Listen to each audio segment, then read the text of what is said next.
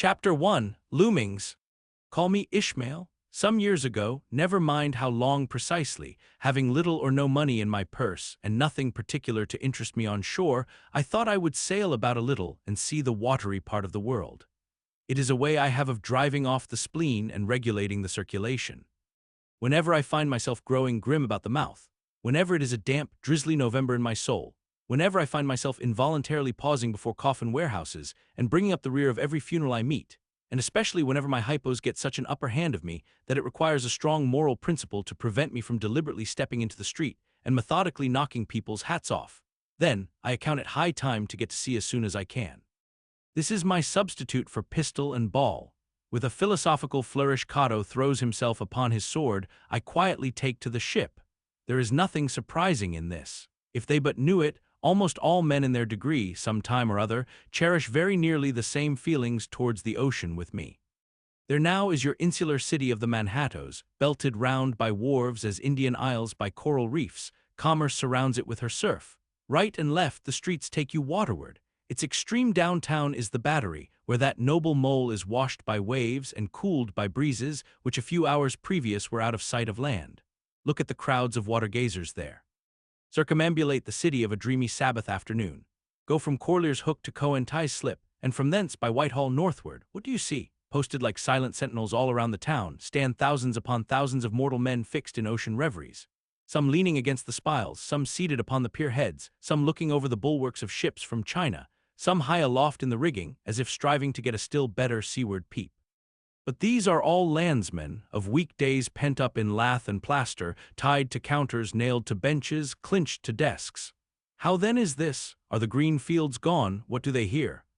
But look, here come more crowds, pacing straight for the water and seemingly bound for a dive.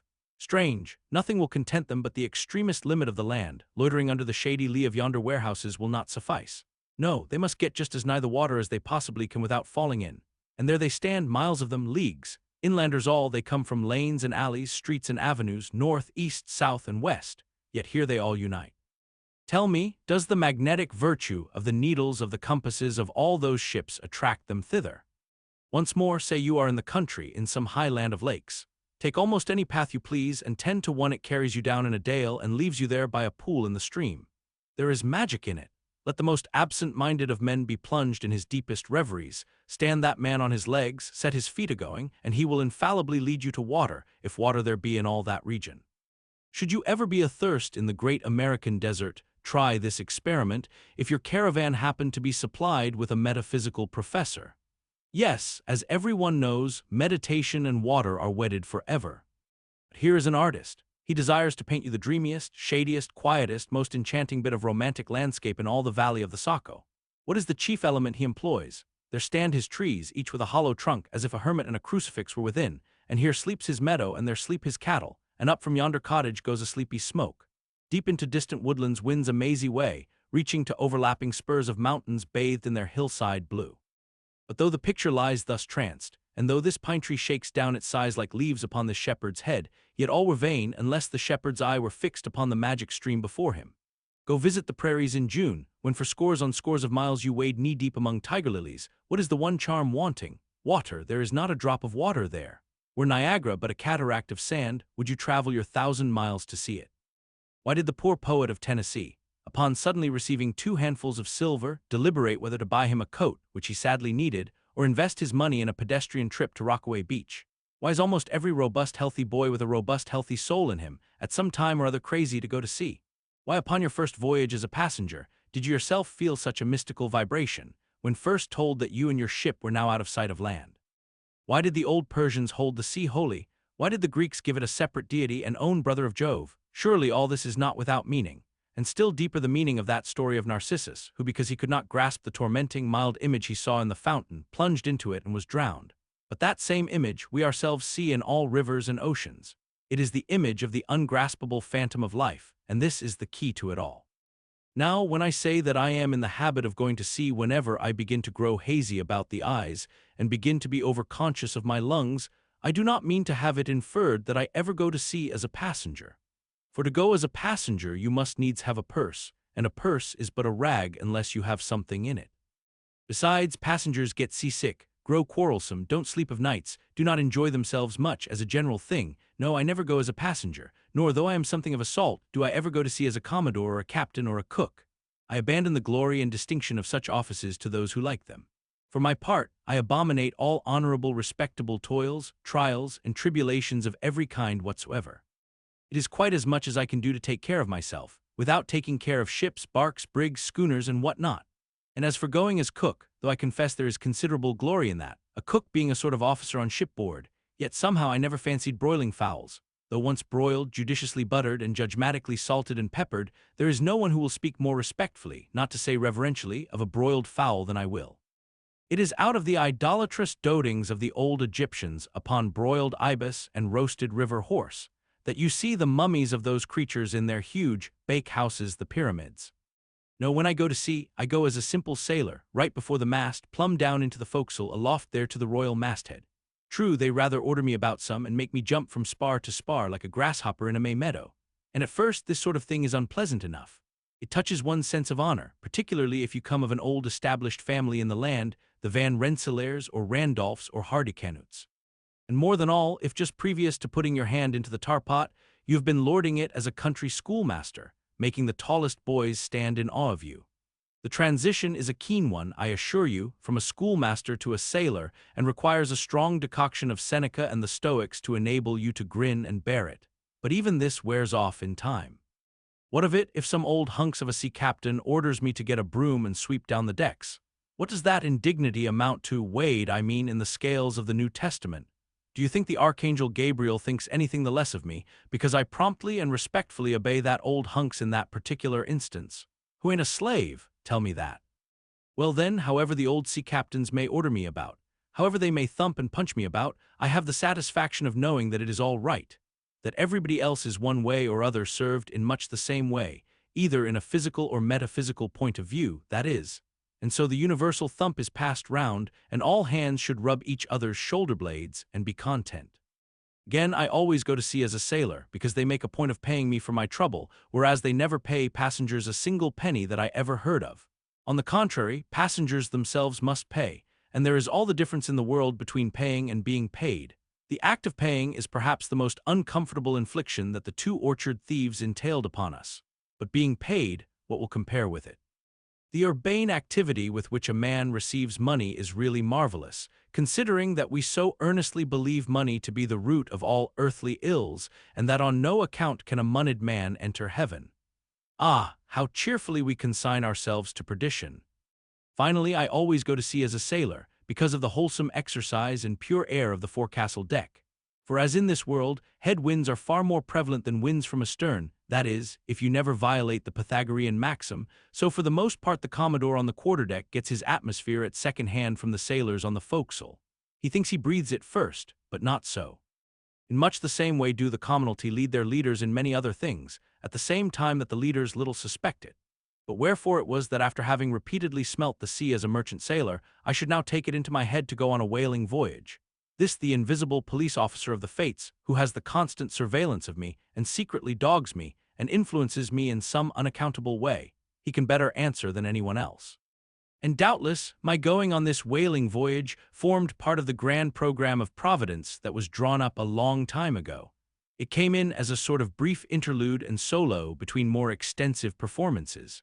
I take it that this part of the bill must have run something like this. Grand contested election for the presidency of the United States. Whaling voyage by one Ishmael. Bloody battle in AFFGHANISTAN. Though I cannot tell why it was exactly that those stage managers, the fates, put me down for this shabby part of a whaling voyage, when others were set down for magnificent parts in high tragedies and short and easy parts in genteel comedies and jolly parts in farces, though I cannot tell why this was exactly. Yet, now that I recall all the circumstances, I think I can see a little into the springs and motives which, being cunningly presented to me under various disguises, induced me to set about performing the part I did, besides cajoling me into the delusion that it was a choice resulting from my own unbiased free will and discriminating judgment. Chief among these motives was the overwhelming idea of the great whale himself. Such a portentous and mysterious monster roused all my curiosity. Then the wild and distant seas where he rolled his island bulk, the undeliverable, nameless perils of the whale. These, with all the attending marvels of 1,000 Patagonian sights and sounds, helped to sway me to my wish. With other men, perhaps, such things would not have been inducements, but as for me, I am tormented with an everlasting itch for things remote. I love to sail forbidden seas and land on barbarous coasts. Not ignoring what is good, I am quick to perceive a horror and could still be social with it. Would they let me, since it is but well to be on friendly terms with all the inmates of the place one lodges in? By reason of these things, then, the whaling voyage was welcome. The great floodgates of the wonderworld swung open, and in the wild conceits that swayed me to my purpose, two and two there floated into my inmost soul endless processions of the whale, and mid most of them all one grand hooded phantom, like a snow hill in the air. Chapter 2. The Carpet Bag. I stuffed a shirt or two into my old carpet bag, tucked it under my arm, and started for Cape Horn and the Pacific. Quitting the good city of Old Manhattan, I duly arrived in New Bedford. It was a Saturday night in December. Much was I disappointed upon learning that the little packet for Nantucket had already sailed, and that no way of reaching that place would offer till the following Monday. As most young candidates for the pains and penalties of whaling stop at this same New Bedford, thence to embark on their voyage, it may as well be related that I, for one, had no idea of so doing. For my mind was made up to sail in no other than a Nantucket craft, because there was a fine, boisterous something about everything connected with that famous old island, which amazingly pleased me. Besides, though New Bedford has of late been gradually monopolizing the business of whaling, and though in this matter poor old Nantucket is now much behind her, yet Nantucket was her great original, the Tyre of this Carthage, the place where the first dead American whale was stranded. Where else but from Nantucket did those aboriginal whalemen, the red men, first sally out in canoes to give chase to the Leviathan? And where but from Nantucket, too, did that first adventurous little sloop put forth, partly laden with imported cobblestones? So goes the story, to throw at the whales, in order to discover when they were nigh enough to risk a harpoon from the bowsprit. Now having a night, a day, and still another night following before me in New Bedford, ere I could embark for my destined port, it became a matter of concernment where I was to eat and sleep meanwhile. It was a very dubious-looking, nay, a very dark and dismal night, bitingly cold and cheerless. I knew no one in the place. With anxious grapnels I had sounded my pocket, and only brought up a few pieces of silver. So, wherever you go, Ishmael, said I to myself, as I stood in the middle of a dreary street shouldering my bag, and comparing the gloom towards the north with the darkness towards the south. Wherever in your wisdom you may conclude to lodge for the night, my dear Ishmael, be sure to inquire the price, and don't be too particular. With halting steps I paced the streets, and passed the sign of the crossed harpoons, but it looked too expensive and jolly there. Further on, from the bright red windows of the Swordfish Inn, there came such fervent rays that it seemed to have melted the packed snow and ice from before the house. For everywhere else the congealed frost lay 10 inches thick in a hard, asphaltic pavement, rather weary for me, when I struck my foot against the flinty projections, because from hard, remorseless service the soles of my boots were in a most miserable plight. Too expensive and jolly, again thought I, pausing one moment to watch the broad glare in the street and hear the sounds of the tinkling glasses within. But go on, Ishmael, said I at last, don't you hear? Get away from before the door, your patched boots are stopping the way. So on I went. I now by instinct followed the streets that took me waterward, for there, doubtless, were the cheapest, if not the cheeriest inns. Such dreary streets, blocks of blackness, not houses on either hand, and here and there a candle, like a candle moving about in a tomb. At this hour of the night of the last day of the week, that quarter of the town proved all but deserted. But presently I came to a smoky light proceeding from a low, wide building, the door of which stood invitingly open. It had a careless look, as if it were meant for the uses of the public, so entering, the first thing I did was to stumble over an ash-box in the porch. Ha, thought I, as the flying particles almost choked me, are these ashes from that destroyed city Gomorrah, but the crossed harpoons and the swordfish, this then must needs be the sign of the trap. However, I picked myself up and hearing a loud voice within, pushed on and opened a second, interior door. It seemed the great black parliament sitting in Tophet. 100 black faces turned round in their rows to peer, and beyond, a black angel of doom was beating a book in a pulpit. It was a Negro church, and the preacher's text was about the blackness of darkness and the weeping and wailing and teeth-gnashing there. Ha, Ishmael, muttered I, backing out, wretched entertainment at the sign of the trap. Moving on, I at last came to a dim sort of light not far from the docks, and heard a forlorn creaking in the air. And looking up, saw a swinging sign over the door with a white painting upon it, faintly representing a tall straight jet of misty spray, and these words underneath: The Spouter-Inn, Peter Coffin. Coffin, Spouter. Rather ominous in that particular connection, thought I, but it is a common name in Nantucket, they say, and I suppose this Peter here is an emigrant from there. As the light looked so dim, and the place, for the time, looked quiet enough, and the dilapidated little wooden house itself looked as if it might have been carted here from the ruins of some burnt district. And as the swinging sign had a poverty-stricken sort of creak to it, I thought that here was the very spot for cheap lodgings and the best of pea coffee. It was a queer sort of place, a gable-ended old house, one side palsied as it were and leaning over sadly. It stood on a sharp, bleak corner, where that tempestuous wind Euroclydon kept up a worse howling than ever it did about poor Paul's tossed craft. Euroclydon, nevertheless, is a mighty pleasant zephyr to anyone indoors, with his feet on the hob quietly toasting for bed. In judging of that tempestuous wind called Euroclydon, says an old writer, of whose works I possess the only copy extant, it maketh a marvellous difference, whether thou lookest out at it from a glass window where the frost is all on the outside, or whether thou observest it from that sashless window, where the frost is on both sides, and of which the white death is the only glazier. True enough, thought I, as this passage occurred to my mind, old black letter, thou reasonest well. Yes, these eyes are windows, and this body of mine is the house. What a pity they didn't stop up the chinks and the crannies, though, and thrust in a little lint here and there, but it's too late to make any improvements now. The universe is finished, the copestone is on, and the chips were carted off 1,000,000 years ago. Poor Lazarus there, chattering his teeth against the curbstone for his pillow, and shaking off his tatters with his shiverings, he might plug up both ears with rags and put a corncob into his mouth, and yet that would not keep out the tempestuous Euroclydon. Euroclydon, says old Dives in his red silken wrapper, he had a redder one afterwards, pooh, pooh, what a fine frosty night, how Orion glitters, what northern lights. Let them talk of their oriental summer climes of everlasting conservatories. Give me the privilege of making my own summer with my own coals. But what thinks Lazarus? Can he warm his blue hands by holding them up to the grand northern lights? Would not Lazarus rather be in Sumatra than here? Would he not far rather lay him down lengthwise along the line of the equator? Yea, ye gods, go down to the fiery pit itself in order to keep out this frost. Now that Lazarus should lie stranded there on the curbstone before the door of Dives, this is more wonderful than that an iceberg should be moored to one of the Moluccas. Yet Dives himself, he too lives like a czar in an ice palace made of frozen sighs, and being a president of a temperance society, he only drinks the tepid tears of orphans. But no more of this blubbering now, we are going a-whaling, and there is plenty of that yet to come. Let us scrape the ice from our frosted feet and see what sort of a place this Spouter may be. Chapter 3. The Spouter-Inn. Entering that gable-ended Spouter-Inn, you found yourself in a wide, low, straggling entry with old-fashioned wainscots, reminding one of the bulwarks of some condemned old craft. On one side hung a very large oil painting so thoroughly besmoked, and every way defaced that in the unequal crosslights by which you viewed it, it was only by diligent study and a series of systematic visits to it, and careful inquiry of the neighbors, that you could any way arrive at an understanding of its purpose. Such unaccountable masses of shades and shadows, that at first you almost thought some ambitious young artist, in the time of the New England hags, had endeavored to delineate chaos bewitched. But by dint of much and earnest contemplation and oft-repeated ponderings, and especially by throwing open the little window towards the back of the entry, you at last come to the conclusion that such an idea, however wild, might not be altogether unwarranted.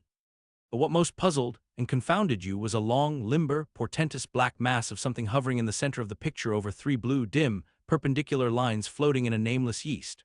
A boggy, soggy, squitchy picture truly, enough to drive a nervous man distracted. Yet was there a sort of indefinite, half-attained, unimaginable sublimity about it that fairly froze you to it, till you involuntarily took an oath with yourself to find out what that marvelous painting meant. Ever and anon a bright but, alas, deceptive idea would dart you through. It's the Black Sea in a midnight gale. It's the unnatural combat of the four primal elements. It's a blasted heath. It's a Hyperborean winter scene. It's the breaking up of the icebound stream of time. But at last all these fancies yielded to that one portentous something in the picture's midst. That once found out, and all the rest were plain. But stop, does it not bear a faint resemblance to a gigantic fish? Even the great Leviathan himself. In fact, the artist's design seemed this. A final theory of my own, partly based upon the aggregated opinions of many aged persons with whom I conversed upon the subject. The picture represents a Cape Horner in a great hurricane, the half-foundered ship weltering there with its three dismantled masts alone visible, and an exasperated whale, purposing to spring clean over the craft, is in the enormous act of impaling himself upon the three mastheads. The opposite wall of this entry was hung all over with a heathenish array of monstrous clubs and spears. Some were thickly set with glittering teeth resembling ivory saws, others were tufted with knots of human hair, and one was sickle-shaped, with a vast handle sweeping round like the segment made in the new-mown grass by a long-armed mower. You shuddered as you gazed, and wondered what monstrous cannibal and savage could ever have gone a death harvesting with such a hacking, horrifying implement. Mixed with these were rusty old whaling lances and harpoons all broken and deformed. Some were storied weapons. With this once-long lance, now wildly elbowed, 50 years ago did Nathan Swain kill 15 whales between a sunrise and a sunset. And that harpoon, so like a corkscrew now, was flung in Javan seas and run away with by a whale years afterwards slain off the Cape of Blanco.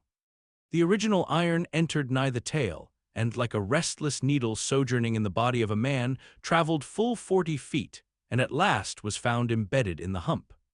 Crossing this dusky entry, and on through yon low-arched way, cut through what in old times must have been a great central chimney with fireplaces all round, you enter the public room. A still duskier place is this, with such low ponderous beams above, and such old wrinkled planks beneath, that you would almost fancy you trod some old craft's cockpits, especially of such a howling night, when this corner-anchored old ark rocked so furiously. On one side stood a long, low, shelf-like table covered with cracked glass cases, filled with dusty rarities gathered from this wide world's remotest nooks. Projecting from the further angle of the room stands a dark-looking den, the bar, a rude attempt at a right whale's head. Be that how it may, there stands the vast arched bone of the whale's jaw, so wide a coach might almost drive beneath it. Within are shabby shelves, ranged round with old decanters, bottles, flasks, and in those jaws of swift destruction, like another cursed Jonah, by which name indeed they called him, bustles a little withered old man, who, for their money, dearly sells the sailors deliriums and death. Abominable are the tumblers into which he pours his poison, though true cylinders within, the villainous green goggling glasses deceitfully tapered downwards to a cheating bottom. Parallel meridians rudely pecked into the glass surround these footpads goblets. Fill to this mark, and your charge is but a penny, to this a penny more, and so on to the full glass, the Cape Horn measure, which you may gulp down for a shilling. Upon entering the place, I found a number of young seamen gathered about a table, examining by a dim light divers specimens of scrimshender. I sought the landlord, and telling him I desired to be accommodated with a room, received for answer that his house was full, not a bed unoccupied. But avast, he added, tapping his forehead, you hain't no objections to sharing a harpooner's blanket, have ye? I suppose you are goin' a-whalin', so you'd better get used to that sort of thing. I told him that I never liked to sleep two in a bed, that if I should ever do so, it would depend upon who the harpooner might be, and that if he, the landlord, really had no other place for me, and the harpooner was not decidedly objectionable, why rather than wander further about a strange town on so bitter a night, I would put up with the half of any decent man's blanket. I thought so, all right, take a seat, supper, you want supper, supper'll be ready directly. I sat down on an old wooden settle, carved all over like a bench on the battery. At one end, a ruminating tar was still further adorning it with his jackknife, stooping over and diligently working away at the space between his legs. He was trying his hand at a ship under full sail, but he didn't make much headway, I thought. At last some 4 or 5 of us were summoned to our meal in an adjoining room. It was cold as Iceland, no fire at all, the landlord said he couldn't afford it, nothing but 2 dismal tallow candles, each in a winding sheet.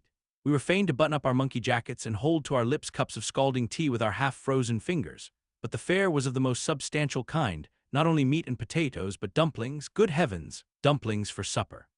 One young fellow in a green box coat addressed himself to these dumplings in a most direful manner. "My boy," said the landlord, "you'll have the nightmare to a dead sartainty." "Landlord," I whispered, "that ain't the harpooner, is it?" "Oh no," said he, looking a sort of diabolically funny, "the harpooner is a dark-complexioned chap. He never eats dumplings, he don't. He eats nothing but steaks, and he likes 'em rare." "The devil he does," says I. "Where is that harpooner? Is he here?" "He'll be here afore long," was the answer. I could not help it, but I began to feel suspicious of this dark-complexioned harpooner.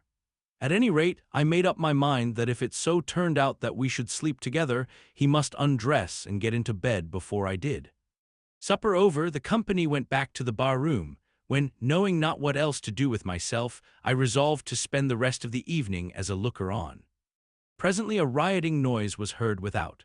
Starting up, the landlord cried, "That's the Grampus's crew. I seed her reported in the offing this morning, a 3 years' voyage and a full ship. Hurrah, boys, now we'll have the latest news from the Fijis. A tramping of sea boots was heard in the entry, the door was flung open, and enrolled a wild set of mariners enough.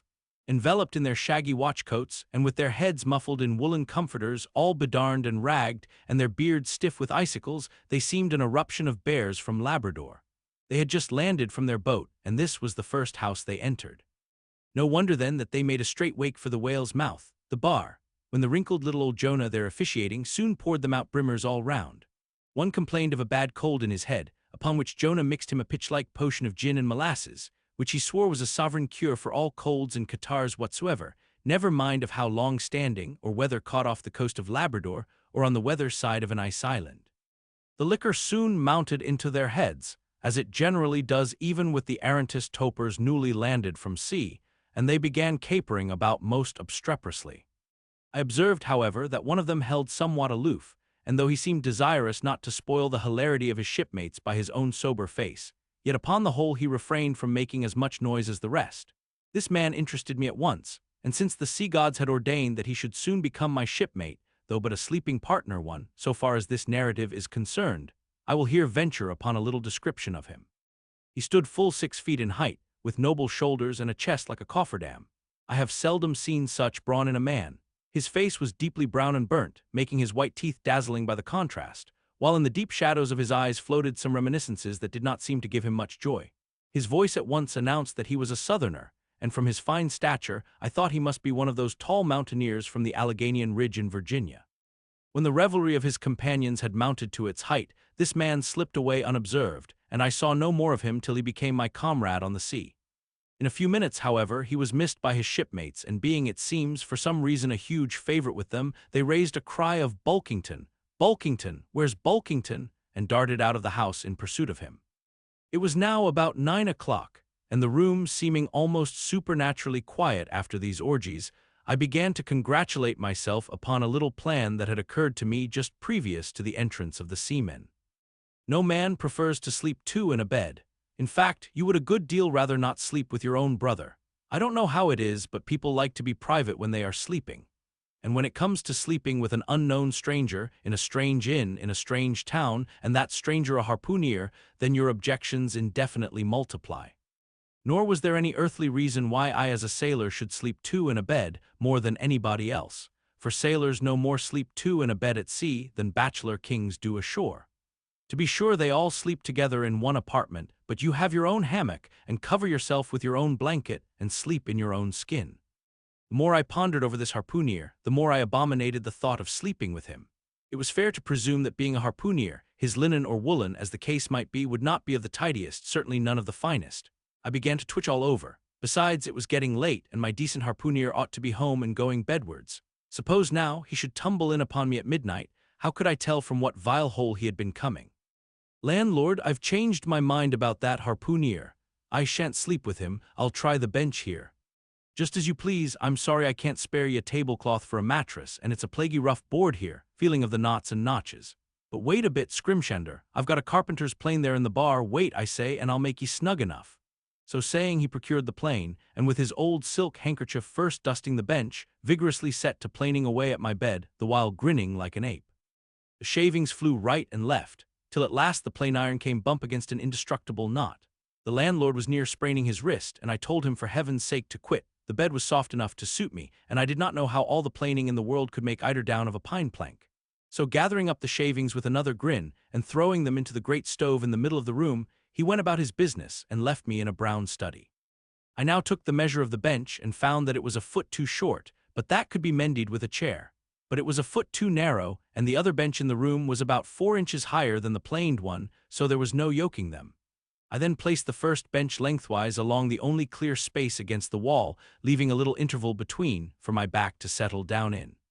But I soon found that there came such a draught of cold air over me from under the sill of the window, that this plan would never do at all, especially as another current from the rickety door met the one from the window, and both together formed a series of small whirlwinds in the immediate vicinity of the spot where I had thought to spend the night. The devil fetch that harpooner, thought I, but stop, couldn't I steal a march on him, bolt his door inside and jump into his bed, not to be wakened by the most violent knockings? It seemed no bad idea, but upon second thoughts I dismissed it. For who could tell but what the next morning, so soon as I popped out of the room, the harpooner might be standing in the entry, all ready to knock me down. Still, looking round me again, and seeing no possible chance of spending a sufferable night unless in some other person's bed, I began to think that after all I might be cherishing unwarrantable prejudices against this unknown harpooner. Thinks I, I'll wait a while, he must be dropping in before long. I'll have a good look at him then, and perhaps we may become jolly good bedfellows after all, there's no telling. But though the other boarders kept coming in by ones, twos, and threes, and going to bed, yet no sign of my harpooner. "Landlord," said I, "what sort of a chap is he? Does he always keep such late hours?" It was now hard upon 12 o'clock. The landlord chuckled again with his lean chuckle, and seemed to be mightily tickled at something beyond my comprehension. "No," he answered, "generally he's an early bird, early to bed and early to rise. Yes, he's the bird what catches the worm. But tonight he went out a-peddling, you see, and I don't see what on earth keeps him so late, unless maybe he can't sell his head." "Can't sell his head? What sort of a bamboozingly story is this you are telling me?" Getting into a towering rage. "Do you pretend to say, landlord, that this harpooner is actually engaged this blessed Saturday night, or rather Sunday morning, in peddling his head around this town?" "That's precisely it," said the landlord, "and I told him he couldn't sell it here, the market's overstocked." "With what?" shouted I. "With heads, to be sure. Ain't there too many heads in the world?" "I tell you what it is, landlord," said I quite calmly, "you'd better stop spinning that yarn to me. I'm not green." "Maybe not," taking out a stick and whittling a toothpick, "but I rather guess you'll be done brown if that 'ere harpooner hears you a-slanderin' his head." "I'll break it for him," said I, now flying into a passion again at this unaccountable farrago of the landlord. "S. "It's broke already," said he. "Broke," said I, "broke do you mean?" "Sartin, and that's the very reason he can't sell it, I guess." "Landlord," said I, going up to him as cool as MT, Hecla in a snowstorm, "landlord, stop whittling. You and I must understand one another, and that too without delay. I come to your house and want a bed, you tell me you can only give me half a one, that the other half belongs to a certain harpooner. And about this harpooner, whom I have not yet seen, you persist in telling me the most mystifying and exasperating stories, tending to beget in me an uncomfortable feeling towards the man whom you design for my bedfellow, a sort of connection, landlord, which is an intimate and confidential one in the highest degree. I now demand of you to speak out and tell me who and what this harpooner is, and whether I shall be in all respects safe to spend the night with him. And in the first place, you will be so good as to unsay that story about selling his head, which if true I take to be good evidence that this harpooner is stark mad, and I've no idea of sleeping with a madman. And you, sir, you I mean landlord, you, sir, by trying to induce me to do so knowingly, would thereby render yourself liable to a criminal prosecution." "Wall," said the landlord, fetching a long breath, "that's a purty long sarmon for a chap that rips a little now and then. But be easy, this here harpooner I have been tellin', you of has just arrived from the South Seas, where he bought up a lot of balmed New Zealand heads, great curios, you know, and he's sold all on 'em but one, and that one he's trying to sell tonight, 'cause tomorrow's Sunday, and it would not do to be sellin' human heads about the streets when folks is goin' to churches. He wanted to last Sunday, but I stopped him just as he was goin' out of the door with 4 heads strung on a string, for all the earth like a string of Indians." This account cleared up the otherwise unaccountable mystery, and showed that the landlord, after all, had had no idea of fooling me. But at the same time, what could I think of a harpooner who stayed out of a Saturday night clean into the Holy Sabbath, engaged in such a cannibal business as selling the heads of dead idolaters? "Depend upon it, landlord, that harpooner is a dangerous man." "He pays reglar," was the rejoinder. "But come, it's getting dreadful late, you had better be turning flukes. It's a nice bed. Sal and me slept in that air bed the night we were spliced.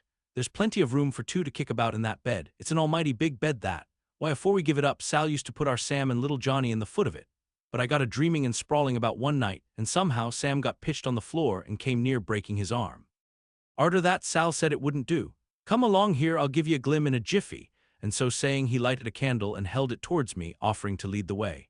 But I stood irresolute, when looking at a clock in the corner, he exclaimed, 'I vum it's Sunday, you won't see that harpooner tonight. He's come to anchor somewhere. Come along then, do come, won't ye come?' I considered the matter a moment, and then upstairs we went, and I was ushered into a small room, cold as a clam, and furnished, sure enough, with a prodigious bed, almost big enough indeed for any 4 harpooneers to sleep abreast. "There," said the landlord, placing the candle on a crazy old sea chest that did double duty as a washstand and center table. "There, make yourself comfortable now, and good night to ye." I turned round from eyeing the bed, but he had disappeared. Folding back the counterpane, I stooped over the bed. Though none of the most elegant, it yet stood the scrutiny tolerably well. I then glanced round the room, and besides the bedstead and center table, could see no other furniture belonging to the place, but a rude shelf, the four walls, and a papered fireboard representing a man striking a whale. Of things not properly belonging to the room, there was a hammock lashed up and thrown upon the floor in one corner, also a large seaman's bag containing the harpooner's wardrobe, no doubt in lieu of a land trunk. Likewise, there was a parcel of outlandish bone-fish hooks on the shelf over the fireplace, and a tall harpoon standing at the head of the bed. But what is this on the chest? I took it up, and held it close to the light, and felt it and smelt it, and tried every way possible to arrive at some satisfactory conclusion concerning it. I can compare it to nothing but a large doormat, ornamented at the edges with little tinkling tags, something like the stained porcupine quills round an Indian moccasin. There was a hole or slit in the middle of this mat, as you see the same in South American ponchos.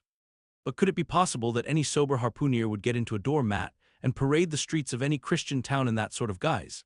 I put it on to try it, and it weighed me down like a hamper, being uncommonly shaggy and thick, and I thought a little damp, as though this mysterious harpooner had been wearing it of a rainy day. I went up in it to a bit of glass stuck against the wall, and I never saw such a sight in my life. I tore myself out of it in such a hurry that I gave myself a kink in the neck. I sat down on the side of the bed and commenced thinking about this head-peddling harpooner and his door mat. After thinking some time on the bedside, I got up and took off my monkey jacket and then stood in the middle of the room thinking. I then took off my coat and thought a little more in my shirt sleeves. But beginning to feel very cold now, half undressed as I was, and remembering what the landlord said about the harpooner not coming home at all that night, it being so very late, I made no more ado, but jumped out of my pantaloons and boots, and then blowing out the light tumbled into bed and commended myself to the care of heaven. Whether that mattress was stuffed with corn cobs or broken crockery, there is no telling, but I rolled about a good deal and could not sleep for a long time. At last I slid off into a light doze, and had pretty nearly made a good offing towards the land of Nod, when I heard a heavy footfall in the passage, and saw a glimmer of light come into the room from under the door. Lord save me, thinks I, that must be the harpooner, the infernal head peddler. But I lay perfectly still, and resolved not to say a word till spoken to.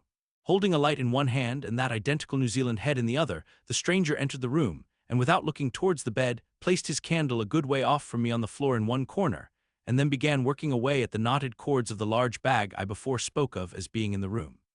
I was all eagerness to see his face, but he kept it averted for some time while employed in unlacing the bag's mouth. This accomplished, however, he turned round, when, good heavens, what a sight, such a face! It was of a dark purplish-yellow color, here and there stuck over with large blackish-looking squares. Yes, it's just as I thought, he's a terrible bedfellow, he's been in a fight, got dreadfully cut, and here he is just from the surgeon. But at that moment he chanced to turn his face so towards the light that I plainly saw they could not be sticking plasters at all, those black squares on his cheeks. They were stains of some sort or other. At first I knew not what to make of this, but soon an inkling of the truth occurred to me. I remembered a story of a white man, a whaleman too, who, falling among the cannibals, had been tattooed by them. I concluded that this harpooner in the course of his distant voyages must have met with a similar adventure. And what is it, thought I, after all? It's only his outside. A man can be honest in any sort of skin. But then, what to make of his unearthly complexion, that part of it, I mean, lying round about and completely independent of the squares of tattooing? To be sure, it might be nothing but a good coat of tropical tanning, but I never heard of a hot sun's tanning a white man into a purplish-yellow one. However, I had never been in the South Seas, and perhaps the sun there produced these extraordinary effects upon the skin. Now, while all these ideas were passing through me like lightning, this harpooner never noticed me at all. But after some difficulty, having opened his bag, he commenced fumbling in it and presently pulled out a sort of tomahawk and a sealskin wallet with the hair on. Placing these on the old chest in the middle of the room, he then took the New Zealand head, a ghastly thing enough, and crammed it down into the bag. He now took off his hat, a new beaver hat, when I came nigh singing out with fresh surprise. There was no hair on his head, none to speak of, at least, nothing but a small scalp knot twisted up on his forehead. His bald, purplish head now looked for all the world like a mildewed skull, Had not the stranger stood between me and the door, I would have bolted out of it quicker than ever I bolted a dinner. Even as it was, I thought something of slipping out of the window, but it was the second floor back. I am no coward, but what to make of this head-peddling purple rascal altogether passed my comprehension. Ignorance is the parent of fear, and being completely nonplussed and confounded about the stranger, I confess I was now as much afraid of him as if it was the devil himself who had thus broken into my room at the dead of night. In fact, I was so afraid of him that I was not game enough just then to address him and demand a satisfactory answer concerning what seemed inexplicable in him. Meanwhile, he continued the business of undressing, and at last showed his chest and arms. As I live, these covered parts of him were checkered with the same squares as his face. His back, too, was all over the same dark squares. He seemed to have been in a 30 years' war and just escaped from it with a sticking plaster shirt. Still more, his very legs were marked, as if a parcel of dark green frogs were running up the trunks of young palms. It was now quite plain that he must be some abominable savage or other shipped aboard of a whaleman in the South Seas, and so landed in this Christian country. I quaked to think of it. A peddler of heads, too, perhaps the heads of his own brothers. He might take a fancy to mine. Heavens, look at that tomahawk. But there was no time for shuddering, for now the savage went about something that completely fascinated my attention and convinced me that he must indeed be a heathen. Going to his heavy grego or rapole or dreadnought, which he had previously hung on a chair, he fumbled in the pockets and produced at length a curious little deformed image with a hunch on its back, and exactly the color of a 3 days old Congo baby. Remembering the embalmed head, at first I almost thought that this black mannequin was a real baby preserved in some similar manner. But seeing that it was not at all limber, and that it glistened a good deal like polished ebony, I concluded that it must be nothing but a wooden idol, which indeed it proved to be. For now the savage goes up to the empty fireplace, and removing the papered fireboard, sets up this little hunchbacked image, like a 10-pin, between the andirons. The chimney jambs and all the bricks inside were very sooty, so that I thought this fireplace made a very appropriate little shrine or chapel for his Congo idol. I now screwed my eyes hard towards the half-hidden image, feeling but ill at ease meantime, to see what was next to follow. First he takes about a double handful of shavings out of his grego pocket and places them carefully before the idol, then laying a bit of ship biscuit on top and applying the flame from the lamp, he kindled the shavings into a sacrificial blaze. Presently, after many hasty snatches into the fire and still hastier withdrawals of his fingers, whereby he seemed to be scorching them badly, he at last succeeded in drawing out the biscuit. Then blowing off the heat and ashes a little, he made a polite offer of it to the little negro. But the little devil did not seem to fancy such dry sort of fare at all. He never moved his lips. All these strange antics were accompanied by still stranger guttural noises from the devotee, who seemed to be praying in a sing-song or else singing some pagan psalmody or other, during which his face twitched about in the most unnatural manner. At last extinguishing the fire, he took the idol up very unceremoniously, and bagged it again in his grego pocket as carelessly as if he were a sportsman bagging a dead woodcock. All these queer proceedings increased my uncomfortableness, and seeing him now exhibiting strong symptoms of concluding his business operations, and jumping into bed with me, I thought it was high time, now or never, before the light was put out, to break the spell in which I had so long been bound. But the interval I spent in deliberating what to say was a fatal one. Taking up his tomahawk from the table, he examined the head of it for an instant, and then holding it to the light with his mouth at the handle, he puffed out great clouds of tobacco smoke. The next moment the light was extinguished, and this wild cannibal, tomahawk between his teeth, sprang into bed with me. I sang out, I could not help it now, and giving a sudden grunt of astonishment he began feeling me. Stammering out something, I knew not what, I rolled away from him against the wall, and then conjured him, whoever or whatever he might be, to keep quiet, and let me get up and light the lamp again. But his guttural responses satisfied me at once that he but ill comprehended my meaning. "Who debble you?" he at last said. "You no speaky, damn me, I kill 'ee," and so saying the lighted tomahawk began flourishing about me in the dark. "Landlord, for God's sake, Peter Coffin!" shouted I. "Landlord, watch, coffin, angels, save me!"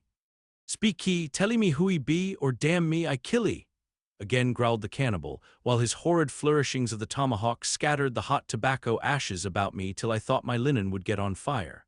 But thank heaven, at that moment the landlord came into the room light in hand, and leaping from the bed I ran up to him. "Don't be afraid now," said he, grinning again. "Queequeg here wouldn't harm a hair of your head." "Stop your grinning," shouted I, "and why didn't you tell me that that infernal harpooneer was a cannibal?" I thought ye knowed it. Didn't I tell ye he was a peddlin' heads around town, but turn flukes again and go to sleep. Queequeg, look here, you sabby me, I sabby, you this man sleep you sabby. Me sabby plenty, grunted Queequeg, puffing away at his pipe and sitting up in bed. You getty in, he added, motioning to me with his tomahawk and throwing the clothes to one side. He really did this in not only a civil but a really kind and charitable way. I stood looking at him a moment. For all his tattooings, he was on the whole a clean, comely-looking cannibal. What's all this fuss I have been making about, thought I to myself. The man's a human being just as I am. He has just as much reason to fear me as I have to be afraid of him. Better sleep with a sober cannibal than a drunken Christian. Landlord, said I, tell him to stash his tomahawk there or pipe or whatever you call it. Tell him to stop smoking, in short, and I will turn in with him. But I don't fancy having a man smoking in bed with me. It's dangerous. Besides, I ain't insured. This being told to Queequeg, he at once complied, and again politely motioned me to get into bed, rolling over to one side as much as to say, I won't touch a leg of ye. Good night, landlord, said I, you may go. I turned in, and never slept better in my life. Chapter 4. The Counterpane. Upon waking next morning about daylight, I found Queequeg's arm thrown over me in the most loving and affectionate manner. You had almost thought I had been his wife. The counterpane was of patchwork, full of odd little party-colored squares and triangles, and this arm of his tattooed all over with an interminable Cretan labyrinth of a figure, no two parts of which were of one precise shade. Owing, I suppose, to his keeping his arm at sea unmethodically in sun and shade, his shirt sleeves irregularly rolled up at various times. This same arm of his, I say, looked for all the world like a strip of that same patchwork quilt. Indeed, partly lying on it as the arm did when I first awoke, I could hardly tell it from the quilt, they so blended their hues together, and it was only by the sense of weight and pressure that I could tell that Queequeg was hugging me. My sensations were strange. Let me try to explain them. When I was a child, I well remember a somewhat similar circumstance that befell me. Whether it was a reality or a dream, I never could entirely settle. The circumstance was this. I had been cutting up some caper or other. I think it was trying to crawl up the chimney, as I had seen a little sweep do a few days previous. And my stepmother, who somehow or other was all the time whipping me or sending me to bed supperless, my mother dragged me by the legs out of the chimney and packed me off to bed, though it was only 2 o'clock in the afternoon of the 21st June, the longest day in the year in our hemisphere. I felt dreadfully. But there was no help for it, so upstairs I went to my little room in the 3rd floor, undressed myself as slowly as possible so as to kill time, and with a bitter sigh got between the sheets. I lay there dismally calculating that 16 entire hours must elapse before I could hope for a resurrection. 16 hours in bed. The small of my back ached to think of it, and it was so light too, the sun shining in at the window and a great rattling of coaches in the streets and the sound of gay voices all over the house. I felt worse and worse. At last I got up, dressed, and softly going down in my stockinged feet, sought out my stepmother, and suddenly threw myself at her feet, beseeching her as a particular favor to give me a good slippering for my misbehavior, anything indeed but condemning me to lie abed such an unendurable length of time. But she was the best and most conscientious of stepmothers, and back I had to go to my room. For several hours I lay there broad awake, feeling a great deal worse than I have ever done since, even from the greatest subsequent misfortunes.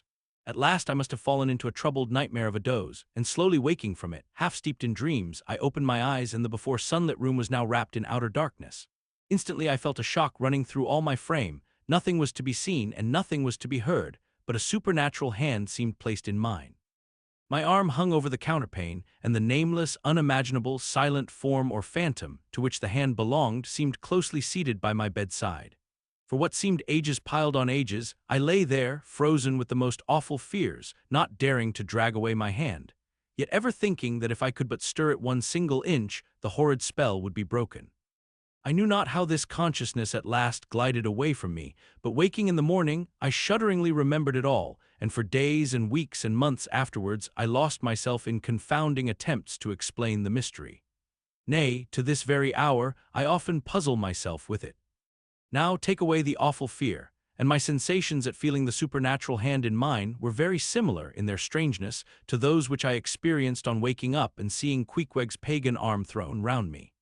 But at length all the past night's events soberly recurred, one by one in fixed reality, and then I lay only alive to the comical predicament. For though I tried to move his arm, unlock his bridegroom clasp, yet sleeping as he was, he still hugged me tightly as though naught but death should part us twain. I now strove to rouse him, Queequeg, but his only answer was a snore. I then rolled over, my neck feeling as if it were in a horse collar, and suddenly felt a slight scratch.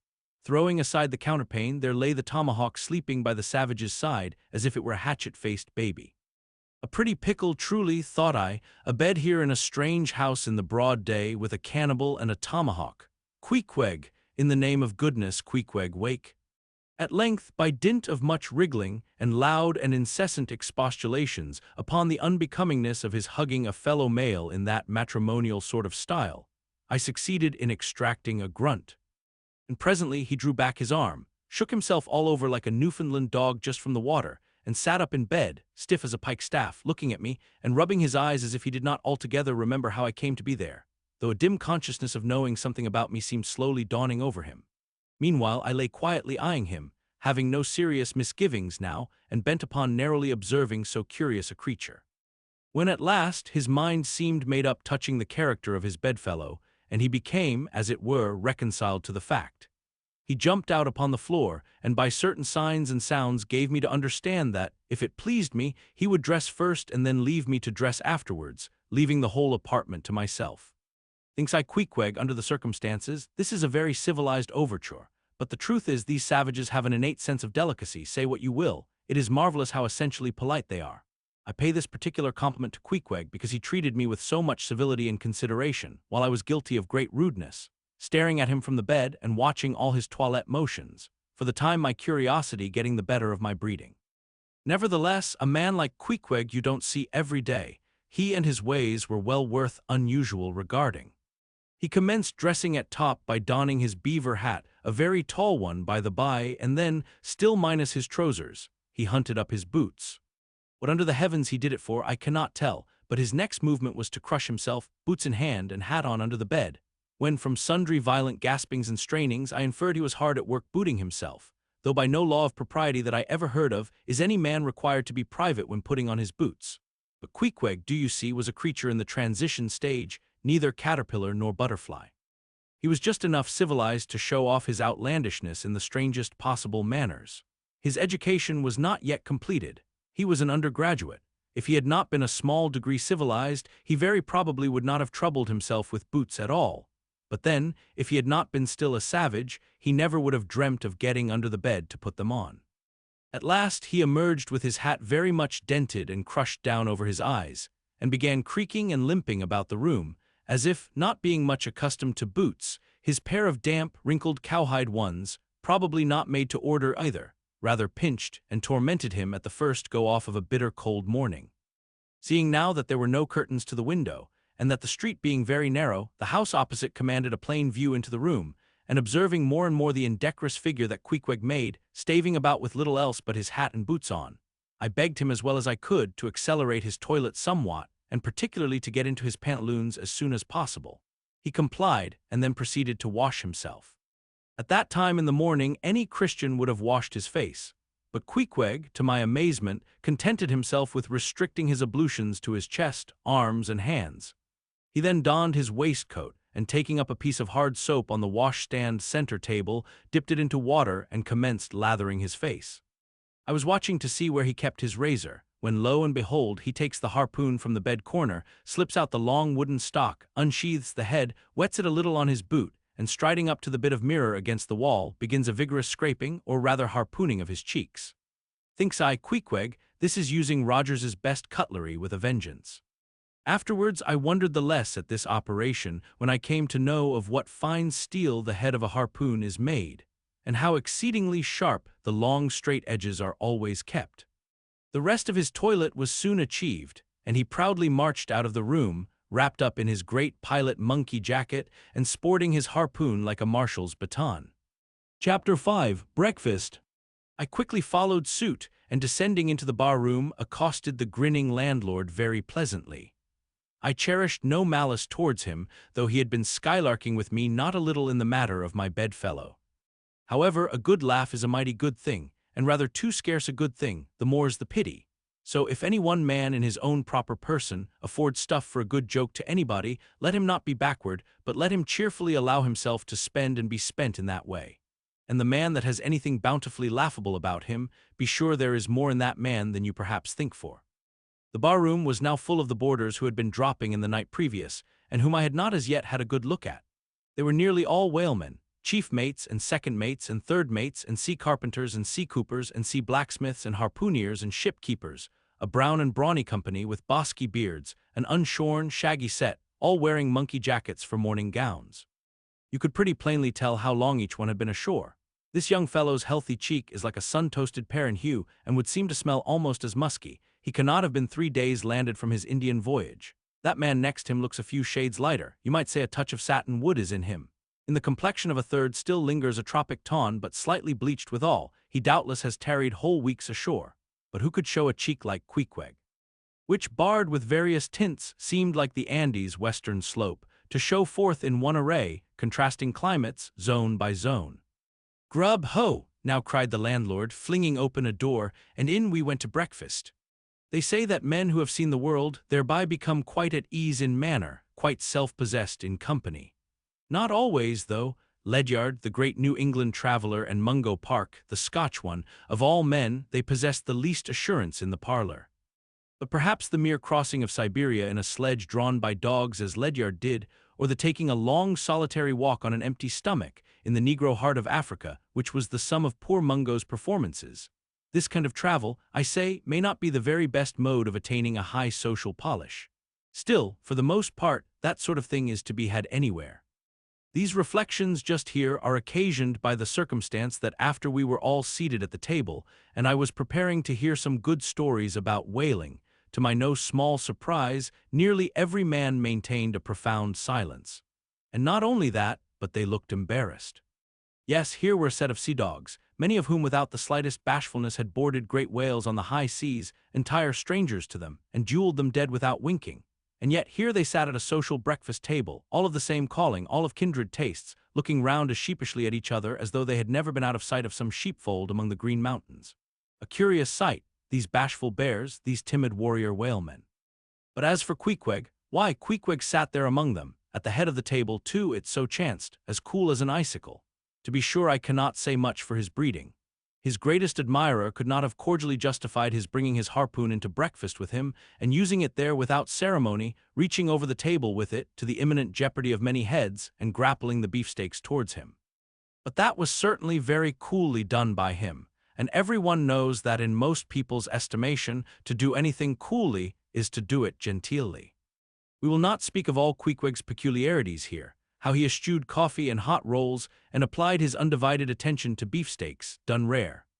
Enough that when breakfast was over he withdrew like the rest into the public room, lighted his tomahawk pipe, and was sitting there quietly digesting and smoking with his inseparable hat on, when I sallied out for a stroll. Chapter 6. The Street. If I had been astonished at first, catching a glimpse of so outlandish an individual as Queequeg circulating among the polite society of a civilized town, that astonishment soon departed upon taking my first daylight stroll through the streets of New Bedford. In thoroughfares nigh the docks, any considerable seaport will frequently offer to view the queerest-looking nondescripts from foreign parts. Even in Broadway and Chestnut streets, Mediterranean mariners will sometimes jostle the affrighted ladies. Regent Street is not unknown to Lascars and Malays, and at Bombay in the Apollo Green, live Yankees have often scared the natives. But New Bedford beats all Water Street and Wapping. In these last-mentioned haunts you see only sailors, but in New Bedford, actual cannibals stand chatting at street corners, savages outright, many of whom yet carry on their bones unholy flesh. It makes a stranger stare. But besides the Fijians, Tonga-Tabouars, Arromangoans, Panangians, and Brigians, and besides the wild specimens of the whaling craft which unheeded reel about the streets, you will see other sights still more curious, certainly more comical. There weekly arrive in this town scores of green Vermonters and New Hampshire men, all athirst for gain and glory in the fishery. They are mostly young, of stalwart frames, fellows who have felled forests and now seek to drop the axe and snatch the whale lance. Many are as green as the green mountains whence they came. In some things you would think them but a few hours old. Look there, that chap strutting round the corner. He wears a beaver hat and swallow-tailed coat, girdled with a sailor belt and sheath knife. Here comes another with a sou'wester and a bombazine cloak. No town-bred dandy will compare with a country-bred one. I mean a downright bumpkin dandy, a fellow that in the dog days will mow his 2 acres in buckskin gloves for fear of tanning his hands. Now when a country dandy like this takes it into his head to make a distinguished reputation and joins the great whale fishery, you should see the comical things he does upon reaching the seaport. In bespeaking his sea outfit, he orders bell buttons to his waistcoats, straps to his canvas trousers. Ah, poor hayseed! How bitterly will burst those straps in the first howling gale, when thou art driven, straps, buttons, and all, down the throat of the tempest. But think not that this famous town has only harpooneers, cannibals, and bumpkins to show her visitors. Not at all. Still, New Bedford is a queer place. Had it not been for us whalemen, that tract of land would this day perhaps have been in as howling condition as the coast of Labrador. As it is, parts of her back country are enough to frighten one, they look so bony. The town itself is perhaps the dearest place to live in all New England. It is a land of oil, true enough, but not like Canaan, a land also of corn and wine.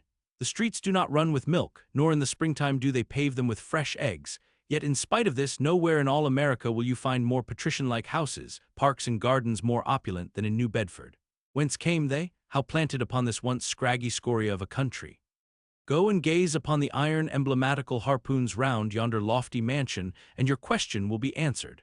Yes, all these brave houses and flowery gardens came from the Atlantic, Pacific, and Indian Oceans. One and all, they were harpooned and dragged up hither from the bottom of the sea. Can Herr Alexander perform a feat like that? In New Bedford, fathers, they say, give whales for dowers to their daughters and portion off their nieces with a few porpoises apiece. You must go to New Bedford to see a brilliant wedding, for they say they have reservoirs of oil in every house, and every night recklessly burn their lengths in spermaceti candles. In summertime the town is sweet to see, full of fine maples, long avenues of green and gold. And in August, high in air, the beautiful and bountiful horse-chestnuts, candelabra-wise, proffer the passer-by their tapering upright cones of congregated blossoms. So omnipotent is art, which in many a district of New Bedford has superinduced bright terraces of flowers upon the barren, refuse rocks thrown aside at creation's final day. And the women of New Bedford, they bloom like their own red roses. But roses only bloom in summer, whereas the fine carnation of their cheeks is perennial as sunlight in the seventh heavens. Elsewhere match that bloom of theirs ye cannot, save in Salem, where they tell me the young girls breathe such musk, their sailor sweethearts smell them miles offshore, as though they were drawing nigh the odorous Moluccas instead of the puritanic sands. Chapter 7. The Chapel. In this same New Bedford there stands a whaleman's chapel, and few are the moody fishermen, shortly bound for the Indian Ocean or Pacific, who fail to make a Sunday visit to the spot. I am sure that I did not. Returning from my first morning stroll, I again sallied out upon this special errand. The sky had changed from clear, sunny cold to driving sleet and mist. Wrapping myself in my shaggy jacket of the cloth called bearskin, I fought my way against the stubborn storm. Entering, I found a small, scattered congregation of sailors, and sailors' wives and widows. A muffled silence reigned, only broken at times by the shrieks of the storm. Each silent worshipper seemed purposely sitting apart from the other, as if each silent grief were insular and incommunicable. The chaplain had not yet arrived, and there these silent islands of men and women sat steadfastly eyeing several marble tablets with black borders masoned into the wall on either side the pulpit. 3 of them ran something like the following, but I do not pretend to quote. Sacred to the memory of John Talbot, who, at the age of 18, was lost overboard near the Isle of Desolation, off Patagonia, November 1st, 1836. This tablet is erected to his memory by his sister. Sacred to the memory of Robert Long, WLLISELLERY, NATHANCOLM, WLTR Canny, Seth MACY, and Samuel GLIG, forming one of the boat's crews of the ship ELIZA who were towed out of sight by a whale on the offshore ground in the Pacific, December 31st, 1839. This marble is here placed by their surviving shipmates. Sacred to the memory of the late Captain Ezekiel Hardy, who in the bows of his boat was killed by a sperm whale on the coast of Japan, August 3d, 1833. This tablet is erected to his memory by his widow. Shaking off the sleet from my ice-glazed hat and jacket, I seated myself near the door, and turning sideways was surprised to see Queequeg near me. Affected by the solemnity of the scene, there was a wondering gaze of incredulous curiosity in his countenance. This savage was the only person present who seemed to notice my entrance, because he was the only one who could not read, and therefore was not reading those frigid inscriptions on the wall. Whether any of the relatives of the seamen whose names appeared there were now among the congregation, I knew not. But so many are the unrecorded accidents in the fishery, and so plainly did several women present wear the countenance if not the trappings of some unceasing grief, that I feel sure that here before me were assembled those, in whose unhealing hearts the sight of those bleak tablets sympathetically caused the old wounds to bleed afresh. O ye whose dead lie buried beneath the green grass, who standing among flowers can say, Here, here lies my beloved, ye know not the desolation that broods in bosoms like these. What bitter blanks in those black-bordered marbles which cover no ashes, what despair in those immovable inscriptions. What deadly voids and unbidden infidelities in the lines that seem to gnaw upon all faith and refuse resurrections to the beings who have placelessly perished without a grave. As well might those tablets stand in the cave of Elephanta as here. In what census of living creatures the dead of mankind are included, why it is that a universal proverb says of them that they tell no tales though containing more secrets than the Goodwin sands, how it is that to his name who yesterday departed for the other world we prefix so significant and infidel a word, and yet do not thus entitle him, if he but embarks for the remotest Indies of this living earth, why the life insurance companies pay death forfeitures upon immortals. In what eternal, unstirring paralysis and deadly, hopeless trance yet lies antique Adam who died 60 round centuries ago, how it is that we still refuse to be comforted for those who we nevertheless maintain are dwelling in unspeakable bliss, why all the living so strive to hush all the dead, wherefore but the rumor of a knocking in a tomb will terrify a whole city. All these things are not without their meanings. But faith, like a jackal, feeds among the tombs, and even from these dead doubts she gathers her most vital hope. It needs scarcely to be told with what feelings on the eve of a Nantucket voyage I regarded those marble tablets, and by the murky light of that darkened, doleful day read the fate of the whalemen who had gone before me. Yes, Ishmael, the same fate may be thine, but somehow I grew merry again. Delightful inducements to embark, fine chance for promotion it seems, a stove boat will make me an immortal by brevet. Yes, there is death in this business of whaling, a speechlessly quick chaotic bundling of a man into eternity. But what then? Methinks we have hugely mistaken this matter of life and death. Methinks that what they call my shadow here on earth is my true substance. Methinks that in looking at things spiritual, we are too much like oysters observing the sun through the water, and thinking that thick water the thinnest of air. Methinks my body is but the lees of my better being. In fact, take my body who will, take it I say, it is not me. And therefore 3 cheers for Nantucket, and come a stove boat and stove body when they will, for stave my soul, Jove himself cannot. Chapter 8. The Pulpit. I had not been seated very long ere a man of a certain venerable robustness entered. Immediately as the storm-pelted door flew back upon admitting him, a quick regardful eyeing of him by all the congregation sufficiently attested that this fine old man was the chaplain. Yes, it was the famous Father Mapple, so called by the whalemen, among whom he was a very great favorite. He had been a sailor and a harpooner in his youth, but for many years past had dedicated his life to the ministry. At the time I now write of, Father Mapple was in the hardy winter of a healthy old age, that sort of old age which seems merging into a second flowering youth, for among all the fissures of his wrinkles there shone certain mild gleams of a newly developing bloom, the spring verdure peeping forth even beneath February's snow. No one having previously heard his history could for the first time behold Father Mapple without the utmost interest, because there were certain engrafted clerical peculiarities about him, imputable to that adventurous maritime life he had led. When he entered I observed that he carried no umbrella, and certainly had not come in his carriage, for his tarpaulin hat ran down with melting sleet, and his great pilot cloth jacket seemed almost to drag him to the floor with the weight of the water it had absorbed. However, hat and coat and overshoes were one by one removed, and hung up in a little space in an adjacent corner, when, arrayed in a decent suit, he quietly approached the pulpit. Like most old-fashioned pulpits, it was a very lofty one, and since a regular stairs to such a height would, by its long angle with the floor, seriously contract the already small area of the chapel, the architect, it seemed, had acted upon the hint of Father Mapple, and finished the pulpit without a stairs, substituting a perpendicular side ladder, like those used in mounting a ship from a boat at sea. The wife of a whaling captain had provided the chapel with a handsome pair of red worsted man ropes for this ladder, which, being itself nicely headed, and stained with a mahogany color, the whole contrivance, considering what manner of chapel it was, seemed by no means in bad taste. Halting for an instant at the foot of the ladder, and with both hands grasping the ornamental knobs of the man-ropes, Father Mapple cast a look upwards, and then with a truly sailor-like but still reverential dexterity, hand over hand, mounted the steps as if ascending the maintop of his vessel. The perpendicular parts of this side ladder, as is usually the case with swinging ones, were of cloth-covered rope, only the rounds were of wood, so that at every step there was a joint. At my first glimpse of the pulpit, it had not escaped me that however convenient for a ship, these joints in the present instance seemed unnecessary. For I was not prepared to see Father Mapple, after gaining the height, slowly turn round, and stooping over the pulpit, deliberately drag up the ladder step by step, till the whole was deposited within, leaving him impregnable in his little Quebec. I pondered some time without fully comprehending the reason for this.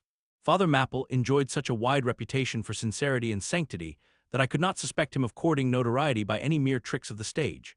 No, thought I, there must be some sober reason for this thing. Furthermore, it must symbolize something unseen.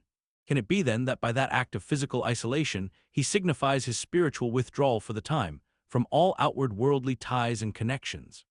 Yes, for replenished with the meat and wine of the Word, to the faithful man of God, this pulpit, I see, is a self-containing stronghold, a lofty Ehrenbreitstein with a perennial well of water within the walls. But the side ladder was not the only strange feature of the place, borrowed from the chaplain's former seafarings. Between the marble cenotaphs on either hand of the pulpit, the wall which formed its back was adorned with a large painting representing a gallant ship beating against a terrible storm off a lee coast of black rocks and snowy breakers. But high above the flying scud and dark-rolling clouds, there floated a little isle of sunlight from which beamed forth an angel's face, and this bright face shed a distinct spot of radiance upon the ship's tossed deck, something like that silver plate now inserted into the Victory's plank where Nelson fell. "Ah, noble ship," the angel seemed to say, beat on, thou noble ship, and bear a hardy helm, for lo, the sun is breaking through, the clouds are rolling off, serenest azure is at hand." Nor was the pulpit itself without a trace of the same sea taste that had achieved the ladder and the picture. Its paneled front was in the likeness of a ship's bluff bows, and the Holy Bible rested on a projecting piece of scrollwork fashioned after a ship's fiddle-headed beak. What could be more full of meaning? For the pulpit is ever this earth's foremost part, all the rest comes in its rear, the pulpit leads the world. From thence it is the storm of God's quick wrath is first descried, and the bow must bear the earliest brunt. From thence it is the god of breezes fair or foul is first invoked for favorable winds. Yes, the world's a ship on its passage out, and not a voyage complete, and the pulpit is its prow. Chapter 9. The Sermon. Father Mapple rose, and in a mild voice of unassuming authority ordered the scattered people to condense. Starboard gangway there, side away to larboard, larboard gangway to starboard, midships, midships. There was a low rumbling of heavy sea boots among the benches, and a still slighter shuffling of women's shoes, and all was quiet again, and every eye on the preacher. He paused a little, then kneeling in the pulpit's bows, folded his large brown hands across his chest, uplifted his closed eyes, and offered a prayer so deeply devout that he seemed kneeling and praying at the bottom of the sea. This ended in prolonged solemn tones, like the continual tolling of a bell in a ship that is foundering at sea in a fog. In such tones he commenced reading the following hymn, but changing his manner towards the concluding stanzas, burst forth with appealing exultation and joy. The ribs and terrors in the whale arched over me a dismal gloom, while all God's sunlit waves rolled by and lift me deepening down to doom. I saw the opening maw of hell with endless pains and sorrows there, which none but they that feel can tell. Oh, I was plunging to despair. In black distress I called my God when I could scarce believe him mine. He bowed his ear to my complaints, no more the whale did me confine. With speed he flew to my relief, as on a radiant dolphin borne, awful yet bright, as lightning shone the face of my deliverer God. My song forever shall record that terrible, that joyful hour. I give the glory to my God, his all the mercy and the power. Nearly all joined in singing this hymn, which swelled high above the howling of the storm. A brief pause ensued. The preacher slowly turned over the leaves of the Bible, and at last, folding his hand down upon the proper page, said, "Beloved shipmates, clinch the last verse of the first chapter of Jonah, and God had prepared a great fish to swallow up Jonah." Shipmates, this book, containing only 4 chapters, 4 yarns, is one of the smallest strands in the mighty cable of the Scriptures. Yet what depths of the soul does Jonah's deep sea line sound? What a pregnant lesson to us is this prophet! What a noble thing is that canticle in the fish's belly, how billow-like and boisterously grand. We feel the flood surging over us, we sound with him to the kelpy bottom of the waters, seaweed and all the slime of the sea is about us. But what is this lesson that the book of Jonah teaches? Shipmates, it is a two-stranded lesson, a lesson to us all as sinful men and a lesson to me as a pilot of the living God. As sinful men, it is a lesson to us all because it is a story of the sin, hard-heartedness, suddenly awakened fears, the swift punishment, repentance, prayers, and finally the deliverance and joy of Jonah. As with all sinners among men, the sin of this son of Amittai was in his willful disobedience of the command of God. Never mind now what that command was or how conveyed, which he found a hard command. But all the things that God would have us do are hard for us to do, remember that, and hence he oftener commands us than endeavors to persuade. And if we obey God, we must disobey ourselves, and it is in this disobeying ourselves, wherein the hardness of obeying God consists. With this sin of disobedience in him, Jonah still further flouts at God by seeking to flee from him. He thinks that a ship made by men will carry him into countries where God does not reign, but only the captains of this earth. He skulks about the wharves of Joppa and seeks a ship that's bound for Tarshish. There lurks perhaps a hitherto unheeded meaning here. By all accounts, Tarshish could have been no other city than the modern Cadiz. That's the opinion of learned men. And where is Cadiz, shipmates? Cadiz is in Spain, as far by water from Joppa as Jonah could possibly have sailed in those ancient days, when the Atlantic was an almost unknown sea. Because Joppa, the modern Jaffa, shipmates, is on the most easterly coast of the Mediterranean, the Syrian, and Tarshish or Cadiz more than 2,000 miles to the westward from that, just outside the Straits of Gibraltar. See ye not then, shipmates, that Jonah sought to flee worldwide from God? Miserable man! Oh, most contemptible and worthy of all scorn, with slouched hat and guilty eye, skulking from his God, prowling among the shipping like a vile burglar hastening to cross the seas. So disordered, self-condemning is his look that had there been policemen in those days, Jonah, on the mere suspicion of something wrong, had been arrested ere he touched a deck. How plainly he's a fugitive.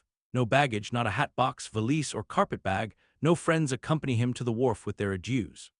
At last, after much dodging search, he finds the Tarshish ship receiving the last items of her cargo, and as he steps on board to see its captain in the cabin, all the sailors for the moment desist from hoisting in the goods to mark the stranger's evil eye. Jonah sees this, but in vain he tries to look all ease and confidence, in vain essays his wretched smile. Strong intuitions of the man assure the mariners he can be no innocent. In their gamesome but still serious way, one whispers to the other, "Jack, he's robbed a widow," or "Joe, do you mark him, he's a bigamist," or "Harry, lad, I guess he's the adulterer that broke jail in old Gomorrah," or belike, one of the missing murderers from Sodom. Another runs to read the bill that's stuck against the spile upon the wharf to which the ship is moored, offering 500 gold coins for the apprehension of a parricide and containing a description of his person. He reads and looks from Jonah to the bill, while all his sympathetic shipmates now crowd round Jonah, prepared to lay their hands upon him. Frighted Jonah trembles and, summoning all his boldness to his face, only looks so much the more a coward. He will not confess himself suspected, but that itself is strong suspicion. So he makes the best of it, and when the sailors find him not to be the man that is advertised, they let him pass, and he descends into the cabin. "Who's there?" cries the captain at his busy desk, hurriedly making out his papers for the customs. "Who's there?" Oh, how that harmless question mangles Jonah. For the instant he almost turns to flee again, but he rallies. "I seek a passage in this ship to Tarshish. How soon sail ye, sir?" Thus far the busy captain had not looked up to Jonah, though the man now stands before him, but no sooner does he hear that hollow voice than he darts a scrutinizing glance. "We sail with the next coming tide," at last he slowly answered, still intently eyeing him. "No sooner, sir, soon enough for any honest man that goes a passenger." "Ha, Jonah, that's another stab," but he swiftly calls away the captain from that scent. "I'll sail with ye," he says. "The passage money, how much is that? I'll pay now." For it is particularly written, shipmates, as if it were a thing not to be overlooked in this history, that he paid the fare thereof ere the craft did sail. And taken with the context, this is full of meaning. Now Jonah's captain, shipmates, was one whose discernment detects crime in any, but whose cupidity exposes it only in the penniless. In this world, shipmates, sin that pays its way can travel freely and without a passport, whereas virtue, if a pauper, is stopped at all frontiers. So Jonah's captain prepares to test the length of Jonah's purse, ere he judge him openly. He charges him thrice the usual sum, and it's assented to. Then the captain knows that Jonah is a fugitive, but at the same time resolves to help a flight that paves its rear with gold. Yet when Jonah fairly takes out his purse, prudent suspicions still molest the captain. He rings every coin to find a counterfeit. "Not a forger anyway," he mutters, and Jonah is put down for his passage. "Point out my stateroom, sir," says Jonah now. "I'm travel-weary, I need sleep." "Thou lookest like it," says the captain. "There's thy room." Jonah enters and would lock the door, but the lock contains no key. Hearing him foolishly fumbling there, the captain laughs lowly to himself and mutters something about the doors of convicts' cells being never allowed to be locked within. All dressed and dusty as he is, Jonah throws himself into his berth and finds the little stateroom ceiling almost resting on his forehead. The air is close, and Jonah gasps. Then in that contracted hole, sunk, too, beneath the ship's waterline, Jonah feels the heralding presentiment of that stifling hour, when the whale shall hold him in the smallest of his bowels, wards. Screwed at its axis against the side, a swinging lamp slightly oscillates in Jonah's room, and the ship, heeling over towards the wharf with the weight of the last bales received, the lamp, flame, and all, though in slight motion, still maintains a permanent obliquity with reference to the room, though in truth infallibly straight itself, it but made obvious the false, lying levels among which it hung. The lamp alarms and frightens Jonah, as lying in his berth his tormented eyes roll round the place, and this thus far successful fugitive finds no refuge for his restless glance. But that contradiction in the lamp more and more appalls him. The floor, the ceiling, and the side are all awry. "Oh, so my conscience hangs in me," he groans, "straight upwards, so it burns, but the chambers of my soul are all in crookedness." Like one who after a night of drunken revelry hies to his bed, still reeling, but with conscience yet pricking him, as the plungings of the Roman race horse, but so much the more strike his steel tags into him. As one who in that miserable plight still turns and turns in giddy anguish, praying God for annihilation until the fit be past. And at last amid the whirl of woe he feels, a deep stupor steals over him, as over the man who bleeds to death, for conscience is the wound, and there's naught to staunch it. So, after sore wrestlings in his berth, Jonah's prodigy of ponderous misery drags him drowning down to sleep. And now the time of tide has come, the ship casts off her cables, and from the deserted wharf the uncheered ship for Tarshish, all careening, glides to sea. That ship, my friends, was the first of recorded smugglers. The contraband was Jonah, but the sea rebels, he will not bear the wicked burden. A dreadful storm comes on, the ship is like to break. But now when the boatswain calls all hands to lighten her, when boxes, bales, and jars are clattering overboard, when the wind is shrieking and the men are yelling, and every plank thunders with trampling feet right over Jonah's head, in all this raging tumult, Jonah sleeps his hideous sleep. He sees no black sky and raging sea, feels not the reeling timbers, and little hears he or heeds he the far rush of the mighty whale, which even now with open mouth is cleaving the seas after him. "Aye, shipmates, Jonah was gone down into the sides of the ship, a berth in the cabin as I have taken it, and was fast asleep. But the frightened master comes to him and shrieks in his dead ear, 'What meanest thou, O sleeper? Arise!' Startled from his lethargy by that direful cry, Jonah staggers to his feet and, stumbling to the deck, grasps a shroud to look out upon the sea. But at that moment he is sprung upon by a panther billow leaping over the bulwarks. Wave after wave thus leaps into the ship, and finding no speedy vent runs roaring fore and aft, till the mariners come nigh to drowning while yet afloat. And ever, as the white moon shows her affrighted face from the steep gullies in the blackness overhead, aghast Jonah sees the rearing bowsprit pointing high upward, but soon beat downward again towards the tormented deep. Terrors upon terrors run shouting through his soul. In all his cringing attitudes the god fugitive is now too plainly known. The sailors mark him, more and more certain grow their suspicions of him, and at last, fully to test the truth by referring the whole matter to high heaven, they fall to casting lots to see for whose cause this great tempest was upon them. The lot is Jonah's, that discovered, then how furiously they mob him with their questions. "What is thine occupation? Whence comest thou? Thy country? What people? But mark now, my shipmates, the behavior of poor Jonah. The eager mariners but ask him who he is, and where from, whereas they not only receive an answer to those questions, but likewise another answer to a question not put by them, but the unsolicited answer is forced from Jonah by the hard hand of God that is upon him. 'I am a Hebrew,' he cries, and then, 'I fear the Lord the God of heaven who hath made the sea and the dry land.' Fear him, O Jonah? Aye, well mightest thou fear the Lord God then." Straightway he now goes on to make a full confession, whereupon the mariners became more and more appalled, but still are pitiful.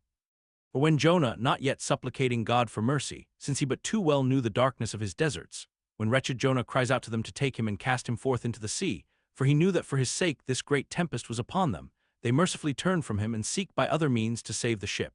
But all in vain, the indignant gale howls louder. Then, with one hand raised invokingly to God, with the other they not unreluctantly lay hold of Jonah. And now behold Jonah taken up as an anchor and dropped into the sea, when instantly an oily calmness floats out from the east, and the sea is still, as Jonah carries down the gale with him, leaving smooth water behind. He goes down in the whirling heart of such a masterless commotion that he scarce heeds the moment when he drops seething into the yawning jaws awaiting him, and the whale shoots, to all his ivory teeth, like so many white bolts, upon his prison. Then Jonah prayed unto the Lord out of the fish's belly, but observe his prayer and learn a weighty lesson.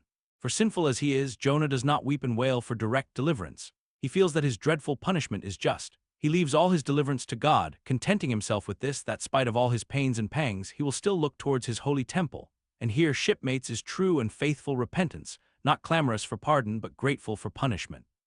And how pleasing to God was this conduct in Jonah is shown in the eventual deliverance of him from the sea and the whale. Shipmates, I do not place Jonah before you to be copied for his sin, but I do place him before you as a model for repentance.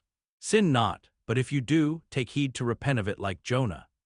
While he was speaking these words, the howling of the shrieking, slanting storm without seemed to add new power to the preacher, who, when describing Jonah's sea storm, seemed tossed by a storm himself. His deep chest heaved as with a groundswell, his tossed arms seemed the warring elements at work, and the thunders that rolled away from off his swarthy brow, and the light leaping from his eye, made all his simple hearers look on him with a quick fear that was strange to them. There now came a lull in his look, as he silently turned over the leaves of the book once more, and at last, standing motionless with closed eyes for the moment, seemed communing with God and himself. But again he leaned over towards the people, and bowing his head lowly, with an aspect of the deepest yet manliest humility, he spake these words.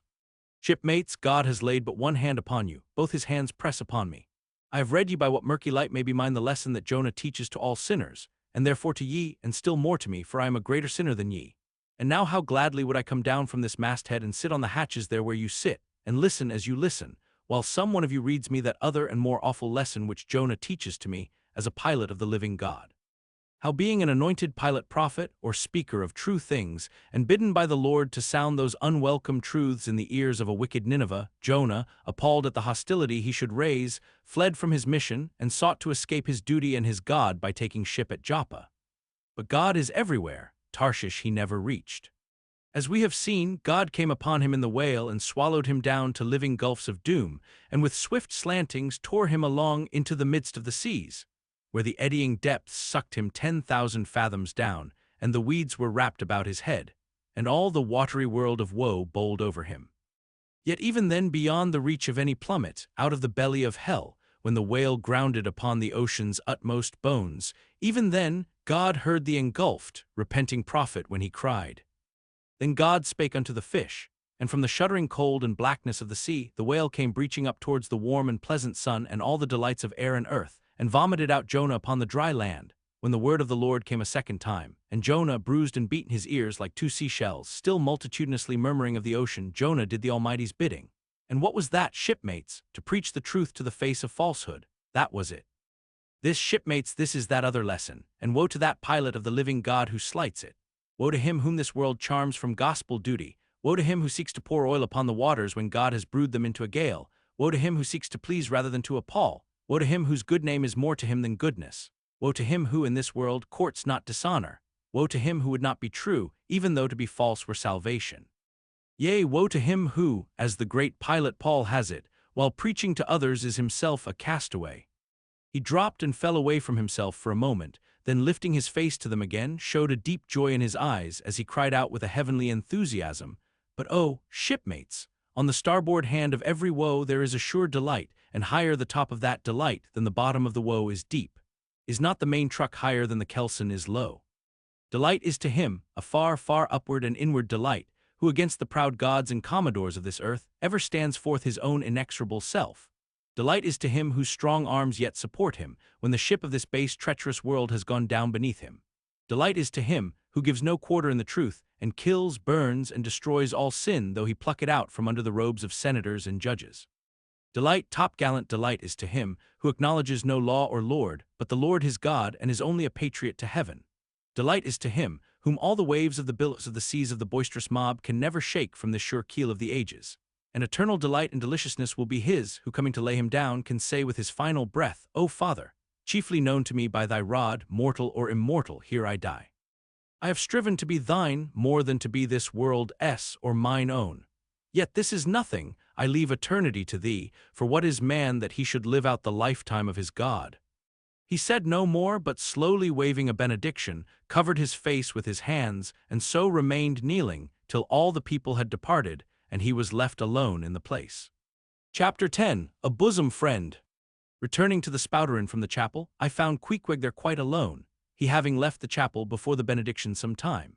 He was sitting on a bench before the fire with his feet on the stove hearth, and in one hand was holding close up to his face that little Negro idol of his, peering hard into its face, and with a jackknife gently whittling away at its nose, meanwhile humming to himself in his heathenish way.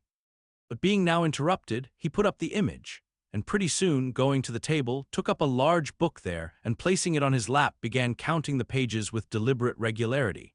At every 50th page, as I fancied, stopping a moment, looking vacantly around him, and giving utterance to a long-drawn gurgling whistle of astonishment. He would then begin again at the next 50, seeming to commence at number 1 each time, as though he could not count more than 50, and it was only by such a large number of 50s being found together that his astonishment at the multitude of pages was excited. With much interest I sat watching him. Savage though he was, and hideously marred about the face, at least to my taste, his countenance yet had a something in it which was by no means disagreeable. You cannot hide the soul. Through all his unearthly tattooings, I thought I saw the traces of a simple, honest heart, and in his large, deep eyes, fiery black and bold, there seemed tokens of a spirit that would dare 1,000 devils. And besides all this, there was a certain lofty bearing about the pagan which even his uncouthness could not altogether maim. He looked like a man who had never cringed and never had a creditor. Whether it was, too, that his head being shaved, his forehead was drawn out in freer and brighter relief, and looked more expansive than it otherwise would, this I will not venture to decide, but certain it was his head was phrenologically an excellent one. It may seem ridiculous, but it reminded me of General Washington's head, as seen in the popular busts of him. It had the same long, regularly graded retreating slope from above the brows, which were likewise very projecting, like two long promontories thickly wooded on top. Queequeg was George Washington cannibalistically developed. Whilst I was thus closely scanning him, half pretending meanwhile to be looking out at the storm from the casement, he never heeded my presence, never troubled himself with so much as a single glance, but appeared wholly occupied with counting the pages of the marvelous book.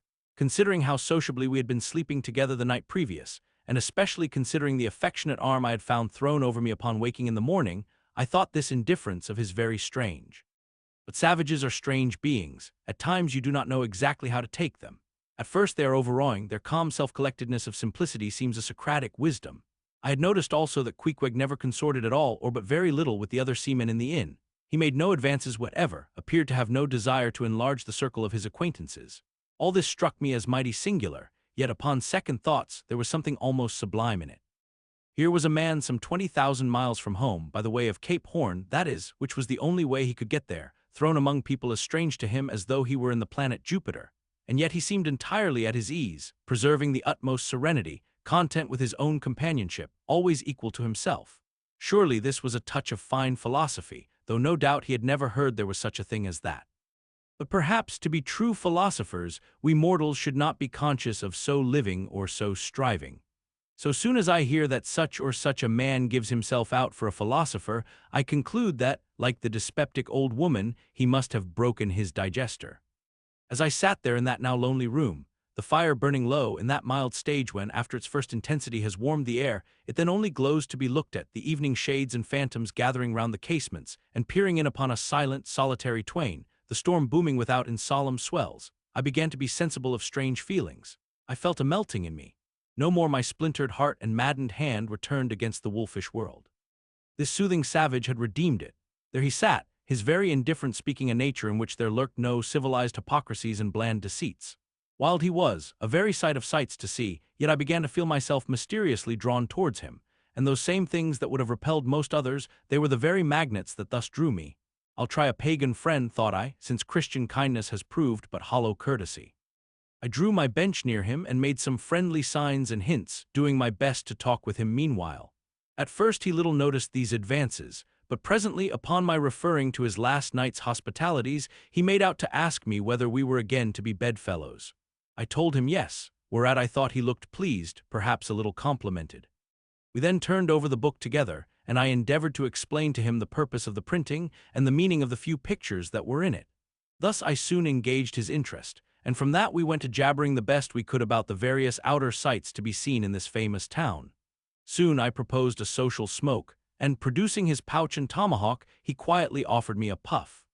And then we sat exchanging puffs from that wild pipe of his, and keeping it regularly passing between us. If there yet lurked any ice of indifference towards me in the pagan's breast, this pleasant, genial smoke we had soon thawed it out and left us cronies. He seemed to take to me quite as naturally and unbiddenly as I to him, and when our smoke was over, he pressed his forehead against mine, clasped me round the waist, and said that henceforth we were married, meaning in his country's phrase that we were bosom friends. He would gladly die for me if need should be. In a countryman, this sudden flame of friendship would have seemed far too premature, a thing to be much distrusted. But in this simple, savage, those old rules would not apply. After supper and another social chat and smoke, we went to our room together. He made me a present of his embalmed head, took out his enormous tobacco wallet, and groping under the tobacco, drew out some $30 in silver, then spreading them on the table and mechanically dividing them into 2 equal portions, pushed one of them towards me and said it was mine. I was going to remonstrate, but he silenced me by pouring them into my trousers pockets. I let them stay. He then went about his evening prayers, took out his idol, and removed the paper fireboard. By certain signs and symptoms, I thought he seemed anxious for me to join him, but well knowing what was to follow, I deliberated a moment whether, in case he invited me, I would comply or otherwise. I was a good Christian, born and bred in the bosom of the infallible Presbyterian Church. How then could I unite with this wild idolater in worshipping his piece of wood? But what is worship? Thought I, do you suppose now, Ishmael, that the magnanimous God of heaven and earth, pagans and all included, can possibly be jealous of an insignificant bit of black wood? Impossible. But what is worship? To do the will of God, that is worship. And what is the will of God? To do to my fellow man what I would have my fellow man to do to me, that is the will of God. Now, Queequeg is my fellow man, and what do I wish that this Queequeg would do to me? Why, unite with me in my particular Presbyterian form of worship. Consequently, I must then unite with him in his, ergo I must turn idolater. So I kindled the shavings, helped prop up the innocent little idol, offered him burnt biscuit with Queequeg, salamed before him twice or thrice, kissed his nose, and that done, we undressed and went to bed, at peace with our own consciences and all the world. But we did not go to sleep without some little chat. How it is I know not, but there is no place like a bed for confidential disclosures between friends. Man and wife, they say, they're open the very bottom of their souls to each other, and some old couples often lie and chat over old times till nearly morning. Thus, then, in our heart's honeymoon lay I and Queequeg, a cozy, loving pair. Chapter 11. Nightgown. We had lain thus in bed, chatting and napping at short intervals, and Queequeg now and then affectionately throwing his brown tattooed legs over mine, and then drawing them back. So entirely sociable and free and easy were we, when at last, by reason of our confabulations, what little nappishness remained in us altogether departed, and we felt like getting up again, though daybreak was yet some way down the future. Yes, we became very wakeful, so much so that our recumbent position began to grow wearisome, and by little and little we found ourselves sitting up, the clothes well tucked around us, leaning against the headboard with our 4 knees drawn up close together, and our 2 noses bending over them as if our knee-pens were warming pans. We felt very nice and snug, the more so since it was so chilly out of doors, indeed out of bedclothes too, seeing that there was no fire in the room. The more so, I say, because truly to enjoy bodily warmth, some small part of you must be cold, for there is no quality in this world that is not what it is merely by contrast. Nothing exists in itself. If you flatter yourself that you are all over comfortable and have been so a long time, then you cannot be said to be comfortable any more. But if, like Queequeg and me in the bed, the tip of your nose or the crown of your head be slightly chilled, why then indeed in the general consciousness you feel most delightfully and unmistakably warm. For this reason a sleeping apartment should never be furnished with a fire, which is one of the luxurious discomforts of the rich. For the height of this sort of deliciousness is to have nothing but the blanket between you and your snugness and the cold of the outer air. Then there you lie like the one warm spark in the heart of an Arctic crystal. We had been sitting in this crouching manner for some time, when all at once I thought I would open my eyes. For when between sheets, whether by day or by night, and whether asleep or awake, I have a way of always keeping my eyes shut, in order the more to concentrate the snugness of being in bed. Because no man can ever feel his own identity aright except his eyes be closed, as if darkness were indeed the proper element of our essences, though light be more congenial to our clayey part. Upon opening my eyes then, and coming out of my own pleasant and self-created darkness into the imposed and coarse outer gloom of the unilluminated 12 o'clock at night, I experienced a disagreeable revulsion. Nor did I at all object to the hint from Queequeg that perhaps it were best to strike a light, seeing that we were so wide awake, and besides he felt a strong desire to have a few quiet puffs from his tomahawk. Be it said that though I had felt such a strong repugnance to his smoking in the bed the night before, yet see how elastic our stiff prejudices grow when love once comes to bend them. For now, I liked nothing better than to have Queequeg smoking by me, even in bed, because he seemed to be full of such serene household joy then. I no more felt unduly concerned for the landlord's policy of insurance. I was only alive to the condensed confidential comfortableness of sharing a pipe and a blanket with a real friend. With our shaggy jackets drawn about our shoulders, we now passed the tomahawk from one to the other, till slowly there grew over us a blue hanging tester of smoke, illuminated by the flame of the new-lit lamp. Whether it was that this undulating tester rolled the savage away to far distant scenes, I know not, but he now spoke of his native island, and eager to hear his history, I begged him to go on and tell it. He gladly complied, though at the time I but ill comprehended not a few of his words, yet subsequent disclosures, when I had become more familiar with his broken phraseology, now enable me to present the whole story such as it may prove in the mere skeleton I give. Chapter 12. Biographical.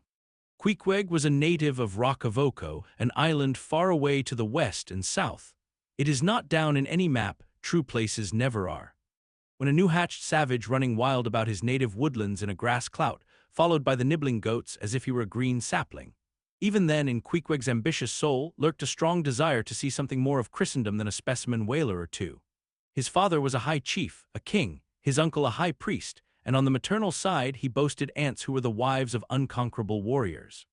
There was excellent blood in his veins, royal stuff, though sadly vitiated, I fear, by the cannibal propensity he nourished in his untutored youth. A Sag Harbor ship visited his father's bay, and Queequeg sought a passage to Christian lands. But the ship, having her full complement of seamen, spurned his suit, and not all the king his father's influence could prevail. But Queequeg vowed a vow. Alone in his canoe he paddled off to a distant strait which he knew the ship must pass through when she quitted the island. On one side was a coral reef, on the other a low tongue of land, covered with mangrove thickets that grew out into the water. Hiding his canoe, still afloat, among these thickets with its prow seaward, he sat down in the stern, paddle low in hand.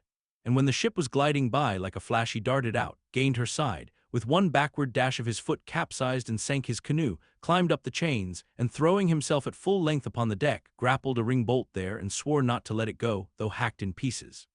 In vain the captain threatened to throw him overboard, suspended a cutlass over his naked wrists. Queequeg was the son of a king, and Queequeg budged not. Struck by his desperate dauntlessness and his wild desire to visit Christendom, the captain at last relented and told him he might make himself at home. But this fine young savage, this sea prince of Wales, never saw the captain's cabin. They put him down among the sailors and made a whaleman of him. But like Tsar Peter content to toil in the shipyards of foreign cities, Queequeg disdained no seeming ignominy, if thereby he might happily gain the power of enlightening his untutored countrymen. For at bottom, so he told me, he was actuated by a profound desire to learn among the Christians the arts whereby to make his people still happier than they were, and more than that, still better than they were. But alas! The practices of whalemen soon convinced him that even Christians could be both miserable and wicked, infinitely more so than all his father's heathens.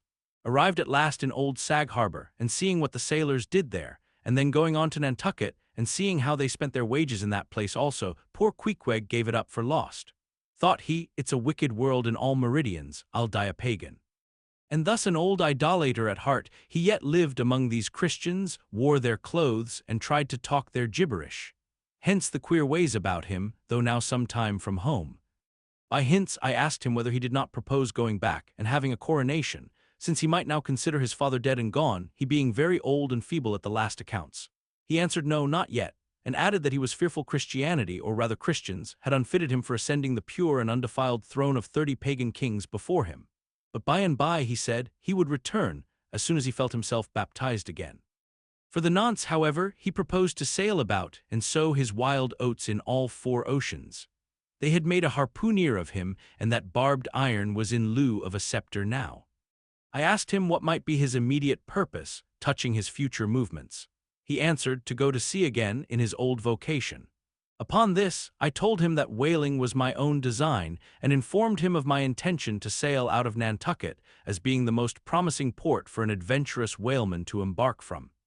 He at once resolved to accompany me to that island, ship aboard the same vessel, get into the same watch, the same boat, the same mess with me, in short to share my every hap, with both my hands in his, boldly dip into the potluck of both worlds. To all this I joyously assented, for besides the affection I now felt for Queequeg, he was an experienced harpooner and as such could not fail to be of great usefulness to one who, like me, was wholly ignorant of the mysteries of whaling, though well acquainted with the sea, as known to merchant seamen.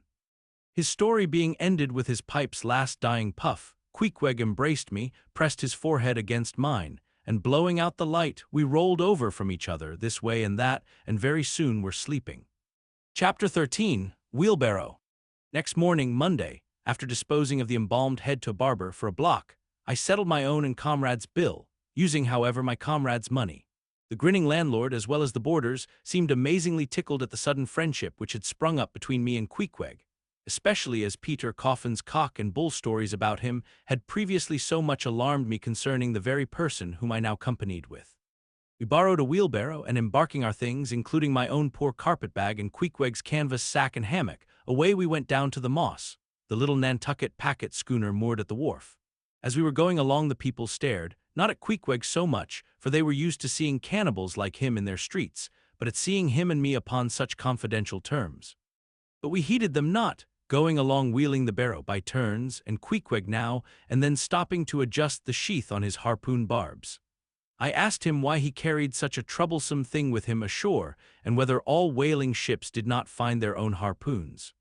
To this, in substance, he replied that though what I hinted was true enough, yet he had a particular affection for his own harpoon, because it was of assured stuff, well tried in many a mortal combat, and deeply intimate with the hearts of whales. In short, like many inland reapers and mowers, who go into the farmers' meadows armed with their own scythes, though in no wise obliged to furnish them. Even so, Queequeg, for his own private reasons, preferred his own harpoon. Shifting the barrow from my hand to his, he told me a funny story about the first wheelbarrow he had ever seen. It was in Sag Harbor. The owners of his ship, it seems, had lent him one in which to carry his heavy chest to his boarding house. Not to seem ignorant about the thing, though in truth he was entirely so, concerning the precise way in which to manage the barrow, Queequeg puts his chest upon it, lashes it fast, and then shoulders the barrow and marches up the wharf. "Why," said I, "Queequeg, you might have known better than that, one would think. Didn't the people laugh?" Upon this he told me another story. The people of his island of Rockavoco, it seems, at their wedding feasts expressed the fragrant water of young coconuts into a large stained calabash like a punch-bowl. And this punch-bowl always forms the great central ornament on the braided mat where the feast is held. Now a certain grand merchant ship once touched at Rockavoco, and its commander, from all accounts, a very stately punctilious gentleman, at least for a sea captain. This commander was invited to the wedding feast of Queequeg's sister, a pretty young princess just turned of 10. Well, when all the wedding guests were assembled at the bride's bamboo cottage, this captain marches in, and being assigned the post of honor, placed himself over against the punch-bowl, and between the high priest and his majesty the king, Queequeg's father. Grace being said, for those people have their grace as well as we, though Queequeg told me that unlike us, who at such times look downwards to our platters, they on the contrary, copying the ducks, glance upwards to the great giver of all feasts. Grace, I say, being said, the high priest opens the banquet by the immemorial ceremony of the island. That is, dipping his consecrated and consecrating fingers into the bowl before the blessed beverage circulates. Seeing himself placed next the priest, and noting the ceremony, and thinking himself, being captain of a ship, as having plain precedence over a mere island king, especially in the king's own house, the captain coolly proceeds to wash his hands in the punch-bowl, taking it, I suppose, for a huge finger-glass. "Now," said Queequeg, "what you tink now?" Didn't our people laugh? At last, passage paid and luggage safe, we stood on board the schooner. Hoisting sail, it glided down the Acushnet River. On one side, New Bedford rose in terraces of streets, their ice-covered trees all glittering in the clear, cold air. Huge hills and mountains of casks on casks were piled upon her wharves, and side by side the world-wandering whale ships lay silent and safely moored at last, while from others came a sound of carpenters and coopers, with blended noises of fires and forges to melt the pitch, all betokening that new cruises were on the start. That one most perilous and long voyage ended, only begins a second, and a second ended only begins a third, and so on for ever and for aye. Such is the endlessness, yea, the intolerableness of all earthly effort. Gaining the more open water, the bracing breeze waxed fresh. The little Moss tossed the quick foam from her bows, as a young colt his snortings.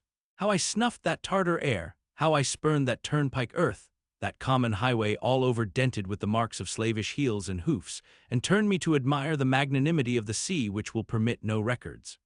At the same foam fountain, Queequeg seemed to drink and reel with me. His dusky nostrils swelled apart, he showed his filed and pointed teeth. On we flew, and our offing gained, the moss did homage to the blast, ducked and dived her bows as a slave before the Sultan. Sideways leaning, we sideways darted, every rope yarn tingling like a wire, the two tall masts buckling like Indian canes in land tornadoes. So full of this reeling scene were we, as we stood by the plunging bowsprit, that for some time we did not notice the jeering glances of the passengers, a lubber-like assembly, who marveled that two fellow beings should be so companionable, as though a white man were anything more dignified than a whitewashed Negro. But there were some boobies and bumpkins there, who, by their intense greenness, must have come from the heart and center of all verdure. Queequeg caught one of these young saplings mimicking him behind his back. I thought the bumpkin's hour of doom was come. Dropping his harpoon, the brawny savage caught him in his arms, and by an almost miraculous dexterity and strength, sent him high up bodily into the air. Then slightly tapping his stern in mid-somerset, the fellow landed with bursting lungs upon his feet, while Queequeg, turning his back upon him, lighted his tomahawk pipe and passed it to me for a puff. "Captain, Captain!" yelled the bumpkin, running towards that officer. "Captain, Captain, here's the devil." "Hallo, you sir!" cried the captain, a gaunt rib of the sea, stalking up to Queequeg. "What in thunder do you mean by that? Don't you know you might have killed that chap?" "What him say?" said Queequeg, as he mildly turned to me. "He say," said I, "that you came near killy that man there," pointing to the still shivering greenhorn. "Killy?" cried Queequeg, twisting his tattooed face into an unearthly expression of disdain. "Ah, him bevy smally fishy, Queequeg no killy so smally fishy, Queequeg killy big whale." "Look you," roared the captain, "I'll killy you, you cannibal, if you try any more of your tricks aboard here, so mind your eye." But it so happened just then that it was high time for the captain to mind his own eye. The prodigious strain upon the mainsail had parted the weather sheet, and the tremendous boom was now flying from side to side, completely sweeping the entire after part of the deck. The poor fellow whom Queequeg had handled so roughly was swept overboard, all hands were in a panic, and to attempt snatching at the boom to stay it seemed madness. It flew from right to left and back again, almost in one ticking of a watch, and every instant seemed on the point of snapping into splinters. Nothing was done, and nothing seemed capable of being done. Those on deck rushed towards the bows and stood eyeing the boom as if it were the lower jaw of an exasperated whale. In the midst of this consternation, Queequeg dropped deftly to his knees, and crawling under the path of the boom, whipped hold of a rope, secured one end to the bulwarks, and then flinging the other like a lasso, caught it round the boom as it swept over his head, and at the next jerk the spar was that way trapped, and all was safe. The schooner was run into the wind, and while the hands were clearing away the stern boat, Queequeg, stripped to the waist, darted from the side with a long living arc of a leap. For 3 minutes or more he was seen swimming like a dog, throwing his long arms straight out before him, and by turns revealing his brawny shoulders through the freezing foam. I looked at the grand and glorious fellow, but saw no one to be saved. The greenhorn had gone down. Shooting himself perpendicularly from the water, Queequeg now took an instant's glance around him, and seeming to see just how matters were, dived down and disappeared. A few minutes more and he rose again, one arm still striking out and with the other dragging a lifeless form. The boat soon picked them up. The poor bumpkin was restored. All hands voted Queequeg a noble trump. The captain begged his pardon.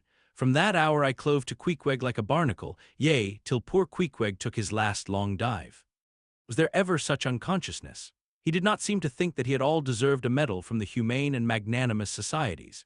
He only asked for water, fresh water, something to wipe the brine off. That done, he put on dry clothes, lighted his pipe, and leaning against the bulwarks and mildly eyeing those around him, seemed to be saying to himself, "It's a mutual joint-stock world in all meridians. We cannibals must help these Christians." Chapter 14. Nantucket.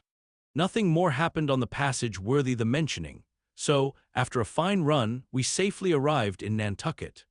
Nantucket, take out your map and look at it. See what a real corner of the world it occupies, how it stands there, away offshore, more lonely than the Eddystone lighthouse. Look at it, a mere hillock, an elbow of sand, all beach, without a background. There is more sand there than you would use in 20 years as a substitute for blotting paper.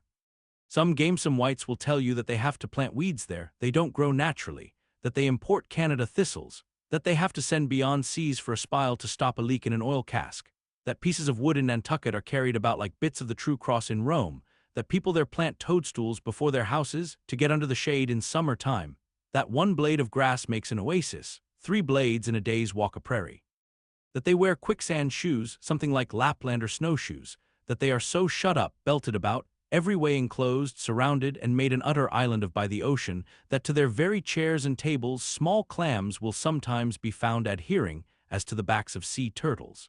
But these extravaganzas only show that Nantucket is no Illinois. Look now at the wondrous traditional story of how this island was settled by the red men. Thus goes the legend. In olden times an eagle swooped down upon the New England coast and carried off an infant Indian in his talons. With loud lament the parents saw their child borne out of sight over the wide waters. They resolved to follow in the same direction.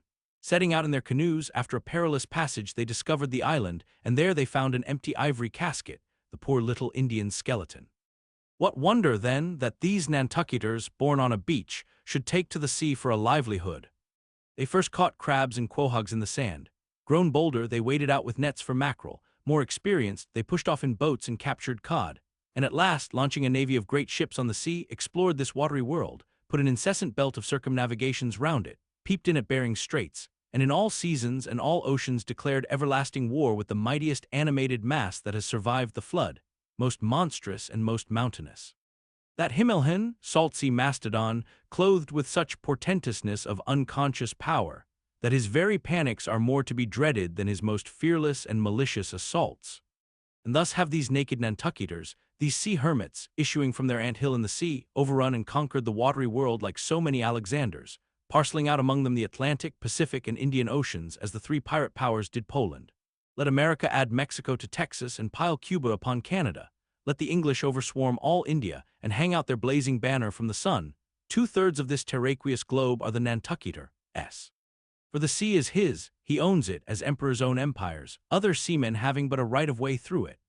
Merchant ships are but extension bridges, armed ones but floating forts. Even pirates and privateers, though following the sea as highwaymen the road, they but plunder other ships, other fragments of the land like themselves, without seeking to draw their living from the bottomless deep itself. The Nantucketer, he alone resides and riots on the sea. He alone, in Bible language, goes down to it in ships, to and fro plowing it as his own special plantation. There is his home, there lies his business, which a Noah's flood would not interrupt, though it overwhelmed all the millions in China. He lives on the sea as prairie cocks in the prairie, he hides among the waves, he climbs them as chamois hunters climb the Alps. For years he knows not the land, so that when he comes to it at last it smells like another world, more strangely than the moon would to an earthsman. With the landless gull, that at sunset folds her wings and is rocked to sleep between billows, so at nightfall the Nantucketer, out of sight of land, furls his sails and lays him to his rest, while under his very pillow rush herds of walruses and whales. Chapter 15. Chowder. It was quite late in the evening when the little moss came snugly to anchor, and Queequeg and I went ashore, so we could attend to no business that day, at least none but a supper and a bed. The landlord of the Spouter-Inn had recommended us to his cousin Hosea Hussey of the Tripots, whom he asserted to be the proprietor of one of the best-kept hotels in all Nantucket, and moreover he had assured us that cousin Hosea, as he called him, was famous for his chowders. In short, he plainly hinted that we could not possibly do better than try pot luck at the Tripots. But the directions he had given us about keeping a yellow warehouse on our starboard hand till we opened a white church to the larboard, and then keeping that on the larboard hand till we made a corner 3 points to the starboard, and that done, then ask the first man we met where the place was. These crooked directions of his very much puzzled us at first, especially as at the outset Queequeg insisted that the yellow warehouse, our first point of departure, must be left on the larboard hand, whereas I had understood Peter Coffin to say it was on the starboard. However, by dint of beating about a little in the dark, and now and then knocking up a peaceable inhabitant to inquire the way, we at last came to something which there was no mistaking. 2 enormous wooden pots painted black, and suspended by asses' ears, swung from the cross-trees of an old topmast, planted in front of an old doorway. The horns of the cross-trees were sawed off on the other side, so that this old topmast looked not a little like a gallows. Perhaps I was over-sensitive to such impressions at the time, but I could not help staring at this gallows with a vague misgiving. A sort of crick was in my neck as I gazed up to the 2 remaining horns. Yes, 2 of them, one for Queequeg and one for me. It's ominous, thinks I, a coffin my innkeeper upon landing in my first whaling port, tombstones staring at me in the whaleman's chapel, and here a gallows, and a pair of prodigious black pots too. Are these last throwing out oblique hints touching Tophet? I was called from these reflections by the sight of a freckled woman with yellow hair and a yellow gown, standing in the porch of the inn, under a dull red lamp swinging there, that looked much like an injured eye, and carrying on a brisk scolding with a man in a purple woolen shirt. "Get along with ye," said she to the man, "or I'll be combing ye." "Come on, Queequeg," said I. "All right, there's Mrs. Hussey." And so it turned out. Mr. Hosea Hussey being from home, but leaving Mrs. Hussey entirely competent to attend to all his affairs. Upon making known our desires for a supper and a bed, Mrs. Hussey, postponing further scolding for the present, ushered us into a little room, and seating us at a table spread with the relics of a recently concluded repast, turned round to us and said, "Clam or cod?" "What's that about cods, ma'am?" said I with much politeness. "Clam or cod," she repeated. "A clam for supper, a cold clam, is that what you mean, Mrs. Hussey?" says I, "but that's a rather cold and clammy reception in the winter time, ain't it, Mrs. Hussey?" But being in a great hurry to resume scolding the man in the purple shirt, who was waiting for it in the entry, and seeming to hear nothing but the word clam, Mrs. Hussey hurried towards an open door leading to the kitchen, and bawling out, "Clam for two," disappeared. "Queequeg," said I, "do you think that we can make out a supper for us both on one clam?" However, a warm savory steam from the kitchen served to belie the apparently cheerless prospect before us. But when that smoking chowder came in, the mystery was delightfully explained. "Oh, sweet friends, hearken to me. It was made of small juicy clams, scarcely bigger than hazel nuts, mixed with pounded ship biscuit and salted pork cut up into little flakes, the whole enriched with butter and plentifully seasoned with pepper and salt." Our appetites being sharpened by the frosty voyage, and in particular, Queequeg seeing his favorite fishing food before him, and the chowder being surpassingly excellent, we dispatched it with great expedition. When leaning back a moment and bethinking me of Mrs. Hussey's clam and cod announcement, I thought I would try a little experiment. Stepping to the kitchen door, I uttered the word cod with great emphasis and resumed my seat. In a few moments the savory steam came forth again, but with a different flavor, and in good time a fine cod chowder was placed before us. We resumed business, and while plying our spoons in the bowl, thinks I to myself, I wonder now if this here has any effect on the head. What's that stultifying saying about chowder-headed people? But look, Queequeg, ain't that a live eel in your bowl? Where's your harpoon? Fishiest of all fishy places was the try-pots, which well deserved its name, for the pots there were always boiling chowders. Chowder for breakfast, and chowder for dinner, and chowder for supper, till you began to look for fish bones coming through your clothes. The area before the house was paved with clamshells. Mrs. Hussey wore a polished necklace of codfish vertebra, and Hosea Hussey had his account books bound in superior old shark skin. There was a fishy flavor to the milk, too, which I could not at all account for, till one morning happening to take a stroll along the beach among some fishermen's boats, I saw Hosea's brindled cow feeding on fish remnants, and marching along the sand with each foot in a cod's decapitated head, looking very slipshod, I assure ye.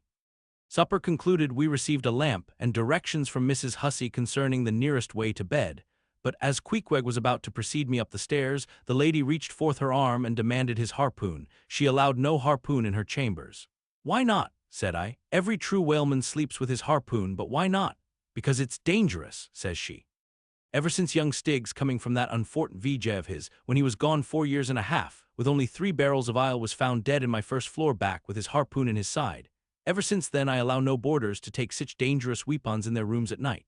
So Mr. Queequeg, for she had learned his name, I will just take this here iron and keep it for you till morning. But the chowder, clam or cod tomorrow for breakfast, men." "Both," says I, "and let's have a couple of smoked herring by way of variety." Chapter 16. The Ship. In bed, we concocted our plans for the morrow.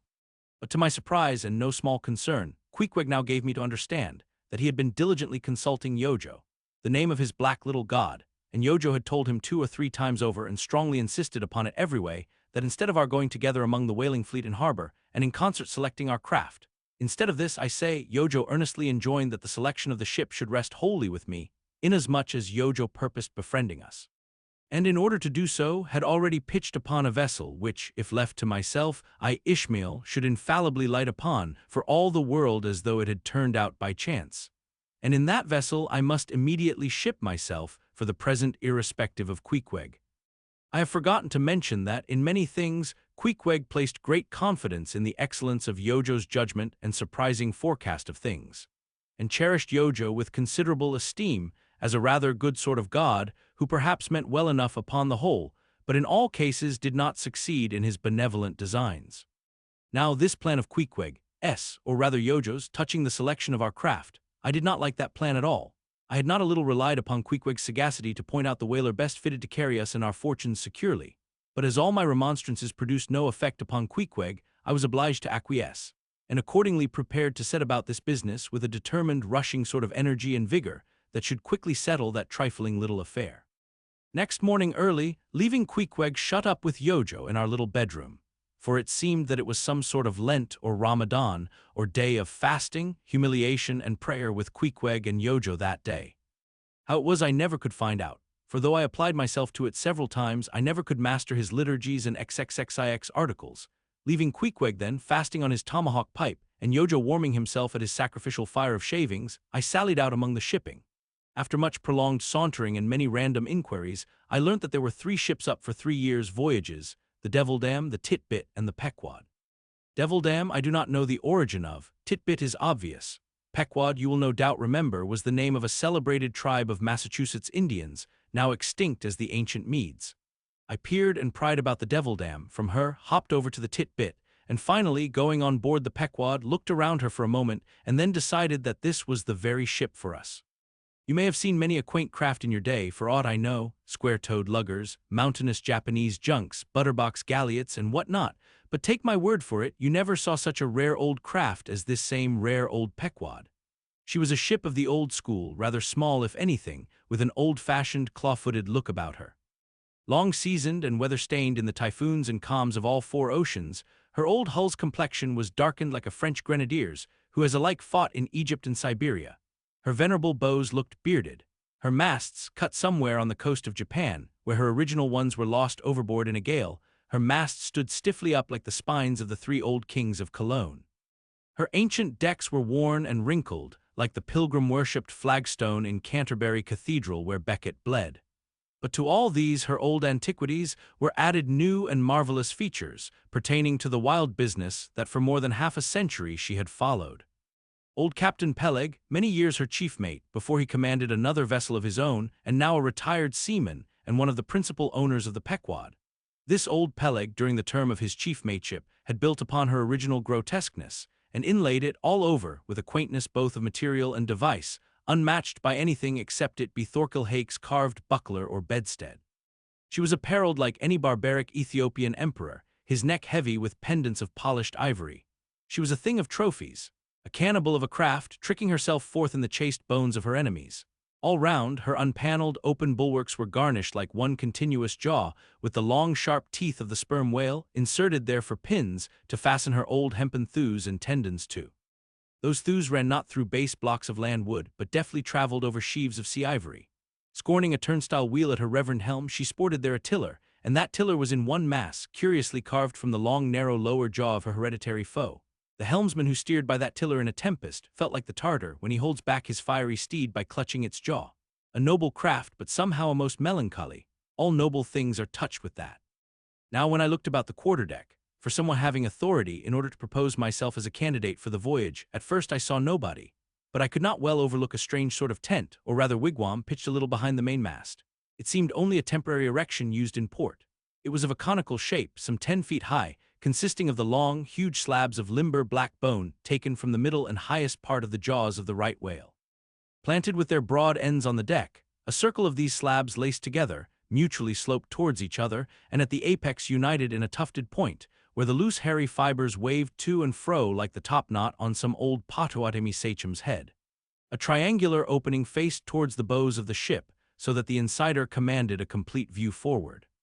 And half concealed in this queer tenement, I at length found one who by his aspect seemed to have authority, and who, it being noon and the ship's work suspended, was now enjoying respite from the burden of command. He was seated on an old-fashioned oaken chair, wriggling all over with curious carving, and the bottom of which was formed of a stout interlacing of the same elastic stuff of which the wigwam was constructed. There was nothing so very particular, perhaps, about the appearance of the elderly man I saw. He was brown and brawny, like most old seamen, and heavily rolled up in blue pilot cloth, cut in the Quaker style. Only there was a fine and almost microscopic network of the minutest wrinkles interlacing round his eyes, which must have arisen from his continual sailings in many hard gales, and always looking to windward, for this causes the muscles about the eyes to become pursed together. Such eye wrinkles are very effectual in a scowl. "Is this the captain of the Pequod?" said I, advancing to the door of the tent. "Supposing it be the captain of the Pequod, what dost thou want of him?" he demanded. "I was thinking of shipping." "Thou wast thou? I see thou art no Nantucketer, ever been in a stove boat. No, sir, I never have. Dost know nothing at all about whaling, I dare say, eh? Nothing, sir, but I have no doubt I shall soon learn. I've been several voyages in the merchant service, and I think that— Merchant service be damned, talk not that lingo to me. Dost see that leg? I'll take that leg away from thy stern, if ever thou talkest of the marchant service to me again. Marchant service indeed, I suppose now ye feel considerable proud of having served in those marchant ships. But flukes. Man, what makes thee want to go a-whaling, eh? It looks a little suspicious, don't it, eh? Hast not been a pirate, hast thou? Didst not rob thy last captain, didst thou? Dost not think of murdering the officers when thou gettest to sea? I protested my innocence of these things. I saw that under the mask of these half-humorous innuendos, this old seaman, as an insulated Quakerish Nantucketer, was full of his insular prejudices, and rather distrustful of all aliens unless they hailed from Cape Cod or the Vineyard. But what takes thee a-whaling? I want to know that before I think of shipping ye. Well, sir, I want to see what whaling is. I want to see the world. Want to see what whaling is, eh? Have ye clapped eye on Captain Ahab? Who is Captain Ahab, sir? Aye, I thought so. Captain Ahab is the captain of this ship. I am mistaken, then. I thought I was speaking to the captain himself. Thou art speaking to Captain Peleg. That's who you're speaking to, young man. It belongs to me and Captain Bildad to see the Pequod fitted out for the voyage, and supplied with all her needs, including crew. We are part owners and agents. But as I was going to say, if thou wantest to know what whaling is, as thou tellest ye do, I can put ye in a way of finding it out before ye bind yourself to it, past backing out. Clap eye on Captain Ahab, young man, and thou wilt find that he has only one leg. What do you mean, sir? Was the other one lost by a whale? Lost by a whale? Young man, come nearer to me. It was devoured, chewed up, crunched by the monstrousest parmacity that ever chipped a boat. Ah.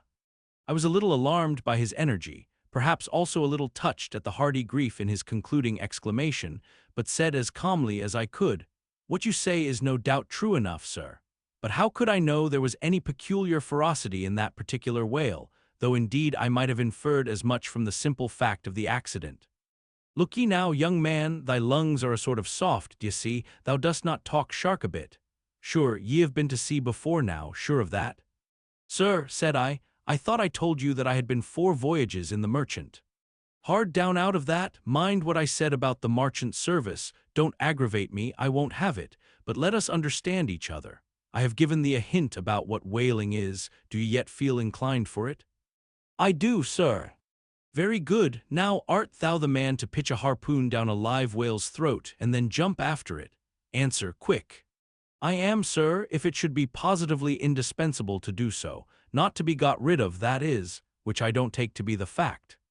"Good again. Now then, thou not only wantest to go a-whaling to find out by experience what whaling is, but ye also want to go in order to see the world. Was not that what ye said? I thought so. Well then, just step forward there and take a peep over the weatherbow, and then back to me and tell me what ye see there." For a moment I stood a little puzzled by this curious request, not knowing exactly how to take it, whether humorously or in earnest. But concentrating all his crow's feet into one scowl, Captain Peleg started me on the errand. Going forward and glancing over the weatherbow, I perceived that the ship swinging to her anchor with the flood tide was now obliquely pointing towards the open ocean. The prospect was unlimited, but exceedingly monotonous and forbidding, not the slightest variety that I could see. "Well, what's the report?" said Peleg when I came back. "What did ye see?" "Not much," I replied. "Nothing but water. Considerable horizon, though, and there's a squall coming up, I think." "Well, what dost thou think, then, of seeing the world? Do you wish to go round Cape Horn to see any more of it, eh? Can't ye see the world where you stand?" I was a little staggered, but go a-whaling I must, and I would, and the Pequod was as good a ship as any, I thought the best, and all this I now repeated to Peleg. Seeing me so determined, he expressed his willingness to ship me.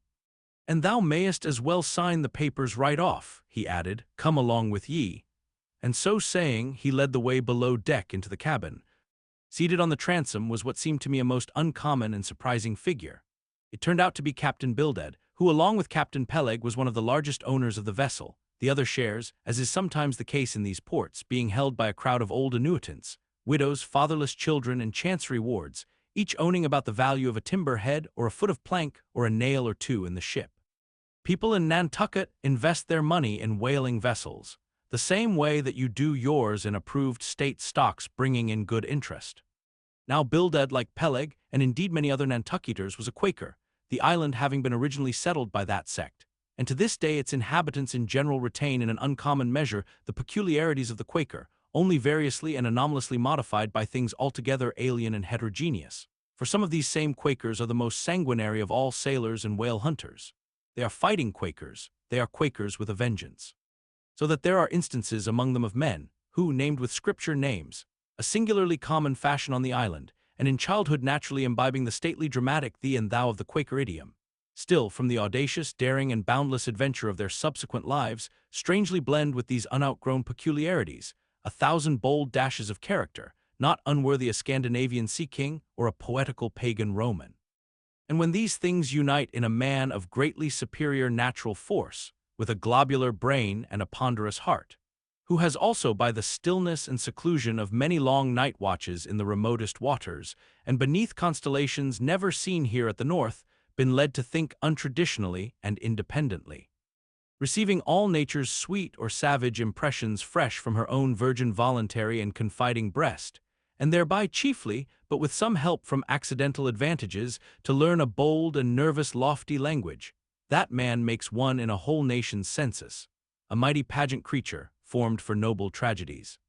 Nor will it at all detract from him, dramatically regarded, if either by birth or other circumstances, he have what seems a half-willful overruling morbidness at the bottom of his nature. For all men tragically great are made so through a certain morbidness. Be sure of this, O young ambition, all mortal greatness is but disease. But as yet we have not to do with such an one, but with quite another. And still a man who, if indeed peculiar, it only results again from another phase of the Quaker, modified by individual circumstances. Like Captain Peleg, Captain Bildad was a well-to-do, retired whaleman. But unlike Captain Peleg, who cared not a rush for what are called serious things, and indeed deemed those self-same serious things the veriest of all trifles, Captain Bildad had not only been originally educated according to the strictest sect of Nantucket Quakerism, but all his subsequent ocean life, and the sight of many unclad, lovely island creatures round the Horn, all that had not moved this native-born Quaker one single jot, had not so much as altered one angle of his vest. Still, for all this immutableness, was there some lack of common consistency about worthy Captain Bildad. Though refusing, from conscientious scruples, to bear arms against land invaders, yet himself had illimitably invaded the Atlantic and Pacific, and though a sworn foe to human bloodshed, yet had he in his straight-bodied coat spilled tons upon tons of Leviathan gore. How now, in the contemplative evening of his days, the pious Bildad reconciled these things in the reminiscence, I do not know, but it did not seem to concern him much, and very probably he had long since come to the sage and sensible conclusion that a man's religion is one thing, and this practical world quite another. This world pays dividends. Rising from a little cabin boy in short clothes of the drabbest drab, to a harpooner in a broad shad-bellied waistcoat, from that becoming boat-header, chief mate and captain, and finally a ship-owner, Bildad, as I hinted before, had concluded his adventurous career by wholly retiring from active life at the goodly age of 60, and dedicating his remaining days to the quiet receiving of his well-earned income. Now Bildad, I am sorry to say, had the reputation of being an incorrigible old hunks, and in his seagoing days a bitter hard taskmaster. They told me in Nantucket, though it certainly seems a curious story, that when he sailed the old Cattegat whaleman, his crew, upon arriving home, were mostly all carried ashore to the hospital, sore exhausted and worn out. For a pious man, especially for a Quaker, he was certainly rather hard-hearted, to say the least. He never used to swear, though, at his men, they said, but somehow he got an inordinate quantity of cruel, unmitigated hard work out of them. When Bildad was a chief mate, to have his drab-colored eye intently looking at you made you feel completely nervous, till you could clutch something, a hammer or a marling spike, and go to work like mad at something or other, never mind what. Indolence and idleness perished before him. His own person was the exact embodiment of his utilitarian character. On his long, gaunt body he carried no spare flesh, no superfluous beard, his chin having a soft, economical nap to it, like the worn nap of his broad-brimmed hat. Such then was the person that I saw seated on the transom when I followed Captain Peleg down into the cabin. The space between the decks was small, and there, bolt upright, sat old Bildad, who always sat so and never leaned, and this to save his coat-tails. His broad brim was placed beside him, his legs were stiffly crossed, his drab vesture was buttoned up to his chin, and spectacles on nose, he seemed absorbed in reading from a ponderous volume. "Bildad," cried Captain Peleg, "at it again, Bildad. Ye have been studying those scriptures now for the last 30 years to my certain knowledge. How far ye got, Bildad?" As if long habituated to such profane talk from his old shipmate, Bildad, without noticing his present irreverence, quietly looked up, and seeing me, glanced again inquiringly towards Peleg.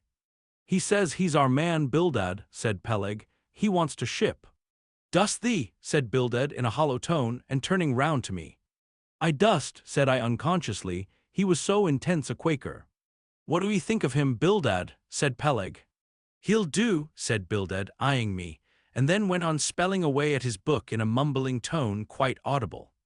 I thought him the queerest old Quaker I ever saw, especially as Peleg, his friend and old shipmate, seemed such a blusterer. But I said nothing, only looking round me sharply. Peleg now threw open a chest, and drawing forth the ship's articles, placed pen and ink before him, and seated himself at a little table. I began to think it was high time to settle with myself at what terms I would be willing to engage for the voyage.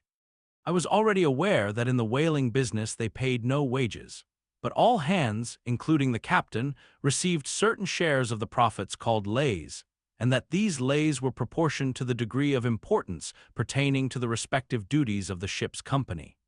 I was also aware that being a green hand at whaling, my own lay would not be very large, but considering that I was used to the sea, could steer a ship, splice a rope, and all that, I made no doubt that from all I had heard I should be offered at least the 275th lay. That is, the 275th part of the clear net proceeds of the voyage, whatever that might eventually amount to. And though the 275th lay was what they call a rather long lay, yet it was better than nothing, and if we had a lucky voyage, might pretty nearly pay for the clothing I would wear out on it, not to speak of my 3 years' beef and board, for which I would not have to pay 1 stiver.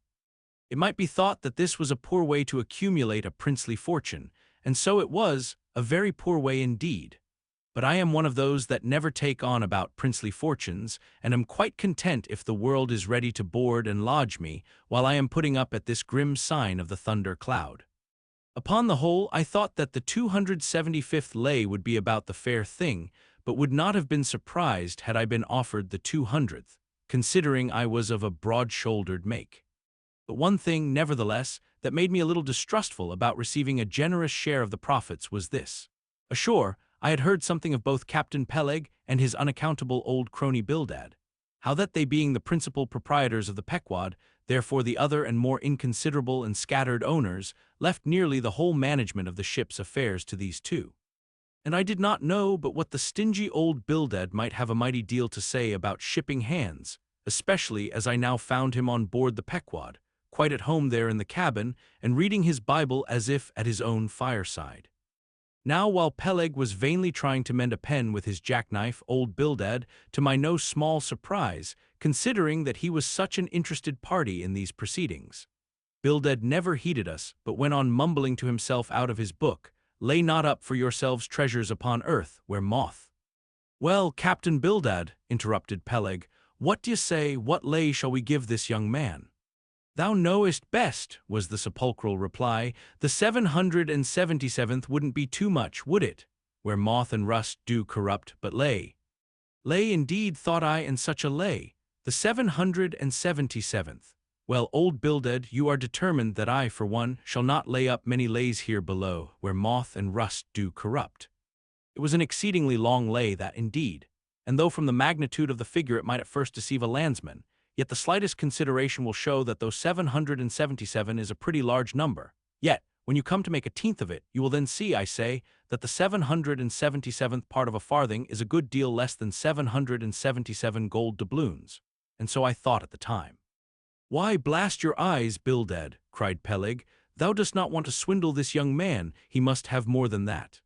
777th, again said Bildad, without lifting his eyes, and then went on mumbling, "For where your treasure is, there will your heart be also." "I am going to put him down for the 300th, said Peleg. "Do ye hear that, Bildad? The 300th lay, I say."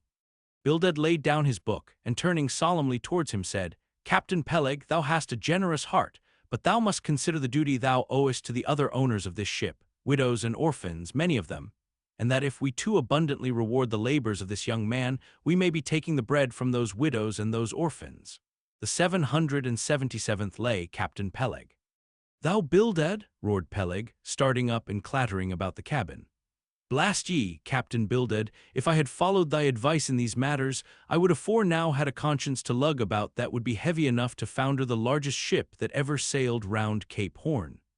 "Captain Peleg," said Bildad steadily, "thy conscience may be drawing 10 inches of water or 10 fathoms, I can't tell. But as thou art still an impenitent man, Captain Peleg, I greatly fear lest thy conscience be but a leaky one, and will in the end sink thee foundering down to the fiery pit, Captain Peleg." Fiery pit, ye insult me, man, past all natural bearing ye insult me. It's an all-fired outrage to tell any human creature that he's bound to hell. Flukes and flames, Bildad, say that again to me and start my soul bolts, but I'll swallow a live goat with all his hair and horns on. Out of the cabin, ye canting, drab-colored son of a wooden gun, a straight wake with ye. As he thundered out this, he made a rush at Bildad, but with a marvelous oblique, sliding celerity, Bildad for that time eluded him. Alarmed at this terrible outburst between the two principal and responsible owners of the ship, and feeling half a mind to give up all idea of sailing in a vessel so questionably owned and temporarily commanded, I stepped aside from the door to give egress to Bildad, who I made no doubt was all eagerness to vanish from before the awakened wrath of Peleg. But to my astonishment, he sat down again on the transom very quietly, and seemed to have not the slightest intention of withdrawing. He seemed quite used to impenitent Peleg and his ways. As for Peleg, after letting off his rage as he had, there seemed no more left in him, and he too sat down like a lamb, though he twitched a little as if still nervously agitated. "Hugh," he whistled at last, "the squall's gone off to leeward, I think. Bildad, thou used to be good at sharpening a lance, mend that pen, will ye? My jackknife here needs the grindstone. That's he, thank ye, Bildad. Now then, my young man, Ishmael's thy name, didn't ye say? Well then, down ye go here, Ishmael, for the 300th lay." "Captain Peleg," said I have a friend with me who wants to ship too. Shall I bring him down tomorrow?" "To be sure," said Peleg. "Fetch him along and we'll look at him." "What lay does he want?" groaned Bildad, glancing up from the book in which he had again been burying himself. "Oh, never thee mind about that, Bildad," said Peleg. "Has he ever whaled at any?" turning to me. "Killed more whales than I can count, Captain Peleg." "Well, bring him along then." And after signing the papers, off I went, nothing doubting but that I had done a good morning's work, and that the Pequod was the identical ship that Yojo had provided to carry Queequeg and me round the Cape. But I had not proceeded far, when I began to bethink me that the captain with whom I was to sail yet remained unseen by me. Though, indeed, in many cases, a whale ship will be completely fitted out and receive all her crew on board, ere the captain makes himself visible by arriving to take command. For sometimes these voyages are so prolonged, and the shore intervals at home so exceedingly brief, that if the captain have a family or any absorbing concernment of that sort, he does not trouble himself much about his ship in port, but leaves her to the owners till all is ready for sea. However, it is always as well to have a look at him before irrevocably committing yourself into his hands. Turning back, I accosted Captain Peleg, inquiring where Captain Ahab was to be found. "And what dost thou want of Captain Ahab? It's all right enough, thou art shipped." "Yes, but I should like to see him." "But I don't think thou wilt be able to at present. I don't know exactly what's the matter with him, but he keeps close inside the house, a sort of sick, and yet he don't look so. In fact, he ain't sick, but no, he isn't well either. Anyhow, young man, he won't always see me, so I don't suppose he will thee. He's a queer man, Captain Ahab, so some think, but a good one. Oh, thou'lt like him well enough, no fear, no fear. He's a grand, ungodly, godlike man, Captain Ahab, doesn't speak much, but when he does speak, then you may well listen. Mark ye, be forewarned, Ahab's above the common. Ahab's been in colleges as well as 'mong the cannibals, been used to deeper wonders than the waves, fixed his fiery lance in mightier, stranger foes than whales. His lance, aye, the keenest and the surest that out of all our isle. Oh, he ain't Captain Bildad, no, and he ain't Captain Peleg. He's Ahab, boy, and Ahab of old, thou knowest, was a crowned king. And a very vile one. When that wicked king was slain, the dogs, did they not lick his blood? "Come hither to me, hither," said Peleg, with a significance in his eye that almost startled me. "Look ye, lad, never say that on board the Pequod, never say it anywhere. Captain Ahab did not name himself. 'Twas a foolish, ignorant whim of his crazy, widowed mother who died when he was only a 12-month old, and yet the old squatistic at Gayhead said that the name would somehow prove prophetic, and perhaps other fools like her may tell thee the same. I wish to warn thee.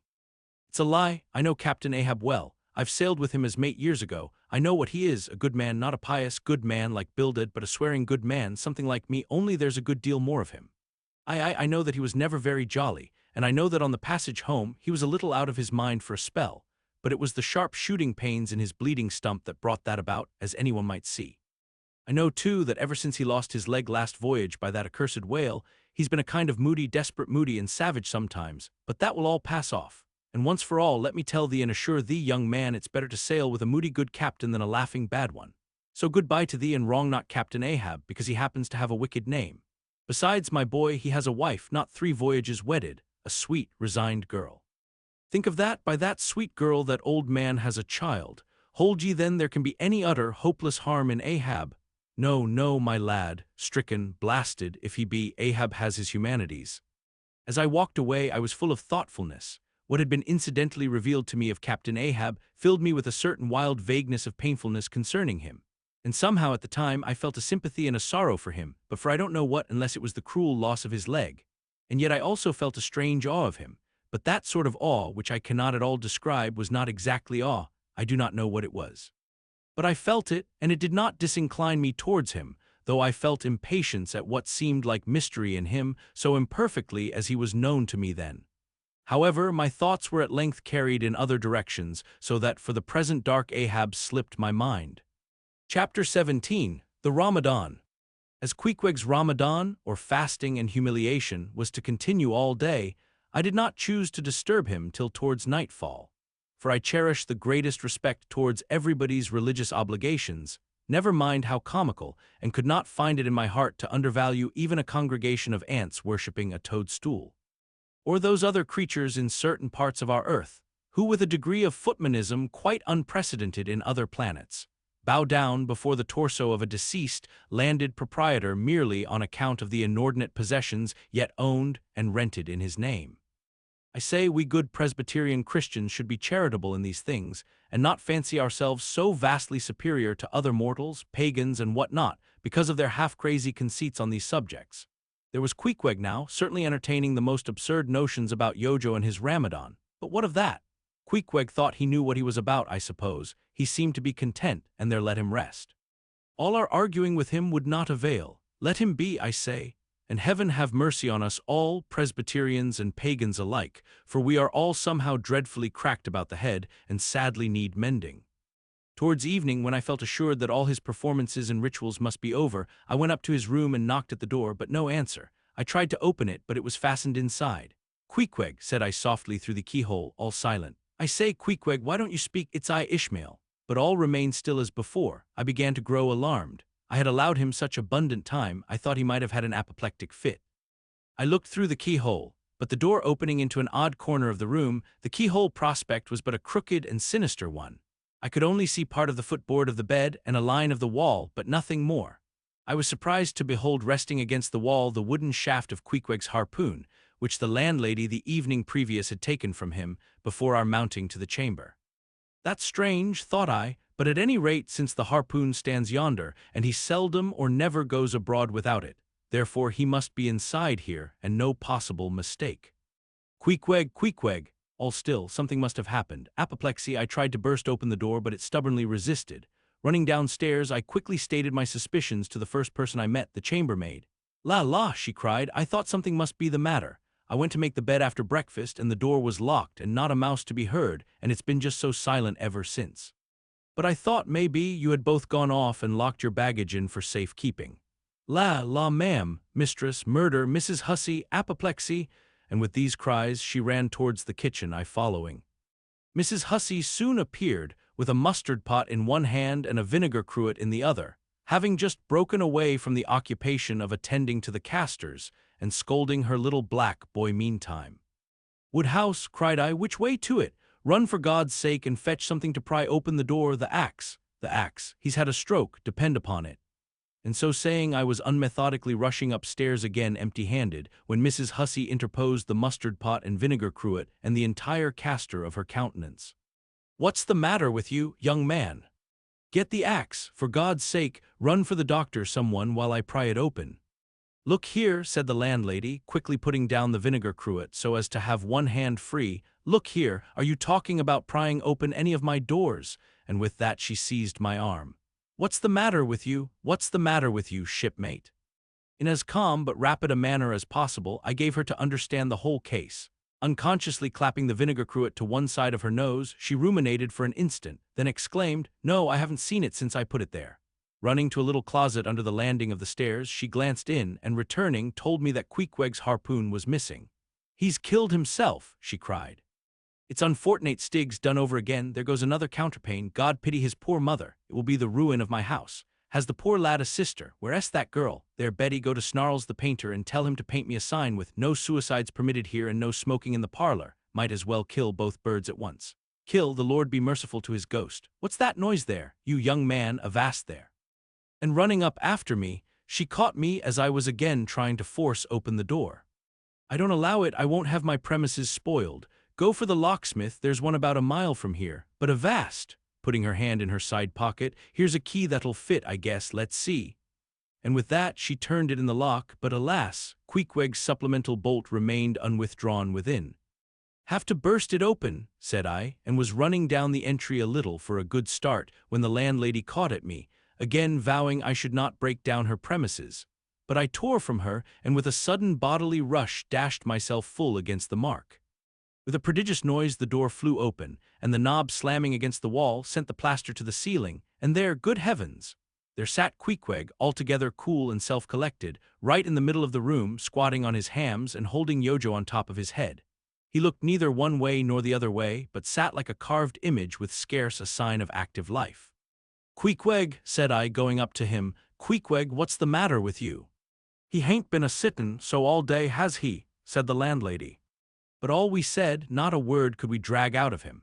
I almost felt like pushing him over so as to change his position, for it was almost intolerable. It seemed so painfully and unnaturally constrained. Especially, as in all probability he had been sitting so for upwards of 8 or 10 hours, going too without his regular meals. "Mrs. Hussey," said I, "he's alive at all events, so leave us, if you please, and I will see to this strange affair myself." Closing the door upon the landlady, I endeavored to prevail upon Queequeg to take a chair, but in vain. There he sat, and all he could do, for all my polite arts and blandishments, he would not move a peg, nor say a single word, nor even look at me, nor notice my presence in the slightest way. I wonder, thought I, if this can possibly be a part of his Ramadan. Do they fast on their hams that way in his native island? It must be so. Yes, it's part of his creed, I suppose. Well then, let him rest. He'll get up sooner or later, no doubt. It can't last forever, thank God, and his Ramadan only comes once a year, and I don't believe it's very punctual then. I went down to supper. After sitting a long time listening to the long stories of some sailors who had just come from a plum-pudding voyage, as they called it, that is, a short whaling voyage in a schooner or brig, confined to the north of the line in the Atlantic Ocean only. After listening to these plum-puddingers till nearly 11 o'clock, I went upstairs to go to bed, feeling quite sure by this time Queequeg must certainly have brought his Ramadan to a termination. But no, there he was just where I had left him. He had not stirred an inch. I began to grow vexed with him. It seemed so downright senseless and insane to be sitting there all day and half the night on his hams in a cold room, holding a piece of wood on his head. "For heaven's sake, Queequeg, get up and shake yourself, get up and have some supper. You'll starve, you'll kill yourself, Queequeg." But not a word did he reply.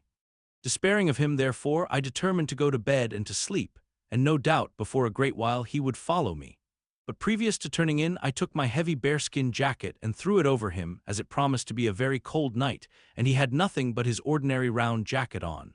For some time, do all I would, I could not get into the faintest doze. I had blown out the candle, and the mere thought of Queequeg, not 4 feet off, sitting there in that uneasy position, stark alone in the cold and dark, this made me really wretched. Think of it, sleeping all night in the same room with a wide-awake pagan on his hams in this dreary, unaccountable Ramadan. But somehow I dropped off at last, and knew nothing more till break of day, when looking over the bedside there squatted Queequeg as if he had been screwed down to the floor. But as soon as the first glimpse of sun entered the window, up he got, with stiff and grating joints but with a cheerful look, limped towards me where I lay, pressed his forehead again against mine, and said his Ramadan was over. Now, as I before hinted, I have no objection to any person's religion, be it what it may, so long as that person does not kill or insult any other person because that other person don't believe it also. But when a man's religion becomes really frantic, when it is a positive torment to him, and in fine makes this earth of ours an uncomfortable inn to lodge in, then I think it high time to take that individual aside and argue the point with him. And just so I now did with Queequeg. "Queequeg," said I, "get into bed now and lie and listen to me." I then went on, beginning with the rise and progress of the primitive religions, and coming down to the various religions of the present time, during which time I labored to show Queequeg that all these Lents, Ramadans, and prolonged hamsquattings in cold, cheerless rooms were stark nonsense, bad for the health, useless for the soul, opposed, in short, to the obvious laws of hygiene and common sense. I told him, too, that he being in other things such an extremely sensible and sagacious savage, it pained me, very badly pained me, to see him now so deplorably foolish about this ridiculous Ramadan of his. Besides, argued I, fasting makes the body cave in, hence the spirit caves in, and all thoughts born of a fast must necessarily be half-starved. This is the reason why most dyspeptic religionists cherish such melancholy notions about their hereafters. In one word, Queequeg, said I, rather digressively, hell is an idea first born on an undigested apple dumpling, and since then perpetuated through the hereditary dyspepsias nurtured by Ramadans. I then asked Queequeg whether he himself was ever troubled with dyspepsia, expressing the idea very plainly so that he could take it in. He said no, only upon one memorable occasion.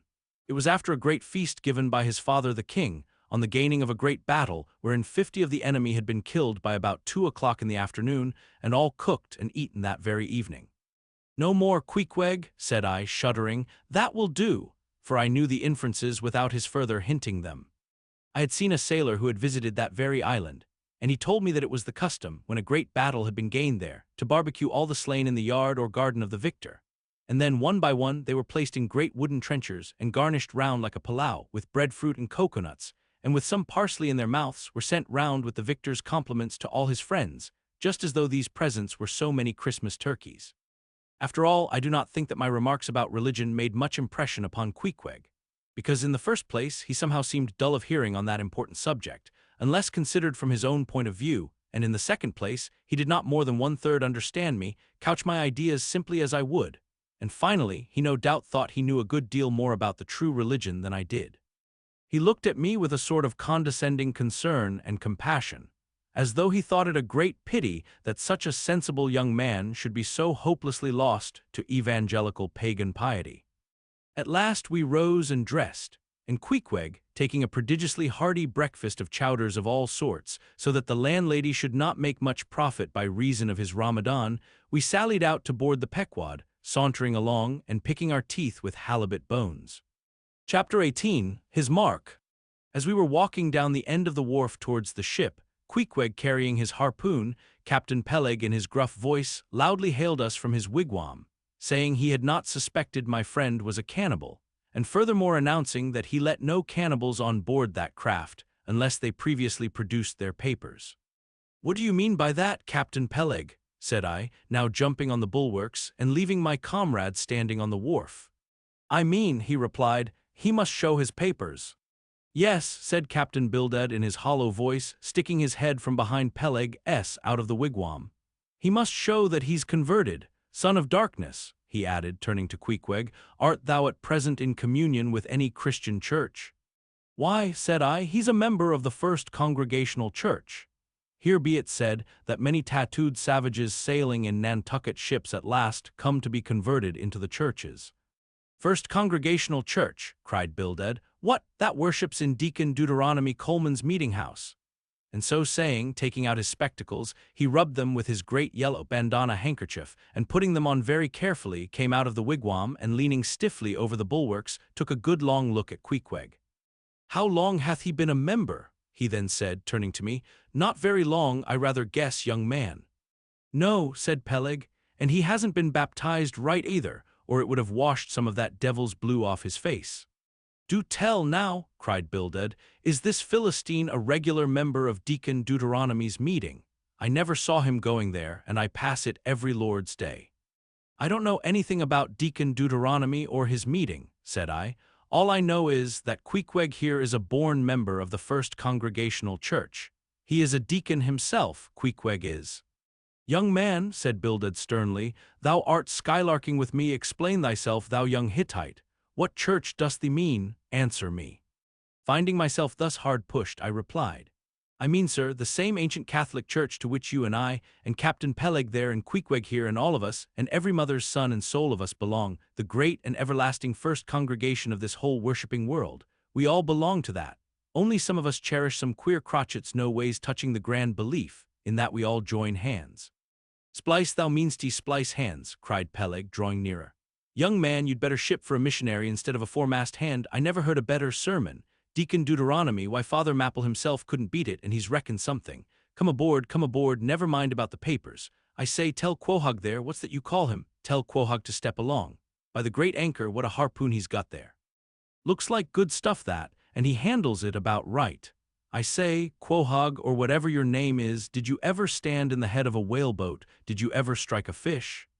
Without saying a word, Queequeg, in his wild sort of way, jumped upon the bulwarks, from thence into the bows of one of the whaleboats hanging to the side, and then bracing his left knee and poising his harpoon, cried out in some such way as this.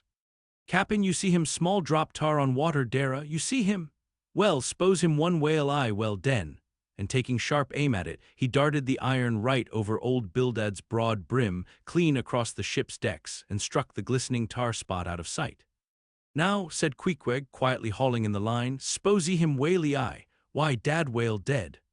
Quick, Bildad, said Peleg, his partner, who, aghast at the close vicinity of the flying harpoon, had retreated towards the cabin gangway. Quick, I say, you Bildad, and get the ship's papers. We must have Hedgehog there, I mean Quahog, in one of our boats. Look ye, Quahog, we'll give ye the 90th lay, and that's more than ever was given a harpooneer yet out of Nantucket.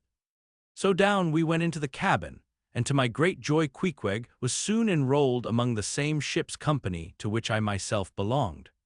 When all preliminaries were over and Peleg had got everything ready for signing, he turned to me and said, I guess, Quahog there don't know how to write, does he?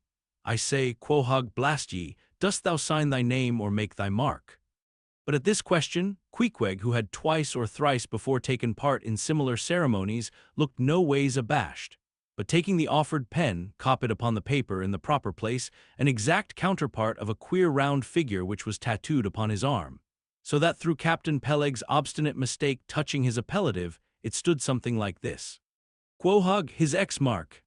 Meanwhile Captain Bildad sat earnestly and steadfastly eyeing Queequeg, and at last rising solemnly and fumbling in the huge pockets of his broad-skirted drab coat, took out a bundle of tracts, and selecting one entitled The Latter Day Coming, or No Time to Lose, placed it in Queequeg's hands, and then grasping them and the book with both his, looked earnestly into his eyes and said, Son of darkness, I must do my duty by thee. I am part owner of this ship and feel concerned for the souls of all its crew. If thou still clingest to thy pagan ways, which I sadly fear, I beseech thee, remain not for I a Belial bondsman. Spurn the idle bell and the hideous dragon, turn from the wrath to come, mind thine eye, I say, oh, goodness gracious, steer clear of the fiery pit. Something of the salt sea yet lingered in old Bildad's language, heterogeneously mixed with scriptural and domestic phrases.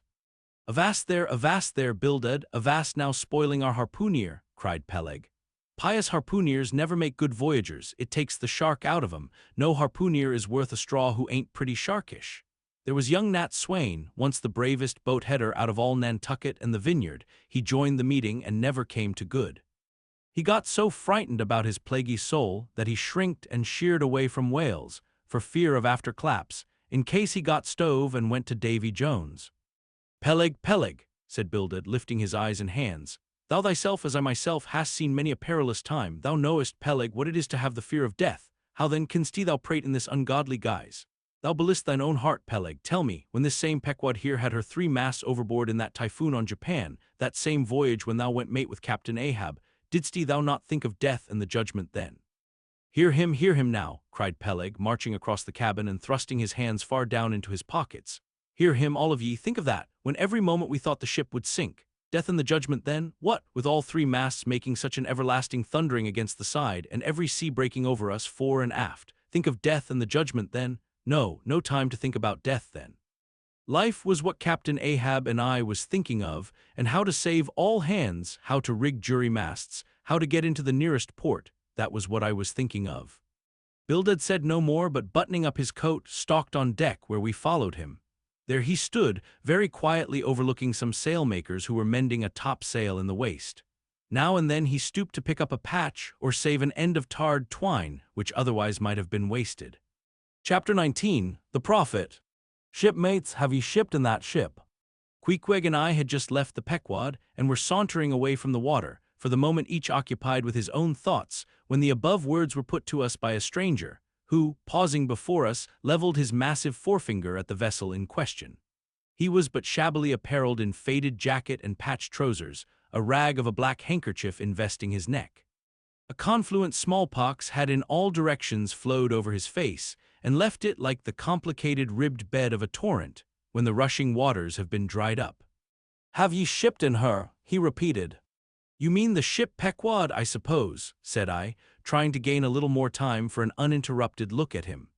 "Aye, the Pequod, that ship there," he said, drawing back his whole arm, and then rapidly shoving it straight out from him, with the fixed bayonet of his pointed finger darted full at the object. "Yes," said I, "we have just signed the articles." "Anything down there about your souls?" "About what?" "Oh, perhaps you haven't got any," he said quickly. "No matter, though, I know many chaps that haven't got any, good luck to 'em, and they are all the better off for it. A soul's a sort of a fifth wheel to a wagon." "What are you jabbering about, shipmate?" said I. "He's got enough, though, to make up for all deficiencies of that sort in other chaps," abruptly said the stranger, placing a nervous emphasis upon the word he. "Queequeg," said I, "let's go. This fellow has broken loose from somewhere. He's talking about something and somebody we don't know." "Stop," cried the stranger. "Ye said true, ye haven't seen Old Thunder yet, have ye?" "Who's Old Thunder?" said I, again riveted with the insane earnestness of his manner. "Captain Ahab." "What, the captain of our ship, the Pequod?" "Aye, among some of us old sailor chaps, he goes by that name. Ye haven't seen him yet, have ye?" "No, we haven't. He's sick, they say, but is getting better, and will be all right again before long." "All right again before long?" laughed the stranger with a solemnly derisive sort of laugh. "Look ye, when Captain Ahab is all right, then this left arm of mine will be all right, not before." "What do you know about him? What did they tell you about him? Say that." "They didn't tell much of anything about him. Only I've heard that he's a good whale hunter and a good captain to his crew." That's true, yes, both true enough. But you must jump when he gives an order. Step and growl and go, that's the word with Captain Ahab. But nothing about that thing that happened to him off Cape Horn long ago, when he lay like dead for 3 days and nights. Nothing about that deadly scrimmage with the Spaniard afore the altar in Santa. Heard nothing about that, eh? Nothing about the silver calabash he spat into. Nothing about his losing his leg last voyage, according to the prophecy. Didn't ye hear a word about the matters and something more, eh? No, I don't think ye did. How could ye? Who knows it? Not all Nantucket, I guess. But howsever, mayhap ye have heard tell about the leg and how he lost it. Ye have heard of that, I dare say. Oh yes, that everyone knows a most. I mean they know he's only one leg, and that a Parmacetti took the other off. "My friend," said I, "what all this gibberish of yours is about, I don't know, and I don't much care, for it seems to me that you must be a little damaged in the head. But if you are speaking of Captain Ahab, of that ship there, the Pequod, then let me tell you that I know all about the loss of his leg." "All about it, eh? Sure you do." "All." "Pretty sure." With finger pointed and eye leveled at the Pequod, the beggar-like stranger stood a moment, as if in a troubled reverie, then starting a little turned and said, "Ye have shipped, have ye? Names down on the papers. Well, what's signed is signed, and what's to be will be, and then again perhaps it won't be after all. Anyhow, it's all fixed and arranged already, and some sailors or other must go with him, I suppose, as well these as any other men, God pity 'em. Morning to ye, shipmates, morning, the ineffable heavens bless ye. I'm sorry I stopped ye." "Look here, friend," said I, "if you have anything important to tell us, out with it. But if you are only trying to bamboozle us, you are mistaken in your game, that's all I have to say." And it's said very well, and I like to hear a chap talk up that way. You are just the man for him, the likes of ye. Morning to ye, shipmates, morning. Oh, when ye get there, tell 'em I've concluded not to make one of 'em. "Ah, my dear fellow, you can't fool us that way, you can't fool us. It is the easiest thing in the world for a man to look as if he had a great secret in him." "Morning to ye, shipmates, morning." "Morning it is," said I. "Come along, Queequeg, let's leave this crazy man. But stop, tell me your name, will you?" "Elijah." "Elijah," thought I, and we walked away, both commenting, after each other's fashion, upon this ragged old sailor, and agreed that he was nothing but a humbug trying to be a bugbear. But we had not gone perhaps above 100 yards when, chancing to turn a corner and looking back as I did so, who should be seen but Elijah following us, though at a distance. Somehow the sight of him struck me so that I said nothing to Queequeg of his being behind, but passed on with my comrade, anxious to see whether the stranger would turn the same corner that we did. He did, and then it seemed to me that he was dogging us, but with what intent I could not for the life of me imagine. This circumstance, coupled with his ambiguous, half-hinting, half-revealing, shrouded sort of talk, now begat in me all kinds of vague wonderments and half-apprehensions, and all connected with the Pequod, and Captain Ahab, and the leg he had lost, and the Cape Horn fit, and the silver calabash, and what Captain Peleg had said of him when I left the ship the day previous, and the prediction of the squaw Tistig, and the voyage we had bound ourselves to sail, and 100 other shadowy things. I was resolved to satisfy myself whether this ragged Elijah was really dogging us or not, and with that intent crossed the way with Queequeg, and on that side of it retraced our steps. But Elijah passed on without seeming to notice us. This relieved me, and once more, and finally as it seemed to me, I pronounced him in my heart a humbug. Chapter 20. All Astir. A day or two passed, and there was great activity aboard the Pequod. Not only were the old sails being mended, but new sails were coming on board, and bolts of canvas and coils of rigging. In short, everything betokened that the ship's preparations were hurrying to a close. Captain Peleg seldom or never went ashore, but sat in his wigwam keeping a sharp lookout upon the hands. Bildad did all the purchasing and providing at the stores, and the men employed in the hold and on the rigging were working till long after nightfall. On the day following Queequeg signing the articles, word was given at all the inns where the ship's company were stopping, that their chests must be on board before night, for there was no telling how soon the vessel might be sailing. So Queequeg and I got down our traps, resolving, however, to sleep ashore till the last. But it seems they always give very long notice in these cases, and the ship did not sail for several days. But no wonder! There was a good deal to be done, and there is no telling how many things to be thought of before the Pequod was fully equipped. Everyone knows what a multitude of things, beds, saucepans, knives and forks, shovels and tongs, napkins, nutcrackers, and what not, are indispensable to the business of housekeeping. Just so with whaling, which necessitates a 3 years' housekeeping upon the wide ocean, far from all grocers, costermongers, doctors, bakers, and bankers. And though this also holds true of merchant vessels, yet not by any means to the same extent as with whalemen. For besides the great length of the whaling voyage, the numerous articles peculiar to the prosecution of the fishery, and the impossibility of replacing them at the remote harbors usually frequented, it must be remembered that of all ships, whaling vessels are the most exposed to accidents of all kinds, and especially to the destruction and loss of the very things upon which the success of the voyage most depends. Hence the spare boats, spare spars, and spare lines and harpoons, and spare everythings almost, but a spare captain and duplicate ship. At the period of our arrival at the island, the heaviest storage of the Pequod had been almost completed, comprising her beef, bread, water, fuel, and iron hoops and staves. But as before hinted, for some time there was a continual fetching and carrying on board of divers odds and ends of things, both large and small. Chief among those who did this fetching and carrying was Captain Bildad's sister, a lean old lady of a most determined and indefatigable spirit, but withal very kind-hearted, who seemed resolved that, if she could help it, nothing should be found wanting in the Pequod, after once fairly getting to sea.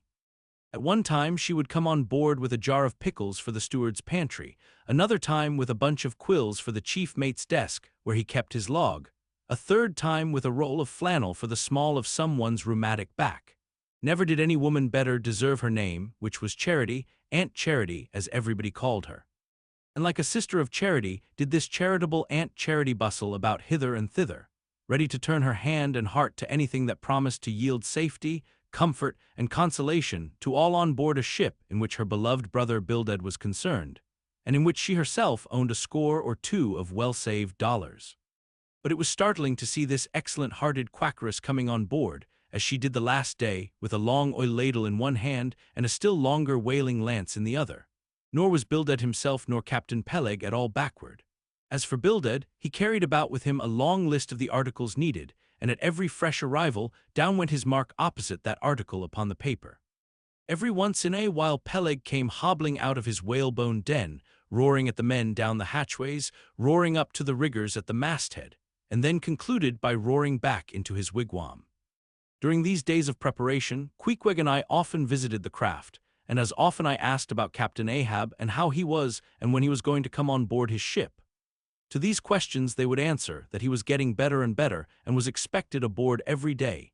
Meantime, the two captains, Peleg and Bildad, could attend to everything necessary to fit the vessel for the voyage. If I had been downright honest with myself, I would have seen very plainly in my heart that I did but half fancy being committed this way to so long a voyage, without once laying my eyes on the man who was to be the absolute dictator of it, so soon as the ship sailed out upon the open sea. But when a man suspects any wrong, it sometimes happens that if he be already involved in the matter, he insensibly strives to cover up his suspicions even from himself, and much this way it was with me. I said nothing, and tried to think nothing. At last it was given out that sometime next day the ship would certainly sail. So next morning, Queequeg and I took a very early start. Chapter 21. Going aboard. It was nearly 6 o'clock, but only gray imperfect misty dawn when we drew nigh the wharf. "There are some sailors running ahead there, if I see right," said I to Queequeg. "It can't be shadows, she's off by sunrise, I guess, come on." "Avast!" cried a voice, whose owner at the same time coming close behind us laid a hand upon both our shoulders, and then insinuating himself between us, stood stooping forward a little in the uncertain twilight, strangely peering from Queequeg to me. It was Elijah. "Going aboard." "Hands off, will you?" said I. "Looky here," said Queequeg, shaking himself, "go way." "Ain't going aboard, then?" "Yes, we are," said I, "but what business is that of yours? Do you know, Mr. Elijah, that I consider you a little impertinent?" "No, no, no, I wasn't aware of that," said Elijah, slowly and wonderingly looking from me to Queequeg with the most unaccountable glances. "Elijah," said I, "you will oblige my friend and me by withdrawing. We are going to the Indian and Pacific Oceans and would prefer not to be detained." "Ye be ye, coming back afore breakfast?" "He's cracked, Queequeg," said I, "come on." "Halloa!" cried stationary Elijah, hailing us when we had removed a few paces. "Never mind him," said I, "Queequeg, come on." But he stole up to us again, and suddenly clapping his hand on my shoulder, said, "Did ye see anything looking like men going towards that ship a while ago?" Struck by this plain matter-of-fact question, I answered, saying, "Yes, I thought I did see 4 or 5 men, but it was too dim to be sure." very dim," said Elijah. "Morning to ye." Once more we quitted him, but once more he came softly after us, and touching my shoulder again, said, "See if you can find 'em now, will ye?" "Find who?" Morning to ye, he rejoined, again moving off. "Oh, I was going to warn ye against, but never mind, it's all one, all in the family too. Sharp frost this morning, ain't it? Goodbye to ye, shan't see ye again very soon, I guess, unless it's before the grand jury." And with these cracked words he finally departed, leaving me, for the moment, in no small wonderment at his frantic impudence. At last, stepping on board the Pequod, we found everything in profound quiet, not a soul moving. The cabin entrance was locked within, the hatches were all on and lumbered with coils of rigging. Going forward to the forecastle, we found the slide of the scuttle open. Seeing a light, we went down and found only an old rigger there, wrapped in a tattered pea-jacket. He was thrown at whole length upon 2 chests, his face downwards and enclosed in his folded arms. The profoundest slumber slept upon him. "Those sailors we saw, Queequeg, where can they have gone to?" said I, looking dubiously at the sleeper. But it seemed that, when on the wharf, Queequeg had not at all noticed what I now alluded to. Hence I would have thought myself to have been optically deceived in that matter, were it not for Elijah's otherwise inexplicable question. But I beat the thing down, and again marking the sleeper, jocularly hinted to Queequeg that perhaps we had best sit up with the body, telling him to establish himself accordingly. He put his hand upon the sleeper's rear, as though feeling if it was soft enough, and then, without more ado, sat quietly down there. "Gracious, Queequeg, don't sit there," said I. "Oh, Perry dude seat," said Queequeg, "my country way won't hurt him face." "Face," said I, "call that his face? Very benevolent countenance then, but how hard he breathes, he's heaving himself. Get off, Queequeg, you are heavy, it's grinding the face of the poor. Get off, Queequeg, look, he'll twitch you off soon, I wonder he don't wake." Queequeg removed himself to just beyond the head of the sleeper and lighted his tomahawk pipe. I sat at the feet.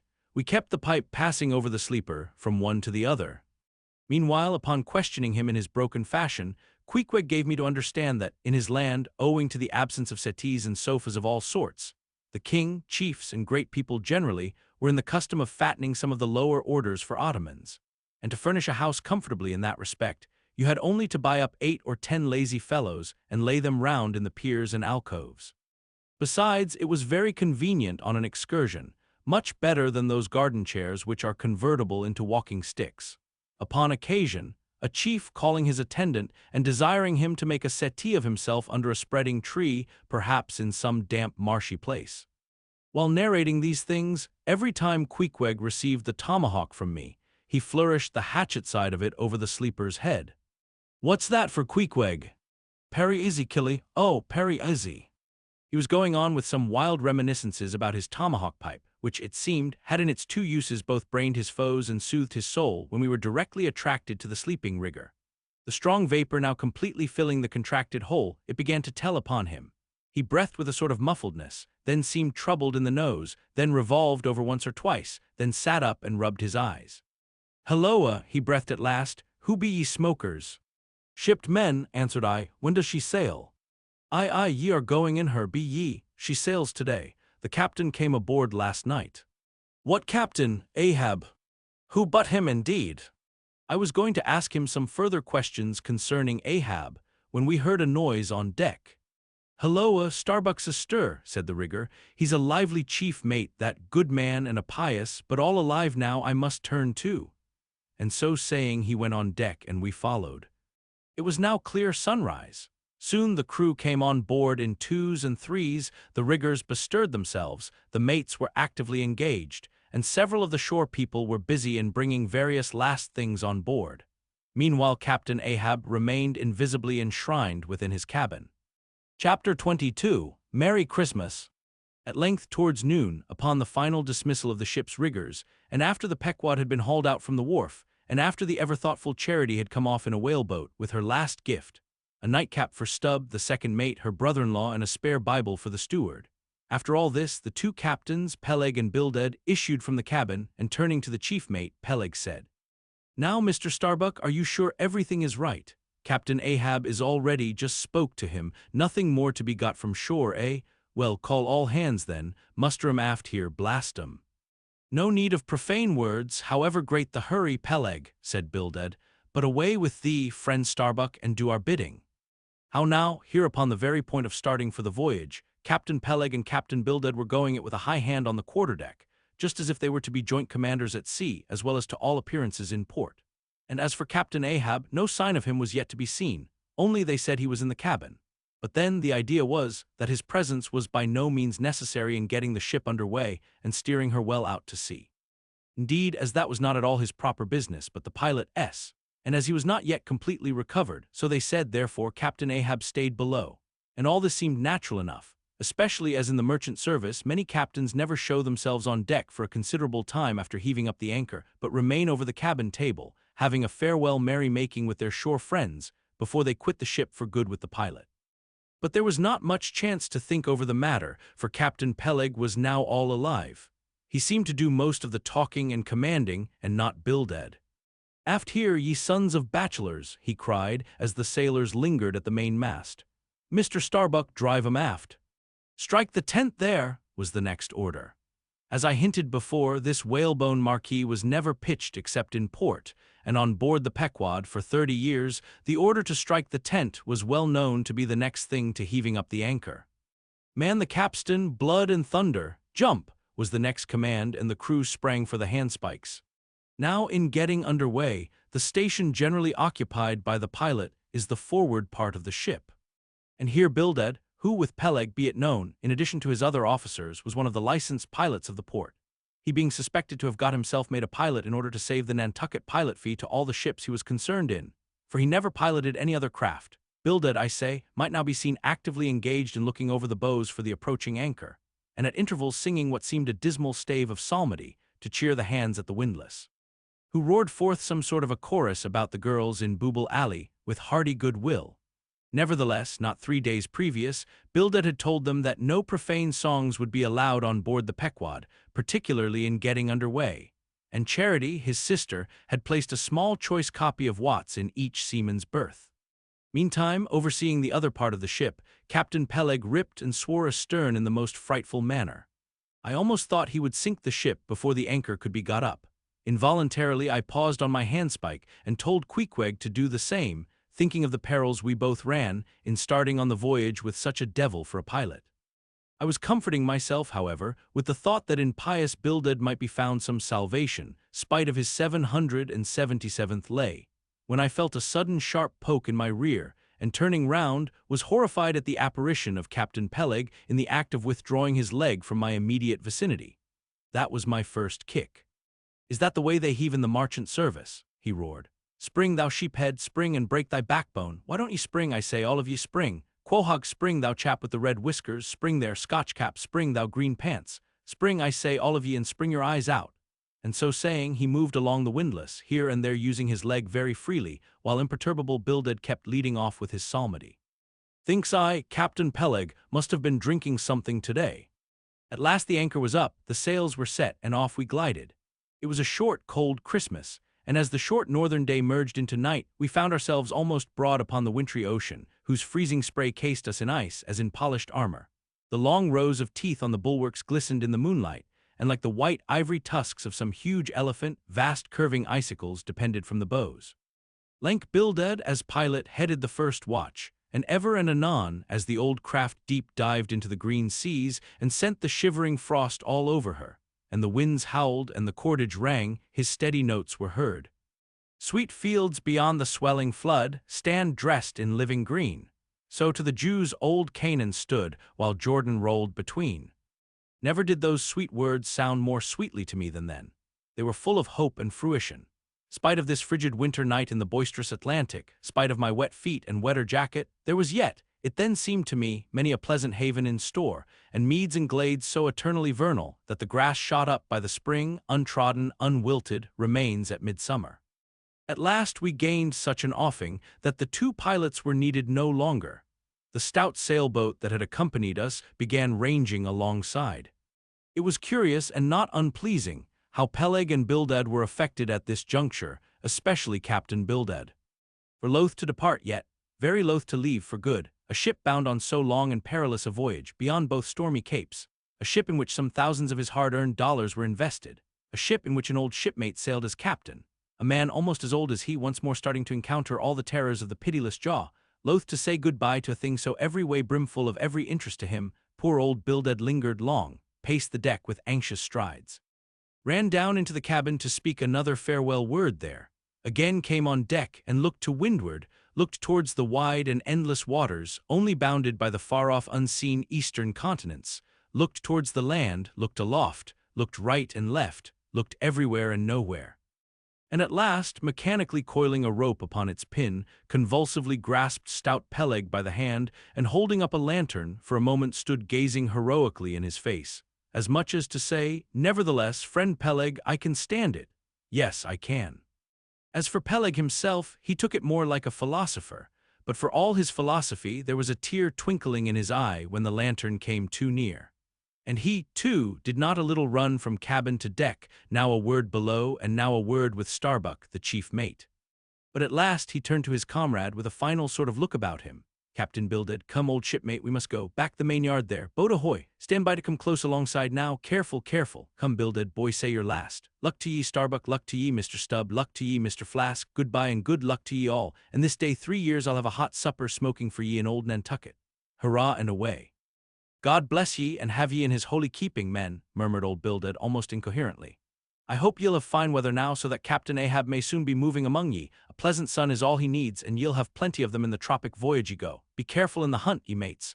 Don't stave the boats needlessly, ye harpooneers. Good white cedar plank is raised full 3% within the year. Don't forget your prayers, either. Mr. Starbuck, mind that Cooper don't waste the spare staves. Oh, the sail needles are in the green locker. Don't whale it too much a Lord's days, men, but don't miss a fair chance either. That's rejecting heaven's good gifts. Have an eye to the molasses tierce, Mr. Stubb. It was a little leaky, I thought. If you touch at the islands, Mr. Flask, beware of fornication. Goodbye, goodbye. Don't keep that cheese too long down in the hold, Mr. Starbuck. It'll spoil. Be careful with the butter. 20 cents the pound it was, and mind ye if— Come, come, Captain Bildad, stop palavering, away. And with that, Peleg hurried him over the side, and both dropped into the boat. Ship and boat diverged. The cold, damp night breeze blew between, a screaming gull flew overhead, the two hulls wildly rolled.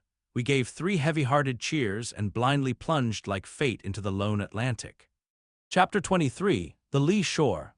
Some chapters back, one Bulkington was spoken of, a tall, Newlanded mariner, encountered in New Bedford at the inn.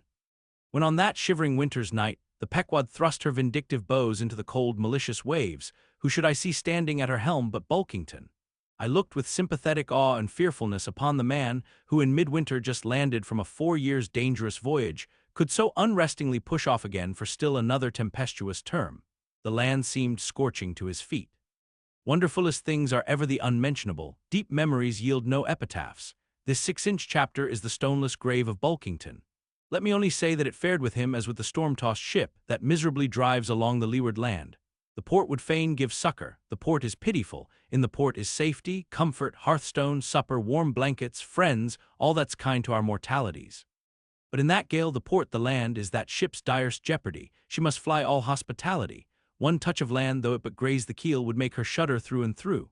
With all her might she crowds all sail offshore, in so doing fights gainst the very winds that fain would blow her homeward, seeks all the lashed sea's landlessness again, for refuge's sake forlornly rushing into peril, her only friend her bitterest foe. Know ye now, Bulkington, glimpses do ye seem to see of that mortally intolerable truth, that all deep, earnest thinking is but the intrepid effort of the soul to keep the open independence of her sea, while the wildest winds of heaven and earth conspire to cast her on the treacherous, slavish shore. But as in landlessness alone resides highest truth, shoreless, indefinite as God, so better is it to perish in that howling infinite than be ingloriously dashed upon the lee, even if that were safety. For worm-like then, oh, who would craven crawl to land, terrors of the terrible, is all this agony so vain? Take heart, O Bulkington, bear thee grimly, demigod, up from the spray of thy ocean perishing, straight up leaps thy apotheosis. Chapter 24, The Advocate.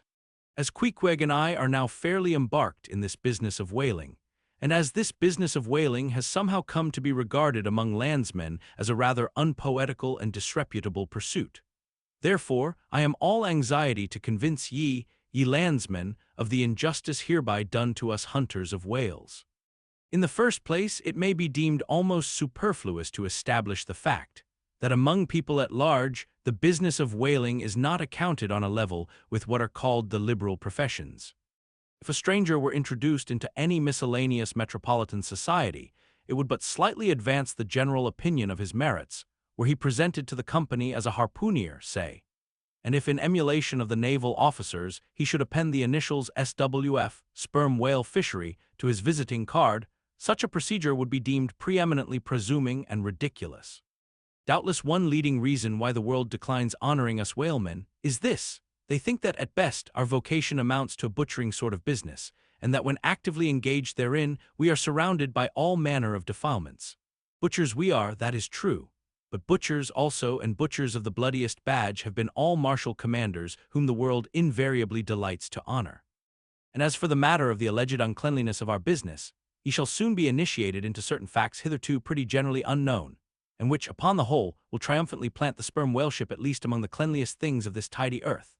But even granting the charge in question to be true, what disordered slippery decks of a whale ship are comparable to the unspeakable carrion of those battlefields from which so many soldiers return to drink in all ladies' plaudits? And if the idea of peril so much enhances the popular conceit of the soldier's profession, let me assure ye that many a veteran who has freely marched up to a battery would quickly recoil at the apparition of the sperm whale's vast tail fanning into eddies the air over his head. For what are the comprehensible terrors of man compared with the interlinked terrors and wonders of God? But though the world scouts at us whale hunters, yet does it unwittingly pay us the profoundest homage, yea, an all-abounding adoration. For almost all the tapers, lamps, and candles that burn round the globe burn, as before so many shrines, to our glory. But look at this matter in other lights, weigh it in all sorts of scales, see what we whalemen are and have been. Why did the Dutch in De Witt's time have admirals of their whaling fleets? Why did Louis XVI of France, at his own personal expense, fit out whaling ships from Dunkirk, and politely invite to that town some score or two of families from our own island of Nantucket? Why did Britain between the years 1750 and 1788 pay to her whalemen in bounties upwards of £1,000,000? And lastly, how comes it that we whalemen of America now outnumber all the rest of the banded whalemen in the world, sail a navy of upwards of 700 vessels, manned by 18,000 men, yearly consuming $4 million, the ship's worth at the time of sailing $20 million, and every year importing into our harbors a well-reaped harvest of $7 million. How comes all this, if there be not something puissant in whaling? But this is not the half. Look again. I freely assert that the cosmopolite philosopher cannot, for his life, point out one single peaceful influence, which within the last 60 years has operated more potentially upon the whole broad world, taken in one aggregate, than the high and mighty business of whaling. One way and another, it has begotten events so remarkable in themselves, and so continuously momentous in their sequential issues, that whaling may well be regarded as that Egyptian mother who bore offspring themselves pregnant from her womb. It would be a hopeless, endless task to catalogue all these things. Let a handful suffice. For many years past, the whale ship has been the pioneer in ferreting out the remotest and least known parts of the earth. She has explored seas and archipelagos which had no chart, where no Cook or Vancouver had ever sailed. If American and European men of war now peacefully ride in once savage harbors, let them fire salutes to the honor and glory of the whale ship, which originally showed them the way and first interpreted between them and the savages. They may celebrate as they will the heroes of exploring expeditions, your Cooks, your Krusensterns. But I say that scores of anonymous captains have sailed out of Nantucket that were as great and greater than your Cook and your Krusenstern. For in their succorless empty-handedness, they in the heathenish sharked waters, and by the beaches of unrecorded, javelin islands, battled with virgin wonders and terrors that Cook with all his marines and muskets would not willingly have dared. All that is made such a flourish of in the old South Sea voyages, those things were but the lifetime commonplaces of our heroic Nantucketers. Often, adventures which Vancouver dedicates 3 chapters to, these men accounted unworthy of being set down in the ship's common log. Ah, the world! Oh, the world! Until the whale fishery rounded Cape Horn, no commerce but colonial, scarcely any intercourse but colonial, was carried on between Europe and the long line of the opulent Spanish provinces on the Pacific coast. It was the whalemen who first broke through the jealous policy of the Spanish crown, touching those colonies. And, if space permitted, it might be distinctly shown how from those whalemen at last eventuated the liberation of Peru, Chile, and Bolivia from the yoke of old Spain, and the establishment of the eternal democracy in those parts. That great America on the other side of the sphere, Australia, was given to the enlightened world by the whalemen. After its first blunder-born discovery by a Dutchman, all other ships long shunned those shores as pestiferously barbarous, but the whale ship touched there. The whale ship is the true mother of that now mighty colony. Moreover, in the infancy of the first Australian settlement, the emigrants were several times saved from starvation by the benevolent biscuit of the whale ship luckily dropping an anchor in their waters. The uncounted isles of all Polynesia confess the same truth and do commercial homage to the whale ship that cleared the way for the missionary and the merchant, and in many cases carried the primitive missionaries to their first destinations. If that double-bolted land, Japan, is ever to become hospitable, it is the whale ship alone to whom the credit will be due, for already she is on the threshold. But if, in the face of all this, you still declare that whaling has no aesthetically noble associations connected with it, then am I ready to shiver 50 lances with you there and unhorse you with a split helmet every time. The whale has no famous author, and whaling no famous chronicler, you will say.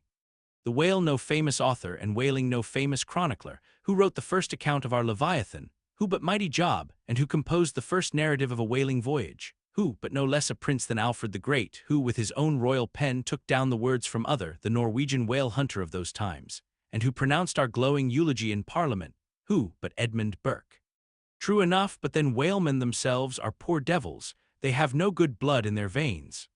No good blood in their veins, they have something better than royal blood there.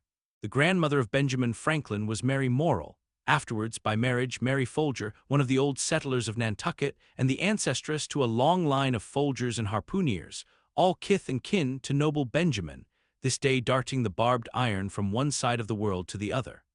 Good again, but then all confess that somehow whaling is not respectable. Whaling not respectable? Whaling is imperial. By Old English statutory law, the whale is declared a royal fish. Oh, that's only nominal. The whale himself has never figured in any grand, imposing way. The whale never figured in any grand, imposing way. In one of the mighty triumphs given to a Roman general upon his entering the world's capital, the bones of a whale, brought all the way from the Syrian coast, were the most conspicuous object in the symbolic procession. See subsequent chapters for something more on this head. Grant it since you cite it, but say what you will, there is no real dignity in whaling. No dignity in whaling, the dignity of our calling the very heavens attest. Cetus is a constellation in the south. No more, drive down your hat in presence of the Tsar and take it off to Queequeg. No more, I know a man that in his lifetime has taken 350 whales. I account that man more honorable than that great captain of antiquity who boasted of taking as many walled towns. And as for me, if by any possibility there be any as yet undiscovered prime thing in me, if I shall ever deserve any real repute in that small but high-hushed world which I might not be unreasonably ambitious of, if hereafter I shall do anything that, upon the whole, a man might rather have done than to have left undone, if at my death my executors, or more properly my creditors, find any precious MSS in my desk, then here I prospectively ascribe all the honor and the glory to whaling, for a whaleship was my Yale College and my Harvard. Chapter 25, Postscript. In behalf of the dignity of whaling, I would fain advance naught but substantiated facts. But after embattling his facts, an advocate who should wholly suppress a not unreasonable surmise, which might tell eloquently upon his cause, such an advocate, would he not be blameworthy? It is well known that at the coronation of kings and queens, even modern ones, a certain curious process of seasoning them for their functions is gone through. There is a salt cellar of state, so called, and there may be a caster of state. How they use the salt precisely, who knows? Certain I am, however, that a king's head is solemnly oiled at his coronation, even as a head of salad. Can it be, though, that they anoint it with a view of making its interior run well, as they anoint machinery? Much might be ruminated here, concerning the essential dignity of this regal process, because in common life we esteem but meanly and contemptibly a fellow who anoints his hair and palpably smells of that anointing. In truth, a mature man who uses hair oil, unless medicinally, that man has probably got a quaggy spot in him somewhere. As a general rule, he can't amount to much in his totality. But the only thing to be considered here is this: what kind of oil is used at coronations? Certainly it cannot be olive oil, nor macassar oil, nor castor oil, nor bear's oil, nor train oil, nor cod liver oil. What then can it possibly be but sperm oil in its unmanufactured, unpolluted state, the sweetest of all oils? Think of that, ye loyal Britons. We whalemen supply your kings and queens with coronation stuff. Chapter 26, Knights and Squires. The chief mate of the Pequod was Starbuck, a native of Nantucket and a Quaker by descent. He was a long, earnest man, and though born on an icy coast, seemed well adapted to endure hot latitudes, his flesh being hard as twice-baked biscuit. Transported to the Indies, his live blood would not spoil like bottled ale. He must have been born in some time of general drought and famine, or upon one of those fast days for which his state is famous. Only some 30 arid summers had he seen. Those summers had dried up all his physical superfluousness. But this, his thinness, so to speak, seemed no more the token of wasting anxieties and cares than it seemed the indication of any bodily blight. It was merely the condensation of the man. He was by no means ill-looking, quite the contrary. His pure tight skin was an excellent fit, and closely wrapped up in it, and embalmed with inner health and strength like a revivified Egyptian, this Starbuck seemed prepared to endure for long ages to come, and to endure always as now. For be it polar snow or torrid sun like a patent chronometer, his interior vitality was warranted to do well in all climates. Looking into his eyes, you seemed to see there the yet lingering images of those thousand-fold perils he had calmly confronted through life. A staid, steadfast man, whose life for the most part was a telling pantomime of action and not a tame chapter of sounds. Yet, for all his hardy sobriety and fortitude, there were certain qualities in him which at times affected, and in some cases seemed well nigh to overbalance all the rest. Uncommonly conscientious for a seaman, and endued with a deep natural reverence, the wild watery loneliness of his life did therefore strongly incline him to superstition. But to that sort of superstition, which in some organizations seems rather to spring, somehow, from intelligence than from ignorance. Outward portents and inward presentiments were his. And if at times these things bent the welded iron of his soul, much more did his faraway domestic memories of his young Cape wife and child tend to bend him still more from the original ruggedness of his nature, and open him still further to those latent influences which in some honest-hearted men restrain the gush of daredevil daring, so often evinced by others in the more perilous vicissitudes of the fishery. "I will have no man in my boat," said Starbuck, "who is not afraid of a whale." By this he seemed to mean, not only that the most reliable and useful courage was that which arises from the fair estimation of the encountered peril, but that an utterly fearless man is a far more dangerous comrade than a coward. "Aye, aye," said Stubb, the second mate. "Starbuck there is as careful a man as you'll find anywhere in this fishery. But we shall ere long see what that word 'careful' precisely means when used by a man like Stubb or almost any other whale hunter." Starbuck was no crusader after perils. In him courage was not a sentiment, but a thing simply useful to him and always at hand upon all mortally practical occasions. Besides, he thought perhaps that in this business of whaling, courage was one of the great staple outfits of the ship, like her beef and her bread, and not to be foolishly wasted. Wherefore he had no fancy for lowering for whales after sundown, nor for persisting in fighting a fish that too much persisted in fighting him. "For thought Starbuck, I am here in this critical ocean to kill whales for my living, and not to be killed by them for theirs, and that hundreds of men had been so killed Starbuck well knew. What doom was his own father's? Where, in the bottomless deeps, could he find the torn limbs of his brother?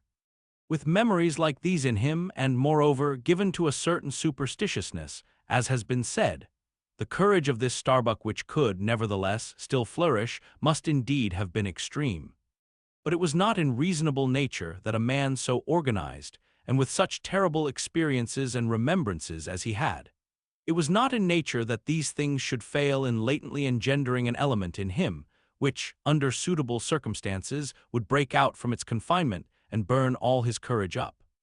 And brave as he might be, it was that sort of bravery chiefly, visible in some intrepid men, which, while generally abiding firm in the conflict with seas or winds or whales or any of the ordinary irrational horrors of the world, yet cannot withstand those more terrific, because more spiritual terrors, which sometimes menace you from the concentrating brow of an enraged and mighty man. But were the coming narrative to reveal in any instance the complete abasement of poor Starbuck's fortitude, scarce might I have the heart to write it, for it is a thing most sorrowful, nay shocking, to expose the fall of valor in the soul. Men may seem detestable as joint stock companies and nations. Knaves, fools, and murderers there may be, men may have mean and meager faces. But man, in the ideal, is so noble and so sparkling, such a grand and glowing creature, that over any ignominious blemish in him all his fellows should run to throw their costliest robes. That immaculate manliness we feel within ourselves, so far within us, that it remains intact though all the outer character seem gone, bleeds with keenest anguish at the undraped spectacle of a valor-ruined man. Nor can piety itself, at such a shameful sight, completely stifle her upbraidings against the permitting stars. But this august dignity I treat of is not the dignity of kings and robes, but that abounding dignity which has no robed investiture. Thou shalt see it shining in the arm that wields a pick or drives a spike, that democratic dignity which, on all hands, radiates without end from God himself, the great God absolute, the center and circumference of all democracy. His omnipresence our divine equality.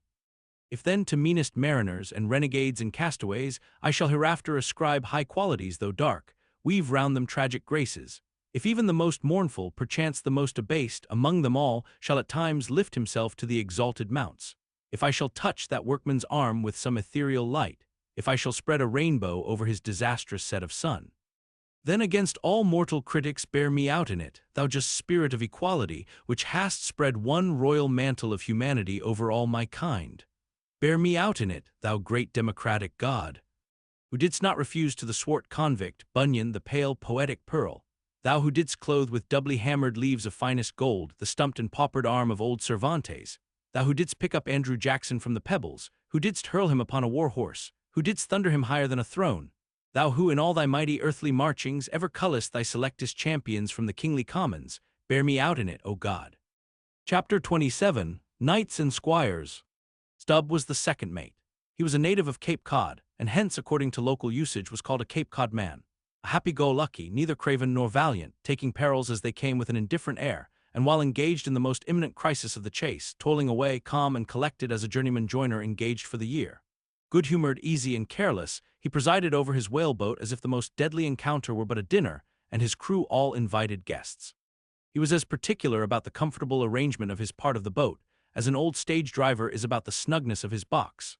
When close to the whale, in the very deathlock of the fight, he handled his unpitying lance coolly and off-handedly, as a whistling tinker his hammer. He would hum over his old rigadig tunes while flank and flank with the most exasperated monster.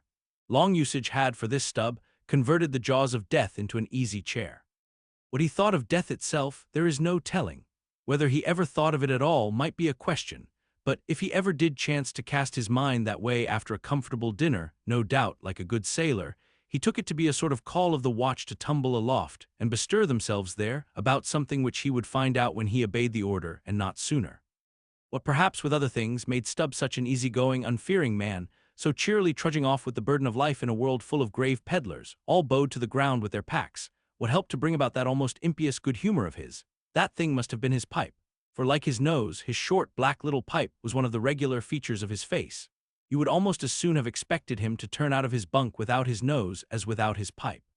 He kept a whole row of pipes there ready loaded, stuck in a rack within easy reach of his hand, and whenever he turned in he smoked them all out in succession, lighting one from the other to the end of the chapter, then loading them again to be in readiness anew. For when Stubb dressed, instead of first putting his legs into his trousers, he put his pipe into his mouth. I say this continual smoking must have been one cause, at least, of his peculiar disposition, for everyone knows that this earthly air, whether ashore or afloat, is terribly infected with the nameless miseries of the numberless mortals who have died exhaling it. And as in time of the cholera, some people go about with a camphorated handkerchief to their mouths, so likewise, against all mortal tribulations, Stubb's tobacco smoke might have operated as a sort of disinfecting agent. The third mate was Flask, a native of Tisbury in Martha's Vineyard. A short, stout, ruddy young fellow, very pugnacious concerning whales, who somehow seemed to think that the great leviathans had personally and hereditarily affronted him, and therefore it was a sort of point of honor with him to destroy them whenever encountered.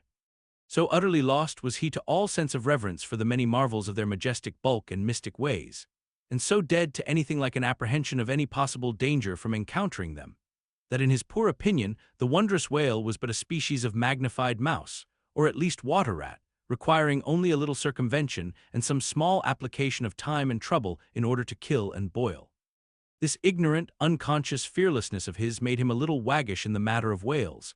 He followed these fish for the fun of it, and a 3 years' voyage round Cape Horn was only a jolly joke that lasted that length of time. As a carpenter's nails are divided into wrought nails and cut nails, so mankind may be similarly divided. Little Flask was one of the wrought ones, made to clinch tight and last long. They called him King Post on board of the Pequod, because, in form, he could be well likened to the short, square timber known by that name in Arctic whalers, and which by the means of many radiating side timbers inserted into it, serves to brace the ship against the icy concussions of those battering seas. Now these three mates, Starbuck, Stubb, and Flask, were momentous men. They it was who by universal prescription commanded 3 of the Pequod's boats as headsmen. In that grand order of battle in which Captain Ahab would probably marshal his forces to descend on the whales, these 3 headsmen were as captains of companies. Or, being armed with their long, keen whaling spears, they were as a picked trio of lancers, even as the harpooneers were flingers of javelins. And since in this famous fishery, each mate or headsman, like a Gothic knight of old, is always accompanied by his boat steerer or harpooneer, who in certain conjunctures provides him with a fresh lance when the former one has been badly twisted or elbowed in the assault, and moreover, as there generally subsists between the two a close intimacy and friendliness, it is therefore but meet that in this place we set down who the Pequod's harpooneers were, and to what headsman each of them belonged. First of all was Queequeg, whom Starbuck, the chief mate, had selected for his squire, but Queequeg is already known. Next was Tashtego, an unmixed Indian from Gay Head, the most westerly promontory of Martha's Vineyard, where there still exists the last remnant of a village of red men, which has long supplied the neighboring island of Nantucket with many of her most daring harpooneers. In the fishery, they usually go by the generic name of Gay Headers. Tashtego's long, lean, sable hair, his high cheekbones and black rounding eyes, for an Indian, oriental in their largeness, but Antarctic in their glittering expression. All this sufficiently proclaimed him an inheritor of the unvitiated blood of those proud warrior hunters, who, in quest of the great New England moose, had scoured, bow in hand, the aboriginal forests of the Maine. But no longer snuffing in the trail of the wild beasts of the woodland, Tashtego now hunted in the wake of the great whales of the sea, the unerring harpoon of the sun fitly replacing the infallible arrow of the sires. To look at the tawny brawn of his lithe, snaky limbs, you would almost have credited the superstitions of some of the earlier Puritans, and half believed this wild Indian to be a son of the prince of the powers of the air. Tashtego was Stubb the second mate's squire. Third among the harpooneers was Daggoo, a gigantic, coal-black Negro savage, with a lion-like tread and Ahasuerus to behold. Suspended from his ears were two golden hoops, so large that the sailors called them ring-bolts and would talk of securing the topsail halyards to them. In his youth, Daggoo had voluntarily shipped on board of a whaler, lying in a lonely bay on his native coast. And never having been anywhere in the world but in Africa, Nantucket, and the pagan harbors most frequented by whalemen, and having now led for many years the bold life of the fishery in the ships of owners, uncommonly heedful of what manner of men they shipped, Daggoo retained all his barbaric virtues, and erect as a giraffe, moved about the decks in all the pomp of 6'5" in his socks. There was a corporeal humility in looking up at him, and a white man standing before him seemed a white flag come to beg truce of a fortress. Curious to tell, this imperial negro Ahasuerus Daggoo was the squire of Little Flask, who looked like a chessman beside him. As for the residue of the Pequod's company, be it said that at the present day not 1 in 2 of the many thousand men before the mast employed in the American whale fishery are Americans born, though pretty nearly all the officers are. Herein it is the same with the American whale fishery as with the American army and military and merchant navies, and the engineering forces employed in the construction of the American canals and railroads. The same, I say, because in all these cases the native American liberally provides the brains, the rest of the world as generously supplying the muscles. No small number of these whaling seamen belong to the Azores, where the outward-bound Nantucket whalers frequently touch to augment their crews from the hardy peasants of those rocky shores. In like manner, the Greenland whalers sailing out of Hull or London put in at the Shetland Islands to receive the full complement of their crew. Upon the passage homewards, they drop them there again. How it is, there is no telling, but islanders seem to make the best whalemen. They were nearly all islanders in the Pequod, isolatos too I call such, not acknowledging the common continent of men, but each isolato living on a separate continent of his own. Yet now, federated along one keel, what a set these isolatos were! And Anacharsis Clute's deputation from all the isles of the sea and all the ends of the earth, accompanying old Ahab in the Pequod to lay the world's grievances before that bar from which not very many of them ever come back. Black little Pip, he never did, oh no, he went before, poor Alabama boy. On the grim Pequod's forecastle ye shall ere long see him beating his tambourine, prelusive of the eternal time when sent for to the great quarterdeck on high, he was bid strike in with angels and beat his tambourine in glory, called a coward here, hailed a hero there. Chapter 28, Ahab. For several days after leaving Nantucket, nothing above hatches was seen of Captain Ahab. The mates regularly relieved each other at the watches, and for aught that could be seen to the contrary, they seemed to be the only commanders of the ship, only they sometimes issued from the cabin with orders so sudden and peremptory that after all it was plain they but commanded vicariously. Yes, their supreme lord and dictator was there, though hitherto unseen by any eyes not permitted to penetrate into the now sacred retreat of the cabin. Every time I ascended to the deck from my watches below, I instantly gazed aft to mark if any strange face were visible, for my first vague disquietude touching the unknown captain, now in the seclusion of the sea, became almost a perturbation. This was strangely heightened at times by the ragged Elijah's diabolical incoherences uninvitedly recurring to me, with a subtle energy I could not have before conceived of. But poorly could I withstand them, much as in other moods I was almost ready to smile at the solemn whimsicalities of that outlandish prophet of the wharves. But whatever it was of apprehensiveness or uneasiness, to call it so, which I felt, yet whenever I came to look about me in the ship, it seemed against all warrantry to cherish such emotions. For though the harpooneers, with the great body of the crew, were a far more barbaric, heathenish, and motley set than any of the tame merchant ship companies which my previous experiences had made me acquainted with, still I ascribed this, and rightly ascribed it, to the fierce uniqueness of the very nature of that wild Scandinavian vocation in which I had so abandonedly embarked. But it was especially the aspect of the three chief officers of the ship, the mates, which was most forcibly calculated to allay these colorless misgivings, and induce confidence and cheerfulness in every presentment of the voyage. Three better, more likely sea officers and men, each in his own different way, could not readily be found, and they were every one of them Americans, a Nantucketer, a Vineyarder, a Cape man. Now, it being Christmas when the ship shot from out her harbor, for a space we had biting polar weather, though all the time running away from it to the southward, and by every degree and minute of latitude which we sailed, gradually leaving that merciless winter and all its intolerable weather behind us.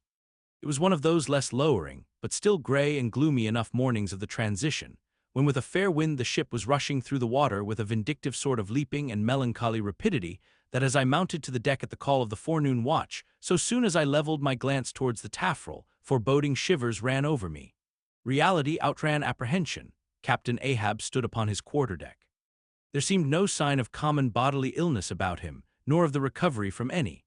He looked like a man cut away from the stake, when the fire has overrunningly wasted all the limbs without consuming them or taking away one particle from their compacted aged robustness.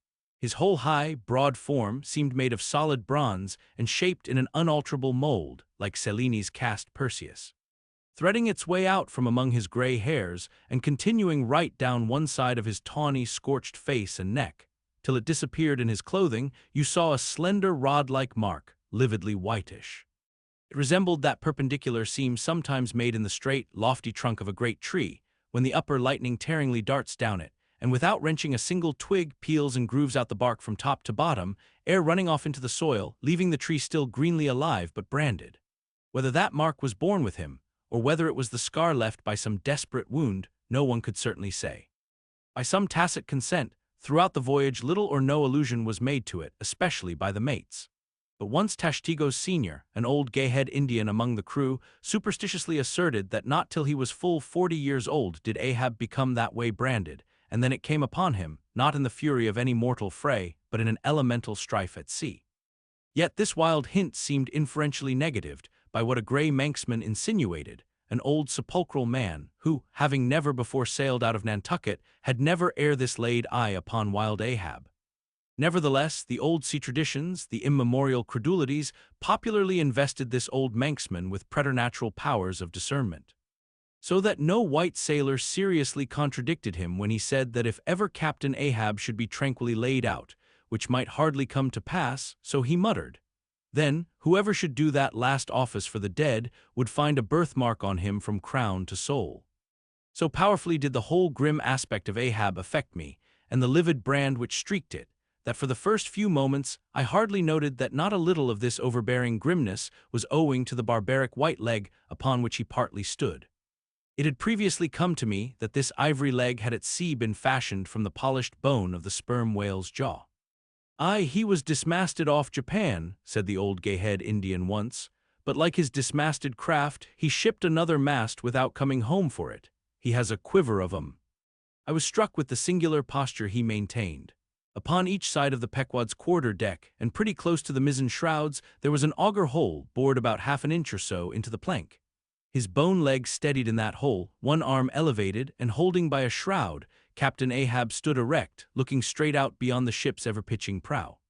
There was an infinity of firmest fortitude, a determinate, unsurrenderable willfulness in the fixed and fearless forward dedication of that glance.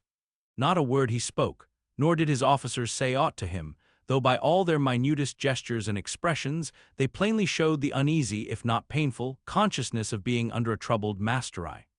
And not only that, but moody, stricken Ahab stood before them with a crucifixion in his face, in all the nameless, regal, overbearing dignity of some mighty woe. Ere long, from his first visit in the air, he withdrew into his cabin.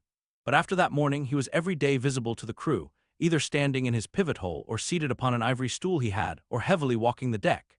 As the sky grew less gloomy, indeed began to grow a little genial, he became still less and less a recluse, as if, when the ship had sailed from home, nothing but the dead, wintry bleakness of the sea had then kept him so secluded. And by it came to pass that he was almost continually in the air. But as yet, for all that he said or perceptibly did on the at last sunny deck, he seemed as unnecessary there as another mast. But the Pequod was only making a passage now, not regularly cruising. Nearly all whaling preparatives needing supervision the mates were fully competent to, so that there was little or nothing out of himself to employ or excite Ahab now, and thus chase away, for that one interval, the clouds that layer upon layer were piled upon his brow, as ever all clouds choose the loftiest peaks to pile themselves upon. Nevertheless, ere long, the warm, warbling persuasiveness of the pleasant holiday weather we came to seemed gradually to charm him from his mood. For as when the red-cheeked, dancing girls April and May trip home to the wintry misanthropic woods, even the barest, ruggedest, most thundercloven old oak will at least send forth some few green sprouts to welcome such glad-hearted visitants. So Ahab did in the end a little respond to the playful allurings of that girlish air. More than once did he put forth the faint blossom of a look, which, in any other man, would have soon flowered out in a smile. Chapter 29. Enter Ahab, to him Stubb.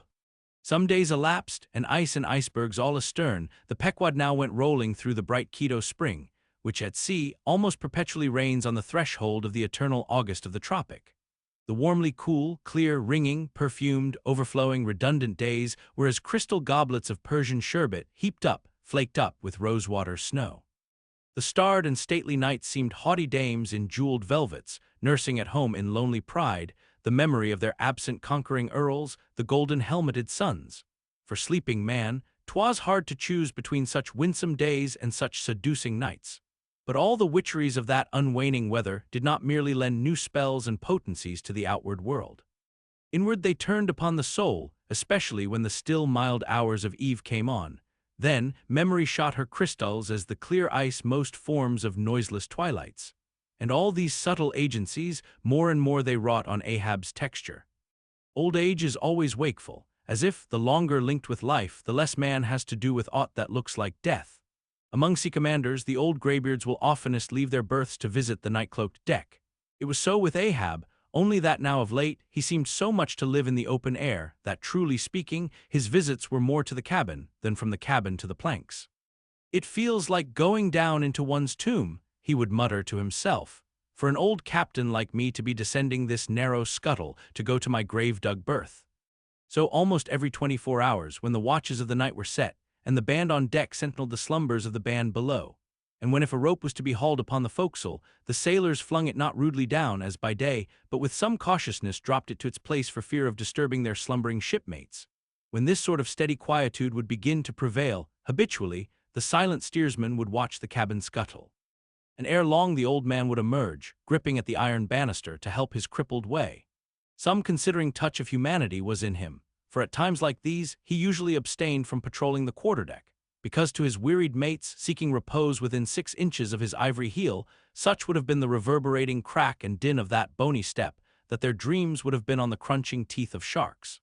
But once the mood was on him too deep for common regardings, and as with heavy lumber-like pace he was measuring the ship from taffrail to mainmast, Stubb, the old second mate, came up from below with a certain unassured, deprecating humorousness, hinted that if Captain Ahab was pleased to walk the planks, then no one could say nay, but there might be some way of muffling the noise, hinting something indistinctly and hesitatingly about a globe of tow and the insertion into it of the ivory heel. "Ah, Stubb, thou didst not know Ahab then." "Am I a cannonball, Stubb," said Ahab, "that thou wouldst wad me that fashion? But go thy ways, I had forgot. Below to thy nightly grave, where such as ye sleep between shrouds, to use ye to the filling one at last. Down, dog and kennel." Starting at the unforeseen concluding exclamation of the so suddenly scornful old man, Stubb was speechless a moment, then said excitedly, "I am not used to be spoken to that way, sir. I do but less than half like it, sir." "Avast!" gritted Ahab between his set teeth, and violently moving away, as if to avoid some passionate temptation. "No, sir, not yet," said Stubb, emboldened. "I will not tamely be called a dog, sir." "Then be called 10 times a donkey, and a mule, and an ass, and begone, or I'll clear the world of thee." As he said this, Ahab advanced upon him with such overbearing terrors in his aspect, that Stubb involuntarily retreated. "I was never served so before without giving a hard blow for it," muttered Stubb, as he found himself descending the cabin scuttle. "It's very queer. Stop, Stubb, somehow now I do well know whether to go back and strike him or what's that, down here on my knees and pray for him. Yes, that was the thought coming up in me, but it would be the first time I ever did pray. It's queer, very queer, and he's queer too. I take him fore and aft, he's about the queerest old man Stubb ever sailed with. How he flashed at me, his eyes like powder pans. Is he mad? Anyway, there's something on his mind, as sure as there must be something on a deck when it cracks. He ain't in his bed now either more than 3 hours out of the 24, and he don't sleep then. Didn't that doughboy, the steward, tell me that of a morning he always finds the old man's hammock clothes all rumpled and tumbled, and the sheets down at the foot, and the coverlid almost tied into knots, and the pillow a sort of frightful hot as though a baked brick had been on it. A hot old man. I guess he's got what some folks ashore call a conscience. It's a kind of tick-dolly-row, they say, worse nor a toothache. Well, I don't know what it is, but the Lord keep me from catching it. He's full of riddles. I wonder what he goes into the after hold for every night, as doughboy tells me he suspects. What's that for, I should like to know? Who made appointments with him in the hold? Ain't that queer now? But there's no telling, it's the old game, here goes for a snooze. Damn me, it's worth a fellow's while to be born into the world if only to fall right asleep. And now that I think of it, that's about the first thing babies do, and that's a sort of queer, too. Damn me, but all things are queer, come to think of 'em. But that's against my principles. Think not is my 11th commandment, and sleep when you can is my 12th, so here goes again. But how's that? Didn't he call me a dog? Blazes, he called me 10 times a donkey and piled a lot of jackasses on top of that. He might as well have kicked me and done with it. Maybe he did kick me and I didn't observe it. I was so taken all aback with his brow somehow. It flashed like a bleached bone. What the devil's the matter with me? I don't stand right on my legs. Coming afoul of that old man has a sort of turned me wrong side out. By the Lord, I must have been dreaming, though. How? But the only way's to stash it. So here goes to hammock again, and in the morning I'll see how this plaguey juggling thinks over by daylight. Chapter 30. The Pipe. When Stubb had departed, Ahab stood for a while leaning over the bulwarks. And then, as had been usual with him of late, calling a sailor of the watch, he sent him below for his ivory stool and also his pipe.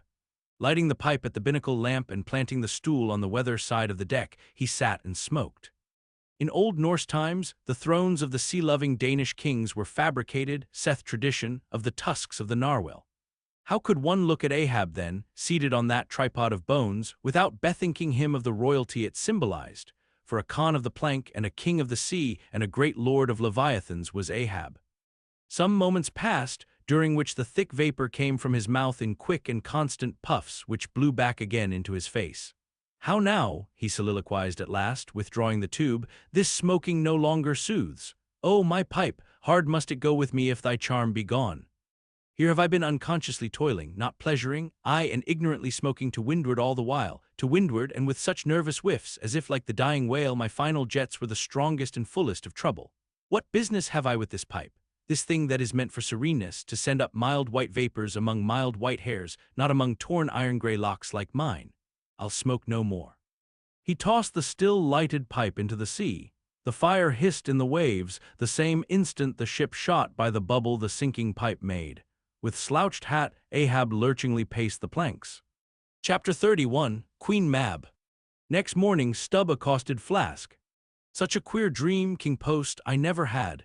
You know the old man's ivory leg, well I dreamed he kicked me with it, and when I tried to kick back, upon my soul, my little man, I kicked my leg right off.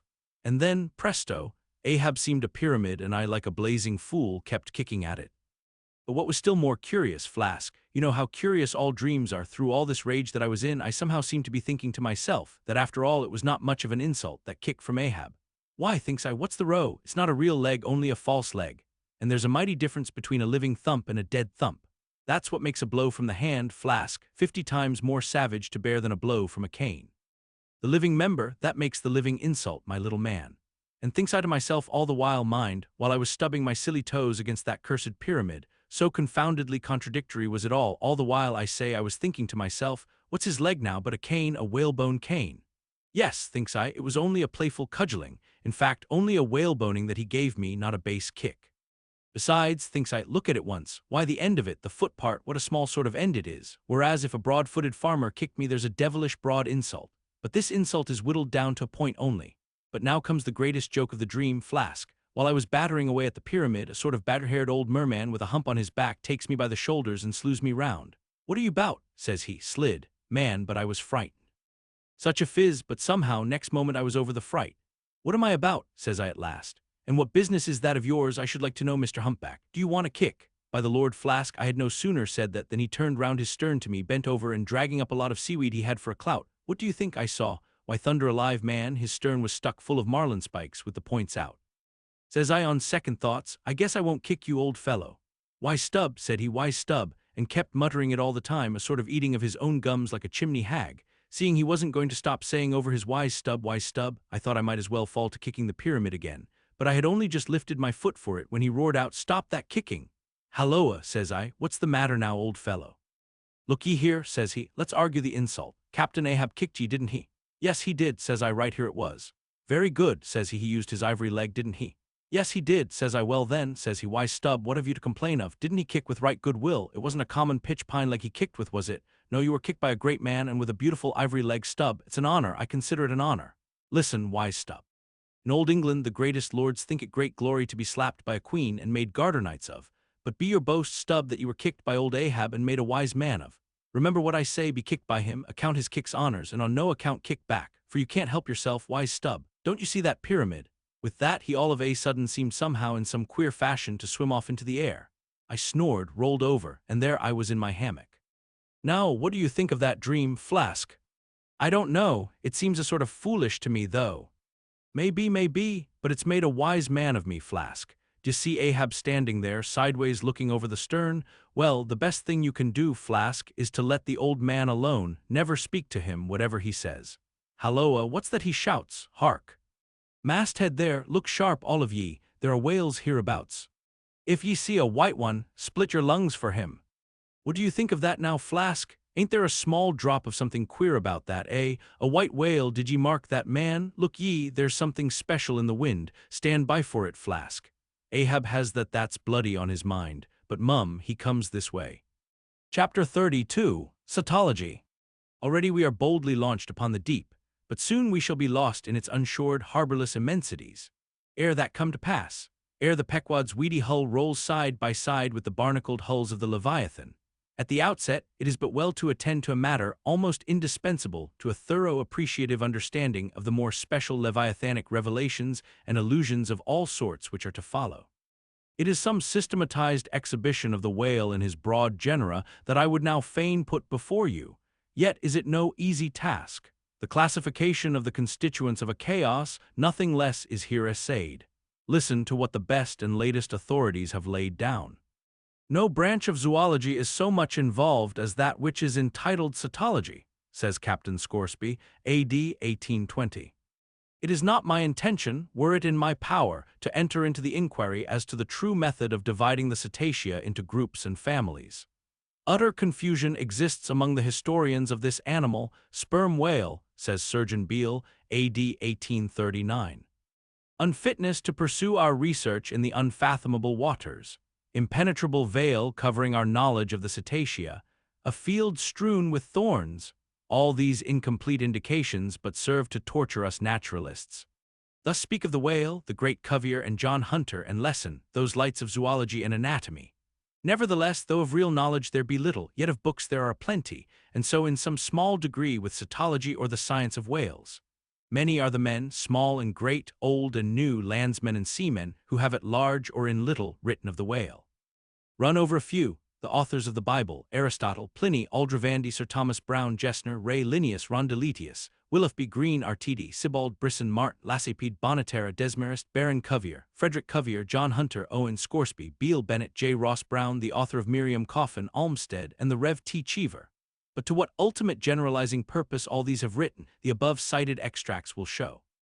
The names in this list of whale authors, only those following Owen ever saw living whales, and but one of them was a real professional harpooner and whaleman, I mean Captain Scoresby. On the separate subject of the Greenland or right whale, he is the best existing authority, but Scoresby knew nothing and says nothing of the great sperm whale, compared with which the Greenland whale is almost unworthy mentioning.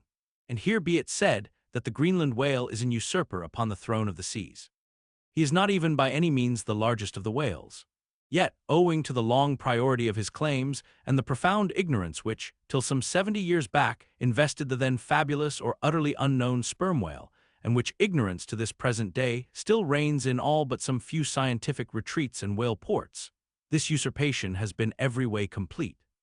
Reference to nearly all the Leviathanic allusions in the great poets of past days will satisfy you that the Greenland whale, without one rival, was to them the monarch of the seas. But the time has at last come for a new proclamation. This is Charing Cross. Hear ye, good people all, the Greenland whale is deposed, the great sperm whale now reigneth. There are only 2 books in being which at all pretend to put the living sperm whale before you, and at the same time in the remotest degree succeed in the attempt. Those books are Beale's and Bennett's, both in their time surgeons to English South Sea whale ships and both exact and reliable men. The original matter touching the sperm whale to be found in their volumes is necessarily small, but so far as it goes, it is of excellent quality, though mostly confined to scientific description. As yet, however, the sperm whale, scientific or poetic, lives not complete in any literature. Far above all other hunted whales, his is an unwritten life. Now the various species of whales need some sort of popular comprehensive classification, if only an easy outline one for the present, hereafter to be filled in all its departments by subsequent laborers. As no better man advances to take this matter in hand, I hereupon offer my own poor endeavors. I promise nothing complete, because any human thing supposed to be complete must for that very reason infallibly be faulty. I shall not pretend to a minute anatomical description of the various species, or, in this place at least, to much of any description. My object here is simply to project the draft of a systematization of cetology. I am the architect, not the builder. But it is a ponderous task. No ordinary letter sorter in the post office is equal to it. To grope down into the bottom of the sea after them, to have one's hands among the unspeakable foundations, ribs, and very pelvis of the world, this is a fearful thing. What am I that I should essay to hook the nose of this Leviathan? The awful tauntings in job might well appall me. Will he, the Leviathan, make a covenant with thee? Behold, the hope of him is vain. But I have swam through libraries and sailed through oceans. I have had to do with whales with these visible hands. I am in earnest, and I will try. There are some preliminaries to settle. First, the uncertain, unsettled condition of this science of cetology is in the very vestibule attested by the fact that in some quarters it still remains a moot point whether a whale be a fish. In his System of Nature, A.D. 1776, Linnaeus declares, "I hereby separate the whales from the fish." But of my own knowledge, I know that down to the year 1850, sharks and shad, alewives and herring, against Linnaeus's express edict, were still found dividing the possession of the same seas with the Leviathan. The grounds upon which Linnaeus would fain have banished the whales from the waters, he states as follows: on account of their warm bilocular heart, their lungs, their movable eyelids, their hollow ears, penem intratum feminam mammis lactantum, and finally, ex lege naturi jur meritoque. I submitted all this to my friends Simeon Macy and Charlie Coffin of Nantucket, both messmates of mine in a certain voyage, and they united in the opinion that the reasons set forth were altogether insufficient. Charlie profanely hinted they were humbug. Be it known that, waiving all argument, I take the good old-fashioned ground that the whale is a fish, and call upon holy Jonah to back me. This fundamental thing settled, the next point is, in what internal respect does the whale differ from other fish? Above, Linnaeus has given you those items, but in brief they are these: lungs and warm blood, whereas all other fish are lungless and cold-blooded. Next, how shall we define the whale by his obvious externals, so as conspicuously to label him for all time to come? To be short, then, a whale is a spouting fish with a horizontal tail. There you have him. However contracted, that definition is the result of expanded meditation. A walrus spouts much like a whale, but the walrus is not a fish because he is amphibious. But the last term of the definition is still more cogent, as coupled with the first. Almost anyone must have noticed that all the fish familiar to landsmen have not a flat, but a vertical or up-and-down tail. Whereas, among spouting fish the tail, though it may be similarly shaped, invariably assumes a horizontal position. By the above definition of what a whale is, I do by no means exclude from the Leviathanic brotherhood any sea creature hitherto identified with the whale by the best-informed Nantucketers, nor, on the other hand, link with it any fish hitherto authoritatively regarded as alien. Hence, all the smaller, spouting and horizontal-tailed fish must be included in this ground plan of cetology. Now then, come the grand divisions of the entire whale host. I am aware that, down to the present time, the fish styled lamatins and dugongs, pigfish and sowfish of the coffins of Nantucket, are included by many naturalists among the whales. But as these pigfish are a noisy, contemptible set, mostly lurking in the mouths of rivers and feeding on wet hay, and especially as they do not spout, I deny their credentials as whales, and have presented them with their passports to quit the kingdom of cetology. First, according to magnitude, I divide the whales into 3 primary books, subdivisible into chapters, and these shall comprehend them all, both small and large. I, the folio whale, I, the octavo whale, I, the duodecimo whale. As the type of the folio I present the sperm whale, of the octavo the grampus, of the duodecimo the porpoise. Folios. Among these I here include the following chapters. I, the sperm whale, I, the right whale, I, the finback whale, IV, the humpbacked whale, V, the razorback whale, VI, the sulfur bottom whale. Book I, folio, chapter I, sperm whale. This whale, among the English of old vaguely known as the trumpa whale, and the pfister whale, and the anvil-headed whale, is the present cachalot of the French, and the potsfish of the Germans, and the macrocephalus of the long words. He is, without doubt, the largest inhabitant of the globe, the most formidable of all whales to encounter, the most majestic in aspect, and lastly, by far the most valuable in commerce, he being the only creature from which that valuable substance, spermaceti, is obtained. All his peculiarities will, in many other places, be enlarged upon. It is chiefly with his name that I now have to do. Philologically considered, it is absurd. Some centuries ago, when the sperm whale was almost wholly unknown in his own proper individuality, and when his oil was only accidentally obtained from the stranded fish. In those days spermaceti, it would seem, was popularly supposed to be derived from a creature identical with the one then known in England as the Greenland or right whale. It was the idea also that this same spermaceti was that quickening humor of the Greenland whale which the first syllable of the word literally expresses. In those times also, spermaceti was exceedingly scarce, not being used for light, but only as an ointment and medicament. It was only to be had from the druggists as you nowadays buy an ounce of rhubarb. When, as I opine, in the course of time, the true nature of spermaceti became known, its original name was still retained by the dealers, no doubt to enhance its value by a notion so strangely significant of its scarcity. And so the appellation must at last have come to be bestowed upon the whale from which this spermaceti was really derived. Book I Folio, Chapter II. Right whale. In one respect this is the most venerable of the leviathans, being the one first regularly hunted by man. It yields the article commonly known as whalebone or baleen, and the oil specially known as whale oil, an inferior article in commerce. Among the fishermen he is indiscriminately designated by all the following titles: the whale, the Greenland whale, the black whale, the great whale, the true whale, the right whale. There is a deal of obscurity concerning the identity of the species thus multitudinously baptized. What then is the whale, which I include in the second species of my folios? It is the great mystistus of the English naturalists, the Greenland whale of the English whalemen, the baleine ordinaire of the French whalemen, the growlands wallfish of the Swedes. It is the whale which for more than 2 centuries past has been hunted by the Dutch and English in the Arctic seas. It is the whale which the American fishermen have long pursued in the Indian Ocean, on the Brazil banks, on the northwest coast, and various other parts of the world, designated by them right whale cruising grounds. Some pretend to see a difference between the Greenland whale of the English and the right whale of the Americans, but they precisely agree in all their grand features, nor has there yet been presented a single determinate fact upon which to ground a radical distinction. It is by endless subdivisions based upon the most inconclusive differences that some departments of natural history become so repellingly intricate. The right whale will be elsewhere treated of at some length, with reference to elucidating the sperm whale. Book I Folio, Chapter II. Finback. Under this head I reckon a monster which by the various names of finback, tallspout, and longjohn has been seen almost in every sea, and is commonly the whale whose distant jet is so often descried by passengers crossing the Atlantic in the New York packet tracks. In the length he attains, and in his baleen, the finback resembles the right whale, but is of a less portly girth and a lighter color approaching to olive.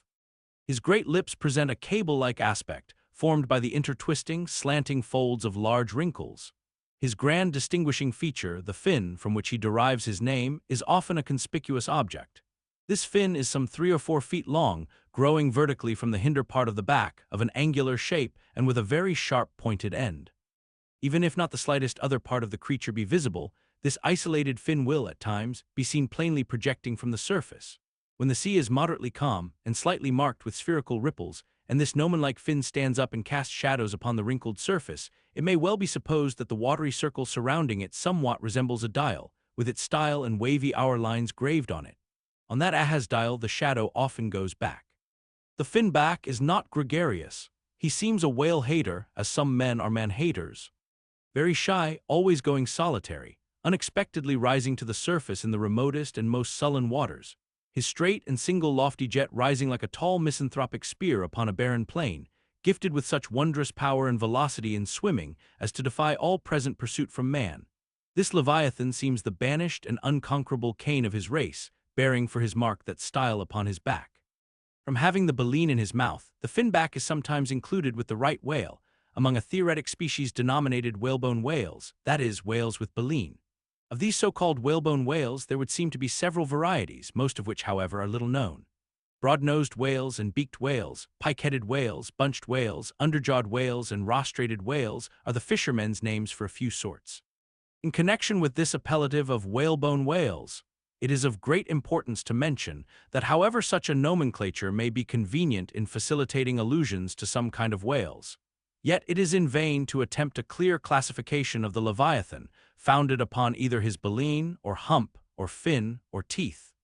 Notwithstanding that those marked parts or features very obviously seem better adapted to afford the basis for a regular system of cetology than any other detached bodily distinctions, which the whale and his kinds presents. How then, the baleen, hump, back fin, and teeth? These are things whose peculiarities are indiscriminately dispersed among all sorts of whales, without any regard to what may be the nature of their structure in other and more essential particulars. Thus the sperm whale and the humpbacked whale each has a hump, but there the similitude ceases. Then this same humpbacked whale and the Greenland whale, each of these has baleen, but there again the similitude ceases. And it is just the same with the other parts above mentioned.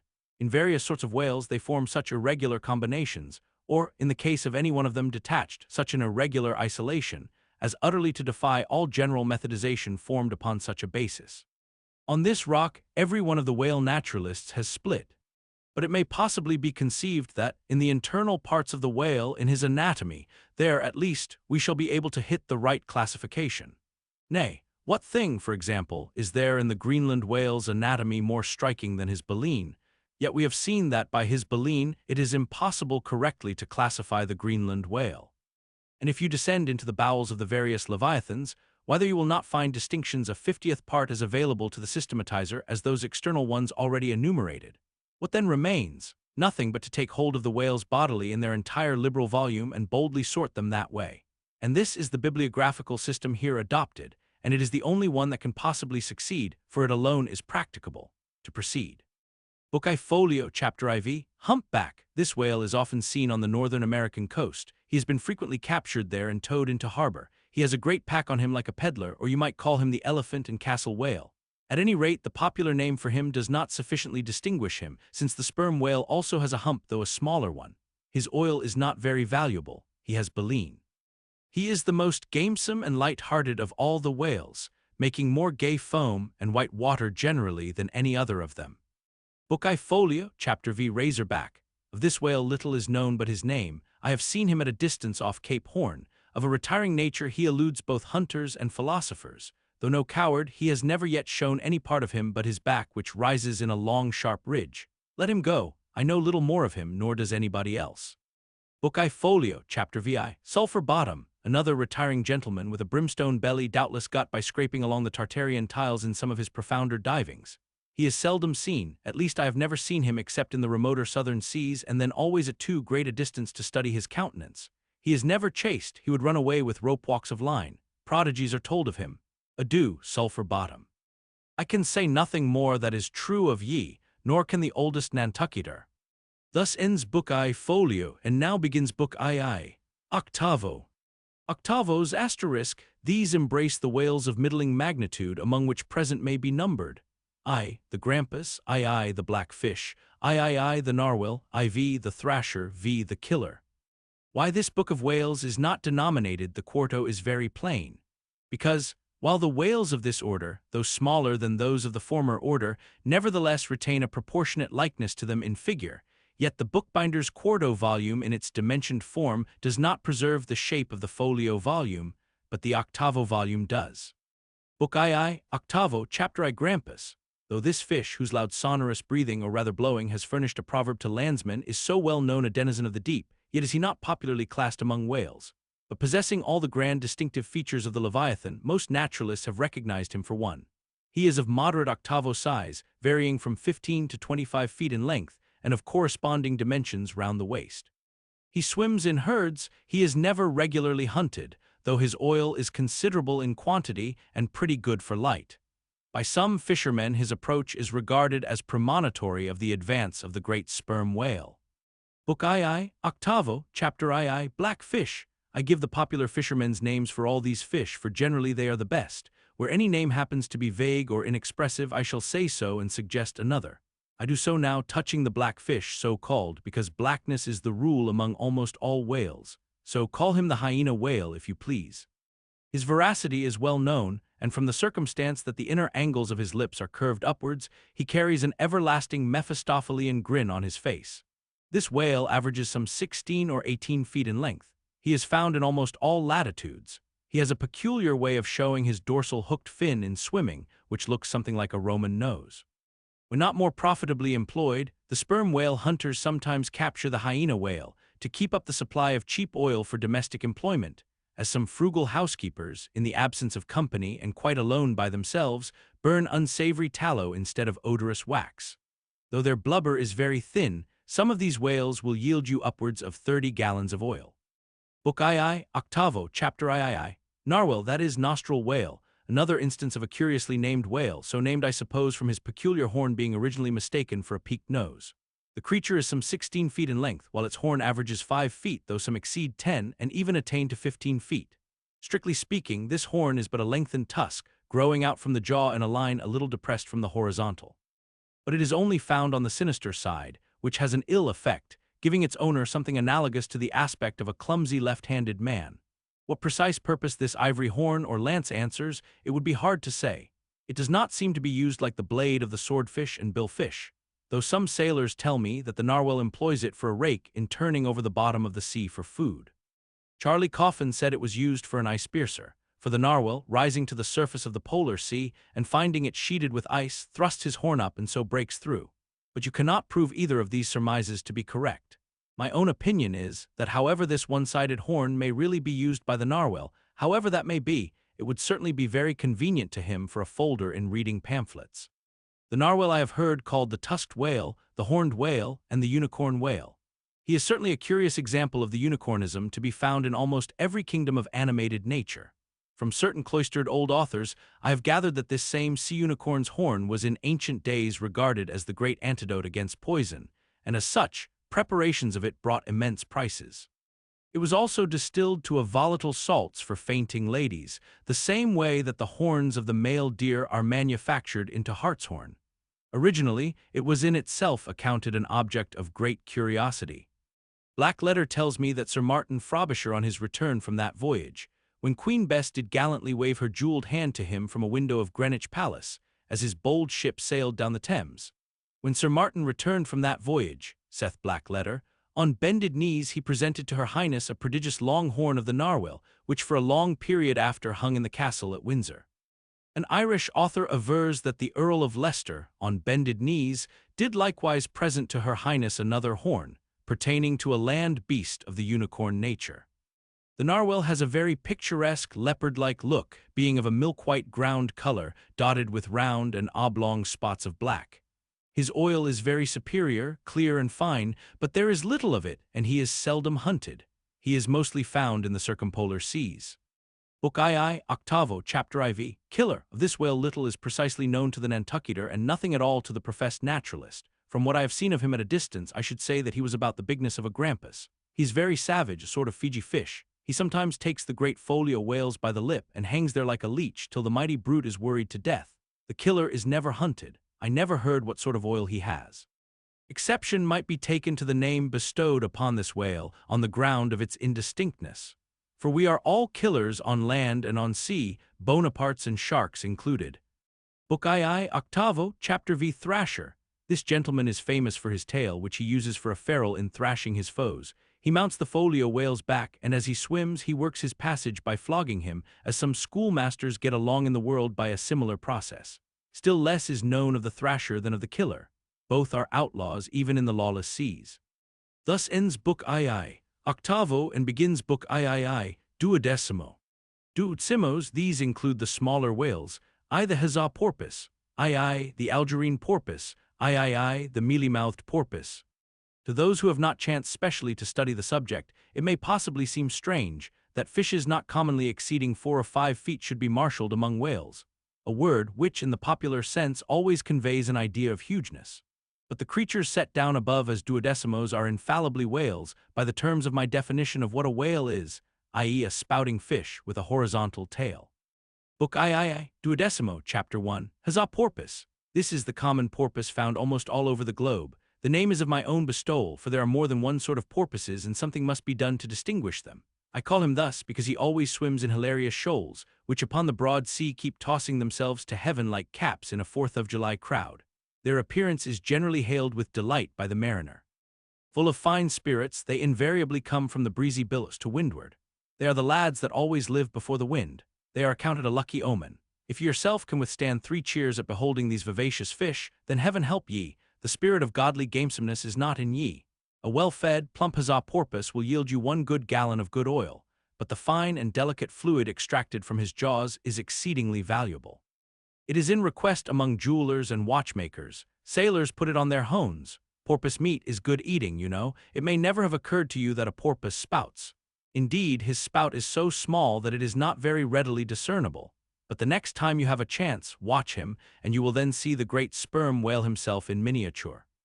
Book III, 12, Chapter II, Algerine porpoise, a pirate, very savage. He is only found, I think, in the Pacific. He is somewhat larger than the huzzah porpoise, but much of the same general make. Provoke him, and he will buckle to a shark. I have lowered for him many times, but never yet saw him captured. Book III, 12, Chapter I, Mealy-mouthed porpoise, the largest kind of porpoise, and only found in the Pacific so far as it is known. The only English name by which he has hitherto been designated is that of the fisher's right whale porpoise, from the circumstance that he is chiefly found in the vicinity of that folio. In shape, he differs in some degree from the huzzah porpoise, being of a less rotund and jolly girth. Indeed, he is of quite a neat and gentlemanlike figure. He has no fins on his back, most other porpoises have. He has a lovely tail and sentimental Indian eyes of a hazel hue, but his mealy mouth spoils all. Though his entire back down to his side fins is of a deep sable, yet a boundary line, distinct as the mark in a ship's hull, called the bright waist. That line streaks him from stem to stern with two separate colors, black above and white below.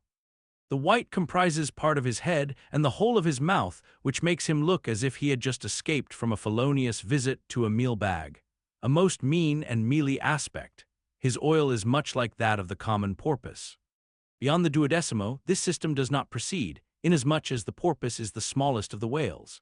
Above you have all the leviathans of note, but there are a rabble of uncertain, fugitive, half-fabulous whales, which as an American whaleman I know by reputation but not personally.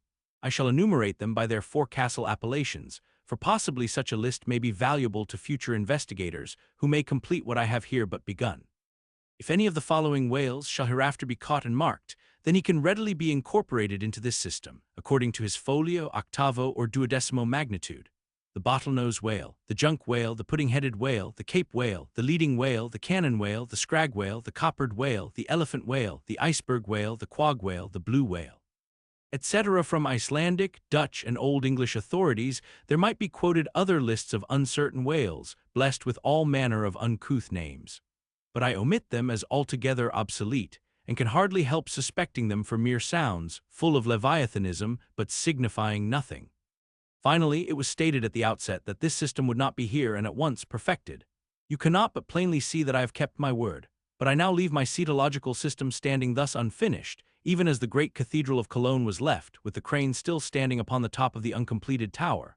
For small erections may be finished by their first architects. Grand ones, true ones, ever leave the copestone to posterity. God keep me from ever completing anything. This whole book is but a draft, nay, but the draft of a draft. Oh, time, strength, cash, and patience. Chapter 33, The Specksnyder.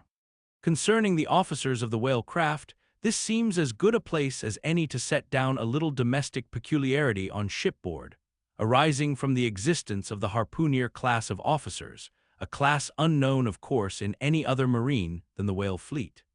The large importance attached to the harpooner's vocation is evinced by the fact that originally in the old Dutch fishery, 2 centuries and more ago, the command of a whale ship was not wholly lodged in the person now called the captain, but was divided between him and an officer called the Specksnyder.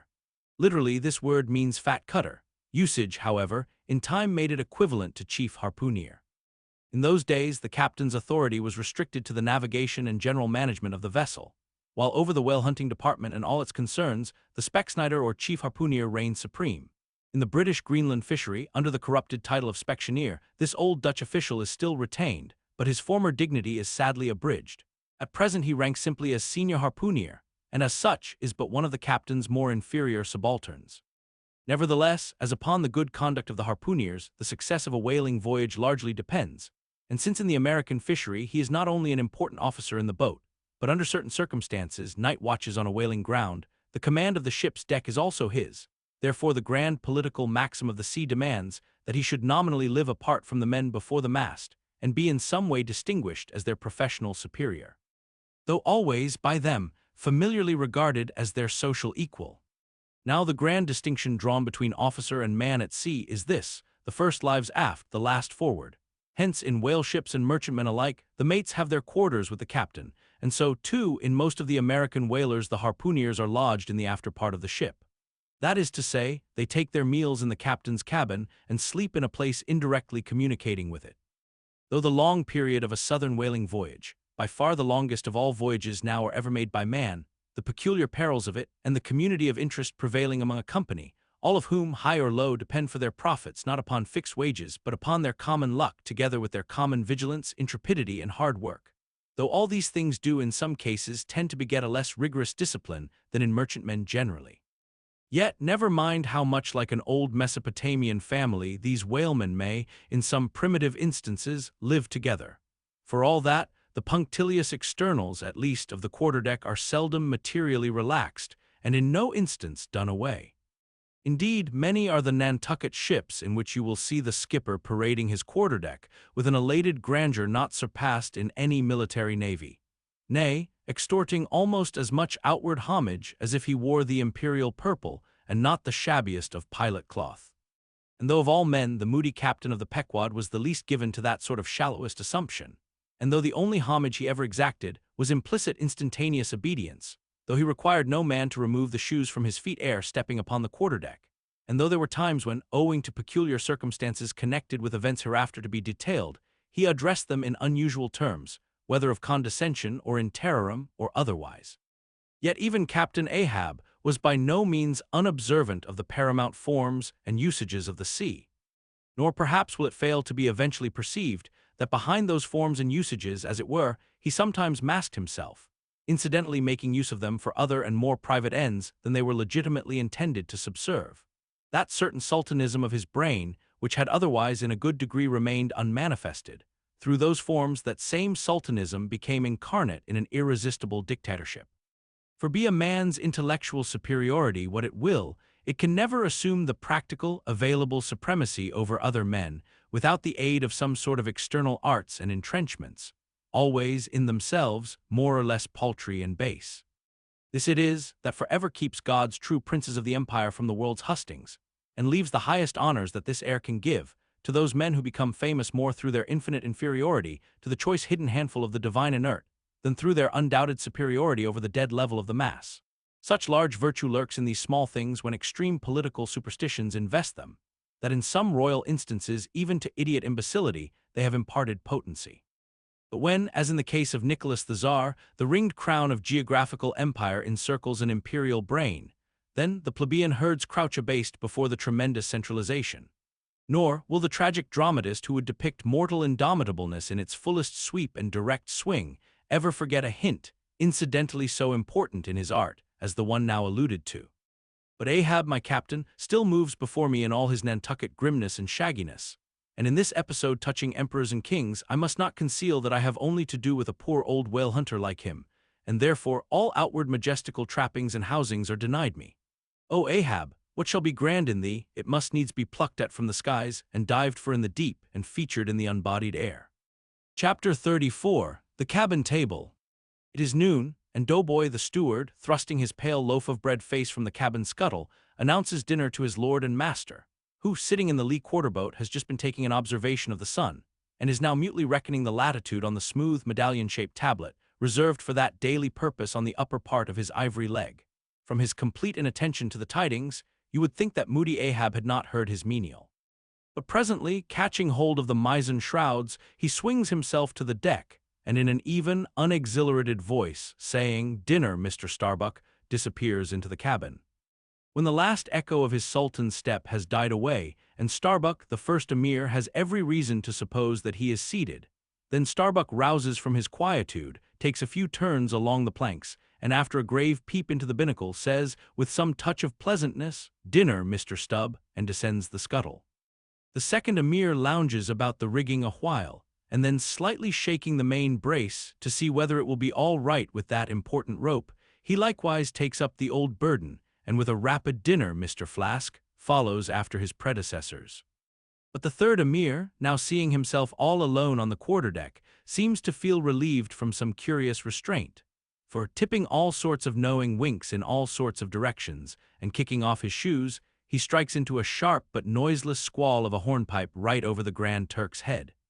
And then, by a dexterous sleight, pitching his cap up into the mizentop for a shelf, he goes down rollicking so far at least as he remains visible from the deck, reversing all other processions by bringing up the rear with music. But ere stepping into the cabin doorway below, he pauses, ships a new face altogether, and then, independent, hilarious little Flask enters King Ahab's presence, in the character of Abjectus or the slave. It is not the least among the strange things bred by the intense artificialness of sea usages, that while in the open air of the deck, some officers will, upon provocation, bear themselves boldly and defyingly enough towards their commander. Yet 10 to 1, let those very officers the next moment go down to their customary dinner in that same commander's cabin, and straightway their inoffensive, not to say deprecatory and humble air towards him, as he sits at the head of the table.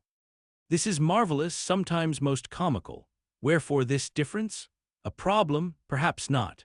To have been Belshazzar, king of Babylon, and to have been Belshazzar, not haughtily but courteously, therein certainly must have been some touch of mundane grandeur. But he who in the rightly regal and intelligent spirit presides over his own private dinner table of invited guests, that man's unchallenged power and dominion of individual influence for the time, that man's royalty of state transcends Belshazzar's, for Belshazzar was not the greatest. Who has but once dined his friends, has tasted what it is to be Caesar. It is a witchery of social czarship which there is no withstanding. Now, if to this consideration you superadd the official supremacy of a shipmaster, then, by inference, you will derive the cause of that peculiarity of sea life just mentioned.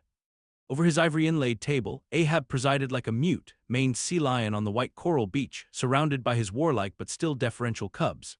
In his own proper turn, each officer waited to be served. They were as little children before Ahab, and yet in Ahab there seemed not to lurk the smallest social arrogance. With one mind, their intent eyes all fastened upon the old man's knife, as he carved the chief dish before him. I do not suppose that for the world they would have profaned that moment with the slightest observation, even upon so neutral a topic as the weather. No, and when reaching out his knife and fork between which the slice of beef was locked, Ahab thereby motioned Starbuck's plate towards him, the mate received his meat as though receiving alms, and cut it tenderly, and a little started if perchance the knife grazed against the plate, and chewed it noiselessly, and swallowed it not without circumspection. Or like the coronation banquet at Frankfurt, where the German emperor profoundly dines with the 7 imperial electors, so these cabin meals were somehow solemn meals, eaten in awful silence, and yet at table old Ahab forbade not conversation, only he himself was dumb. What a relief it was to choking Stubb, when a rat made a sudden racket in the hold below. And poor little Flask, he was the youngest son and little boy of this weary family party. His were the shinbones of the saline beef, his would have been the drumsticks. For Flask to have presumed to help himself, this must have seemed to him tantamount to larceny in the first degree. Had he helped himself at that table, doubtless never more would he have been able to hold his head up in this honest world. Nevertheless, strange to say, Ahab never forbade him. And had Flask helped himself, the chances were Ahab had never so much as noticed it. Least of all did Flask presume to help himself to butter.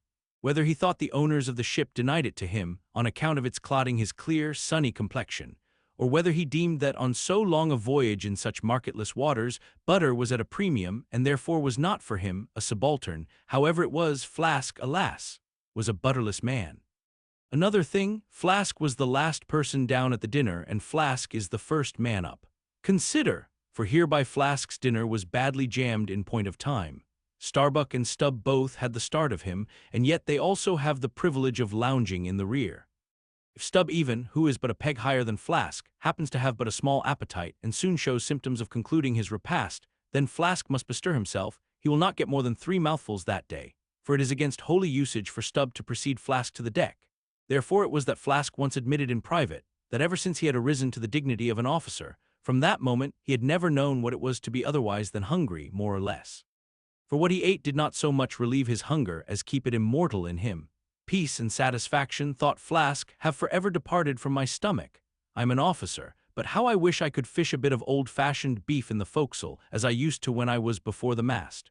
There's the fruits of promotion now, there's the vanity of glory, there's the insanity of life. Besides, if it were so that any mere sailor of the Pequod had a grudge against Flask in Flask's official capacity, all that sailor had to do, in order to obtain ample vengeance, was to go aft at dinner-time and get a peep at Flask through the cabin's skylight, sitting silly and dumbfoundered before awful Ahab. Now Ahab and his 3 mates formed what may be called the first table in the Pequod's cabin. After their departure, taking place in inverted order to their arrival, the canvas cloth was cleared, or rather was restored to some hurried order by the pallid steward. And then the 3 harpooneers were bidden to the feast, they being its residuary legatees. They made a sort of temporary servants' hall of the high and mighty cabin. In strange contrast to the hardly tolerable constraint and nameless invisible domineerings of the captain's table, was the entire carefree license and ease, the almost frantic democracy of those inferior fellows the harpooneers. While their masters, the mates, seemed afraid of the sound of the hinges of their own jaws, the harpooneers chewed their food with such a relish that there was a report to it. They dined like lords, they filled their bellies like Indian ships all day loading with spices. Such portentous appetites had Queequeg and Tashtego that to fill out the vacancies made by the previous repast, often the pale doughboy was fain to bring on a great baron of salt junk, seemingly quarried out of the solid ox. And if he were not lively about it, if he did not go with a nimble hop, skip, and jump, then Tashtego had an ungentlemanly way of accelerating him by darting a fork at his back, harpoon-wise. And once Daggoo, seized with a sudden humor, assisted Doughboy's memory by snatching him up bodily and thrusting his head into a great empty wooden trencher, while Tashtego, knife in hand, began laying out the circle preliminary to scalping him.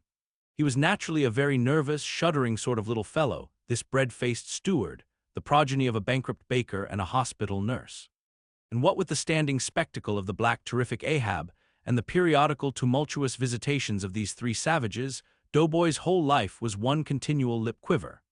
Commonly, after seeing the harpooneers furnished with all things they demanded, he would escape from their clutches into his little pantry adjoining, and fearfully peep out at them through the blinds of its door, till all was over.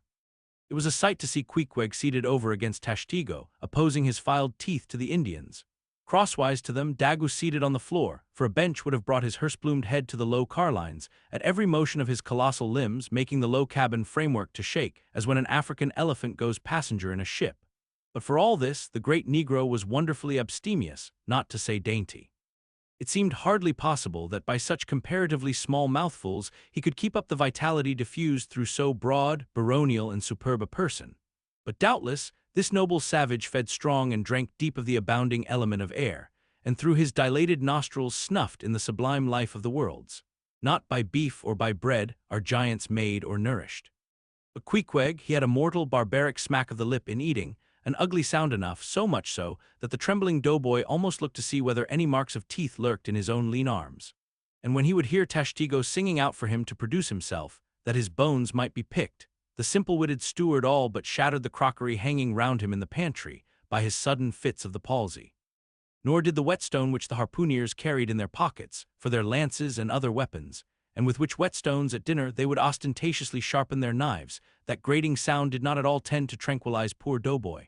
How could he forget that in his island days, Queequeg, for one, must certainly have been guilty of some murderous, convivial indiscretions? Alas, doughboy, hard fares the white waiter who waits upon cannibals. Not a napkin should he carry on his arm, but a buckler. In good time, though, to his great delight, the three salt-sea warriors would rise and depart, to his credulous, fable-mongering ears, all their martial bones jingling in them at every step, like Moorish cimeters in scabbards. But though these barbarians dined in the cabin and nominally lived there, still, being anything but sedentary in their habits, they were scarcely ever in it except at mealtimes and just before sleeping time, when they passed through it to their own peculiar quarters. In this one matter, Ahab seemed no exception to most American whale captains, who, as a set, rather inclined to the opinion that by rights the ship's cabin belongs to them, and that it is by courtesy alone that anybody else is, at any time, permitted there. So that, in real truth, the mates and harpooneers of the Pequod might more properly be said to have lived out of the cabin than in it. For when they did enter it, it was something as a street door enters a house, turning inwards for a moment, only to be turned out the next, and as a permanent thing residing in the open air. Nor did they lose much hereby, and the cabin was no companionship. Socially, Ahab was inaccessible. Though nominally included in the census of Christendom, he was still an alien to it. He lived in the world, as the last of the grizzly bears lived in settled Missouri. And as when spring and summer had departed, that wild Logan of the woods, burying himself in the hollow of a tree, lived out the winter there, sucking his own paws. So, in his inclement, howling old age, Ahab's soul, shut up in the caved trunk of his body, there fed upon the sullen pause of its gloom. Chapter 35. The Mast-Head. It was during the more pleasant weather that, in due rotation with the other seamen, my first masthead came round. In most American whalemen, the mastheads are manned almost simultaneously with the vessel's leaving her port, even though she may have 15,000 miles and more to sail ere reaching her proper cruising ground. And if after 3, 4, or 5 years, Voyage, she is drawing nigh home with anything empty in her, say, an empty vial even. Then her mastheads are kept manned to the last, and not till her skysail poles sail in among the spires of the port does she altogether relinquish the hope of capturing one whale more. Now, as the business of standing mastheads, ashore or afloat, is a very ancient and interesting one, let us in some measure expatiate here. I take it that the earliest standers of mastheads were the old Egyptians, because, in all my researches, I find none prior to them. For though their progenitors, the builders of Babel, must doubtless, by their tower, have intended to rear the loftiest masthead in all Asia or Africa either, yet ere the final truck was put to it, as that great stone mast of theirs may be said to have gone by the board in the dread gale of God's wrath. Therefore we cannot give these Babel builders priority over the Egyptians. And that the Egyptians were a nation of masthead standers is an assertion based upon the general belief among archaeologists that the first pyramids were founded for astronomical purposes, a theory singularly supported by the peculiar stair-like formation of all four sides of those edifices, whereby, with prodigious long upliftings of their legs, those old astronomers were wont to mount to the apex and sing out for new stars. Even as the lookouts of a modern ship sing out for a sail, or a whale just bearing in sight. In St. Stylites, the famous Christian hermit of old times, who built him a lofty stone pillar in the desert and spent the whole latter portion of his life on its summit, hoisting his food from the ground with a tackle. In him we have a remarkable instance of a dauntless stander of mastheads, who was not to be driven from his place by fogs or frosts, rain, hail, or sleet, but valiantly facing everything out to the last, literally died at his post. Of modern standers of mastheads we have but a lifeless set, mere stone, iron, and bronze men, who, though well capable of facing out a stiff gale, are still entirely incompetent to the business of singing out upon discovering any strange sight. There is Napoleon, who upon the top of the column of Vendôme stands with arms folded, some 150 feet in the air, careless now who rules the decks below, whether Louis Philippe, Louis Blanc, or Louis the Devil. Great Washington, too, stands high aloft on his towering mainmast in Baltimore, and like one of Hercules' pillars, his column marks that point of human grandeur beyond which few mortals will go. Admiral Nelson, also on a capstan of gun-metal, stands his masthead in Trafalgar Square, and ever when most obscured by that London smoke, token is yet given that a hidden hero is there, for where there is smoke must be fire. But neither great Washington, nor Napoleon, nor Nelson will answer a single hail from below, however madly invoked to befriend by their counsels the distracted decks upon which they gaze. However it may be surmised that their spirits penetrate through the thick haze of the future, and descry what shoals and what rocks must be shunned. It may seem unwarrantable to couple in any respect the masthead standers of the land with those of the sea, but that in truth it is not so is plainly evinced by an item for which Obed Macy, the sole historian of Nantucket, stands accountable. The worthy Obed tells us that in the early times of the whale fishery, airships were regularly launched in pursuit of the game. The people of that island erected lofty spars along the sea-coast, to which the lookouts ascended by means of nailed cleats, something as fowls go upstairs in a hen-house. A few years ago this same plan was adopted by the bay whalemen of New Zealand, who, upon descrying the game, gave notice to the ready-manned boats nigh the beach. But this custom has now become obsolete. Turn we then to the one proper masthead, that of a whaleship at sea. The three mastheads are kept manned from sunrise to sunset, the seamen taking their regular turns as at the helm and relieving each other every 2 hours. In the serene weather of the tropics it is exceedingly pleasant the masthead, nay, to a dreamy meditative man it is delightful. There you stand, 100 feet above the silent decks, striding along the deep, as if the masts were gigantic stilts, while beneath you and between your legs, as it were, swim the hugest monsters of the sea, even as ships once sailed between the boots of the famous Colossus at Old Rhodes. There you stand, lost in the infinite series of the sea, with nothing ruffled but the waves. The tranced ship indolently rolls, the drowsy trade winds blow, everything resolves you into languor. For the most part in this tropic whaling life, a sublime uneventfulness invests you. You hear no news, read no gazettes, extras with startling accounts of commonplaces never delude you into unnecessary excitements. You hear of no domestic afflictions, bankrupt securities, fall of stocks, are never troubled with the thought of what you shall have for dinner, for all your meals for 3 years and more are snugly stowed in casks, and your bill of fare is immutable. In one of those southern whalesmen, on a long 3 or 4 years' voyage, as often happens, the sum of the various hours you spend at the masthead would amount to several entire months. And it is much to be deplored that the place to which you devote so considerable a portion of the whole term of your natural life should be so sadly destitute of anything approaching to a cozy inhabitiveness. or adapted to breed a comfortable localness of feeling, such as pertains to a bed, a hammock, a hearse, a sentry box, a pulpit, a coach, or any other of those small and snug contrivances in which men temporarily isolate themselves. Your most usual point of perch is the head of the T-gallant mast, where you stand upon two thin parallel sticks, almost peculiar to whalemen, called the T-gallant crosstrees. Here, tossed about by the sea, the beginner feels about as cozy as he would standing on a bull's horns. To be sure, in cold weather you may carry your house aloft with you, in the shape of a watchcoat. But properly speaking, the thickest watchcoat is no more of a house than the unclad body, for as the soul is glued inside of its fleshy tabernacle, and cannot freely move about in it, nor even move out of it, without running great risk of perishing, like an ignorant pilgrim crossing the snowy Alps in winter, so a watchcoat is not so much of a house as it is a mere envelope, or additional skin encasing you. You cannot put a shelf or chest of drawers in your body, and no more can you make a convenient closet of your watchcoat. Concerning all this, it is much to be deplored that the mastheads of a southern whale ship are unprovided with those enviable little tents or pulpits, called crow's nests, in which the lookouts of a Greenland whaler are protected from the inclement weather of the frozen seas. In the fireside narrative of Captain Sleet, entitled A Voyage Among the Icebergs, in quest of the Greenland whale, and incidentally for the rediscovery of the lost Icelandic colonies of Old Greenland. In this admirable volume, all standers of mastheads are furnished with a charmingly circumstantial account of the then recently invented crow's nest of the glacier, which was the name of Captain Sleet's good craft. He called it the Sleet's crow's nest, in honor of himself, he being the original inventor and patentee, and free from all ridiculous false delicacy, and holding that if we call our own children after our own names, we fathers being the original inventors and patentees, so likewise should we denominate after ourselves any other apparatus we may beget. In shape, the Sleet's crow's nest is something like a large tierce or pipe. It is open above, however, where it is furnished with a movable side screen to keep to windward of your head in a hard gale. Being fixed on the summit of the mast, you ascend into it through a little trap hatch in the bottom. On the after side or side next the stern of the ship is a comfortable seat, with a locker underneath for umbrellas, comforters, and coats. In front is a leather rack, in which to keep your speaking trumpet, pipe, telescope, and other nautical conveniences.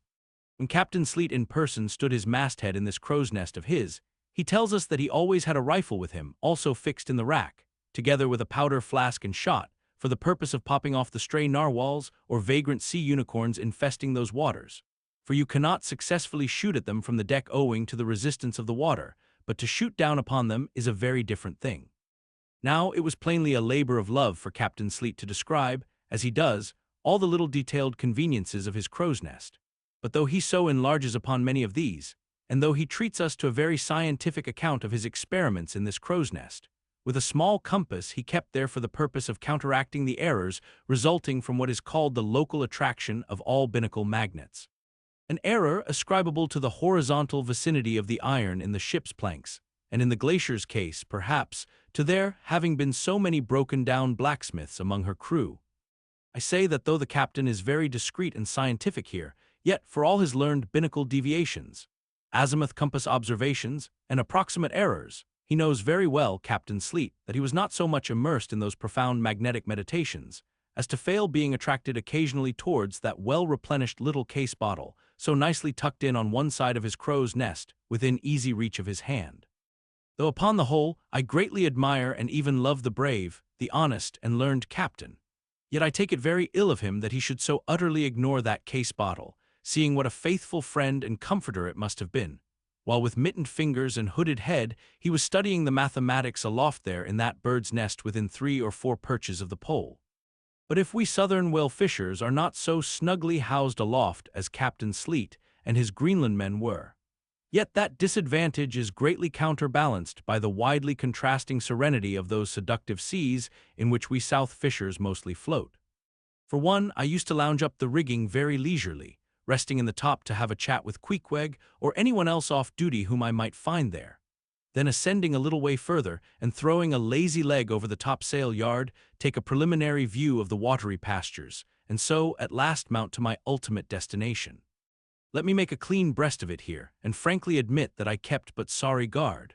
With the problem of the universe revolving in me, how could I, being left completely to myself at such a thought-engendering altitude, how could I but lightly hold my obligations to observe all whale ships' standing orders, keep your weather eye open, and sing out every time?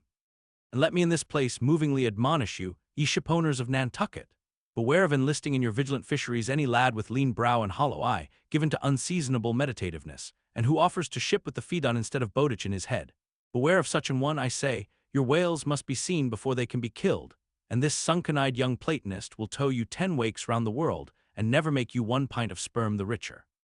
Nor are these monitions at all unneeded.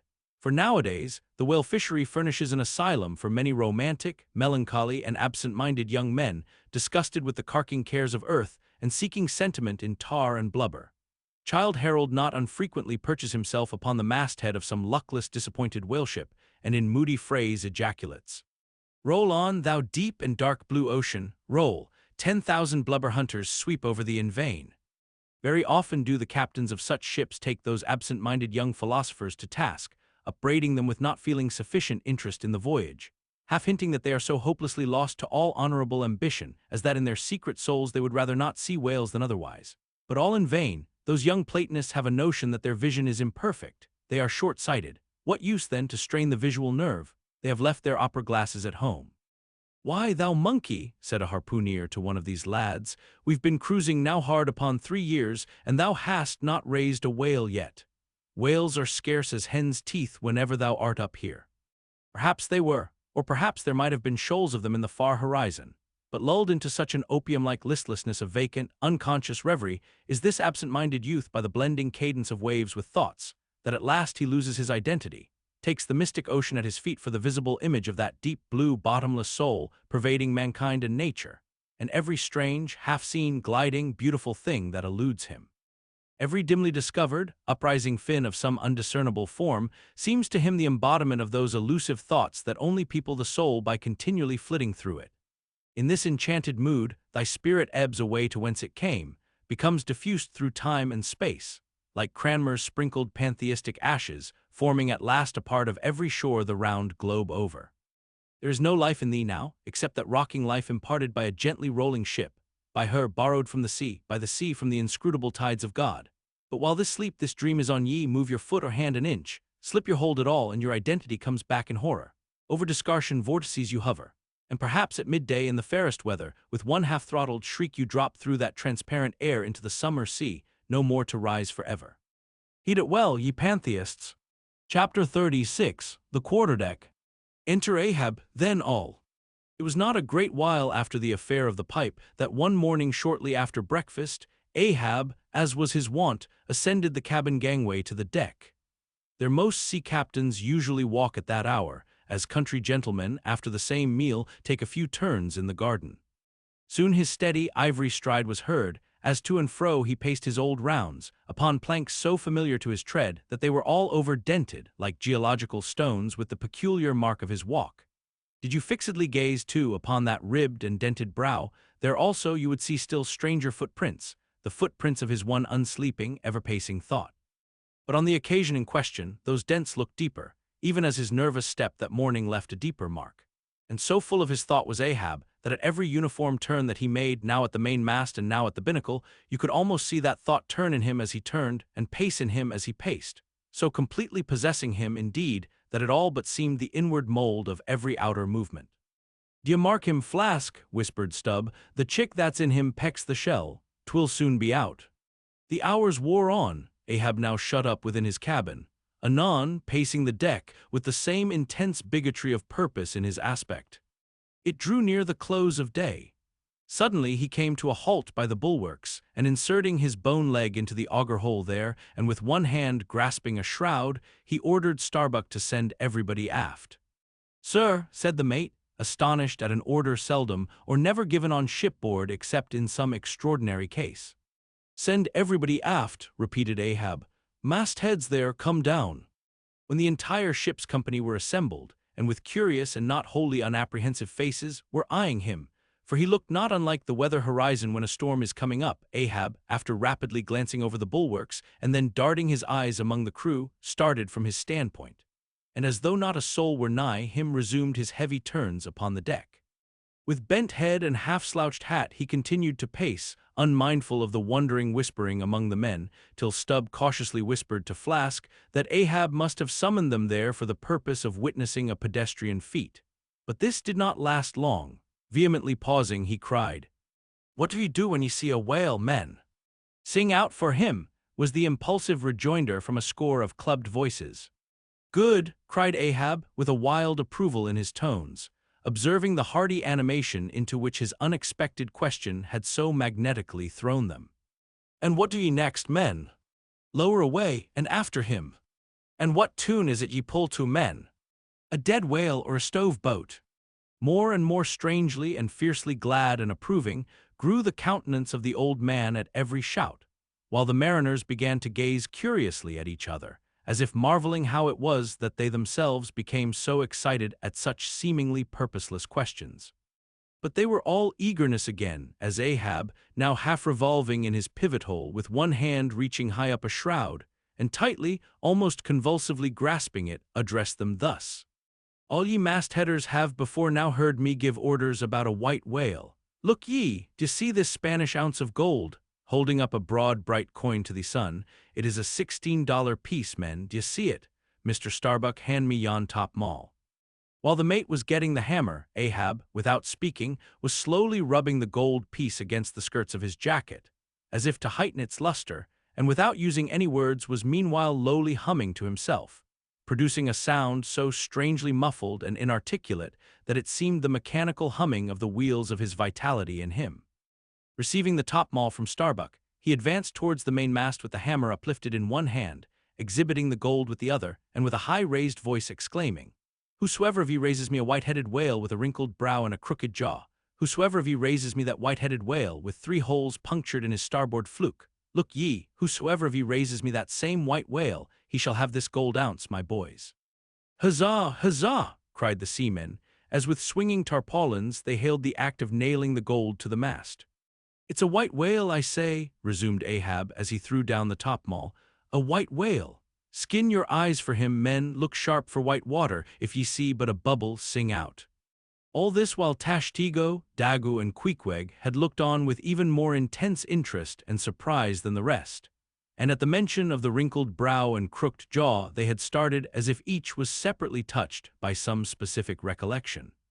"Captain Ahab," said Tashtego, "that white whale must be the same that some call Moby Dick." "Moby Dick," shouted Ahab. "Do you know the white whale then, Tash?" "Does he fantail a little curious, sir, before he goes down?" said the gay-header deliberately.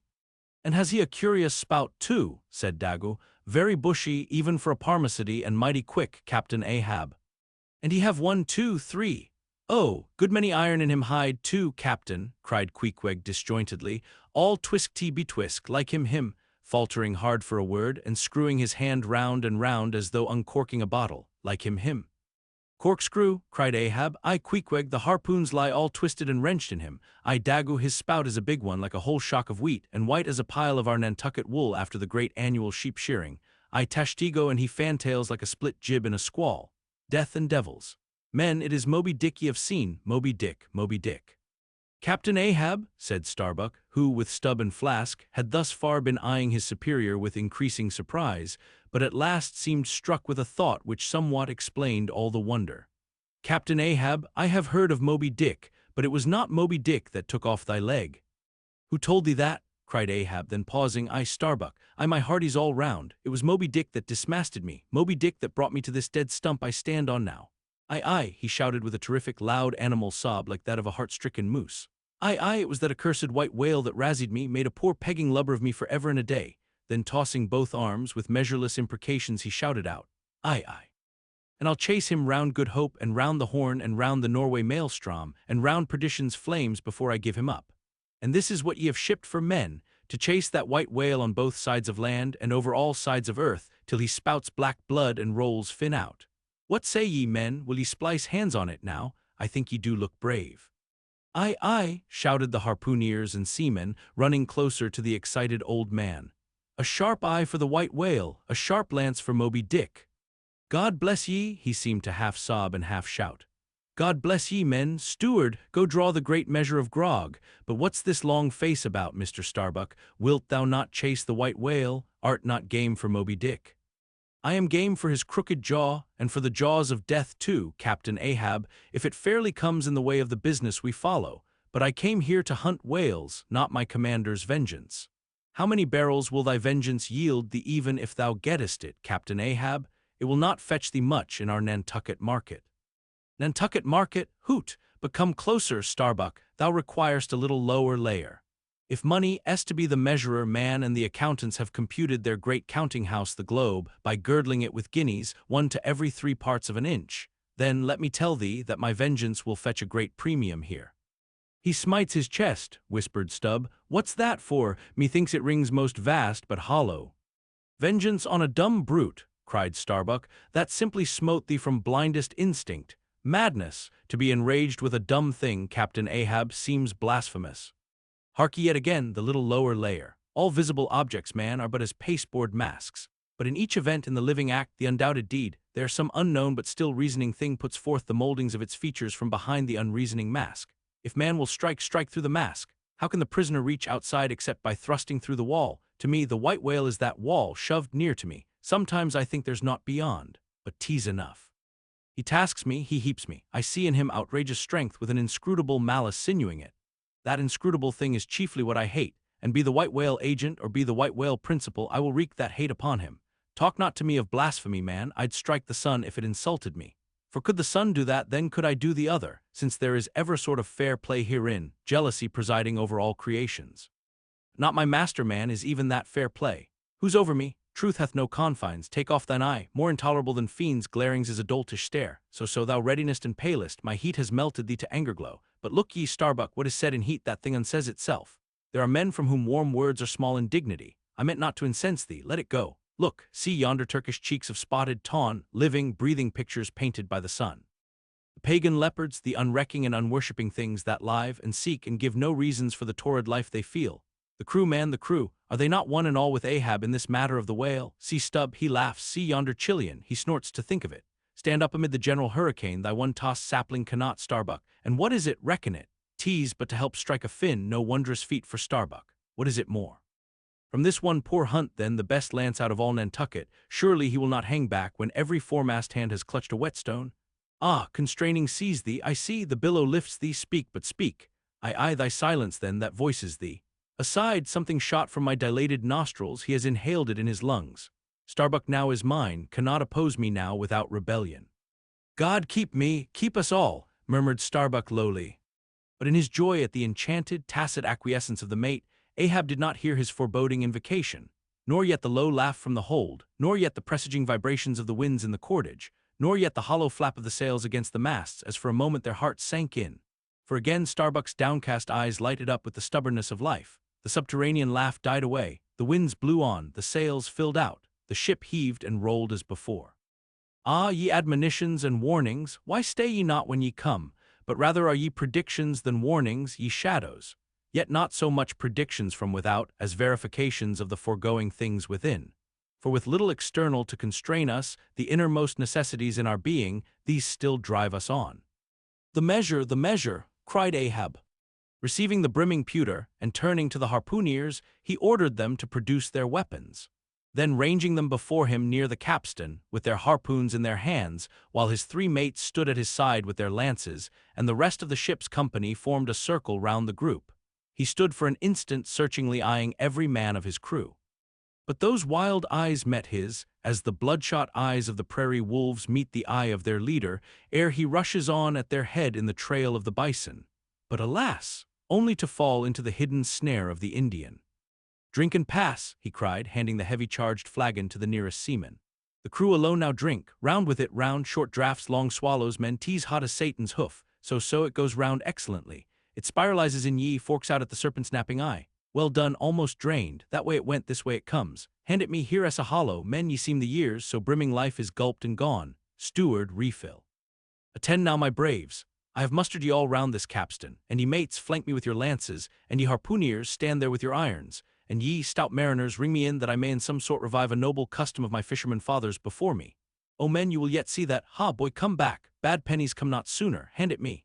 Why now this pewter had run brimming again, wert not thou St. Vitus, imp away thou ague. Advance ye mates, cross your lances full before me. Well done, let me touch the axis. So saying, with extended arm, he grasped the three level, radiating lances at their cross center, while so doing suddenly and nervously twitched them, meanwhile glancing intently from Starbuck to Stub, from Stub to Flask.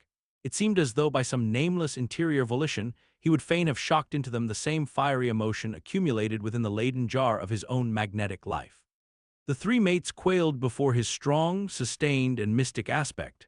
Stub and Flask looked sideways from him, the honest eye of Starbuck fell downright. In vain, cried Ahab, but maybe 'tis well, for did ye three but once take the full-forced shock, then mine own electric thing that had perhaps expired from out me. Perchance, too, it would have dropped ye dead. Perchance ye need it not, down lances, and now ye mates I do appoint ye 3 cupbearers to my 3 pagan kinsmen there, yon 3 most honorable gentlemen and noblemen, my valiant harpooneers. Disdain the task. What when the great Pope washes the feet of beggars, using his tiara for ewer? Oh, my sweet cardinals, your own condescension that shall bend ye to it. I do not order ye, ye will it. Cut your seizings and draw the poles, ye harpooneers. Silently obeying the order, the 3 harpooneers now stood with the detached iron part of their harpoons, some 3 feet long, held, barbs up, before him. Stab me not with that keen steel, cant them over, know ye not the goblet end, turn up the socket, so now ye cup-bearers advance, the irons, take them, hold them while I fill. Forthwith, slowly going from one officer to the other, he brimmed the harpoon sockets with the fiery waters from the pewter. Now 3 to 3 ye stand, commend the murderous chalices, bestow them ye who are now made parties to this indissoluble league. Ha, Starbuck, but the deed is done, yon ratifying sun now waits to sit upon it. Drink, ye harpooneers. Drink and swear, ye men that man the deathful whaleboat's bow, death to Moby Dick. God hunt us all if we do not hunt Moby Dick to his death. The long, barbed steel goblets were lifted, and to cries and maledictions against the white whale, the spirits were simultaneously quaffed down with a hiss. Starbuck paled and turned and shivered.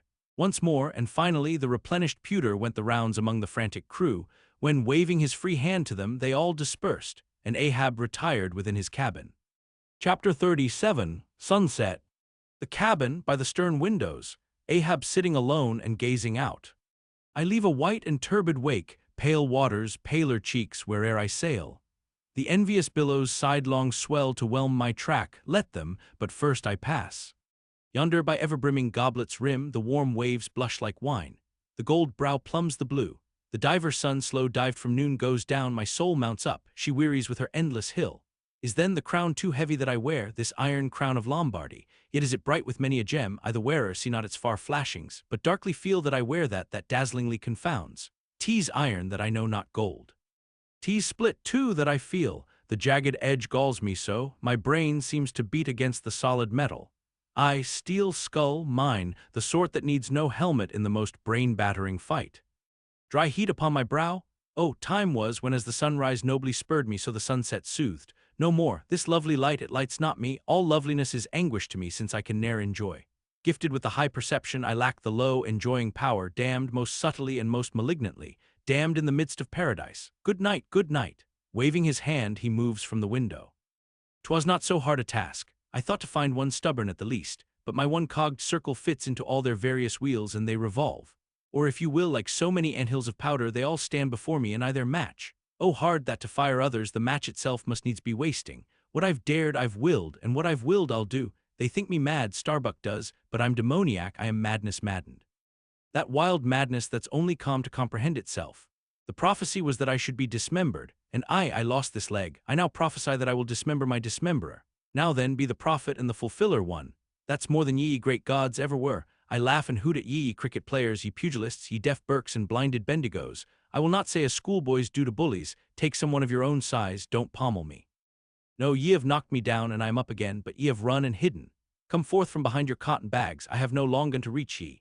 Come, Ahab's compliments to ye, come and see if ye can swerve me. Swerve me, ye cannot swerve me, else ye swerve yourselves. Man has ye there, swerve me. The path to my fixed purpose is laid with iron rails, whereon my soul is grooved to run. Over unsounded gorges, through the rifled hearts of mountains, under torrents' beds, unerringly I rush. Naught's an obstacle, naught's an angle to the iron way. Chapter 38, Dusk. By the mainmast, Starbuck leaning against it. My soul is more than matched, she's overmanned, and by a madman, insufferable sting that sanity should ground arms on such a field. But he drilled deep down and blasted all my reason out of me. I think I see his impious end, but feel that I must help him to it. Will I nil I the ineffable thing has tied me to him, tows me with a cable I have no knife to cut. Horrible old man, who's over him, he cries. He would be a democrat to all above, look how he lords it over all below. Oh. I plainly see my miserable office, to obey, rebelling, and worse yet to hate with touch of pity. For in his eyes I read some lurid woe would shrivel me up had I it, yet is there hope, time and tide flow wide. The hated whale has the round watery world to swim in as the small goldfish has its glassy globe. His heaven-insulting purpose God may wedge aside, I would up heart were it not like lead. But my whole clock's run down, my heart the all-controlling weight, I have no key to lift again. A burst of revelry from the forecastle. O God, to sail with such a heathen crew that have small touch of human mothers in them, whelped somewhere by the sharkish sea. The white whale is their demigorgon. Hark, the infernal orgies, that revelry is forward. Mark the unfaltering silence aft, methinks it pictures life. Foremost through the sparkling sea shoots on the gay, embattled, bantering bow, but only to drag dark Ahab after it, where he broods within his sternward cabin, builded over the dead water of the wake and further on hunted by its wolfish gurglings. The long howl thrills me through. Peace, ye revelers, and set the watch. O life, 'tis in an hour like this, with soul beat down and held to knowledge, as wild, untutored things are forced to feed. O life, 'tis now that I do feel the latent horror in thee. But 'tis not me, that horror, out of me, and with the soft feeling of the human in me, yet will I try to fight ye grim, phantom futures. Stand by me, hold me, bind me, O ye blessed influences. Chapter 39, First Night Watch. For Stubb solus, and mending a brace. Ha ha ha ha hem, clear my throat. I've been thinking over it ever since, and that ha ha's the final consequence. Why so? Because a laugh's the wisest, easiest answer to all that's queer, and come what will, one comfort's always left, that unfailing comfort is it's all predestinated. I heard not all his talk with Starbuck, but to my poor eye Starbuck then looked something as I the other evening felt. Be sure the old mogul has fixed him, too. I twigged it, knew it, had the gift, might readily have prophesied it, for when I clapped my eye upon his skull I saw it. Well, Stubb, why Stubb, that's my title. Well, Stubb, what of it, Stubb? Here's a carcase. I know not all that may be coming, but be it what it will, I'll go to it laughing. Such a waggish leering as lurks in all your horribles. I feel funny. Fa la lura scura. What's my juicy little pair at home doing now? Crying its eyes out, giving a party to the last arrived harpooneers, I dare say, gay as a frigate's pennant, and so am I. Fa la lura scura. Oh. We'll drink tonight with hearts as light, to love, as gay and fleeting as bubbles that swim on the beaker's brim and break on the lips while meeting. A brave stave that who calls, Mr. Starbuck? Aye, sir, aside, he's my superior, he has his too, if I'm not mistaken. Aye, sir, just through with this job, coming. Chapter 40, Midnight Forecastle. HARPONERS and SAILORS. Foresail rises and discovers the watch standing, lounging, leaning, and lying in various attitudes, all singing in chorus. Farewell and adieu to you, Spanish ladies. Farewell and adieu to you, ladies of Spain, our captains commanded. 1 SD Nantucket sailor. Oh, boys, don't be sentimental, it's bad for the digestion. Take a tonic, follow me. Sings, and all follow. Our captain stood upon the deck, a spyglass in his hand, a viewing of those gallant whales that blew at every strand. Oh, your tubs and your boats, my boys, and by your braces stand, and we'll have one of those fine whales, hand, boys, over hand. So be cheery, my lads, may your hearts never fail, while the bold harpooner is striking the whale. Mate's voice from the quarterdeck, 8 bells there forward. 2 ND Nantucket sailor, avast the chorus, 8 bells there, d'ye hear, bellboy? Strike the bell 8, thou pip, thou blackling, and let me call the watch. I've the sort of mouth for that, the hogshead mouth. So, thrust his head down the scuttle, starbolensahoy, 8 bells there below, tumble up. Dutch sailor, grand snoozing tonight, matey, fat night for that. I marked this in our old mogul's wine, it's quite as deadening to some as filliping to others. We sing, they sleep, I lie down there like ground to your butts. At 'em again, there, take this copper pump and hail 'em through it. Tell 'em to avast dreaming of their lasses. Tell 'em it's the resurrection, they must kiss their last and come to judgment. That's the way, that's it, thy throat ain't spoiled with eating Amsterdam butter. French sailor, hist, boys, let's have a jig or two before we ride to anchor in Blanket Bay. What say ye? There comes the other watch. Stand by all legs, Pip, little Pip, hurrah with your tambourine. Pip, sulky and sleepy, don't know where it is. French sailor, beat thy belly then and wag thy ears. Jigget men, I say, marries the word, hurrah, damn me won't you dance, form now Indian file and gallop into the double shuffle, throw yourselves, legs, legs. Iceland sailor, I don't like your floor, matey, it's too springy to my taste, I'm used to ice floors. I'm sorry to throw cold water on the subject, but excuse me. Maltese sailor, me too, where's your girls? Who but a fool would take his left hand by his right and say to himself, how d'ye do, partners, I must have partners. Sicilian sailor, aye, girls and a green, then I'll hop with ye, yea, turn grasshopper. Long Island sailor, well, well, ye sulkies, there's plenty more of us. Hoe corn when you may, say I all legs go to harvest soon. Ah, here comes the music, now for it. Azore sailor, ascending and pitching the tambourine up the scuttle. Here you are, Pip, and there's the windlass bits, up you mount. Now, boys, the half of them dance to the tambourine, some go below, some sleep or lie among the coils of rigging, oaths aplenty. Azore sailor, dancing go it, Pip, bang it, bellboy, rig it, dig it, stig it, quig it, bellboy, make fireflies break the jinglers. Pip, jinglers, you say, there goes another, dropped off, I pound it so. China sailor, rattle thy teeth then and pound away, make a pagoda of thyself. French sailor, merry mad, hold up thy hoop, Pip, till I jump through it, split jibs, tear yourselves. Tashtgo, quietly smoking. That's a white man, he calls that fun, humph, I save my sweat. Old Manx sailor, I wonder whether those jolly lads bethink them of what they are dancing over. I'll dance over your grave, I will, that's the bitterest threat of your night women that beat headwinds round corners. Oh Christ, to think of the green navies and the green-skulled crews. Well, well, belike the whole world's a ball, as you scholars have it, and so 'tis right to make one ballroom of it. Dance on, lads, you're young, I was once. 3D Nantucket sailor, spell O, phew, this is worse than pulling after whales in a calm, give us a whiff tash. They cease dancing and gather in clusters. Meantime the sky darkens, the wind rises. Lascar sailor, by Brahma, boys, it'll be douse sail soon. The skyborn high-tide Ganges turn to wind, thou showest thy black brow, Siva. Maltese sailor, reclining and shaking his cap. It's the waves, the snow's caps turn to jigget now, they'll shake their tassels soon. Now would all the waves were women, then I'd go drown and chassis with them evermore. There's naught so sweet on earth, heaven may not match it, as those swift glances of warm, wild bosoms in the dance, when the overarboring arms hide such ripe, bursting grapes. Sicilian sailor, reclining, tell me not of it, hark ye, lad, fleet interlacings of the limbs, lithe swayings, coyings, flutterings, lip, heart, hip, all graze, unceasing touch and go, not taste, observe ye, else come satiety. A pagan, nudging.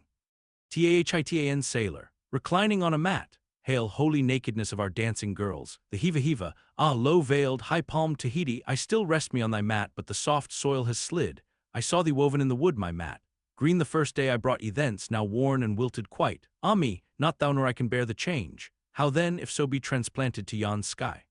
Hear I the roaring streams from Pirohides' peak of spears, when they leap down the crags and drown the villages?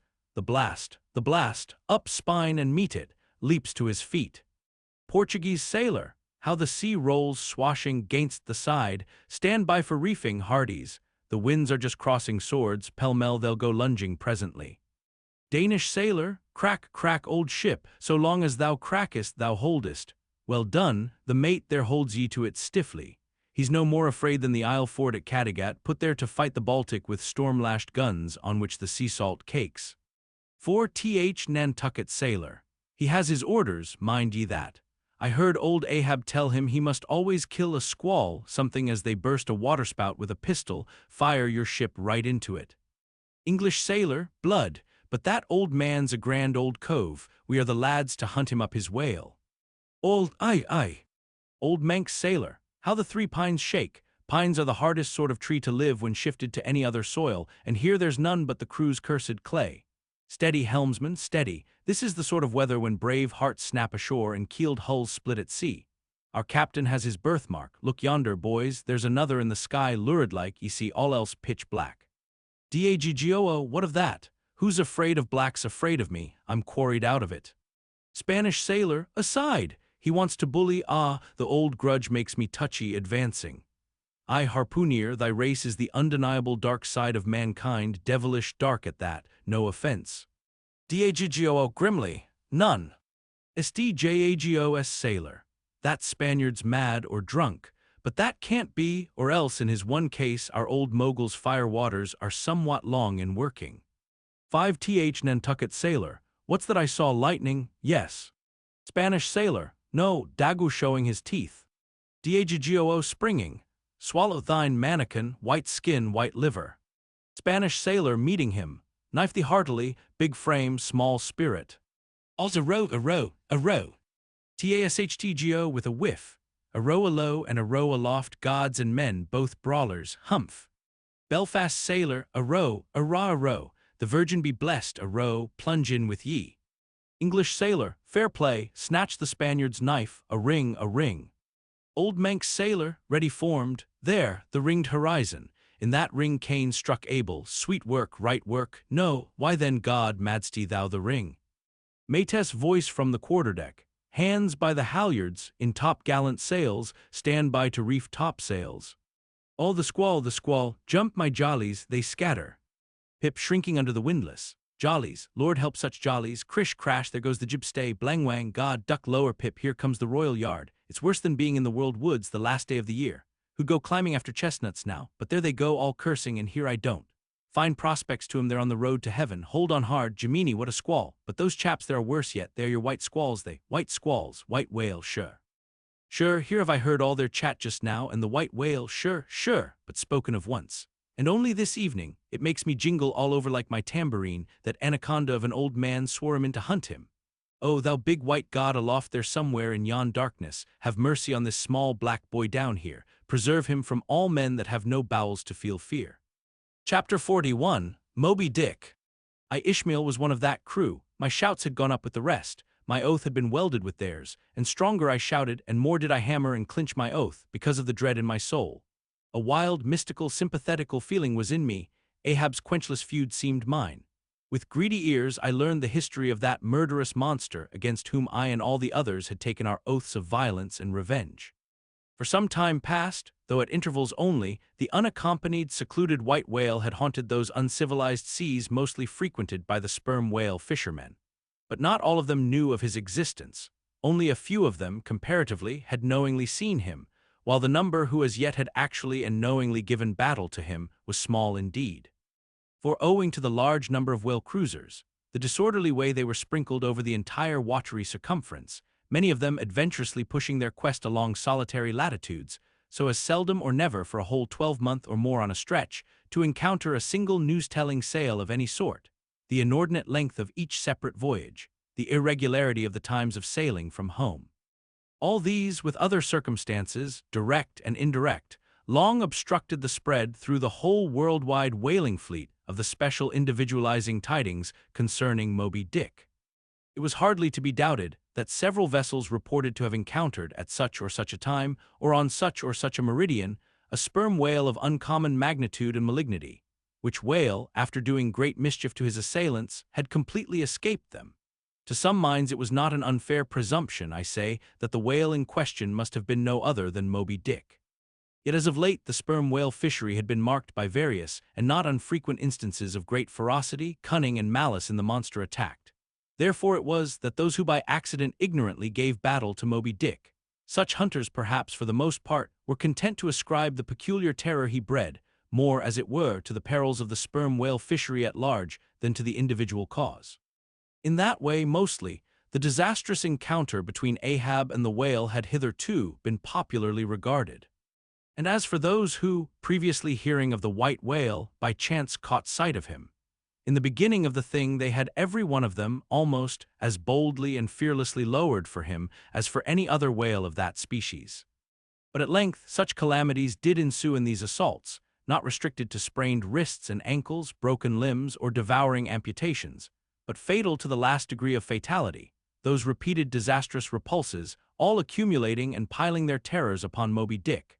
Those things had gone far to shake the fortitude of many brave hunters to whom the story of the white whale had eventually come. Nor did wild rumors of all sorts fail to exaggerate, and still the more horrify the true histories of these deadly encounters.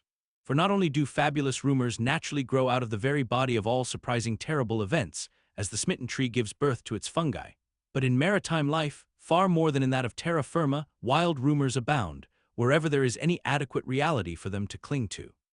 And as the sea surpasses the land in this matter, so the whale fishery surpasses every other sort of maritime life, in the wonderfulness and fearfulness of the rumors which sometimes circulate there. For not only are whalemen as a body unexempt from that ignorance and superstitiousness hereditary to all sailors, but of all sailors, they are by all odds the most directly brought into contact with whatever is appallingly astonishing in the sea. Face to face, they not only eye its greatest marvels, but hand to jaw give battle to them. Alone, in such remotest waters, that though you sailed 1,000 miles, and passed 1,000 shores, you would not come to any chiseled hearthstone or aught hospitable beneath that part of the sun. In such latitudes and longitudes, pursuing to such a calling as he does, the whaleman is wrapped by influences all tending to make his fancy pregnant with many a mighty birth. No wonder, then, that ever-gathering volume from the mere transit over the widest watery spaces, the outblown rumors of the white whale did in the end incorporate with themselves all manner of morbid hints, and half-formed fetal suggestions of supernatural agencies, which eventually invested Moby Dick with new terrors unborrowed from anything that visibly appears. So that in many cases such a panic did he finally strike, that few who by those rumors at least had heard of the white whale, few of those hunters were willing to encounter the perils of his jaw. But there were still other and more vital practical influences at work. Not even at the present day has the original prestige of the sperm whale, as fearfully distinguished from all other species of the Leviathan, died out of the minds of the whalemen as a body. There are those this day among them, who, though intelligent and courageous enough in offering battle to the Greenland or right whale, would perhaps, either from professional inexperience or incompetency or timidity, decline a contest with the sperm whale.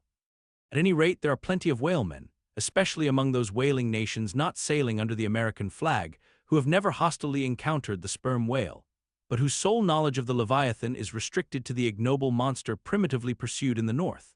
Seated on their hatches, these men will hearken with a childish fireside interest and awe to the wild, strange tales of southern whaling. Nor is the preeminent tremendousness of the great sperm whale anywhere more feelingly comprehended than on board of those prows which stem him. And as if the now-tested reality of his might had in former legendary times thrown its shadow before it, we find some book naturalists, All Astir and Povelson, declaring the sperm whale not only to be a consternation to every other creature in the sea, but also to be so incredibly ferocious as continually to be athirst for human blood. Nor even down to so late a time as Cuvier's were these or almost similar impressions effaced. For in his natural history, the Baron himself affirms that at sight of the sperm whale, all fish, sharks included, are struck with the most lively terrors, and often in the precipitancy of their flight dash themselves against the rocks with such violence as to cause instantaneous death. And however the general experiences in the fishery may amend such reports as these, yet in their full terribleness, even to the bloodthirsty item of Povelson, the superstitious belief in them is, in some vicissitudes of their vocation, revived in the minds of the hunters.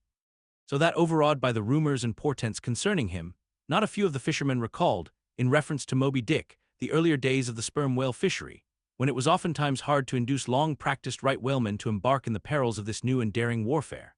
Such men protesting that, although other leviathans might be hopefully pursued, yet to chase and point lance at such an apparition as the sperm whale was not for mortal man. That to attempt it would be inevitably to be torn into a quick eternity. On this head, there are some remarkable documents that may be consulted. Nevertheless, some there were, who even in the face of these things were ready to give chase to Moby Dick, and a still greater number who, chancing only to hear of him distantly and vaguely, without the specific details of any certain calamity, and without superstitious accompaniments, were sufficiently hardy not to flee from the battle if offered. One of the wild suggestions referred to, as at last coming to be linked with the white whale in the minds of the superstitiously inclined, was the unearthly conceit that Moby Dick was ubiquitous, that he had actually been encountered in opposite latitudes at one and the same instant of time. Nor, credulous as such minds must have been, was this conceit altogether without some faint show of superstitious probability. For as the secrets of the currents in the seas have never yet been divulged, even to the most erudite research, so the hidden ways of the sperm whale when beneath the surface remain, in great part, unaccountable to his pursuers, and from time to time have originated the most curious and contradictory speculations regarding them, especially concerning the mystic modes whereby, after sounding to a great depth, he transports himself with such vast swiftness to the most widely distant points. It is a thing well known to both American and English whale ships, and as well a thing placed upon authoritative record years ago by Scoresby, that some whales have been captured far north in the Pacific, in whose bodies have been found the barbs of harpoons darted in the Greenland seas. Nor is it to be gainsaid that in some of these instances it has been declared that the interval of time between the two assaults could not have exceeded very many days. Hence, by inference, it has been believed by some whalemen that the Northwest Passage, so long a problem to man, was never a problem to the whale. So that here, in the real living experience of living men, the prodigies related in old times of the inland Strelo mountain in Portugal, near whose top there was said to be a lake in which the wrecks of ships floated up to the surface, and that still more wonderful story of the Arethusa fountain near Syracuse, whose waters were believed to have come from the Holy Land by an underground passage. These fabulous narrations are almost fully equaled by the realities of the whalemen. Forced into familiarity, then, with such prodigies as these, and knowing that after repeated intrepid assaults the white whale had escaped alive, it cannot be much matter of surprise that some whalemen should go still further in their superstitions, declaring Moby Dick not only ubiquitous but immortal, for immortality is but ubiquity in time, that though groves of spears should be planted in his flanks, he would still swim away unharmed. Or if indeed he should ever be made to spout thick blood, such a sight would be but a ghastly deception. For again, in unensanguined billows hundreds of leagues away, his unsullied jet would once more be seen. But even stripped of these supernatural surmisings, there was enough in the earthly make and incontestable character of the monster to strike the imagination with unwonted power. For it was not so much his uncommon bulk that so much distinguished him from other sperm whales, but, as was elsewhere thrown out, a peculiar snow-white wrinkled forehead and a high, pyramidical white hump. These were his prominent features, the tokens whereby, even in the limitless, uncharted seas, he revealed his identity at a long distance to those who knew him. The rest of his body was so streaked and spotted and marbled with the same shrouded hue that in the end he had gained his distinctive appellation of the white whale, a name, indeed, literally justified by his vivid aspect, when seen gliding at high noon through a dark blue sea, leaving a Milky Way wake of creamy foam, all spangled with golden gleamings. Nor was it his unwonted magnitude, nor his remarkable hue, nor yet his deformed lower jaw that so much invested the whale with natural terror, as that unexampled, intelligent malignity which, according to specific accounts, he had over and over again evinced in his assaults. More than all, his treacherous retreats struck more of dismay than perhaps aught else. For when swimming before his exulting pursuers, with every apparent symptom of alarm, he had several times been known to turn round suddenly, and bearing down upon them, either stave their boats to splinters, or drive them back in consternation to their ship. Already several fatalities had attended his chase. But those similar disasters, however little bruited ashore, were by no means unusual in the fishery. Yet in most instances, such seemed the white whale's infernal aforethought of ferocity, that every dismembering or death that he caused was not wholly regarded as having been inflicted by an unintelligent agent.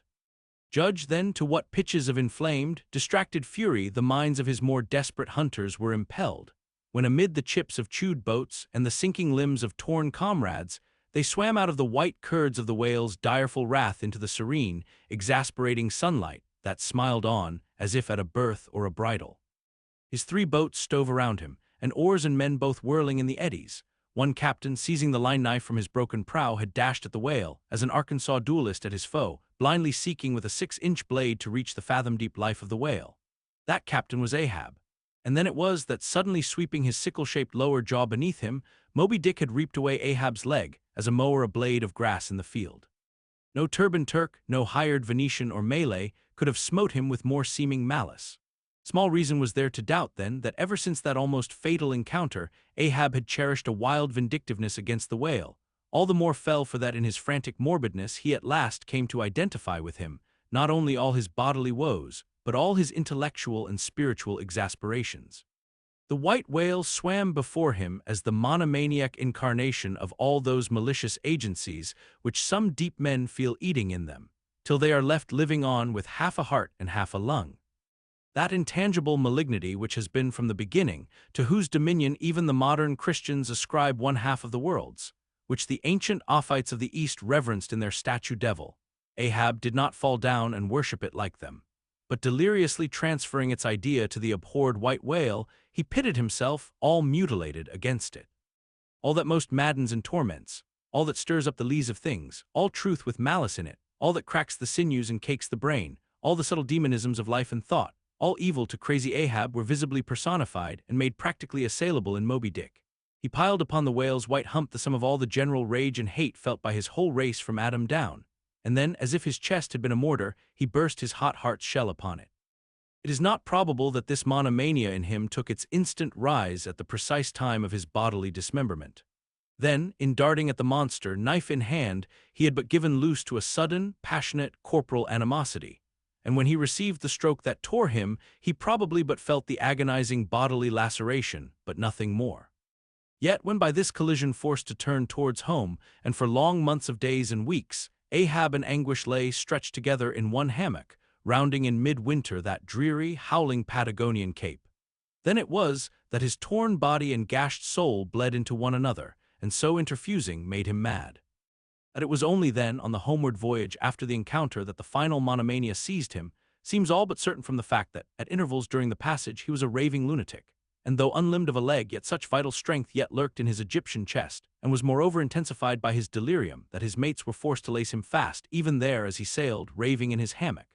In a straitjacket he swung to the mad rockings of the gales.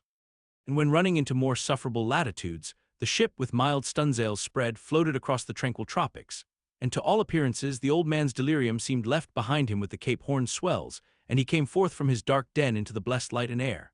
Even then, when he bore that firm, collected front, however pale, and issued his calm orders once again, and his mates thanked God the direful madness was now gone.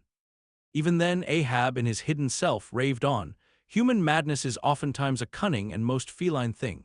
When you think it fled, it may have but become transfigured into some still subtler form." Ahab's full lunacy subsided not, but deepeningly contracted, like the unabated Hudson when that noble Northman flows narrowly but unfathomably through the Highland Gorge. But as in his narrow-flowing monomania not one jot of Ahab's broad madness had been left behind, so in that broad madness not one jot of his great natural intellect had perished. That before living agent now became the living instrument. If such a furious trope may stand, his special lunacy stormed his general sanity and carried it, and turned all its consented cannon upon its own mad mark. So that far from having lost his strength, Ahab, to that one end, did now possess 1,000-fold more potency than ever he had sanely brought to bear upon any one reasonable object. This is much, yet Ahab's larger, darker, deeper part remains unhinted, but vain to popularize profundities, and all truth is profound. Winding far down from within the very heart of this spiked Hotel de Cluny where we here stand, however grand and wonderful, now quit it, and take your way, ye nobler, sadder souls, to those vast Roman halls of Thermes, where far beneath the fantastic towers of man's upper earth, his root of grandeur, his whole awful essence sits in bearded state, an antique buried beneath antiquities and throned on torsos. So with a broken throne the great gods mock that captive king, so like a caryatid he patient sits, upholding on his frozen brow the piled entablatures of ages. Wind ye down there, ye prouder, sadder souls, question that proud, sad king, a family likeness. Aye, he did beget ye, ye young exiled royalties, and from your grim sire only will the old state secret come. Now in his heart Ahab had some glimpse of this, namely, all my means are sane, my motive and my object mad. Yet without power to kill or change or shun the fact, he likewise knew that to mankind he did long dissemble, in some sort did still. But that thing of his dissembling was only subject to his perceptibility, not to his will determinate. Nevertheless, so well did he succeed in that dissembling, that when with ivory leg he stepped ashore at last, no Nantucketer thought him otherwise than but naturally grieved, and that to the quick, with the terrible casualty which had overtaken him. The report of his undeniable delirium at sea was likewise popularly ascribed to a kindred cause. And so, too, all the added moodiness which always afterwards, to the very day of sailing in the Pequod on the present voyage, sat brooding on his brow. Nor is it so very unlikely that, far from distrusting his fitness for another whaling voyage, on account of such dark symptoms, the calculating people of that prudent isle were inclined to harbor the conceit that for those very reasons he was all the better qualified and set on edge for a pursuit so full of rage and wildness as the bloody hunt of whales. gnawed within and scorched without, with the infixed, unrelenting fangs of some incurable idea. Such an one, could he be found, would seem the very man to dart his iron and lift his lance against the most appalling of all brutes. Or, if for any reason thought to be corporeally incapacitated for that, yet such an one would seem superlatively competent to cheer and howl on his underlings to the attack. But be all this as it may, certain it is, that with the mad secret of his unabated rage bolted up and keyed in him, Ahab had purposely sailed upon the present voyage with the one only and all-engrossing object of hunting the white whale. Had any one of his old acquaintances on shore but half dreamed of what was lurking in him then, how soon would their aghast and righteous souls have wrenched the ship from such a fiendish man? They were bent on profitable cruises, the profit to be counted down in dollars from the mint. He was intent on an audacious, immitigable, and supernatural revenge. Here then was this gray-headed, ungodly old man, chasing with curses a job's whale round the world, at the head of a crew, too, chiefly made up of mongrel renegades and castaways and cannibals, morally enfeebled also by the incompetence of mere unaided virtue or right-mindedness in Starbuck, the invulnerable jollity of indifference and recklessness in Stubb, and the pervading mediocrity in Flask. Such a crew, so officered, seemed specially picked and packed by some infernal fatality to help him to his monomaniac revenge. How it was that they so aboundingly responded to the old man's ire, by what evil magic their souls were possessed, that at times his hate seemed almost theirs, the white whale as much their insufferable foe as his. How all this came to be what the white whale was to them, or how to their unconscious understandings, also in some dim, unsuspected way, he might have seemed the gliding great demon of the seas of life. All this to explain would be to dive deeper than Ishmael can go. The subterranean miner that works in us all, how can one tell whither leads his shaft by the ever-shifting, muffled sound of his pick? Who does not feel the irresistible arm drag? What skiff in tow of a 74 can stand still? For one, I gave myself up to the abandonment of the time and the place, but while yet all a rush to encounter the whale, could see naught in that brute but the deadliest ill. Chapter 42. The Whiteness of the Whale. What the white whale was to Ahab has been hinted. What, at times, he was to me as yet remains unsaid. Aside from those more obvious considerations touching Moby Dick, which could not but occasionally awaken in any man's soul some alarm, there was another thought, or rather vague, nameless horror concerning him, which at times by its intensity completely overpowered all the rest, and yet so mystical and well-nigh ineffable was it, that I almost despair of putting it in a comprehensible form. It was the whiteness of the whale that above all things appalled me. But how can I hope to explain myself here? And yet, in some dim, random way, explain myself I must, else all these chapters might be naught. Though in many natural objects, whiteness refiningly enhances beauty, as if imparting some special virtue of its own, as in marbles, japonicas, and pearls, and though various nations have in some way recognized a certain royal preeminence in this hue, even the barbaric, grand old kings of Pequod placing the title Lord of the White Elephants above all their other magniloquent ascriptions of dominion, and the modern kings of Siam unfurling the same snow-white quadruped in the royal standard, and the Hanoverian flag bearing the one figure of a snow-white charger, and the great Austrian Empire, Caesarian, heir to overlording Rome, having for the imperial color the same imperial hue, and though this preeminence in it applies to the human race itself, giving the white man ideal mastership over every dusky tribe, and though besides all this, whiteness has been even made significant of gladness, for among the Romans a white stone marked a joyful day. And though in other mortal sympathies and symbolizings, this same hue is made the emblem of many touching, noble things, the innocence of brides, the benignity of age, though among the red men of America the giving of the white belt of wampum was the deepest pledge of honor, though in many climes whiteness typifies the majesty of justice in the ermine of the judge, and contributes to the daily state of kings and queens drawn by milk-white steeds. Though even in the higher mysteries of the most august religions it has been made the symbol of the divine spotlessness and power, by the Persian fire worshippers, the white forked flame being held the holiest on the altar, and in the Greek mythologies, great Jove himself being made incarnate in a snow-white bull. And though to the noble Iroquois, the midwinter sacrifice of the sacred white dog was by far the holiest festival of their theology, that spotless, faithful creature being held the purest envoy they could send to the Great Spirit with the annual tidings of their own fidelity. And though directly from the Latin word for white, all Christian priests derive the name of one part of their sacred vesture, the alb or tunic, worn beneath the cassock. And though among the holy pomps of the Romish faith, white is specially employed in the celebration of the Passion of our Lord, though in the vision of St. John, white robes are given to the redeemed, and the 420 elders stand clothed in white before the great white throne, and the Holy One that sitteth there white like wool. Yet for all these accumulated associations, with whatever is sweet, and honorable, and sublime, there yet lurks an elusive something in the innermost idea of this hue, which strikes more of panic to the soul than that redness which affrights in blood. This elusive quality it is which causes the thought of whiteness, when divorced from more kindly associations and coupled with any object terrible in itself, to heighten that terror to the furthest bounds. Witness the white bear of the poles and the white shark of the tropics. What but their smooth, flaky whiteness makes them the transcendent horrors they are? That ghastly whiteness it is which imparts such an abhorrent mildness, even more loathsome than terrific, to the dumb gloating of their aspect. So that not the fierce-fanged tiger in his heraldic coat can so stagger courage as the white-shrouded bear or shark. With reference to the polar bear, it may possibly be urged by him who would fain go still deeper into this matter, that it is not the whiteness, separately regarded, which heightens the intolerable hideousness of that brute. For analyzed, that heightened hideousness, it might be said, only rises from the circumstance that the irresponsible ferociousness of the creature stands invested in the fleece of celestial innocence and love. And hence, by bringing together two such opposite emotions in our minds, the polar bear frightens us with so unnatural a contrast. But even assuming all this to be true, yet, were it not for the whiteness, you would not have that intensified terror. As for the white shark, the white gliding ghostliness of repose in that creature, when beheld in his ordinary moods, strangely tallies with the same quality in the polar quadruped.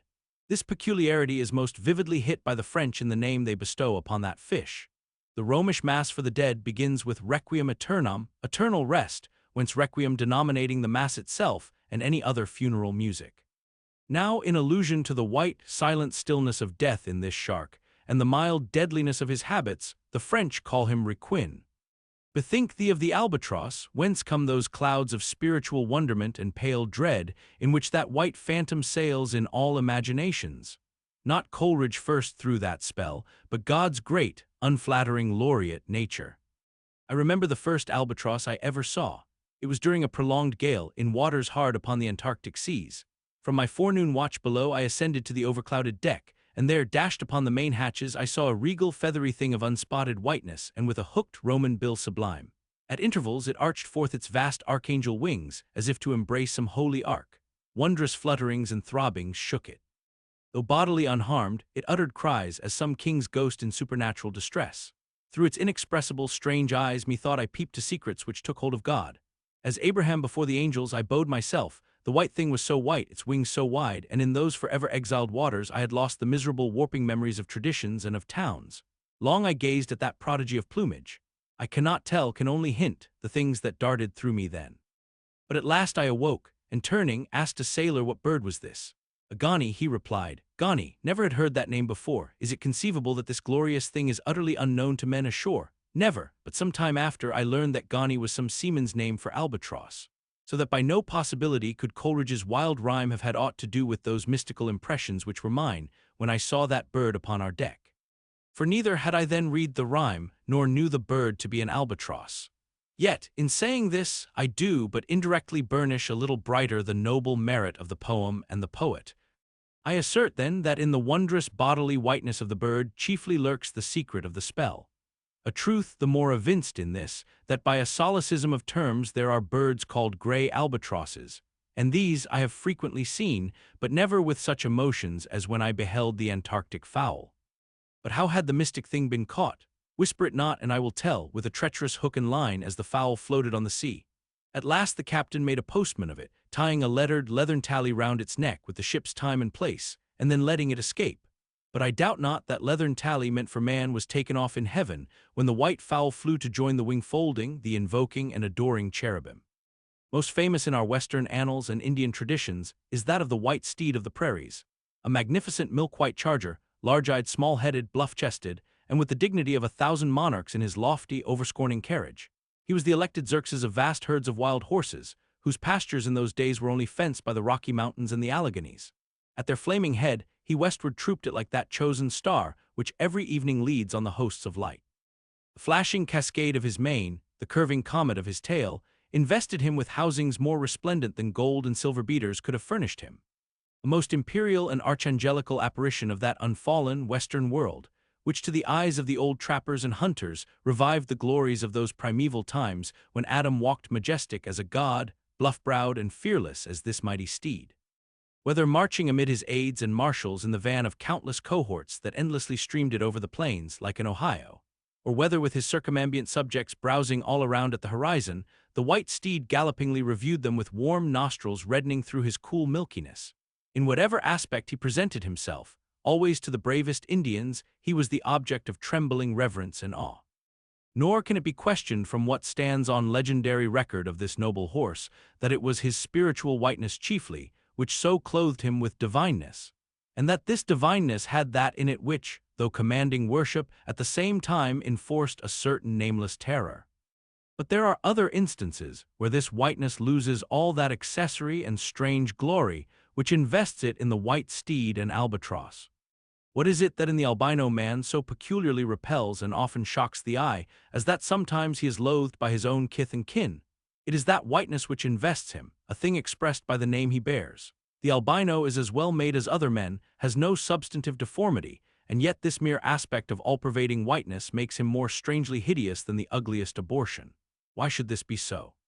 Nor, in quite other aspects, does nature in her least palpable but not the less malicious agencies fail to enlist among her forces this crowning attribute of the terrible.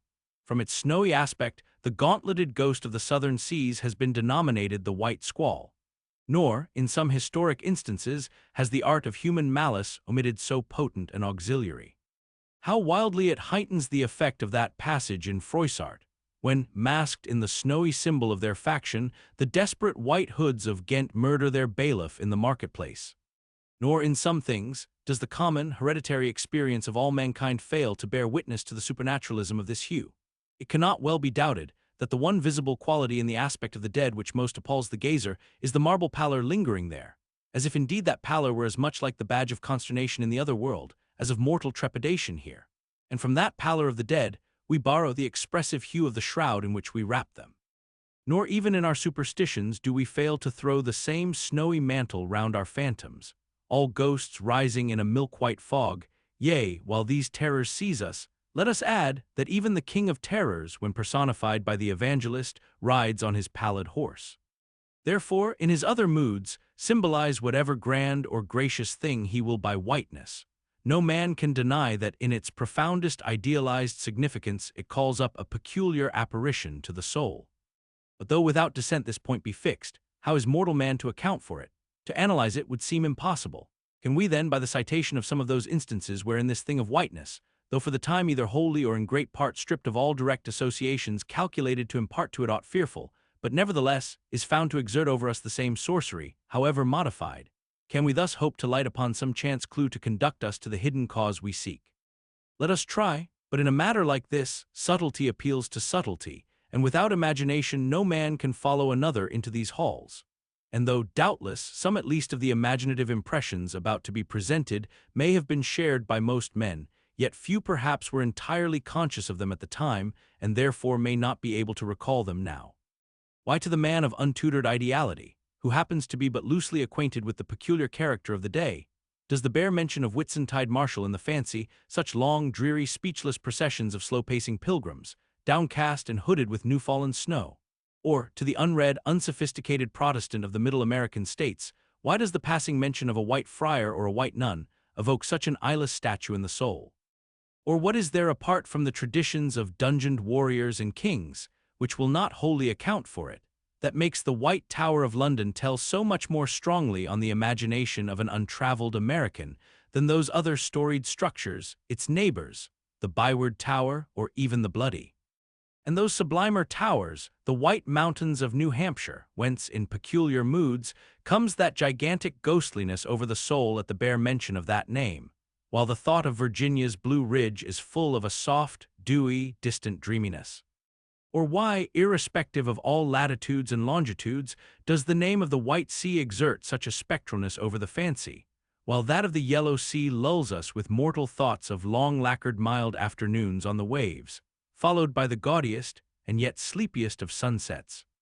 Or, to choose a wholly unsubstantial instance, purely addressed to the fancy, why, in reading the old fairy tales of Central Europe, does the tall pale man of the Hartz forests, whose changeless pallor unrustlingly glides through the green of the groves. Why is this phantom more terrible than all the whooping imps of the Blocksberg? Nor is it altogether the remembrance of her cathedral-toppling earthquakes, nor the stampedos of her frantic seas, nor the tearlessness of arid skies that never rain, nor the sight of her wide field of leaning spires, wrenched copestones, and crosses all adroop like canted yards of anchored fleets, and her suburban avenues of house walls lying over upon each other as a tossed pack of cards. It is not these things alone which make tearless Lima the strangest, saddest city thou canst see. For Lima has taken the white veil, and there is a higher horror in this whiteness of her woe. Old as Pizarro, this whiteness keeps her ruins forever new, admits not the cheerful greenness of complete decay, spreads over her broken ramparts the rigid pallor of an apoplexy that fixes its own distortions. I know that to the common apprehension, this phenomenon of whiteness is not confessed to be the prime agent in exaggerating the terror of objects otherwise terrible, nor to the unimaginative mind is there aught of terror in those appearances whose awfulness to another mind almost solely consists in this one phenomenon, especially when exhibited under any form at all approaching to muteness or universality. What I mean by these two statements may perhaps be respectively elucidated by the following examples. First, the mariner, when drawing nigh the coasts of foreign lands, if by night he hear the roar of breakers, starts to vigilance and feels just enough of trepidation to sharpen all his faculties. But under precisely similar circumstances, let him be called from his hammock to view his ship sailing through a midnight sea of milky whiteness, as if from encircling headlands shoals of combed white bears were swimming round him, then he feels a silent, superstitious dread. The shrouded phantom of the whitened waters is horrible to him as a real ghost. In vain the lead assures him he is still off soundings, heart and helm they both go down, he never rests till blue water is under him again. Yet where is the mariner who will tell thee, sir, it was not so much the fear of striking hidden rocks as the fear of that hideous whiteness that so stirred me? Second, to the native Indian of Peru, the continual sight of the snow-hounded Andes conveys naught of dread, except, perhaps, in the mere fancying of the eternal frosted desolateness reigning at such vast altitudes, and the natural conceit of what a fearfulness it would be to lose oneself in such inhuman solitudes. Much the same is it with the backwoodsman of the West, who with comparative indifference views an unbounded prairie sheeted with driven snow, no shadow of tree or twig to break the fixed trance of whiteness. Not so the sailor, beholding the scenery of the Antarctic seas, where at times, by some infernal trick of legerdemain in the powers of frost and air, he, shivering and half shipwrecked, instead of rainbows speaking hope and solace to his misery, views what seems a boundless churchyard grinning upon him with its lean ice monuments and splintered crosses. But thou sayest, methinks that white-lead chapter about whiteness is but a white flag hung out from a craven soul, thou surrenderest to a hypo Ishmael.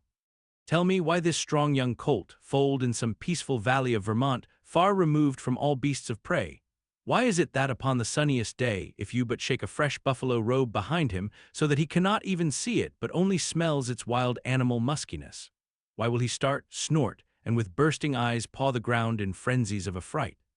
There is no remembrance in him of any gorings of wild creatures in his green northern home, so that the strange muskiness he smells cannot recall to him anything associated with the experience of former perils. For what knows he, this New England colt, of the black bisons of distant Oregon? No, but here thou beholdest even in a dumb brute, the instinct of the knowledge of the demonism in the world. Though thousands of miles from Oregon, still when he smells that savage musk, the rending, goring bison herds are as present as to the deserted wild foal of the prairies, which this instant they may be trampling into dust. Thus, then, the muffled rollings of a milky sea, the bleak rustlings of the festooned frosts of mountains, the desolate shiftings of the windrowed snows of prairies, all these, to Ishmael, are as the shaking of that buffalo robe to the frightened colt. Though neither knows where lie the nameless things of which the mystic sign gives forth such hints, yet with me, as with the colt, somewhere those things must exist. Though in many of its aspects this visible world seems formed in love, the invisible spheres were formed in fright. But not yet have we solved the incantation of this whiteness, and learned why it appeals with such power to the soul, and more strange and far more portentous. Why, as we have seen, it is at once the most meaning symbol of spiritual things, nay, the very veil of the Christian's deity, and yet should be as it is, the intensifying agent in things the most appalling to mankind. Is it that by its indefiniteness it shadows forth the heartless voids and immensities of the universe, and thus stabs us from behind with the thought of annihilation, when beholding the white depths of the Milky Way? Or is it that as in essence whiteness is not so much a color as the visible absence of color, and at the same time the concrete of all colors? Is it for these reasons that there is such a dumb blankness, full of meaning in a wide landscape of snows, a colorless, all-color of atheism from which we shrink? And when we consider that other theory of the natural philosophers, that all other earthly hues, every stately or lovely emblazoning, the sweet tinges of sunset skies and woods, yea, and the gilded velvets of butterflies and the butterfly cheeks of young girls, all these are but subtle deceits, not actually inherent in substances, but only laid on from without, so that all deified nature absolutely paints like the harlot, whose allurements cover nothing but the charnel house within.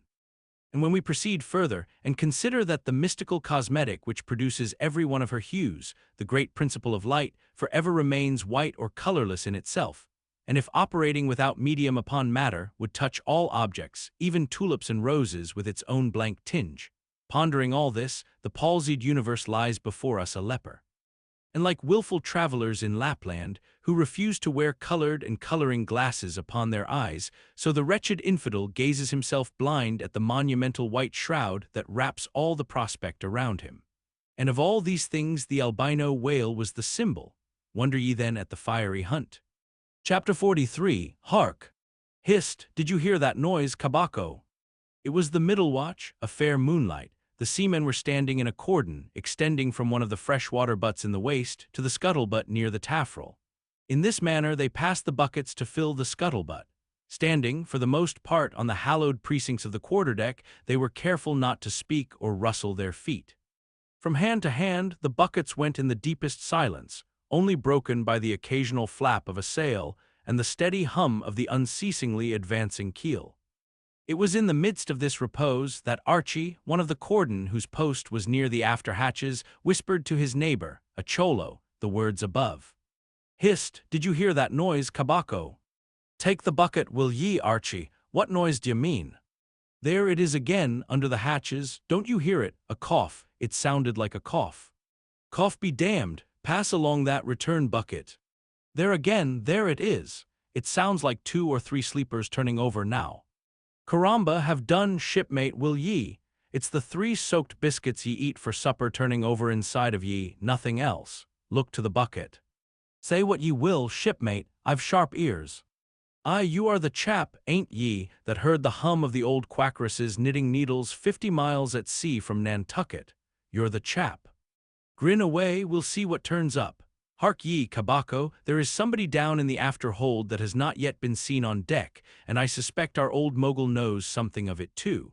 I heard Stubb tell Flask one morning watch that there was something of that sort in the wind. Tish the bucket. Chapter 44. The Chart. Had you followed Captain Ahab down into his cabin, after the squall that took place on the night succeeding that wild ratification of his purpose with his crew, you would have seen him go to a locker in the transom, and bringing out a large wrinkled roll of yellowish sea charts, spread them before him on his screwed-down table. Then seating himself before it, you would have seen him intently study the various lines and shadings which there met his eye, and with slow but steady pencil trace additional courses over spaces that before were blank. At intervals, he would refer to piles of old logbooks beside him, wherein were set down the seasons and places in which, on various former voyages of various ships, sperm whales had been captured or seen. While thus employed, the heavy pewter lamp suspended in chains over his head continually rocked with the motion of the ship, and forever threw shifting gleams and shadows of lines upon his wrinkled brow, till it almost seemed that while he himself was marking out lines and courses on the wrinkled charts, some invisible pencil was also tracing lines and courses upon the deeply marked chart of his forehead. But it was not this night in particular that in the solitude of his cabin Ahab thus pondered over his charts. Almost every night they were brought out. Almost every night some pencil marks were effaced and others were substituted, for with the charts of all 4 oceans before him, Ahab was threading a maze of currents and eddies, with a view to the more certain accomplishment of that monomaniac thought of his soul. Now, to anyone not fully acquainted with the ways of the Leviathans, it might seem an absurdly hopeless task thus to seek out one solitary creature in the unhooped oceans of this planet. But not so did it seem to Ahab, who knew the sets of all tides and currents, and thereby calculating the driftings of the sperm whale's food, and also calling to mind the regular, ascertained seasons for hunting him in particular latitudes. could arrive at reasonable surmises, almost approaching to certainties, concerning the timeliest day to be upon this or that ground in search of his prey.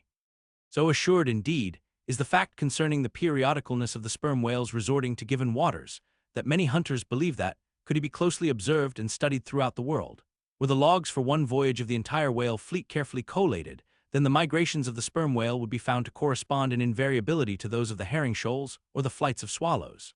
On this hint, attempts have been made to construct elaborate migratory charts of the sperm whale. Since the above was written, the statement is happily borne out by an official circular issued by Lieutenant Maury of the National Observatory, Washington, April 16, 1851. By that circular, it appears that precisely such a chart is in course of completion, and portions of it are presented in the circular. This chart divides the ocean into districts of 5 degrees of latitude by 5 degrees of longitude, perpendicularly through each of which districts are 12 columns for the 12 months, and horizontally through each of which districts are 3 lines, one to show the number of days that have been spent in each month in every district, and the 2 others to show the number of days in which whales, sperm or right, have been seen. Besides, when making a passage from one feeding ground to another, the sperm whales, guided by some infallible instinct, say rather secret intelligence from the deity, mostly swim in veins as they are called, continuing their way along a given ocean line with such undeviating exactitude that no ship ever sailed her course by any chart with 1/10 of such marvelous precision. Though in these cases, the direction taken by any one whale be straight as a surveyor's parallel, and though the line of advance be strictly confined to its own unavoidable straight wake, yet the arbitrary vein in which at these times he is said to swim generally embraces some few miles in width, more or less, as the vein is presumed to expand or contract, but never exceeds the visual sweep from the whaleship's mastheads when circumspectly gliding along this magic zone. The sum is that at particular seasons within that breadth and along that path, migrating whales may with great confidence be looked for. And hence not only at substantiated times, upon well-known separate feeding grounds, could Ahab hope to encounter his prey, but in crossing the widest expanses of water between those grounds he could, by his art, so place and time himself on his way, as even then not to be wholly without prospect of a meeting.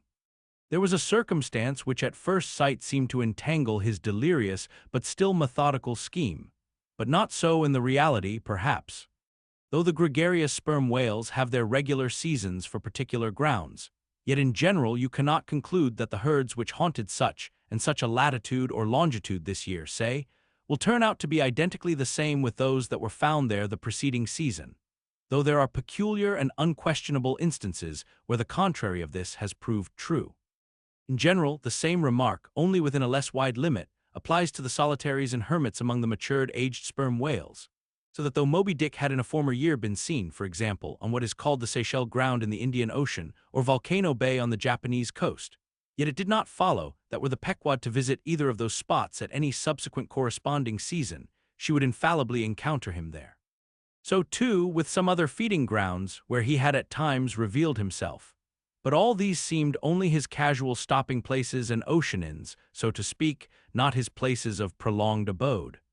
And where Ahab's chances of accomplishing his object have hitherto been spoken of, allusion has only been made to whatever wayside, antecedent, extra prospects were his, ere a particular set time or place were attained, when all possibilities would become probabilities, and as Ahab fondly thought, every possibility the next thing to a certainty. That particular set time and place were conjoined in the one technical phrase, the season on the line. For there and then, for several consecutive years, Moby Dick had been periodically descried, lingering in those waters for a while, as the sun in its annual round loiters for a predicted interval in any one sign of the zodiac. There it was, too, that most of the deadly encounters with the white whale had taken place. There the waves were storied with his deeds. There also was that tragic spot where the monomaniac old man had found the awful motive to his vengeance. But in the cautious comprehensiveness and unloitering vigilance with which Ahab threw his brooding soul into this unfaltering hunt, he would not permit himself to rest all his hopes upon the one crowning fact above mentioned, however flattering it might be to those hopes. Nor in the sleeplessness of his vow could he so tranquilize his unquiet heart as to postpone all intervening quest. Now the Pequod had sailed from Nantucket at the very beginning of the season on the line. No possible endeavor, then, could enable her commander to make the great passage southwards, double Cape Horn, and then running down 60 degrees of latitude arrive in the equatorial Pacific in time to cruise there. Therefore, he must wait for the next ensuing season. Yet the premature hour of the Pequod sailing had perhaps been correctly selected by Ahab with a view to this very complexion of things. Because an interval of 365 days and nights was before him, an interval which, instead of impatiently enduring ashore, he would spend in a miscellaneous hunt. If by chance the white whale, spending his vacation in seas far remote from his periodical feeding grounds, should turn up his wrinkled brow off the Persian Gulf, or in the Bengal Bay or China Seas, or in any other waters haunted by his race. So that monsoons, pampas, nor'westers, harmatons, trades, any wind but the Levanter and Simoon might blow Moby Dick into the devious zigzag world circle of the Pequod's circumnavigating wake. But granting all this, yet regarded discreetly and coolly, seems it not but a mad idea this, that in the broad boundless ocean one solitary whale, even if encountered, should be thought capable of individual recognition from his hunter, even as a white-bearded mufti in the thronged thoroughfares of Constantinople? Yes, for the peculiar snow-white brow of Moby Dick and his snow-white hump could not but be unmistakable. And have I not tallied the whale, Ahab would mutter to himself, as after poring over his charts till long after midnight he would throw himself back in reveries, tallied him, and shall he escape? His broad fins are bored and scalloped out like a lost sheep's ear. And here his mad mind would run on in a breathless race, till a weariness and faintness of pondering came over him, and in the open air of the deck he would seek to recover his strength. Ah, God! What trances of torments does that man endure who is consumed with one unachieved revengeful desire? He sleeps with clenched hands and wakes with his own bloody nails in his palms. Often, when forced from his hammock by exhausting and intolerably vivid dreams of the night, which, resuming his own intense thoughts through the day, carried them on amid a clashing of frenzies, and whirled them round and round and round in his blazing brain, till the very throbbing of his life-spot became insufferable anguish. And when, as was sometimes the case, these spiritual throes in him heaved his being up from its base, and a chasm seemed opening in him, from which forked flames and lightning shot up, and accursed fiends beckoned him to leap down among them. When this Helen himself yawned beneath him, a wild cry would be heard through the ship, and with glaring eyes Ahab would burst from his state-room, as though escaping from a bed that was on fire. Yet these, perhaps, instead of being the unsuppressible symptoms of some latent weakness or fright at his own resolve, were but the plainest tokens of its intensity. For at such times, crazy Ahab, the scheming, unappeasedly steadfast hunter of the white whale, this Ahab that had gone to his hammock, was not the agent that so caused him to burst from it in horror again. The latter was the eternal, living principle or soul in him, and in sleep, being for the time dissociated from the characterizing mind, which at other times employed it for its outer vehicle or agent, it spontaneously sought escape from the scorching contiguity of the frantic thing, of which, for the time, it was no longer an integral. But as the mind does not exist unless leagued with the soul, therefore it must have been that, in Ahab's case, yielding up all his thoughts and fancies to his one supreme purpose, that purpose, by its own sheer inveteracy of will, forced itself against gods and devils into a kind of self-assumed independent being of its own, nay, could grimly live and burn, while the common vitality to which it was conjoined fled horror-stricken from the unbidden and unfathered birth. Therefore the tormented spirit that glared out of bodily eyes, when what seemed Ahab rushed from his room, was for the time but a vacated thing, a formless somnambulistic being, a ray of living light to be sure, but without an object to color and therefore a blankness in itself. God help thee, old man, thy thoughts have created a creature in thee, and he whose intense thinking thus makes him a Prometheus.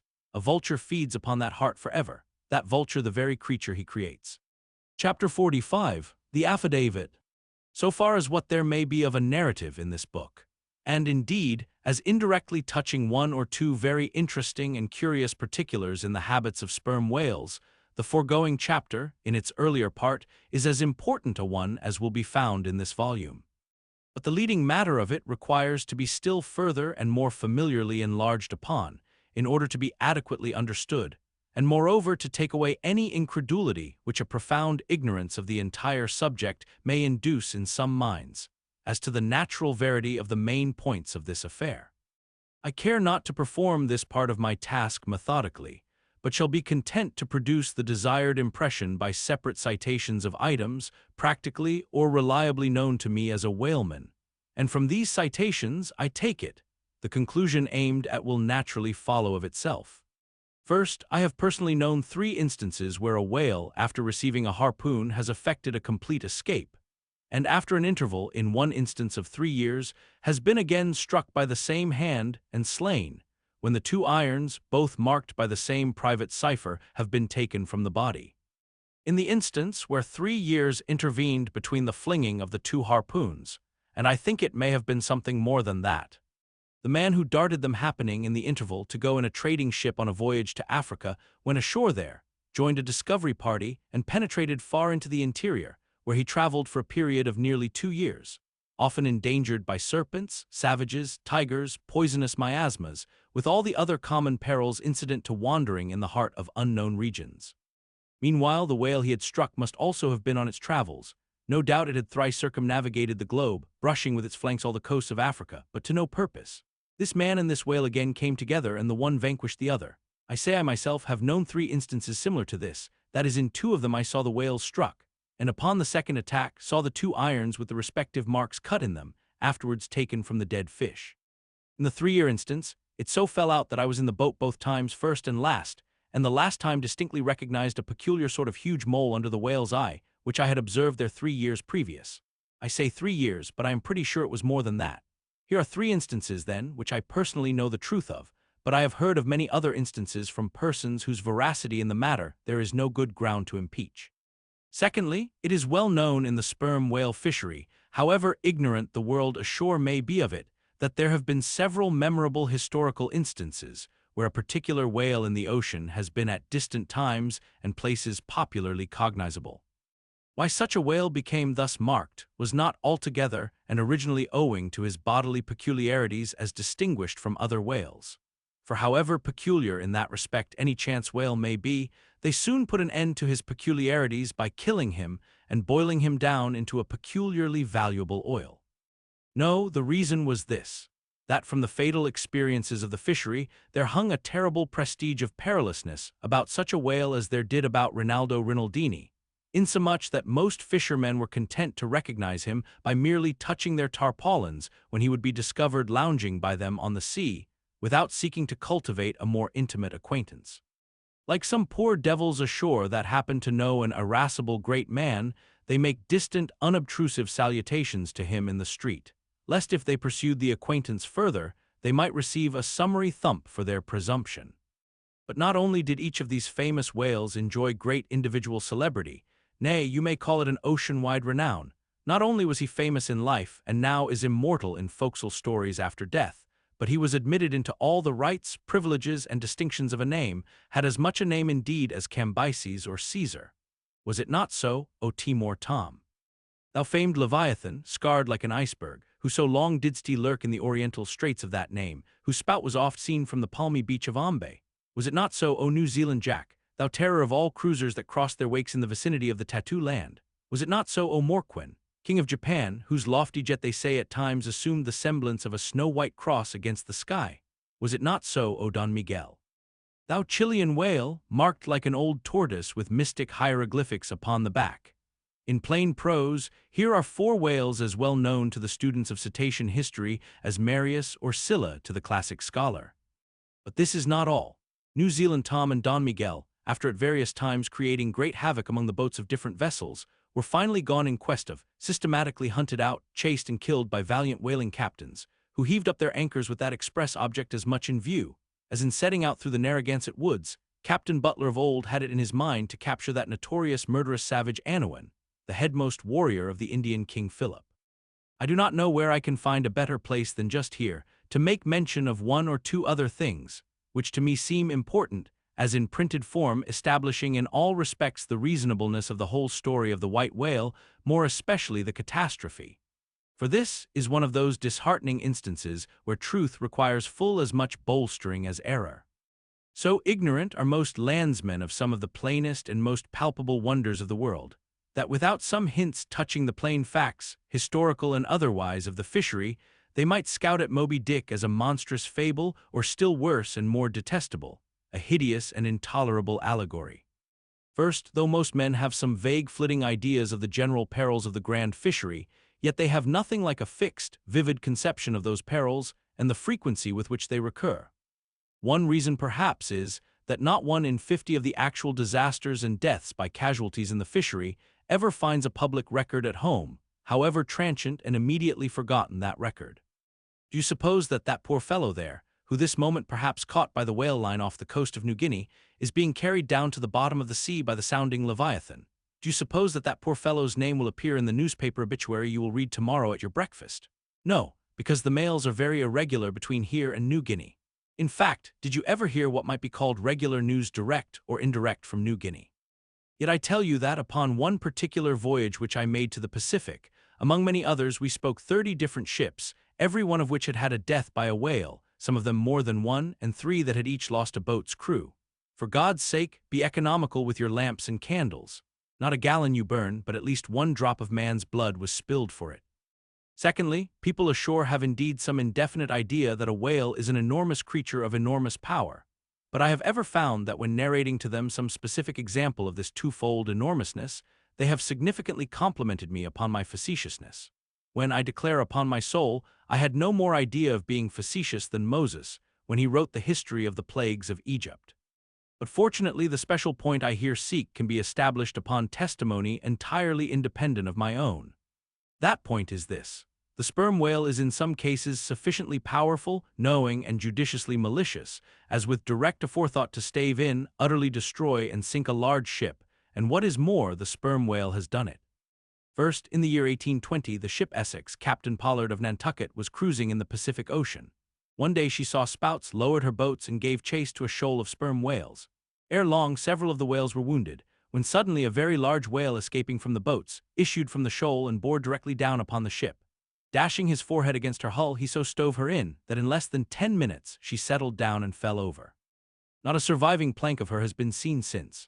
After the severest exposure, part of the crew reached the land in their boats. Being returned home at last, Captain Pollard once more sailed for the Pacific in command of another ship, but the gods shipwrecked him again upon unknown rocks and breakers. For the second time his ship was utterly lost, and forthwith forswearing the sea, he has never tempted it since. At this day Captain Pollard is a resident of Nantucket. I have seen Owen Chase, who was chief mate of the Essex at the time of the tragedy. I have read his plain and faithful narrative. I have conversed with his son, and all this within a few miles of the scene of the catastrophe.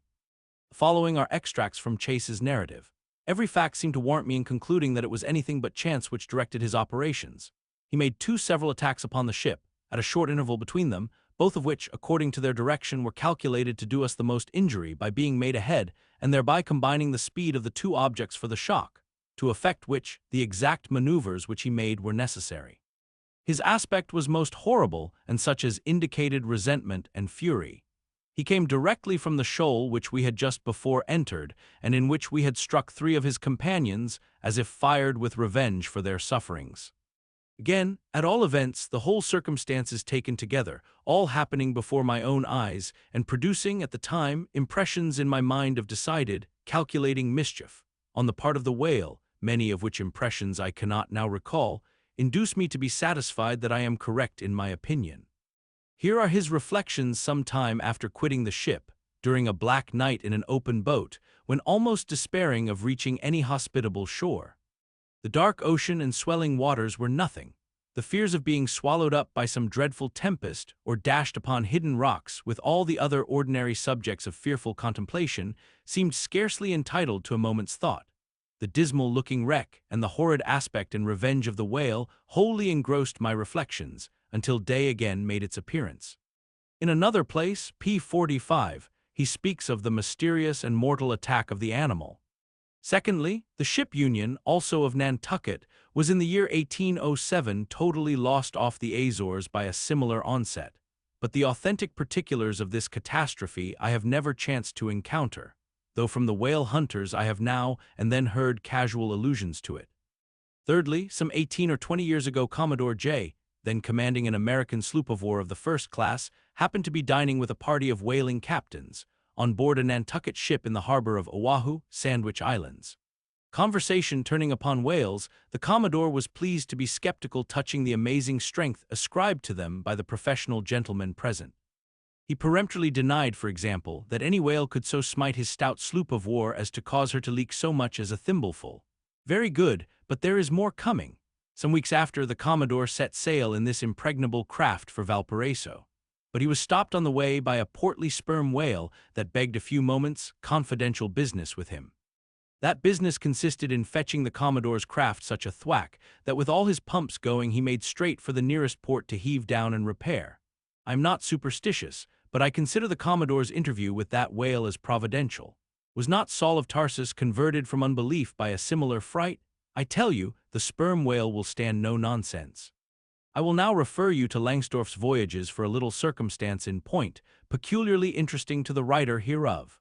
Langsdorff, you must know by the way, was attached to the Russian Admiral Krusenstern's famous discovery expedition in the beginning of the present century. Captain Langsdorff thus begins his 17th chapter. By the 13th of May, our ship was ready to sail, and the next day we were out in the open sea, on our way to Achach. The weather was very clear and fine, but so intolerably cold that we were obliged to keep on our fur clothing. For some days we had very little wind. It was not till the 19th that a brisk gale from the northwest sprang up. An uncommon large whale, the body of which was larger than the ship itself, lay almost at the surface of the water, but was not perceived by anyone on board till the moment when the ship, which was in full sail, was almost upon him, so that it was impossible to prevent its striking against him. We were thus placed in the most imminent danger, as this gigantic creature, setting up its back, raised the ship 3 feet at least out of the water. The masts reeled, and the sails fell altogether, while we who were below all sprang instantly upon the deck, concluding that we had struck upon some rock. Instead of this, we saw the monster sailing off with the utmost gravity and solemnity. Captain de Wolfe applied immediately to the pumps to examine whether or not the vessel had received any damage from the shock, but we found that very happily it had escaped entirely uninjured. Now, the Captain de Wolfe here alluded to as commanding the ship in question is a New Englander, who, after a long life of unusual adventures as a sea captain, this day resides in the village of Dorchester near Boston. I have the honor of being a nephew of his. I have particularly questioned him concerning this passage in Langsdorff. He substantiates every word. The ship, however, was by no means a large one, a Russian craft built on the Siberian coast and purchased by my uncle after bartering away the vessel in which he sailed from home.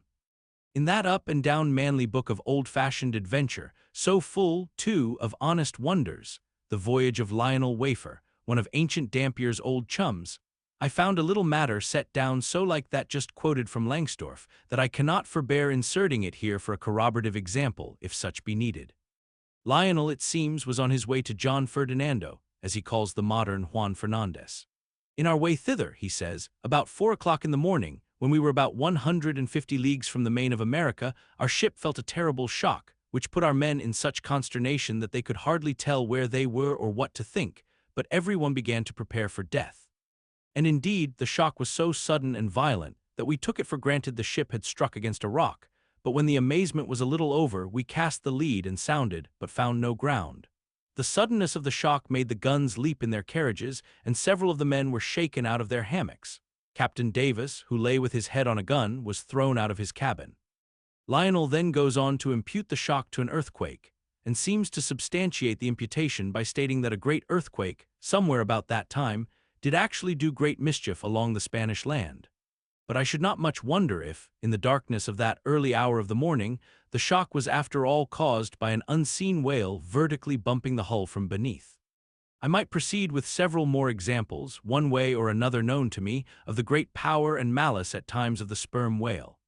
In more than one instance, he has been known not only to chase the assailing boats back to their ships, but to pursue the ship itself, and long withstand all the lances hurled at him from its decks.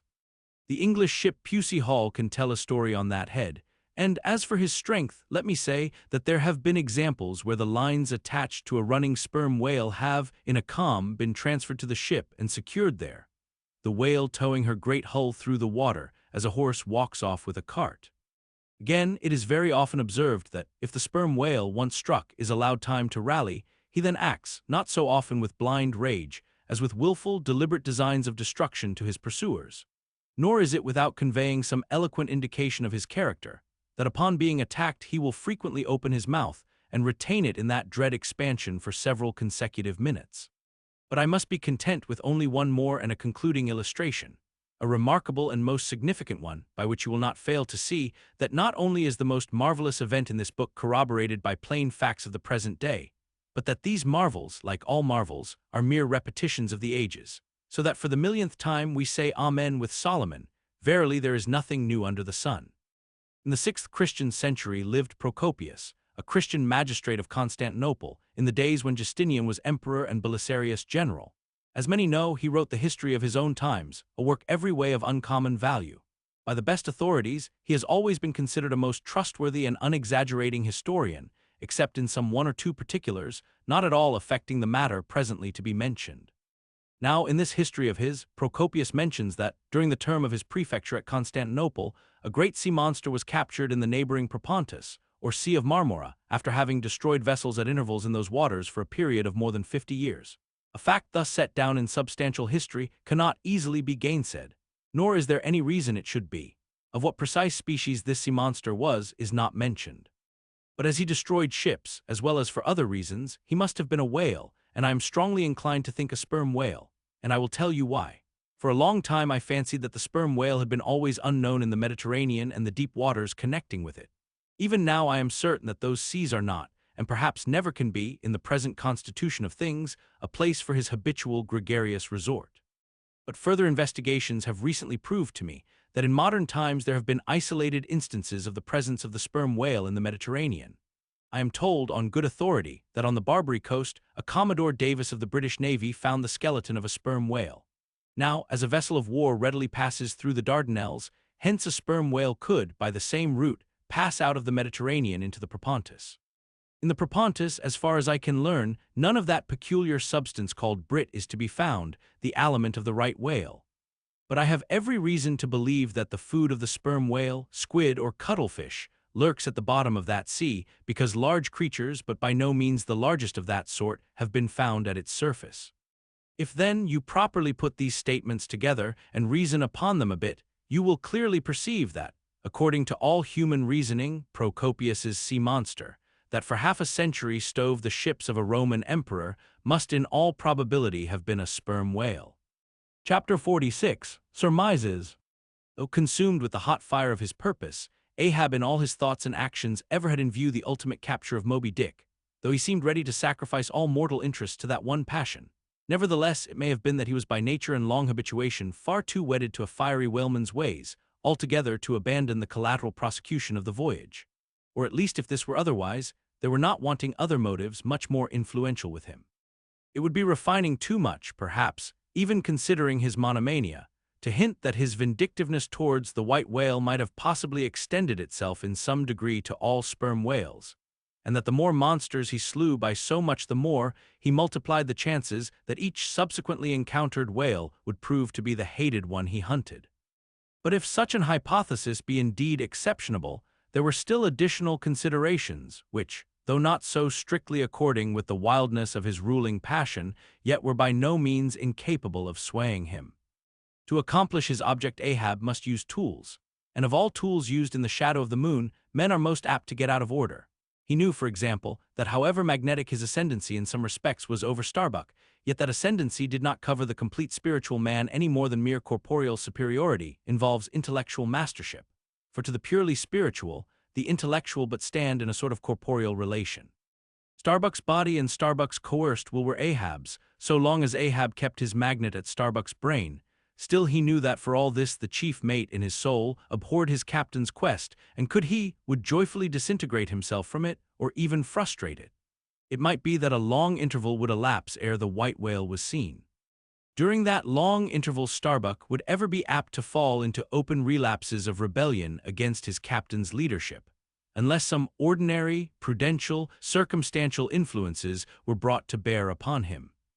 Not only that, but the subtle insanity of Ahab respecting Moby Dick was noways more significantly manifested than in his superlative sense and shrewdness in foreseeing that, for the present, the hunt should in some way be stripped of that strange imaginative impiousness which naturally invested it, that the full terror of the voyage must be kept withdrawn into the obscure background, for few men's courage is proof against protracted meditation unrelieved by action.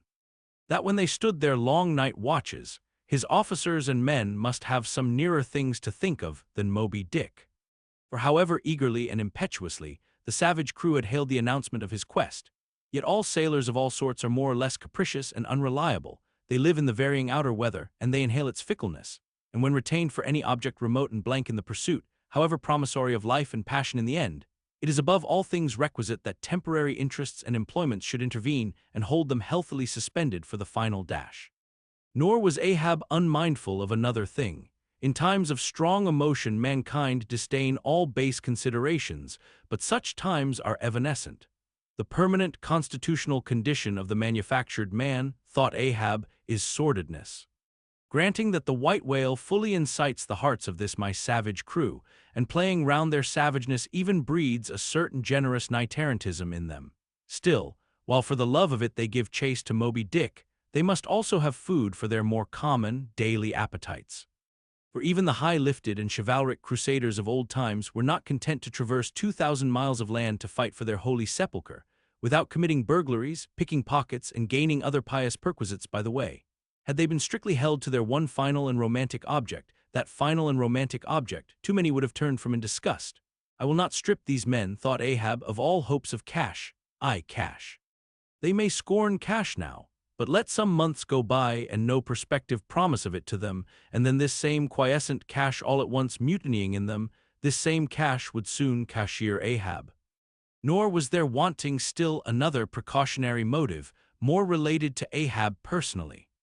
Having impulsively, it is probable, and perhaps somewhat prematurely revealed the prime but private purpose of the Pequod's voyage, Ahab was now entirely conscious that in so doing he had indirectly laid himself open to the unanswerable charge of usurpation, and with perfect impunity, both moral and legal, his crew, if so disposed and to that incompetent, could refuse all further obedience to him, and even violently wrest from him the command. From even the barely hinted imputation of usurpation, and the possible consequences of such a suppressed impression gaining ground, Ahab must of course have been most anxious to protect himself. That protection could only consist in his own predominating brain and heart and hand, backed by a heedful, closely calculating attention to every minute atmospheric influence which it was possible for his crew to be subjected to. For all these reasons then, and others perhaps too analytic to be verbally developed here, Ahab plainly saw that he must still in a good degree continue true to the natural, nominal purpose of the Pequod's voyage. Observe all customary usages, and not only that, but force himself to evince all his well-known passionate interest in the general pursuit of his profession. Be all this as it may, his voice was now often heard hailing the three mastheads and admonishing them to keep a bright lookout and not omit reporting even a porpoise. This vigilance was not long without reward. Chapter 47. The Mat Maker. It was a cloudy, sultry afternoon. The seamen were lazily lounging about the decks, or vacantly gazing over into the lead-colored waters. Queequeg and I were mildly employed weaving what is called a sword mat, for an additional lashing to our boat. So still and subdued, and yet somehow preluding was all the scene, and such an incantation of reverie lurked in the air, that each silent sailor seemed resolved into his own invisible self. I was the attendant or page of Queequeg, while busy at the mat. As I kept passing and repassing the filling or woof of marline between the long yarns of the warp, using my own hand for the shuttle, and as Queequeg, standing sideways, ever and anon slid his heavy oaken sword between the threads, and idly looking off upon the water, carelessly and unthinkingly drove home every yarn. I say so strange a dreaminess did there then reign all over the ship and all over the sea, only broken by the intermitting dull sound of the sword, that it seemed as if this were the loom of time, and I myself were a shuttle mechanically weaving and weaving away at the fates. There lay the fixed threads of the warp subject to but one single, ever-returning, unchanging vibration, and that vibration merely enough to admit of the crosswise interblending of other threads with its own. This warp seemed necessity, and here, thought I, with my own hand I ply my own shuttle and weave my own destiny into these unalterable threads. Meantime, Queequeg's impulsive, indifferent sword, sometimes hitting the woof slantingly or crookedly or strongly or weakly as the case might be, and by this difference in the concluding blow producing a corresponding contrast in the final aspect of the completed fabric. This savage's sword, thought I, which thus finally shapes and fashions both warp and woof. This easy and different sword must be chance, chance, free will, and necessity, nowise incompatible, all interweavingly working together. The straight warp of necessity, not to be swerved from its ultimate course, its every alternating vibration indeed only tending to that. Free will still free to ply her shuttle between given threads, and chance, though restrained in its play within the right lines of necessity, and sideways in its motions directed by free will, though thus prescribed to by both, chance by turns rules either, and has the last featuring blow at events. Thus we were weaving and weaving away when I started at a sound so strange, long-drawn, and musically wild and unearthly that the ball of free will dropped from my hand, and I stood gazing up at the clouds whence that voice dropped like a wing. High aloft in the crosstrees was that mad gay header Tashtego. His body was reaching eagerly forward, his hands stretched out like a wand, and at brief sudden intervals he continued his cries. To be sure, the same sound was that very moment perhaps being heard all over the seas, from hundreds of whalemen's lookouts perched as high in the air. But from few of those lungs could that accustomed old cry have derived such a marvelous cadence as from Tashtego the Indian's. As he stood hovering over you half suspended in air, so wildly and eagerly peering towards the horizon, you would have thought him some prophet or seer beholding the shadows of fate, and by those wild cries announcing their coming.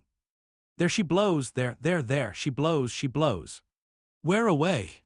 On the lee beam about 2 miles off, a school of them. Instantly all was commotion.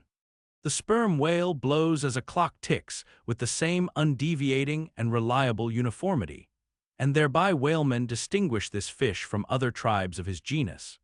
There go flukes, was now the cry from Tashtego, and the whales disappeared. Quick, steward, cried Ahab, time. Doughboy hurried below, glanced at the watch, and reported the exact minute to Ahab. The ship was now kept away from the wind, and she went gently rolling before it. Tashtego reporting that the whales had gone down heading to leeward, we confidently looked to see them again directly in advance of our bows. For that singular craft at times evinced by the sperm whale when, sounding with his head in one direction, he nevertheless, while concealed beneath the surface, mills round and swiftly swims off in the opposite quarter. This deceitfulness of his could not now be in action, for there was no reason to suppose that the fish seen by Tashtego had been in any way alarmed or indeed knew at all of our vicinity. One of the men selected for shipkeepers, that is, those not appointed to the boats, by this time relieved the Indian at the main mast-head. The sailors at the fore and mizzen had come down, the line tubs were fixed in their places, the cranes were thrust out, the mainyard was backed, and the 3 boats swung over the sea like 3 samphire baskets over high cliffs. Outside of the bulwarks, their eager crews with one hand clung to the rail, while one foot was expectantly poised on the gunwale. So looked the long line of man-o'-war's men, about to throw themselves on board an enemy's ship. But at this critical instant, a sudden exclamation was heard that took every eye from the whale. With a start all glared at dark Ahab, who was surrounded by 5 dusky phantoms that seemed fresh formed out of air. Chapter 48, The First Lowering. The phantoms, for so they then seemed, were flitting on the other side of the deck, and with a noiseless celerity were casting loose the tackles and bands of the boat which swung there. This boat had always been deemed one of the spare boats, though technically called the Captain S on account of its hanging from the starboard quarter. The figure that now stood by its bows was tall and swart, with one white tooth evilly protruding from its steel-like lips. A rumpled Chinese jacket of black cotton funereally invested him, with wide black trousers of the same dark stuff. But strangely crowning this ebonness was a glistening white plaited turban, the living hair braided and coiled round and round upon his head. Less swart in aspect, the companions of this figure were of that vivid, tiger-yellow complexion peculiar to some of the aboriginal natives of the Manilas, a race notorious for a certain diabolism of subtlety, and by some honest white mariners supposed to be the paid spies and secret confidential agents on the water of the devil, their lord, whose counting-room they supposed to be elsewhere. While yet the wondering ship's company were gazing upon these strangers, Ahab cried out to the white-turbaned old man at their head, "All ready there, Fedallah." "Ready," was the half-hissed reply. "Lower away then, d'ye hear?" shouting across the deck. "Lower away there, I say." Such was the thunder of his voice, that spite of their amazement the men sprang over the rail. The sheaves whirled round in the blocks. With a wallow, the 3 boats dropped into the sea, while with a dexterous, off-handed daring, unknown in any other vocation, the sailors, goat-like, leaped down the rolling ship's side into the tossed boats below. Hardly had they pulled out from under the ship's lee, when a 4th keel, coming from the windward side, pulled round under the stern, and showed the 5 strangers rowing Ahab, who, standing erect in the stern, loudly hailed Starbuck, Stubb, and Flask to spread themselves widely, so as to cover a large expanse of water. But with all their eyes again riveted upon the swart Fedallah and his crew, the inmates of the other boats obeyed not the command. "Captain Ahab," said Starbuck. "Spread yourselves," cried Ahab. "Give way, all 4 boats. Thou, Flask, pull out more to leeward." "Aye, aye, sir," cheerily cried little King Post, sweeping round his great steering oar. "Lay back," addressing his crew. There again, there she blows right ahead, boys, lay back. Never heed yonder yellow boys, Archie." "Oh, I don't mind 'em, sir," said Archie. "I knew it all before now. Didn't I hear 'em in the hold, and didn't I tell Cabaco hear of it? What say ye, Cabaco? They are stowaways, Mr. Flask." "Pull, pull, my fine hearts alive, pull, my children, pull, my little ones," drawlingly and soothingly sighed Stubb to his crew, some of whom still showed signs of uneasiness. "Why don't you break your backbones, my boys? What is it you stare at? Those chaps in yonder boat? Tut! There are only 5 more hands come to help us. Never mind from where, the more the merrier. Pull, then, do pull. Never mind the brimstone, devils are good fellows enough. Oh, so there you are now. That's the stroke for £1,000. That's the stroke to sweep the stakes. Hurrah for the gold cup of sperm oil, my heroes. 3 cheers, men, all hearts alive. Easy, easy, don't be in a hurry, don't be in a hurry. Why don't you snap your oars, you rascals? Bite something, you dogs. So then. Softly, softly. That's it. Long and strong. Give way there, give way. The devil fetch ye, ragamuffin rapscallions. Ye are all asleep. Stop snoring, ye sleepers, and pull. Pull, will ye? Pull, can't ye? Pull, won't ye? Why in the name of gudgeons and ginger cakes don't ye pull? Pull and break something, pull and start your eyes out. Here," whipping out the sharp knife from his girdle. "Every mother's son of ye draw his knife and pull with the blade between his teeth. That's it. Now you do something that looks like it, my steel bits. Start her, my silver spoons. Start her, marling spikes." Stubb's exordium to his crew is given here at large, because he had rather a peculiar way of talking to them in general, and especially in inculcating the religion of rowing. But you must not suppose from this specimen of his sermonizings that he ever flew into downright passions with his congregation. Not at all, and therein consisted his chief peculiarity. He would say the most terrific things to his crew, in a tone so strangely compounded of fun and fury, and the fury seemed so calculated merely as a spice to the fun, that no oarsman could hear such queer invocations without pulling for dear life, and yet pulling for the mere joke of the thing. Besides, he all the time looked so easy and indolent himself, so loungingly managed his steering oar, and so broadly gaped, open-mouthed at times, that the mere sight of such a yawning commander, by sheer force of contrast, acted like a charm upon the crew. Then again, Stubb was one of those odd sort of humorists, whose jollity is sometimes so curiously ambiguous as to put all inferiors on their guard in the matter of obeying them. In obedience to a sign from Ahab, Starbuck was now pulling obliquely across Stubb's bow, and when for a minute or so the 2 boats were pretty near to each other, Stubb hailed the mate. "Mr. Starbuck, larboard boat there, ahoy! A word with ye, sir, if ye please." "Halloa," returned Starbuck, turning round not a single inch as he spoke, still earnestly but whisperingly urging his crew, his face set like a flint from Stubb's. "What think ye of those yellow boys, sir? Smuggled on board somehow before the ship sailed. Strong boys," in a whisper to his crew, then speaking out loud again. "A sad business, Mr. Stubb. Seethe her, my lads. But never mind, Mr. Stubb, all for the best. Let all your crew pull strong, come what will. Spring, my men, spring. There's hogsheads of sperm ahead, Mr. Stubb, and that's what ye came for. Pull, my boys. Sperm's the play. This at least is duty and profit hand in hand." Aye, I thought as much," soliloquized Stubb when the boats diverged. "As soon as I clapped eye on him, I thought so. Aye, and that's what he went into the after hold for so often, as Doughboy long suspected. They were hidden down there. The white whale's at the bottom of it. Well, so be it. Can't be helped. All right, give way, men. It ain't the white whale today, give way." Now the advent of these outlandish strangers at such a critical instant as the lowering of the boats from the deck, this had not unreasonably awakened a sort of superstitious amazement in some of the ship's company. But Archie's fancied discovery having some time previous got abroad among them, though indeed not credited then, this had in some small measure prepared them for the event. It took off the extreme edge of their wonder, and so what with all this and Stubb's confident way of accounting for their appearance, they were for the time freed from superstitious surmisings, though the affair still left abundant room for all manner of wild conjectures as to dark Ahab's precise agency in the matter from the beginning. For me, I silently recalled the mysterious shadows I had seen creeping on board the Pequod during the dim Nantucket dawn, as well as the enigmatical hintings of the unaccountable Elijah. Meantime Ahab, out of hearing of his officers, having sighted the furthest to windward, was still ranging ahead of the other boats, a circumstance bespeaking how potent a crew was pulling him. Those tiger-yellow creatures of his seemed all steel and whalebone. Like 5 trip-hammers they rose and fell with regular strokes of strength, which periodically started the boat along the water like a horizontal burst boiler out of a Mississippi steamer.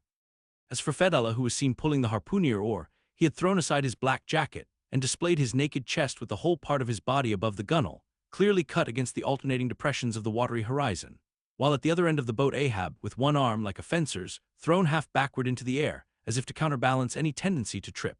Ahab was seen steadily managing his steering oar, as in 1,000 boat lowerings ere the white whale had torn him. All at once the outstretched arm gave a peculiar motion and then remained fixed, while the boat's 5 oars were seen simultaneously peaked. Boat and crew sat motionless on the sea. Instantly the 3 spread boats in the rear paused on their way. The whales had irregularly settled bodily down into the blue, thus giving no distantly discernible token of the movement, though from his closer vicinity Ahab had observed it. "Every man look out along his oars," cried Starbuck. "Thou, Queequeg, stand up." Nimbly springing up on the triangular raised box in the bow, the savage stood erect there, and with intensely eager eyes gazed off towards the spot where the chase had last been descried. Likewise upon the extreme stern of the boat, where it was also triangularly platformed level with the gunwale, Starbuck himself was seen coolly and adroitly balancing himself to the jerking tossings of his chip of a craft, and silently eyeing the vast blue eye of the sea. Not very far distant Flask's boat was also lying breathlessly still, its commander recklessly standing upon the top of the loggerhead, a stout sort of post rooted in the keel and rising some 2 feet above the level of the stern platform. It is used for catching turns with the whale line. Its top is not more spacious than the palm of a man's hand, and standing upon such a base as that, Flask seemed perched at the masthead of some ship which had sunk to all but her trucks. But Little King Post was small and short, and at the same time Little King Post was full of a large and tall ambition, so that this loggerhead standpoint of his did by no means satisfy King Post. "I can't see 3 seas off, tip us up an oar there and let me on to that." Upon this, Daggoo, with either hand upon the gunwale to steady his way, swiftly slid aft, and then erecting himself volunteered his lofty shoulders for a pedestal. "Good a masthead as any, sir. Will you mount?" "That I will, and thank ye very much, my fine fellow, only I wish you 50 feet taller." Whereupon, planting his feet firmly against 2 opposite planks of the boat, the gigantic negro, stooping a little, presented his flat palm to Flask's foot, and then putting Flask's hand on his hearse-plumed head and bidding him spring as he himself should toss, with one dexterous fling landed the little man high and dry on his shoulders. And here was Flask now standing, Daggoo with one lifted arm furnishing him with a breastband to lean against and steady himself by. At any time it is a strange sight to the tyro to see with what wondrous habitude of unconscious skill the whaleman will maintain an erect posture in his boat, even when pitched about by the most riotously perverse and cross-running seas. Still more strange to see him giddily perched upon the loggerhead itself under such circumstances. But the sight of little Flask mounted upon gigantic Daggoo was yet more curious, for sustaining himself with a cool, indifferent, easy, unthought of barbaric majesty, the noble negro to every roll of the sea harmoniously rolled his fine form. On his broad back, flaxen-haired Flask seemed a snowflake. The bearer looked nobler than the rider.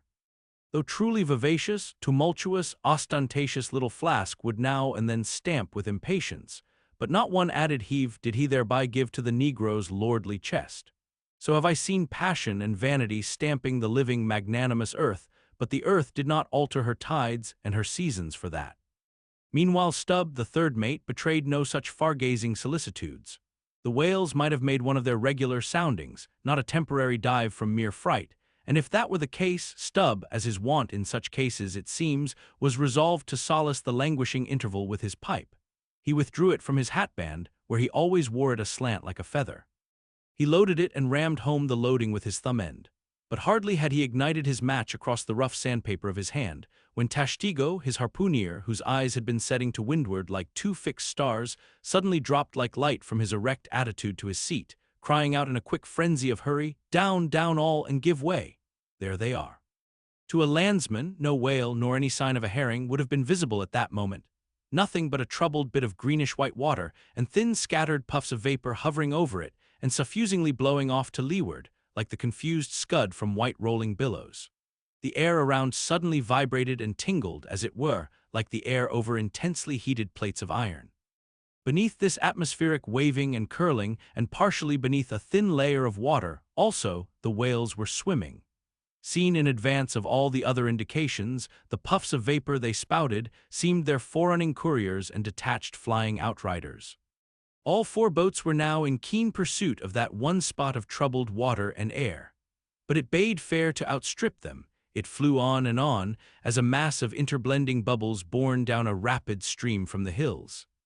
"Pull, pull, my good boys," said Starbuck, in the lowest possible but intensest concentrated whisper to his men, while the sharp fixed glance from his eyes darted straight ahead of the bow, almost seemed as two visible needles in two unerring binnacle compasses. He did not say much to his crew, though nor did his crew say anything to him. Only the silence of the boat was at intervals startlingly pierced by one of his peculiar whispers, now harsh with command, now soft with entreaty. How different the loud little king post. "Sing out and say something, my hearties, roar and pull, my thunderbolts, beach me on their black backs, boys, only do that for me, and I'll sign over to you my Martha's Vineyard plantation, boys, including wife and children, boys, lay me on, oh Lord, Lord, but I shall go stark, staring mad, see that white water."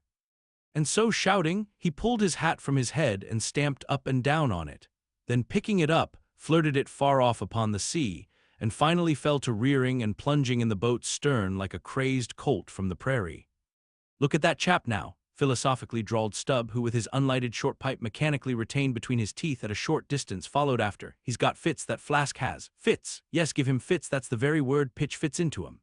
Merrily, merrily, hearts alive. Pudding for supper, you know, Mary's the word. Pull, babes, pull, sucklings, pull all. But what the devil are you hurrying about? Softly, softly, and steadily, my men. Only pull and keep pulling, nothing more.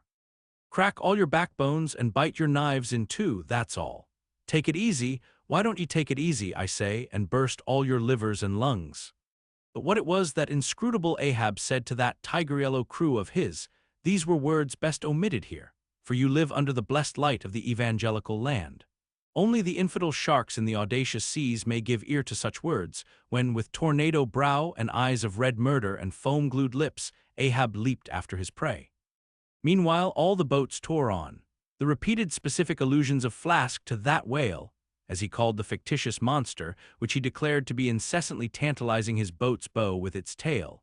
These allusions of his were at times so vivid and lifelike that they would cause some one or two of his men to snatch a fearful look over the shoulder. But this was against all rule, for the oarsmen must put out their eyes and ram a skewer through their necks, usage pronouncing that they must have no organs but ears and no limbs but arms in these critical moments. It was a sight full of quick wonder and awe.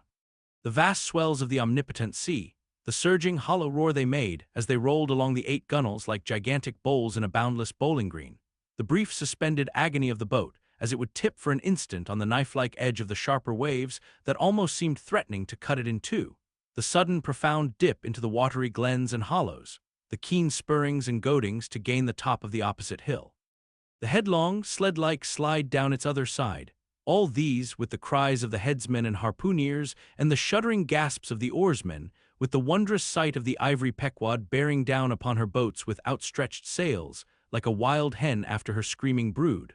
All this was thrilling. Not the raw recruit, marching from the bosom of his wife into the fever heat of his first battle, not the dead man's ghost encountering the first unknown phantom in the other world.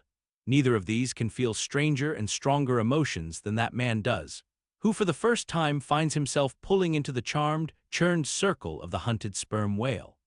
The dancing white water made by the chase was now becoming more and more visible, owing to the increasing darkness of the dun cloud shadows flung upon the sea. The jets of vapor no longer blended, but tilted everywhere to right and left. The whales seemed separating their wakes. The boats were pulled more apart, Starbuck giving chase to 3 whales running dead to leeward.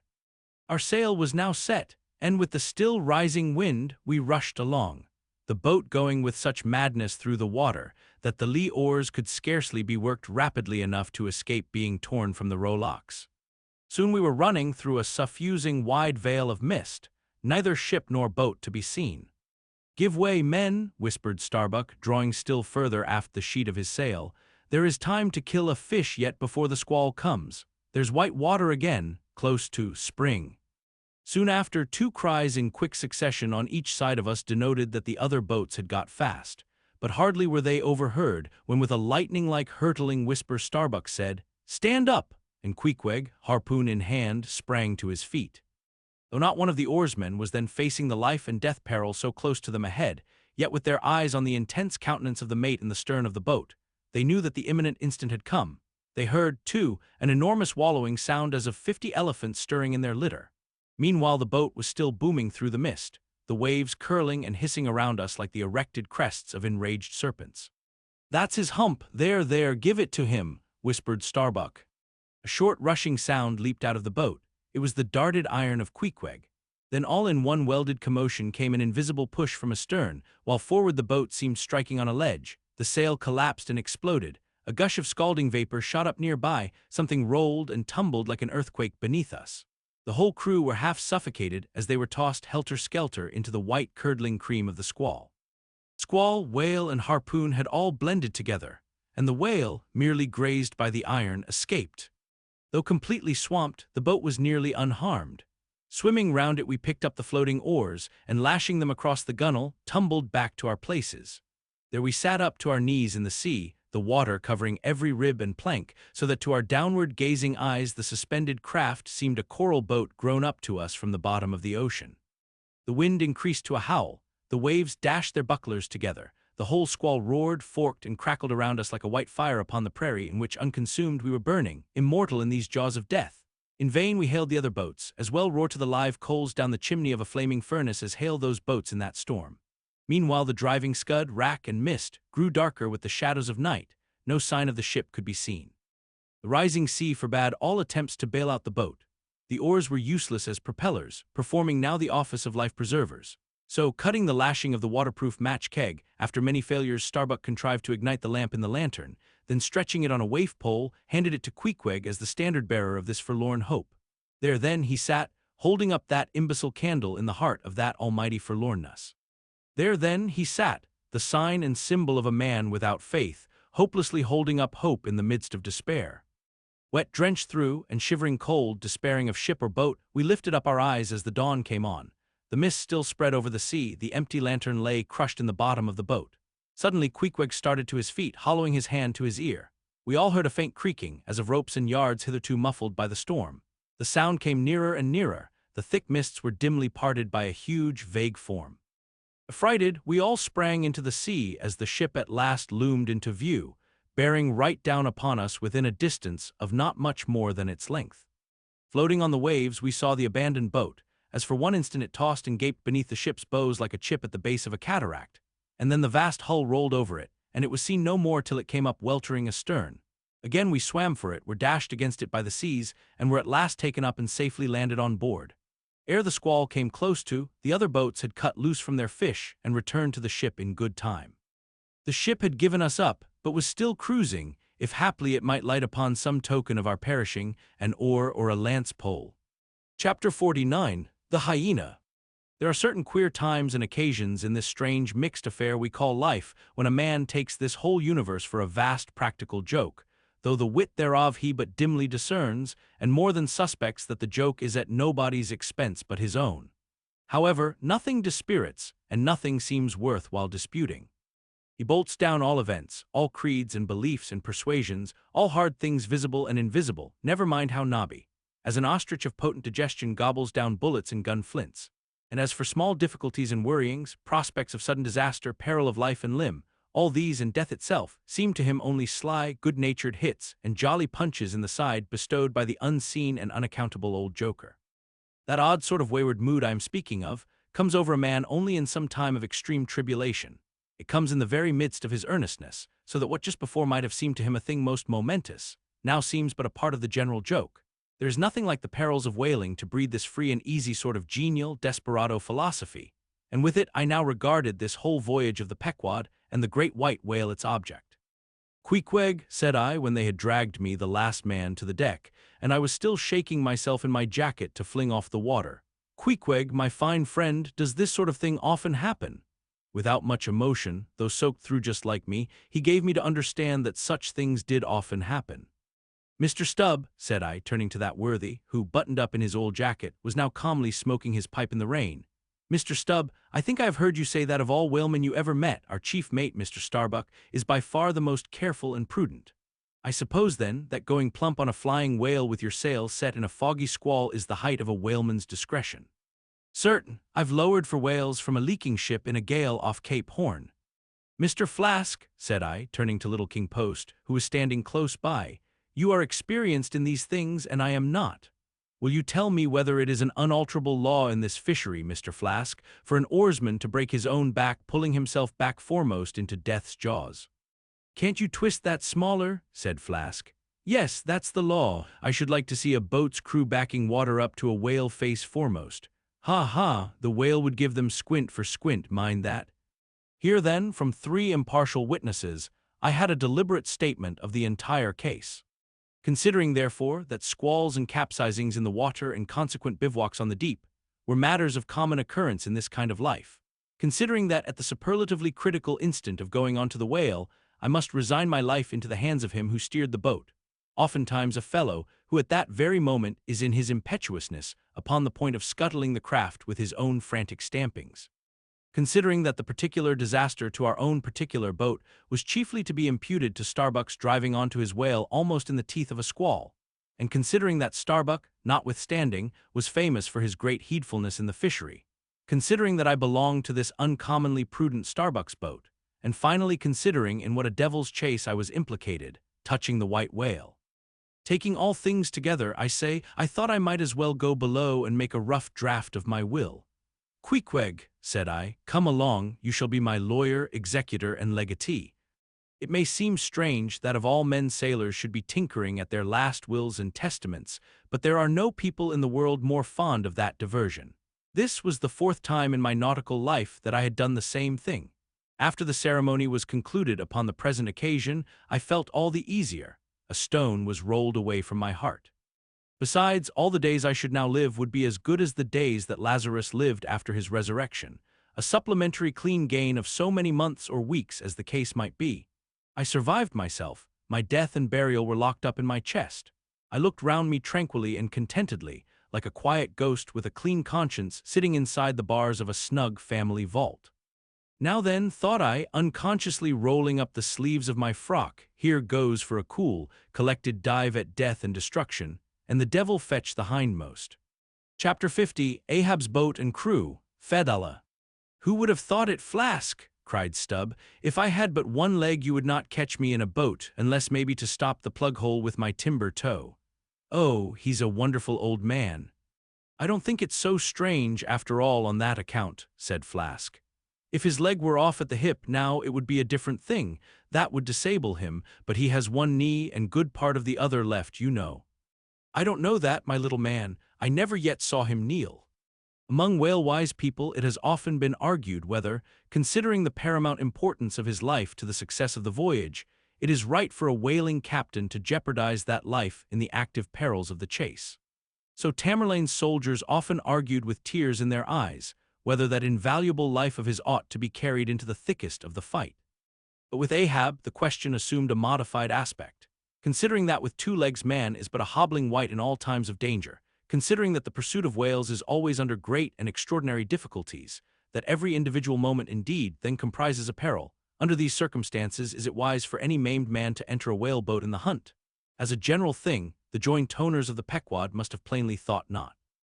Ahab well knew that although his friends at home would think little of his entering a boat in certain comparatively harmless vicissitudes of the chase, for the sake of being near the scene of action and giving his orders in person, yet for Captain Ahab to have a boat actually apportioned to him as a regular headsman in the hunt, above all for Captain Ahab to be supplied with 5 extra men, as that same boat's crew, he well knew that such generous conceits never entered the heads of the owners of the Pequod.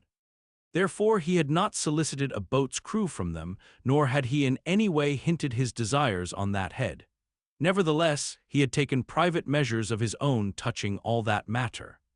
Until Cabocco's published discovery, the sailors had little foreseen it, though to be sure when, after being a little while out of port, all hands had concluded the customary business of fitting the whaleboats for service. And some time after this Ahab was now, and then found bestirring himself in the matter of making thole pins with his own hands for what was thought to be one of the spare boats, and even solicitously cutting the small wooden skewers, which when the line is running out are pinned over the groove in the bow.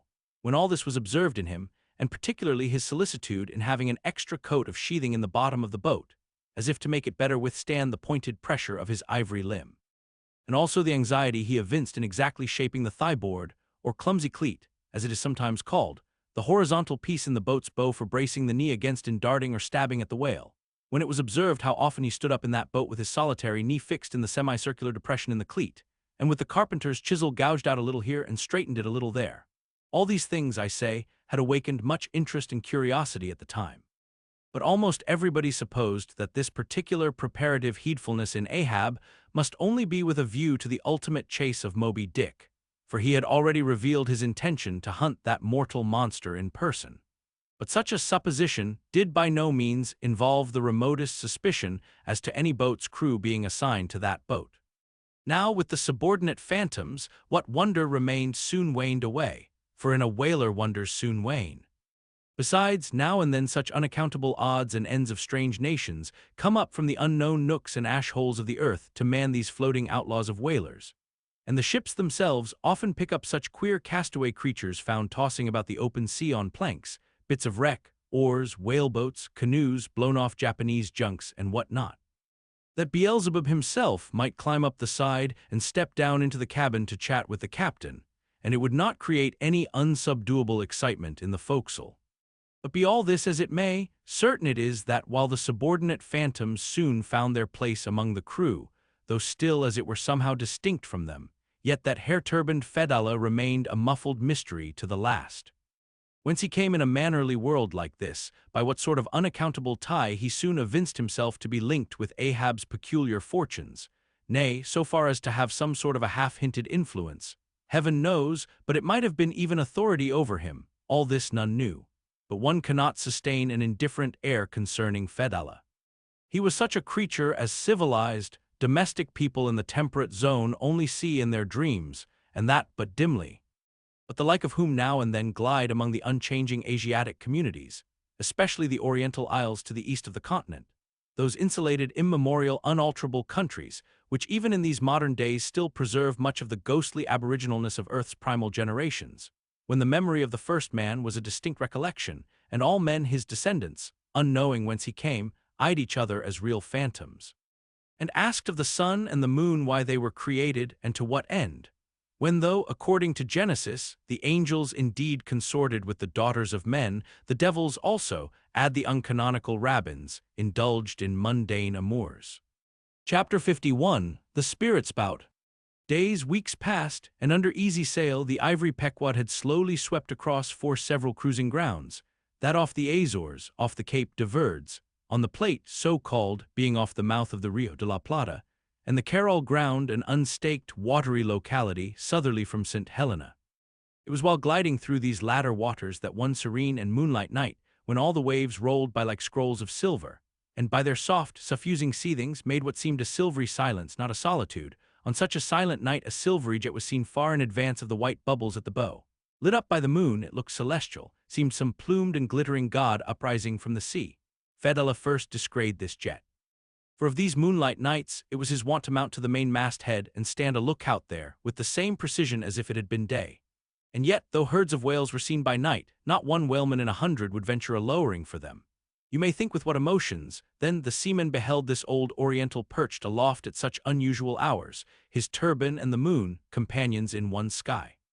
But when, after spending his uniform interval there for several successive nights without uttering a single sound, when after all this silence, his unearthly voice was heard announcing that silvery, moonlit jet, every reclining mariner started to his feet as if some winged spirit had lighted in the rigging and hailed the mortal crew.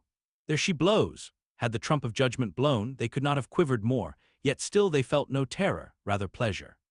For though it was a most unwonted hour, yet so impressive was the cry, and so deliriously exciting, that almost every soul on board instinctively desired a lowering. Walking the deck with quick, side-lunging strides, Ahab commanded the t-gallant sails and royals to be set, and every stunsail spread. The best man in the ship must take the helm. Then, with every masthead manned, the piled-up craft rolled down before the wind. The strange, upheaving, lifting tendency of the taffrail breeze filling the hollows of so many sails made the buoyant, hovering deck to feel like air beneath the feet, while still she rushed along as if two antagonistic influences were struggling in her, one to mount direct to heaven, the other to drive yawingly to some horizontal goal. And had you watched Ahab's face that night, you would have thought that in him also two different things were warring. While his one live leg made lively echoes along the deck, every stroke of his dead limb sounded like a coffin tap. On life and death this old man walked, But though the ship so swiftly sped, and though from every eye like arrows the eager glances shot, yet the silvery jet was no more seen that night. Every sailor swore he saw it once, but not a second time. This midnight spout had almost grown a forgotten thing when, some days after, lo, at the same silent hour it was again announced. Again it was descried by all, but upon making sail to overtake it, once more it disappeared as if it had never been. And so it served us night after night, till no one heeded it but to wonder at it. Mysteriously jetted into the clear moonlight, or starlight, as the case might be, disappearing again for one whole day, or 2 days, or 3, and somehow seeming at every distinct repetition to be advancing still further and further in our van, this solitary jet seemed forever alluring us on. Nor with the immemorial superstition of their race, and in accordance with the preternaturalness, as it seemed, which in many things invested the Pequod, were there wanting some of the seamen who swore that whenever and wherever descried, at however remote times, or in however far apart latitudes and longitudes, that unnearable spout was cast by one self-same whale, and that whale Moby Dick. For a time there reigned, too, a sense of peculiar dread at this flitting apparition, as if it were treacherously beckoning us on, in order that the monster might turn round upon us, and rend us at last in the remotest and most savage seas. These temporary apprehensions, so vague but so awful, derived a wondrous potency from the contrasting serenity of the weather, in which, beneath all its blue blandness, some thought there lurked a devilish charm, as for days and days we voyaged along, through seas so wearily, lonesomely mild, that all space, in repugnance to our vengeful errand, seemed vacating itself of life before our urn-like prow. But at last, when turning to the eastward, the Cape winds began howling around us, and we rose and fell upon the long, troubled seas that are there, when the ivory-tusked Pequod sharply bowed to the blast and gored the dark waves in her madness, till like showers of silver chips the foam flakes flew over her bulwarks. Then all this desolate vacuity of life went away, but gave place to sights more dismal than before. Close to our bows, strange forms in the water darted hither and thither before us, while thick in our rear flew the inscrutable sea ravens. And every morning, perched on our stays, rows of these birds were seen, and spite of our hootings, for a long time obstinately clung to the hemp, as though they deemed our ship some drifting, uninhabited craft, a thing appointed to desolation, and therefore fit roosting place for their homeless selves. And heaved, still unrestingly heaved the black sea, as if its vast tides were a conscience, and the great mundane soul were in anguish and remorse for the long sin and suffering it had bred. Cape of Good Hope do they call ye?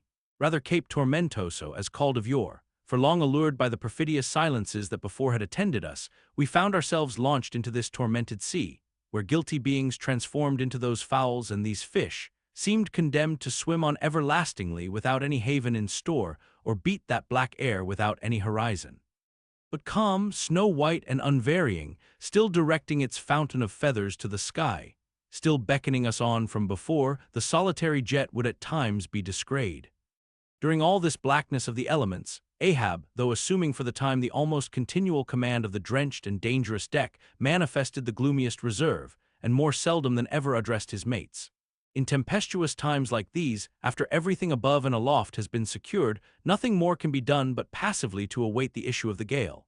Then captain and crew become practical fatalists. So, with his ivory leg inserted into its accustomed hole, and with one hand firmly grasping a shroud, Ahab for hours and hours would stand gazing dead to windward, while an occasional squall of sleet or snow would all but congeal his very eyelashes together. Meantime, the crew, driven from the forward part of the ship by the perilous seas that burstingly broke over its bows, stood in a line along the bulwarks in the waist, and the better to guard against the leaping waves, each man had slipped himself into a sort of bowline secured to the rail, in which he swung as in a loosened belt. Few or no words were spoken, and the silent ship, as if manned by painted sailors in wax, day after day tore on through all the swift madness and gladness of the demoniac waves. By night the same muteness of humanity before the shrieks of the ocean prevailed. Still in silence the men swung in the bowlines, still wordless Ahab stood up to the blast. Even when wearied nature seemed demanding repose, he would not seek that repose in his hammock. Never could Starbuck forget the old man's aspect, when one night going down into the cabin to mark how the barometer stood, he saw him with closed eyes sitting straight in his floor-screwed chair, the rain and half-melted sleet of the storm from which he had some time before emerged, still slowly dripping from the unremoved hat and coat. On the table beside him lay unrolled one of those charts of tides and currents which have previously been spoken of. His lantern swung from his tightly clenched hand. Though the body was erect, the head was thrown back so that the closed eyes were pointed towards the needle of the telltale that swung from a beam in the ceiling. The cabin compass is called the telltale because without going to the compass at the helm, the captain, while below, can inform himself of the course of the ship. Terrible old man, thought Starbuck with a shudder, sleeping in this gale, still thou steadfastly iced thy purpose. Chapter 52, The Albatross. Southeastward from the Cape, off the distant Crozets, a good cruising ground for right whalemen, a sail loomed ahead, the gauny Albatross by name. As she slowly drew nigh from my lofty perch at the foremast-head, I had a good view of that sight so remarkable to a tyro in the far ocean fisheries, a whaler at sea and long absent from home. As if the waves had been fullers, this craft was bleached like the skeleton of a stranded walrus. All down her sides, this spectral appearance was traced with long channels of reddened rust, while all her spars and her rigging were like the thick branches of trees furred over with hoar-frost. Only her lower sails were set. A wild sight it was to see her long-bearded lookouts at those three mast-heads. They seemed clad in the skins of beasts, so torn and bepatched the raiment that had survived nearly 4 years of cruising. Standing in iron hoops nailed to the mast, they swayed and swung over a fathomless sea. And though, when the ship slowly glided close under our stern, we 6 men in the air came so nigh to each other that we might almost have leaped from the mastheads of one ship to those of the other. Yet those forlorn-looking fishermen, mildly eyeing us as they passed, said not one word to our own lookouts, while the quarterdeck hail was being heard from below. "Ship ahoy, have ye seen the white whale?" But as the strange captain, leaning over the pallid bulwarks, was in the act of putting his trumpet to his mouth, it somehow fell from his hand into the sea, and the wind now rising amain, he in vain strove to make himself heard without it. Meantime his ship was still increasing the distance between. While in various silent ways, the seamen of the Pequod were evincing their observance of this ominous incident at the first mere mention of the white whale's name to another ship, Ahab for a moment paused. It almost seemed as though he would have lowered a boat to board the stranger, had not the threatening wind forbade. But taking advantage of his windward position, he again seized his trumpet, and knowing by her aspect that the stranger vessel was a Nantucketer and shortly bound home, he loudly hailed, "Ahoy there! This is the Pequod bound round the world. Tell them to address all future letters to the Pacific Ocean. And this time 3 years, if I am not at home, tell them to address them too." At that moment the two wakes were fairly crossed, and instantly then, in accordance with their singular ways, shoals of small harmless fish, that for some days before had been placidly swimming by our side, darted away with what seemed shuddering fins, and ranged themselves fore and aft with the stranger's flanks. Though in the course of his continual voyagings Ahab must often before have noticed a similar sight, yet to any monomaniac man, the various trifles capriciously carry meanings. "Swim away from me, do ye," murmured Ahab, gazing over into the water. There seemed but little in the words, but the tone conveyed more of deep helpless sadness than the insane old man had ever before evinced. But turning to the steersman, who thus far had been holding the ship in the wind to diminish her headway, he cried out in his old lion voice, "Up helm, keep her off round the world." Round the world, there is much in that sound to inspire proud feelings, but whereto does all that circumnavigation conduct? Only through numberless perils to the very point whence we started, where those that we left behind secure were all the time before us. Were this world an endless plain, and by sailing eastward we could forever reach new distances, and discover sights more sweet and strange than any Cyclades or islands of King Solomon, then there were promise in the voyage. But in pursuit of those far mysteries we dream of, or in tormented chase of that demon phantom that some time or other swims before all human hearts, while chasing such over this round globe, they either lead us on in barren mazes or midway leave us whelmed. Chapter 53, The Gam. The ostensible reason why Ahab did not go on board of the whaler we had spoken was this: the wind and sea betokened storms. But even had this not been the case, he would not after all perhaps have boarded her, judging by his subsequent conduct on similar occasions. If so it had been that, by the process of hailing, he had obtained a negative answer to the question he put. For, as it eventually turned out, he cared not to consort, even for 5 minutes, with any stranger captain, except he could contribute some of that information he so absorbingly sought. But all this might remain inadequately estimated, were not something said here of the peculiar usages of whaling vessels when meeting each other in foreign seas, and especially on a common cruising ground. If two strangers crossing the Pine Barrens in New York State, or the equally desolate Salisbury Plain in England, if casually encountering each other in such inhospitable wilds, these twain, for the life of them, cannot well avoid a mutual salutation, and stopping for a moment to interchange the news, and perhaps sitting down for a while and resting in concert. Then how much more natural that upon the illimitable Pine Barrens and Salisbury Plains of the sea, two whaling vessels descrying each other at the ends of the earth, off lone Fanning's Island or the faraway King's Mills. How much more natural, I say, that under such circumstances these ships should not only interchange hails, but come into still closer, more friendly and sociable contact. And especially would this seem to be a matter of course in the case of vessels owned in one seaport and whose captains, officers, and not a few of the men are personally known to each other, and consequently have all sorts of dear domestic things to talk about. For the long-absent ship, the outward bounder, perhaps, has letters on board. At any rate, she will be sure to let her have some papers of a date a year or two later than the last one on her blurred and thumb-worn files. And in return for that courtesy, the outward-bound ship would receive the latest whaling intelligence from the cruising ground to which she may be destined, a thing of the utmost importance to her. And in degree, all this will hold true concerning whaling vessels crossing each other's track on the cruising ground itself, even though they are equally long absent from home. For one of them may have received a transfer of letters from some third and now far remote vessel, and some of those letters may be for the people of the ship she now meets. Besides, they would exchange the whaling news and have an agreeable chat. For not only would they meet with all the sympathies of sailors, but likewise with all the peculiar congenialities arising from a common pursuit and mutually shared privations and perils. Nor would difference of country make any very essential difference. That is, so long as both parties speak one language, as is the case with Americans and English. Though to be sure, from the small number of English whalers, such meetings do not very often occur, and when they do occur there is too apt to be a sort of shyness between them. For your Englishman is rather reserved, and your Yankee, he does not fancy that sort of thing in anybody but himself. Besides, the English whalers sometimes affect a kind of metropolitan superiority over the American whalers, regarding the long, lean Nantucketer, with his nondescript provincialisms, as a sort of sea peasant. But where this superiority in the English whaleman does really consist, it would be hard to say, seeing that the Yankees in one day, collectively, kill more whales than all the English collectively in 10 years. But this is a harmless little foible in the English whale hunters, which the Nantucketer does not take much to heart, probably because he knows that he has a few foibles himself. So then we see that of all ships separately sailing the sea, the whalers have most reason to be sociable, and they are so.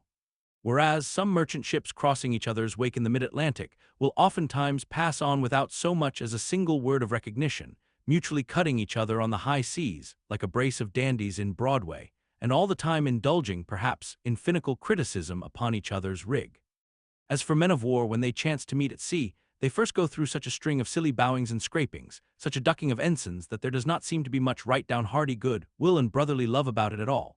As touching slave ships meeting, why they are in such a prodigious hurry, they run away from each other as soon as possible. And as for pirates, when they chance to cross each other's crossbones, the first hail is, "How many skulls?" the same way that whalers hail, "How many barrels?" And that question once answered, pirates straightway steer apart, for they are infernal villains on both sides and don't like to see overmuch of each other's villainous likenesses. But look at the godly, honest, unostentatious, hospitable, sociable, free and easy whaler. What does the whaler do when she meets another whaler in any sort of decent weather? She has a gam, a thing so utterly unknown to all other ships that they never heard of the name even, and if by chance they should hear of it, they only grin at it and repeat gamesome stuff about spouters and blubber boilers and such like pretty exclamations. Why it is that all merchant seamen, and also all pirates and man-of-war's men and slave-ship sailors, cherish such a scornful feeling towards whale ships, this is a question it would be hard to answer. Because in the case of pirates, say, I should like to know whether that profession of theirs has any peculiar glory about it. It sometimes ends in uncommon elevation, indeed, but only at the gallows. And besides, when a man is elevated in that odd fashion, he has no proper foundation for his superior altitude. Hence, I conclude that in boasting himself to be high-lifted above a whaleman, in that assertion the pirate has no solid basis to stand on. But what is a gam? You might wear out your index finger running up and down the columns of dictionaries and never find the word. Dr. Johnson never attained to that erudition. Noah Webster's Ark does not hold it. Nevertheless, this same expressive word has now for many years been in constant use among some 15,000 true-born Yankees. Certainly, it needs a definition and should be incorporated into the lexicon. With that view, let me learnedly define it. Gam, noun, a social meeting of two or more whale ships, generally on a cruising ground, when, after exchanging hails, they exchange visits by boat's crews, the two captains remaining, for the time, on board of one ship and the two chief mates on the other. There is another little item about gamming which must not be forgotten here. All professions have their own little peculiarities of detail, so has the whale fishery. In a pirate, man-o'-war, or slave ship, when the captain is rowed anywhere in his boat, he always sits in the stern sheets on a comfortable, sometimes cushioned seat there, and often steers himself with a pretty little milliner's tiller decorated with gay cords and ribbons. But the whaleboat has no seat astern, no sofa of that sort whatever, and no tiller at all.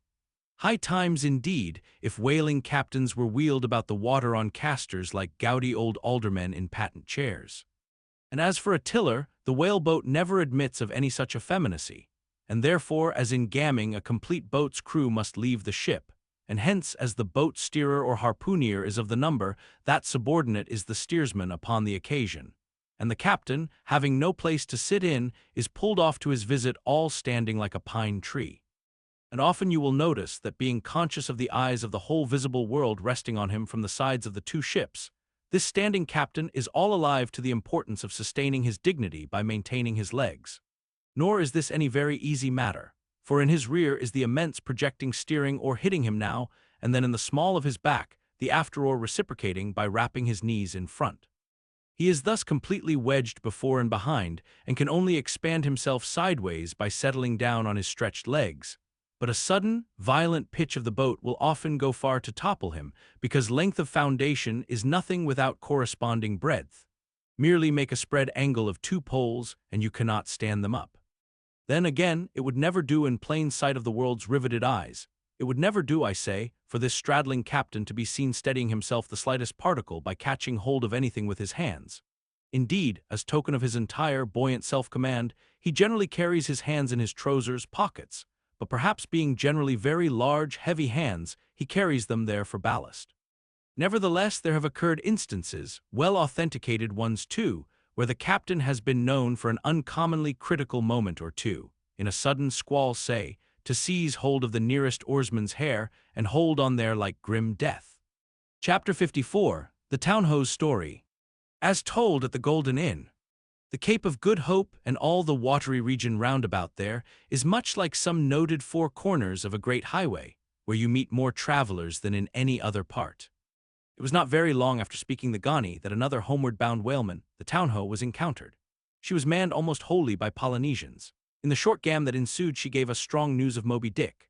To some, the general interest in the white whale was now wildly heightened by a circumstance of the Townhoe's story, which seemed obscurely to involve with the whale a certain wondrous inverted visitation of one of those so-called judgments of God which at times are said to overtake some men. This latter circumstance, with its own particular accompaniments, forming what may be called the secret part of the tragedy about to be narrated, never reached the ears of Captain Ahab or his mates. For that secret part of the story was unknown to the captain of the Townhoe himself. It was the private property of 3 Confederate white seamen of that ship, one of whom, it seems, communicated it to Tashtego with Romish injunctions of secrecy.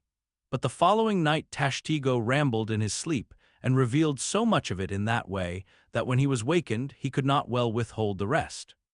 Nevertheless, so potent an influence did this thing have on those seamen in the Pequod who came to the full knowledge of it, and by such a strange delicacy, to call it so, were they governed in this matter, that they kept the secret among themselves, so that it never transpired abaft the Pequod's mainmast, interweaving in its proper place this darker thread with the story as publicly narrated on the ship. The whole of this strange affair I now proceed to put on lasting record. The ancient whale cry upon first sighting a whale from the Mast-Head, still used by whalemen in hunting the famous Galapagos terrapin. For my humor's sake, I shall preserve the style in which I once narrated it at Lima, to a lounging circle of my Spanish friends, one Saint's Eve, smoking upon the thick gilt-tiled piazza of the Golden Inn. Of those fine cavaliers, the young Dons, Pedro and Sebastian, were on the closer terms with me, and hence the interluding questions they occasionally put, and which are duly answered at the time. Some 2 years prior to my first learning the events which I am about rehearsing to you, gentlemen, the Townhoe, sperm whaler of Nantucket, was cruising in your Pacific here, not very many days' sail eastward from the eaves of this good Golden Inn. She was somewhere to the northward of the line. One morning, upon handling the pumps, according to daily usage, it was observed that she made more water in her hold than common. They supposed a swordfish had stabbed her, gentlemen. but the captain having some unusual reason for believing that rare good luck awaited him in those latitudes, and therefore being very averse to quit them, and the leak not being then considered at all dangerous, though indeed they could not find it after searching the hold as low down as was possible in rather heavy weather, the ship still continued her cruisings, the mariners working at the pumps at wide and easy intervals, but no good luck came. More days went by, and not only was the leak yet undiscovered, but it sensibly increased. So much so that now, taking some alarm, the captain, making all sail, stood away for the nearest harbor among the islands, there to have his hull hove out and repaired. Though no small passage was before her, yet, if the commonest chance favored, he did not at all fear that his ship would founder by the way, because his pumps were of the best, and being periodically relieved at them, those 36 men of his could easily keep the ship free, never mind if the leak should double on her. In truth, well nigh the whole of this passage being attended by very prosperous breezes, the town-ho had all but certainly arrived in perfect safety at her port without the occurrence of the least fatality, had it not been for the brutal overbearing of Radney, the mate, a vineyarder, and the bitterly provoked vengeance of Steelkilt, a lakeman and desperado from Buffalo. "Lakeman, Buffalo, pray what is a lakeman and where is Buffalo?" said Don Sebastian, rising in his swinging mat of grass. "On the eastern shore of our Lake Erie, Don, but I crave your courtesy, maybe you shall soon hear further of all that. Now, gentlemen in square-sail brigs and three-masted ships, well nigh as large and stout as any that ever sailed out of your old Callao to far Manila. This lakeman, in the landlocked heart of our America, had yet been nurtured by all those agrarian freebooting impressions popularly connected with the open ocean. For in their interflowing aggregate, those grand freshwater seas of ours, Erie and Ontario and Huron and Superior and Michigan, possess an ocean-like expansiveness, with many of the ocean's noblest traits, with many of its rimmed varieties of races and of climes. They contain round archipelagos of romantic isles, even as the Polynesian waters do, in large part are shored by two great contrasting nations, as the Atlantic is. They furnish long maritime approaches to our numerous territorial colonies from the east, dotted all round their banks. Here and there are frowned upon by batteries, and by the goat-like craggy guns of lofty Mackinaw. They have heard the fleet thunderings of naval victories. At intervals they yield their beaches to wild barbarians, whose red-painted faces flash from out their peltry wigwams. For leagues and leagues are flanked by ancient and unentered forests, where the gaunt pines stand like serried lines of kings in Gothic genealogies, those same woods harboring wild Afric beasts of prey and silken creatures whose exported furs give robes to Tartar emperors. They mirror the paved capitals of Buffalo and Cleveland, as well as Winnebago villages. They float alike the full-rigged merchant ship, the armed cruiser of the state, the steamer, and the beach canoe. They are swept by borean and dismasting blasts as direful as any that lash the salted wave. They know what shipwrecks are, for out of sight of land, however inland, they have drowned full many a midnight ship with all its shrieking crew. Thus, gentlemen, though an inlander, Steelkilt was wild ocean born and wild ocean nurtured, as much of an audacious mariner as any. And for Radney, though in his infancy he may have laid him down on the lone Nantucket beach to nurse at his maternal sea, though in after life he had long followed our austere Atlantic and your contemplative Pacific, yet was he quite as vengeful and full of social quarrel as the backwoods seaman, fresh from the latitudes of buckhorn-handled bowie knives. Yet was this Nantucketer a man with some good-hearted traits, and this lakeman, a mariner who, though a sort of devil indeed, might yet by inflexible firmness, only tempered by that common decency of human recognition which is the meanest slave's right. Thus treated, this Steelkilt had long been retained harmless and docile. At all events he had proved so thus far, but Radney was doomed and made mad, and Steelkilt, but gentlemen, you shall hear. It was not more than a day or two at the furthest after pointing her prow for her island haven, that the town-ho's leak seemed again increasing, but only so as to require an hour or more at the pumps every day.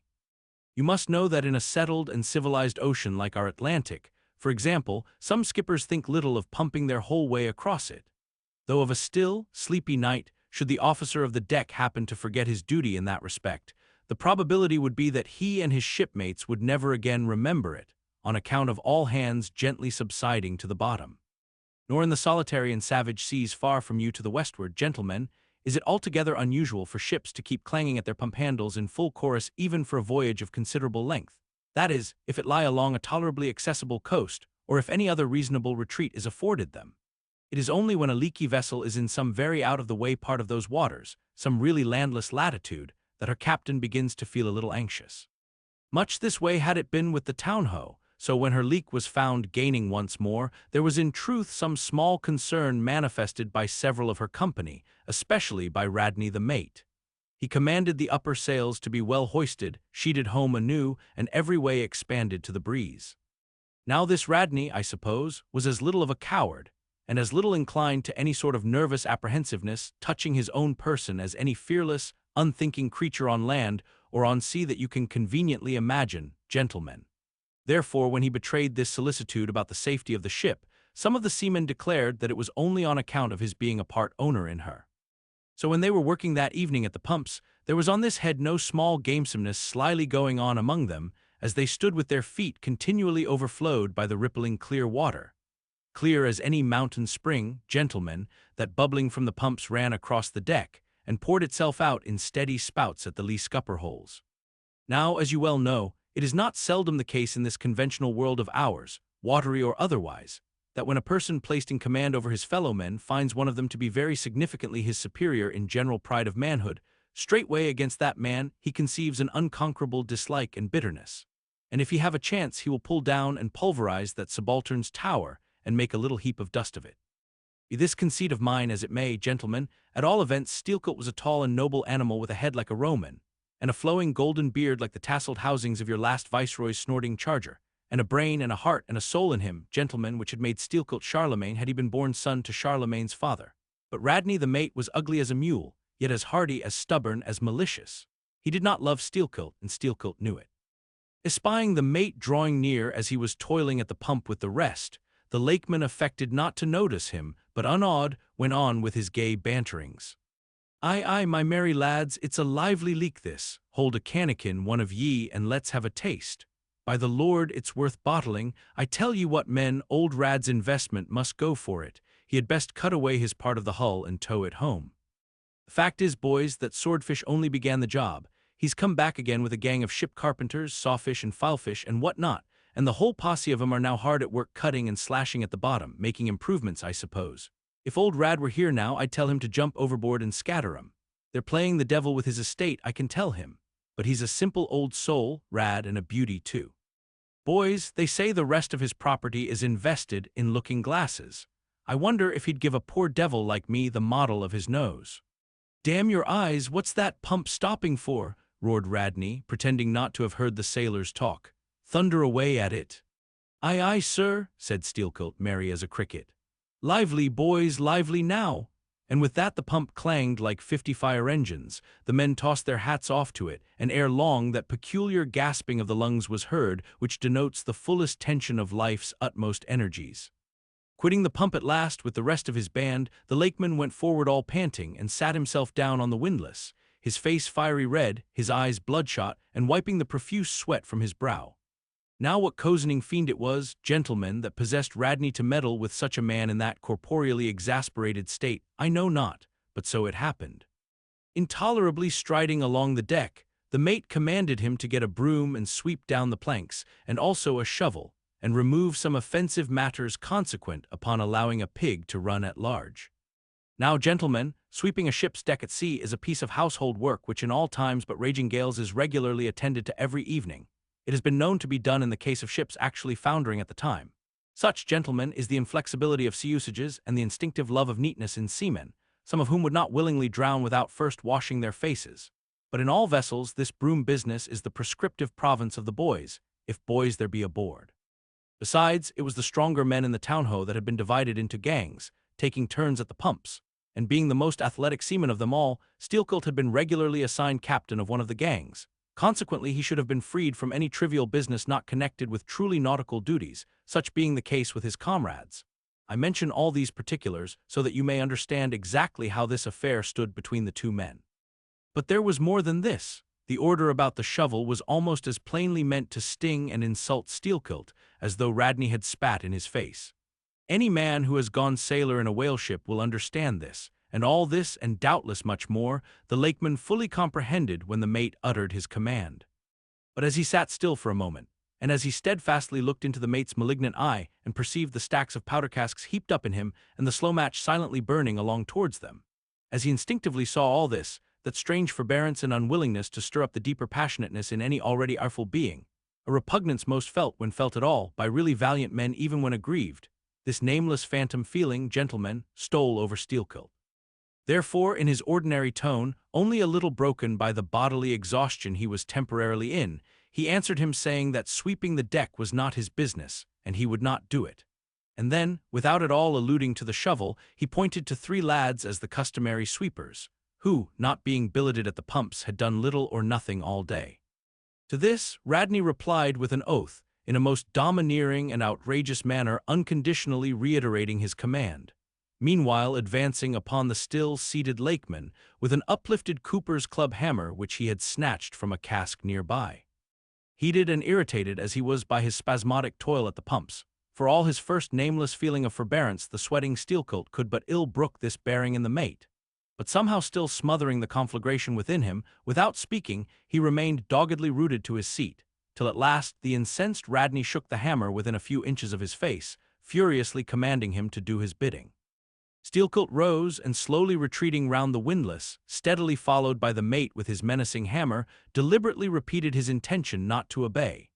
Seeing, however, that his forbearance had not the slightest effect, by an awful and unspeakable intimation with his twisted hand, he warned off the foolish and infatuated man, but it was to no purpose. And in this way the two went once slowly round the windlass, when, resolved at last no longer to retreat, bethinking him that he had now forborne as much as comported with his humor, the lakeman paused on the hatches and thus spoke to the officer.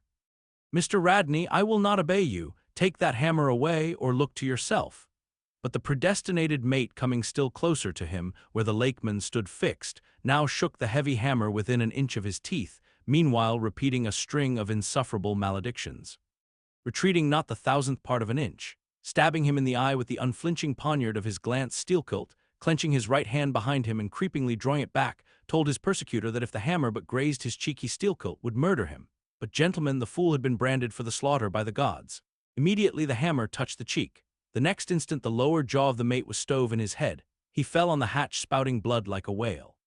Ere the cry could go aft, Steelkilt was shaking one of the backstays, leading far aloft to where 2 of his comrades were standing, their mastheads. They were both cannolers. "Cannolers!" cried Don Pedro. "We have seen many whale ships in our harbors, but never heard of your cannolers. Pardon, who and what are they?" "Cannolers, Don, are the boatmen belonging to our Grand Erie Canal. You must have heard of it."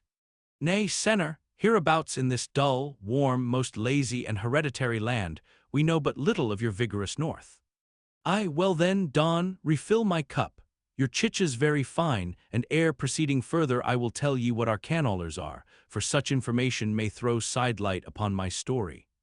For 360 miles, gentlemen, through the entire breadth of the state of New York, through numerous populous cities and most thriving villages, through long, dismal, uninhabited swamps and affluent cultivated fields unrivaled for fertility, by billiard room and bar room, through the holy of holies of great forests, on Roman arches over Indian rivers, through sun and shade, by happy hearts or broken, through all the wide contrasting scenery of those noble Mohawk counties, and especially by rows of snow-white chapels, whose spires stand almost like milestones, flows one continual stream of Venetianly corrupt and often lawless life. There's your true Ashanti, gentlemen, there howl your pagans, where you ever find them, next door to you, under the long-flung shadow and the snug patronizing lee of churches. For by some curious fatality, as it is often noted of your metropolitan freebooters that they ever encamp around the halls of justice, so sinners, gentlemen, most abound in holiest vicinities." "Is that a friar passing?" said Don Pedro, looking downwards into the crowded plaza with humorous concern. "Well, for our northern friend, Dame Isabella's Inquisition wanes in Lima," laughed Don Sebastian. "Proceed, senor." "A moment, pardon," cried another of the company. "In the name of all us Limis, I but desire to express to you, Sir Sailor, that we have by no means overlooked your delicacy in not substituting present Lima for distant Venice in your corrupt comparison. Oh, do not bow and look surprised. You know the proverb all along this coast, corrupt as Lima. It but bears out your saying, too, churches more plentiful than billiard tables and forever open, and corrupt as Lima. So too, Venice, I have been there, the holy city of the blessed evangelist, St. Mark, St. Dominic. Purge it, your cup. Thanks, here I refill, now you pour out again." Freely depicted in his own vocation, gentlemen, the cannoler would make a fine dramatic hero, so abundantly and picturesquely wicked is he. Like Mark Antony, for days and days along his green-turfed, flowery Nile, he indolently floats, openly toying with his red-cheeked Cleopatra, ripening his apricot thigh upon the sunny deck. But ashore all this effeminacy is dashed. The brigandish guise which the canaller so proudly sports, his slouched and gaily ribboned hat betoken his grand features. A terror to the smiling innocence of the villages through which he floats, his swart visage and bold swagger are not unshunned in cities. Once a vagabond on his own canal, I have received good turns from one of these canallers. I thank him heartily, would fain be not ungrateful, but it is often one of the prime redeeming qualities of your man of violence that at times he has as stiff an arm to back a poor stranger in a strait as to plunder a wealthy one. In sum, gentlemen, what the wildness of this canal life is emphatically evinced by this, that our wild whale fishery contains so many of its most finished graduates, and that scarce any race of mankind, except Sydney men, are so much distrusted by our whaling captains. Nor does it at all diminish the curiousness of this matter, that to many thousands of our rural boys and young men born along its line, the probationary life of the Grand Canal furnishes the sole transition between quietly reaping in a Christian cornfield and recklessly plowing the waters of the most barbaric seas. I see, impetuously exclaimed Don Pedro, spilling his chicha upon his silvery ruffles. No need to travel, the world's one Lima. I had thought now that at your temperate north the generations were cold and holy as the hills. But the story. I left off, gentlemen, where the lakeman shook the backstay. Hardly had he done so when he was surrounded by the 3 junior mates and the 4 harpooneers, who all crowded him to the deck. But sliding down the ropes like baleful comets, the 2 canallers rushed into the uproar and sought to drag their man out of it towards the forecastle. Others of the sailors joined with them in this attempt, and a twisted turmoil ensued. While standing out of harm's way, the valiant captain danced up and down with a whale pike, calling upon his officers to manhandle that atrocious scoundrel and smoke him along to the quarterdeck. At intervals, he ran close up to the revolving border of the confusion, and prying into the heart of it with his pike, sought to prick out the object of his resentment. But Steelkilt and his desperadoes were too much for them all. They succeeded in gaining the forecastle deck, where, hastily slewing about 3 or 4 large casks in a line with the windlass, these sea Parisians entrenched themselves behind the barricade. "Come out of that, ye pirates!" roared the captain, now menacing them with a pistol in each hand just brought to him by the steward. "Come out of that, ye cutthroats!" Steelkilt leaped on the barricade, and striding up and down there, defied the worst the pistols could do, but gave the captain to understand distinctly that his Steelkilt's death would be the signal for a murderous mutiny on the part of all hands. Fearing in his heart lest this might prove but too true, the captain a little desisted, but still commanded the insurgents instantly to return to their duty. "Will you promise not to touch us if we do?" demanded their ringleader. Turn to, I make no promise, to your duty. Do you want to sink the ship by knocking off at a time like this? Turn to," and he once more raised a pistol. "Sink the ship," cried Steelkilt. "Aye, let her sink. Not a man of us turns to, unless you swear not to raise a rope yarn against us. What say ye, men?" Turning to his comrades, a fierce cheer was their response. The lakeman now patrolled the barricade, all the while keeping his eye on the captain and jerking out such sentences as these.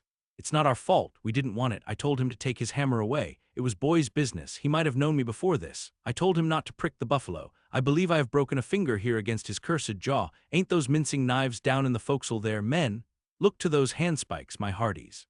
Captain, by God, look to yourself. Say the word. Don't be a fool. Forget it all. We are ready to turn to. Treat us decently, and we're your men, but we won't be flogged. Turn to. I make no promises. Turn to, I say." "Look ye now," cried the lakeman, flinging out his arm towards him. "There are a few of us here, and I am one of them who have shipped for the cruise, d'ye see? Now, as you well know, sir, we can claim our discharge as soon as the anchor is down, so we don't want to row. It's not our interest. We want to be peaceable. We are ready to work, but we won't be flogged." "Turn to," roared the captain. Steelkilt glanced round him a moment, and then said, "I tell you what it is now, captain, rather than kill ye and be hung for such a shabby rascal, we won't lift a hand against ye unless ye attack us. But till you say the word about not flogging us, we don't do a hand's turn. Down into the forecastle then, down with ye. I'll keep ye there till ye are sick of it. Down ye go." "Shall we?" cried the ringleader to his men. Most of them were against it, but at length, in obedience to Steelkilt, they preceded him down into their dark den, growlingly disappearing, like bears into a cave. As the lakeman's bare head was just level with the planks, The captain and his posse leaped the barricade, and rapidly drawing over the slide of the scuttle, planted their group of hands upon it, and loudly called for the steward to bring the heavy brass padlock belonging to the companionway.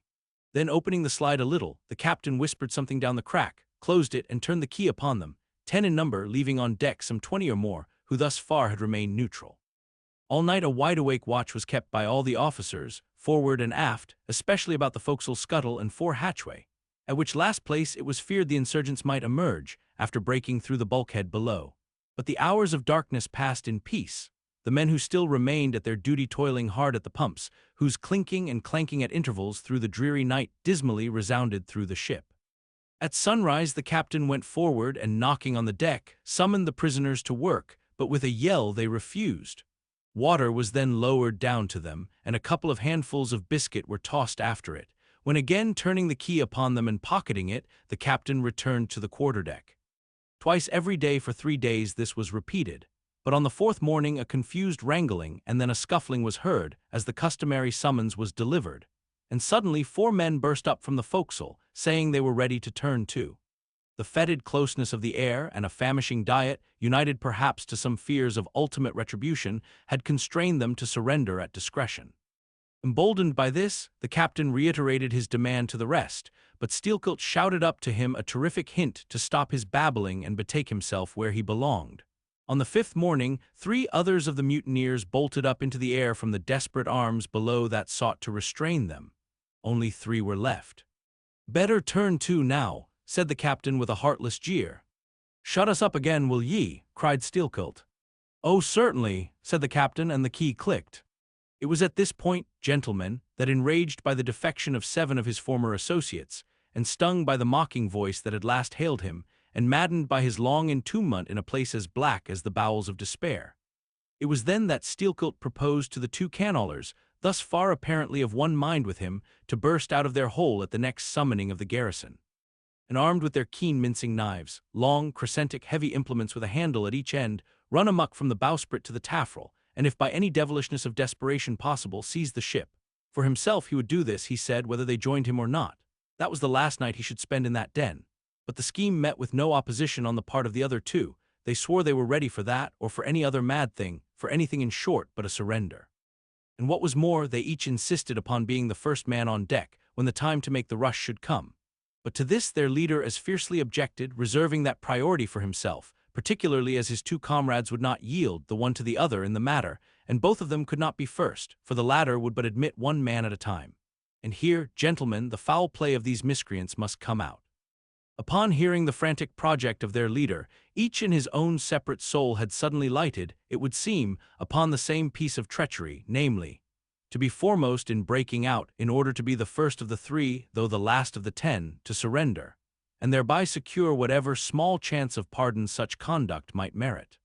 But when Steelkilt made known his determination still to lead them to the last, they in some way, by some subtle chemistry of villainy, mixed their before secret treacheries together, and when their leader fell into a doze, verbally opened their souls to each other in 3 sentences, and bound the sleeper with cords and gagged him with cords, and shrieked out for the captain at midnight. Thinking murder at hand, and smelling in the dark for the blood, he and all his armed mates and harpooneers rushed for the forecastle. In a few minutes the scuttle was opened, and bound hand and foot, the still struggling ringleader was shoved up into the air by his perfidious allies, who at once claimed the honor of securing a man who had been fully ripe for murder. But all these were collared and dragged along the deck like dead cattle, and side by side were seized up into the mizzen rigging, like 3 quarters of meat, and there they hung till morning. "Damn ye!" cried the captain, pacing to and fro before them, "the vultures would not touch ye, ye villains." At sunrise he summoned all hands, and separating those who had rebelled from those who had taken no part in the mutiny, he told the former that he had a good mind to flog them all round. Thought, upon the whole, he would do so, he ought to, justice demanded it. But for the present, considering their timely surrender, he would let them go with a reprimand, which he accordingly administered in the vernacular. "But as for you, ye carrion rogues," turning to the 3 men in the rigging, "for you, I mean to mince ye up for the trypots." And seizing a rope, he applied it with all his might to the backs of the 2 traitors, till they yelled no more, but lifelessly hung their heads sideways, as the 2 crucified thieves are drawn. "My wrist is sprained with ye," he cried at last, "but there is still rope enough left for you, my fine bantam, that wouldn't give up. take that gag from his mouth and let us hear what he can say for himself." For a moment the exhausted mutineer made a tremulous motion of his cramped jaws, and then painfully twisting round his head, said in a sort of hiss, "What I say is this, and mind it well, if you flog me, I murder you. Say ye so, then see how ye frighten me," and the captain drew off with the rope to strike. "Best not," hissed the lakeman. "But I must," and the rope was once more drawn back for the stroke. Steelkilt here hissed out something, inaudible to all but the captain, who, to the amazement of all hands, started back, paced the deck rapidly 2 or 3 times, and then suddenly throwing down his rope, said, "I won't do it. Let him go, cut him down, d'ye hear?" But as the junior mates were hurrying to execute the order, a pale man with a bandaged head arrested them, Radney the chief mate. Ever since the blow, he had lain in his berth, but that morning, hearing the tumult on the deck, he had crept out and thus far had watched the whole scene. Such was the state of his mouth that he could hardly speak, but mumbling something about his being willing and able to do what the captain dared not attempt, he snatched the rope and advanced to his pinioned foe. "You are a coward," hissed the lakeman. "So I am, but take that." The mate was in the very act of striking when another hiss stayed his uplifted arm. He paused, and then pausing no more made good his word spite of Steelkilt's threat, whatever that might have been. The 3 men were then cut down, all hands were turned to, and sullenly worked by the moody seamen. The iron pumps clanged as before.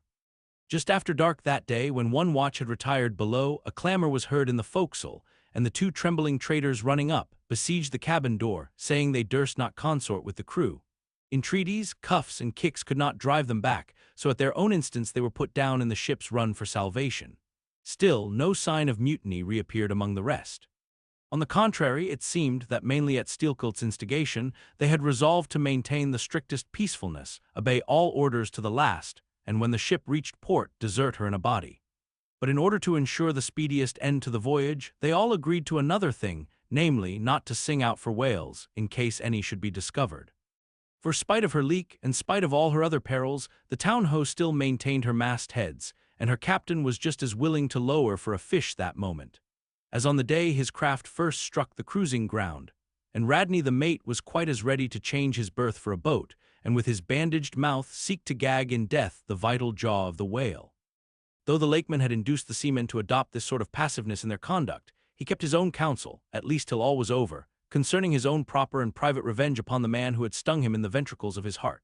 He was in Radney the chief mate's watch, and as if the infatuated man sought to run more than halfway to meet his doom after the scene at the rigging, he insisted, against the express counsel of the captain, upon resuming the head of his watch at night.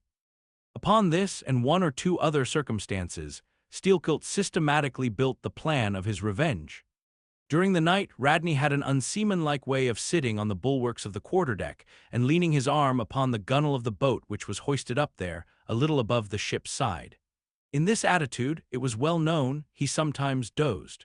There was a considerable vacancy between the boat and the ship, and down between this was the sea.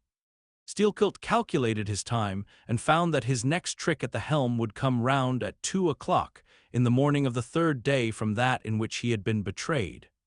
At his leisure, he employed the interval in braiding something very carefully in his watches below.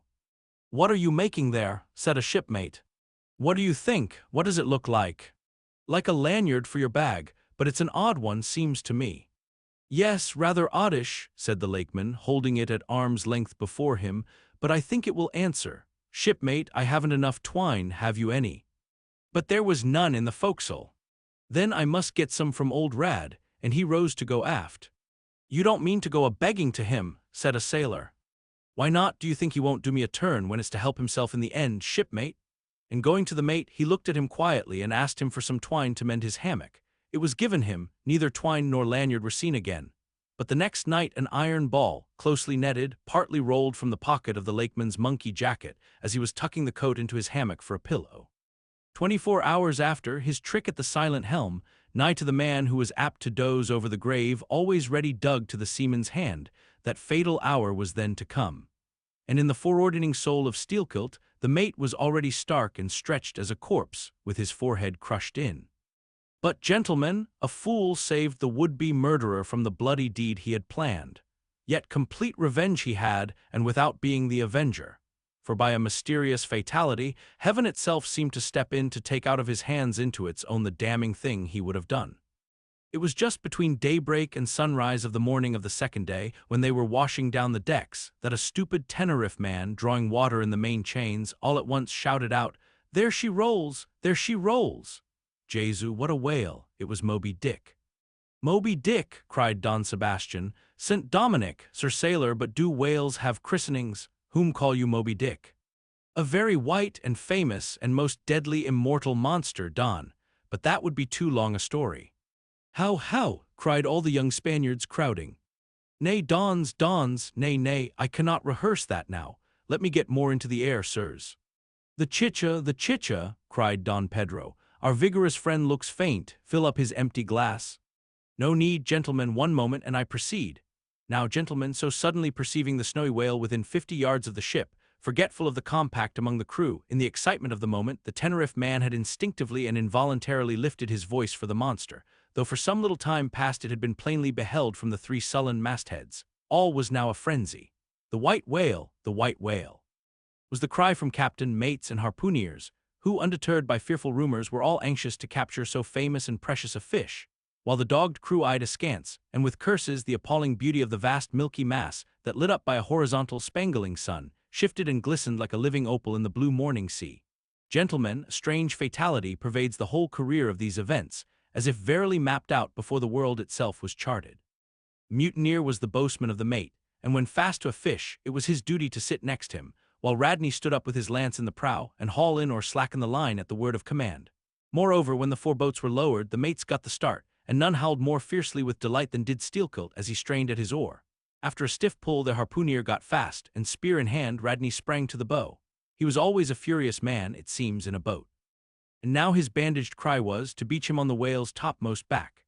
Nothing loath, his boatsman hauled him up and up, through a blinding foam that blent 2 whitenesses together, till of a sudden the boat struck as against a sunken ledge, and keeling over, spilled out the standing mate. That instant, as he fell on the whale's slippery back, the boat righted and was dashed aside by the swell, while Radney was tossed over into the sea on the other flank of the whale. He struck out through the spray, and for an instant was dimly seen through that veil, wildly seeking to remove himself from the eye of Moby Dick. But the whale rushed round in a sudden maelstrom, seized the swimmer between his jaws, and rearing high up with him, plunged headlong again and went down. Meantime, at the first tap of the boat's bottom, the lakeman had slackened the line, so as to drop astern from the whirlpool. Calmly looking on, he thought his own thoughts. But a sudden, terrific, downward jerking of the boat quickly brought his knife to the line. He cut it, and the whale was free. But at some distance, Moby Dick rose again with some tatters of Radney's red woolen shirt caught in the teeth that had destroyed him. All 4 boats gave chase again, but the whale eluded them and finally wholly disappeared. In good time, the town-ho reached her port, a savage, solitary place where no civilized creature resided. There, headed by the lakeman, all but 5 or 6 of the foremast men deliberately deserted among the palms, eventually, as it turned out, seizing a large double war-canoe of the savages and setting sail for some other harbor. The ship's company being reduced to but a handful, the captain called upon the islanders to assist him in the laborious business of heaving down the ship to stop the leak. But to such unresting vigilance over their dangerous allies was this small band of whites necessitated, both by night and by day, and so extreme was the hard work they underwent, that upon the vessel being ready again for sea, they were in such a weakened condition that the captain durst not put off with them in so heavy a vessel. After taking counsel with his officers, he anchored the ship as far off shore as possible, loaded and ran out his 2 cannon from the bows, stacked his muskets on the poop, and warning the islanders not to approach the ship at their peril, took 1 man with him, and setting the sail of his best whaleboat, steered straight before the wind for Tahiti, 500 miles distant, to procure a reinforcement to his crew. On the 4th day of the sail, a large canoe was descried which seemed to have touched at a low isle of corals. He steered away from it, but the savage craft bore down on him, and soon the voice of Steelkilt hailed him to heave to, or he would run him under water. The captain presented a pistol. With 1 foot on each prow of the yoked war-canoes, the lakeman laughed him to scorn, assuring him that if the pistol so much as clicked in the lock, he would bury him in bubbles and foam. "What do you want of me?" cried the captain. "Where are you bound, and for what are you bound?" demanded Steelkilt. "No lies." "I am bound to Tahiti for more men." "Very good, let me board you a moment, I come in peace." With that he leaped from the canoe, swam to the boat, and climbing the gunwale, stood face to face with the captain. "Cross your arms, sir, throw back your head. Now, repeat after me. As soon as Steelkilt leaves me, I swear to beach this boat on yonder island and remain there 6 days. If I do not, may lightning strike me." "A pretty scholar," laughed the lakeman. "Adios, senor," and leaping into the sea, he swam back to his comrades. Watching the boat till it was fairly beached and drawn up to the roots of the cocoanut trees, Steelkilt made sail again, and in due time arrived at Tahiti, his own place of destination. There luck befriended him. 2 ships were about to sail for France, and were providentially in want of precisely that number of men which the sailor headed. They embarked, and so forever got the start of their former captain, had he been at all minded to work them legal retribution. Some 10 days after the French ship sailed, the whale-boat arrived, and the captain was forced to enlist some of the more civilized Tahitians who had been somewhat used to the sea. Chartering a small native schooner, he returned with them to his vessel, and finding all right there, again resumed his cruisings. Where Steelkilt now is, gentlemen, none know, but upon the island of Nantucket, the widow of Radney still turns to the sea which refuses to give up its dead. Still in dreams sees the awful white whale that destroyed him. "Are you through?" said Don Sebastian quietly. "I am done." "Then I entreat you, tell me if to the best of your own convictions this your story is in substance really true. It is so passing wonderful. Did you get it from an unquestionable source? Bear with me if I seem to press. Also bear with all of us, Sir Sailor, for we all join in Don Sebastian's suit," cried the company with exceeding interest. "Is there a copy of the Holy Evangelists in the Golden Inn, gentlemen?" "Nay," said Don Sebastian, "but I know a worthy priest nearby who will quickly procure one for me. I go for it, but are you well advised? This may grow too serious." "Will you be so good as to bring the priest also, Don?" "Though there are no auto da fe's in Lima now," said one of the company to another, "I fear our sailor friend runs risk of the archiepiscopacy. Let us withdraw more out of the moonlight. I see no need of this." "Excuse me for running after you, Don Sebastian, but may I also beg that you will be particular in procuring the largest-sized evangelists you can?"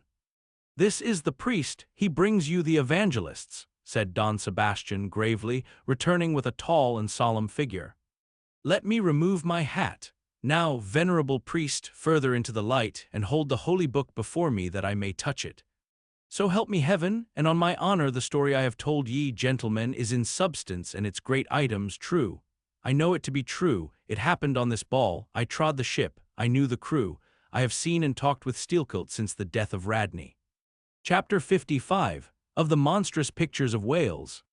I shall ere long paint to you, as well as one can without canvas, something like the true form of the whale as he actually appears to the eye of the whaleman, when in his own absolute body the whale is moored alongside the whaleship, so that he can be fairly stepped upon there.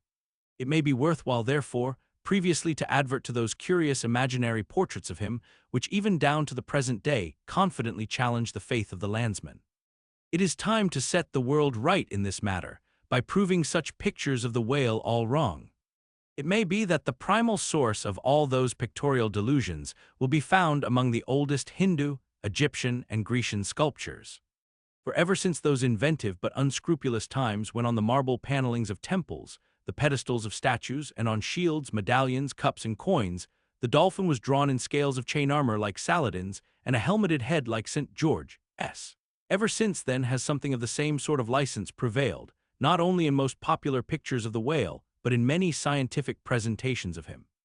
Now, by all odds, the most ancient extant portrait anyways purporting to be the whale's is to be found in the famous cavern pagoda of Elephanta in India. The Brahmins maintain that in the almost endless sculptures of that immemorial pagoda, all the trades and pursuits, every conceivable avocation of man, were prefigured ages before any of them actually came into being. No wonder, then, that in some sort our noble profession of whaling should have been there shadowed forth. The Hindu whale referred to occurs in a separate department of the wall, depicting the incarnation of Vishnu in the form of Leviathan, learnedly known as the Matsi avatar. But though this sculpture is half man and half whale, so as only to give the tail of the latter, yet that small section of him is all wrong. It looks more like the tapering tail of an anaconda than the broad palms of the true whale's majestic flukes. But go to the old galleries, and look now at a great Christian painter's portrait of this fish, for he succeeds no better than the antediluvian Hindu. It is Guido's picture of Perseus rescuing Andromeda from the sea monster or whale. Where did Guido get the model of such a strange creature as that? Nor does Hogarth, in painting the same scene in his own Perseus Descending, make out one whit better. The huge corpulence of that Hogarthian monster undulates on the surface, scarcely drawing 1 inch of water. It has a sort of howdah on its back, and its distended tusked mouth into which the billows are rolling might be taken for the trader's gate leading from the Thames by water into the Tower. Then there are the prodromus whales of old Scotch Sibbald, and Jonah's whale, as depicted in the prints of old Bibles and the cuts of old primers. What shall be said of these? As for the bookbinder's whale winding like a vine stalk round the stock of a descending anchor, as stamped and gilded on the backs and title pages of many books both old and new, that is a very picturesque but purely fabulous creature, imitated, I take it, from the like figures on antique vases. Though universally denominated a dolphin, I nevertheless call this bookbinder's fish an attempt at a whale, because it was so intended when the device was first introduced. It was introduced by an old Italian publisher somewhere about the 15th century during the revival of learning, and in those days, and even down to a comparatively late period, dolphins were popularly supposed to be a species of the Leviathan. In the vignettes and other embellishments of some ancient books you will at times meet with very curious touches at the whale, where all manner of spouts, jets d'eau, hot springs and cold, Saratoga and Baden-Baden, come bubbling up from his unexhausted brain. In the title page of the original edition of The Advancement of Learning, you will find some curious whales. But quitting all these unprofessional attempts, let us glance at those pictures of Leviathan purporting to be sober, scientific delineations by those who know. In old Harris's collection of voyages, there are some plates of whales extracted from a Dutch book of voyages, A.D. 1671, entitled A Whaling Voyage to Spitzbergen in the ship Jonah's in the Whale, Peter Peterson of Friesland, master. In one of those plates, the whales, like great rafts of logs, are represented lying among ice isles, with white bears running over their living backs. In another plate, the prodigious blunder is made of representing the whale with perpendicular flukes. Then again, there is an imposing quarto, written by one Captain Colnett, a post-captain in the English Navy, entitled A Voyage Round Cape Horn into the South Seas, for the purpose of extending the spermaceti whale fisheries. In this book is an outline purporting to be a picture of a Pfister or spermaceti whale, drawn by scale from one killed on the coast of Mexico, August 1793, and hoisted on deck. I doubt not the captain had this veracious picture taken for the benefit of his marines. To mention but one thing about it, let me say that it has an eye which applied, according to the accompanying scale, to a full-grown sperm whale, would make the eye of that whale a bow window some 5 feet long. Ah, my gallant captain, why did you not give us Jonah looking out of that eye? Nor are the most conscientious compilations of natural history for the benefit of the young and tender, free from the same heinousness of mistake. Look at that popular work, Goldsmith's Animated Nature. In the abridged London edition of 1807, there are plates of an alleged whale and a narwhal. I do not wish to seem inelegant, but this unsightly whale looks much like an amputated sow. And as for the narwhal, one glimpse at it is enough to amaze one, that in this 19th century such a hippogriff could be palmed for genuine upon any intelligent public of schoolboys. Then again in 1825, Bernard Germain, Count de Lacépède, a great naturalist, published a scientific systemized whale book, wherein are several pictures of the different species of the Leviathan. All these are not only incorrect, but the picture of the Mysticetus or Greenland whale, that is to say, the right whale, even Scoresby, a long-experienced man as touching that species, declares not to have its counterpart in nature. But the placing of the capsheaf to all this blundering business was reserved for the scientific Frederick Cuvier, brother to the famous Baron. In 1836, he published a natural history of whales, in which he gives what he calls a picture of the sperm whale. Before showing that picture to any Nantucketer, you had best provide for your summary retreat from Nantucket. In a word, Frederick Cuvier's sperm whale is not a sperm whale, but a squash. Of course, he never had the benefit of a whaling voyage, such men seldom have, but whence he derived that picture who can tell? Perhaps he got it as his scientific predecessor in the same field, Desmarest, got one of his authentic abortions, that is, from a Chinese drawing. And what sort of lively lads with the pencil those Chinese are, many queer cups and saucers inform us. As for the sign painters, whales seen in the streets hanging over the shops of old dealers, what shall be said of them? They are generally Richard III. Whales with dromedary humps and very savage, breakfasting on 3 or 4 sailor tarts, that is whaleboats full of mariners, their deformities floundering in seas of blood and blue paint. But these manifold mistakes in depicting the whale are not so very surprising after all. Consider, most of the scientific drawings have been taken from the stranded fish, and these are about as correct as a drawing of a wrecked ship with broken back would correctly represent the noble animal itself in all its undashed pride of hull and spars. Though elephants have stood for their full lengths, the living Leviathan has never yet fairly floated himself for his portrait. The living whale, in his full majesty and significance, is only to be seen at sea in unfathomable waters, and afloat the vast bulk of him is out of sight, like a launched line-of-battle ship. And out of that element it is a thing eternally impossible for mortal man to hoist him bodily into the air so as to preserve all his mighty swells and undulations. And not to speak of the highly presumable difference of contour between a young sucking whale and a full-grown Platonian leviathan. Yet, even in the case of one of those young sucking whales hoisted to a ship's deck, such is then the outlandish, eel-like, limbered, varying shape of him, that his precise expression the devil himself could not catch. But it may be fancied that from the naked skeleton of the stranded whale accurate hints may be derived touching his true form. Not at all, for it is one of the more curious things about this Leviathan that his skeleton gives very little idea of his general shape.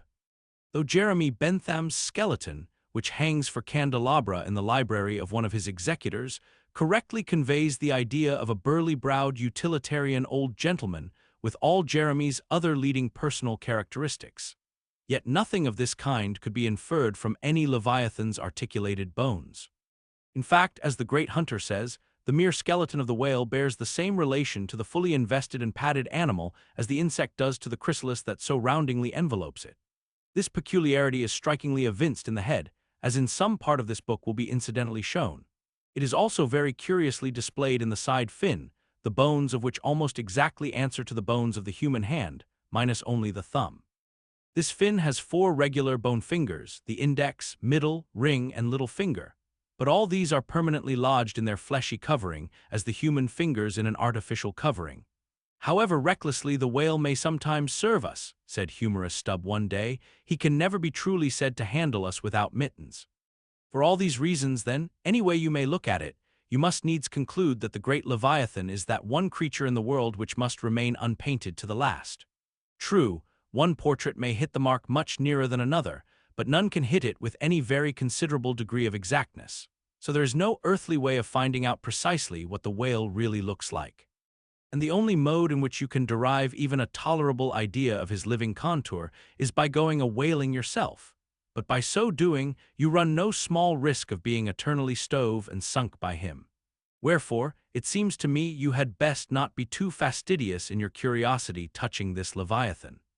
Chapter 56. Of the less erroneous pictures of whales and the true pictures of whaling scenes.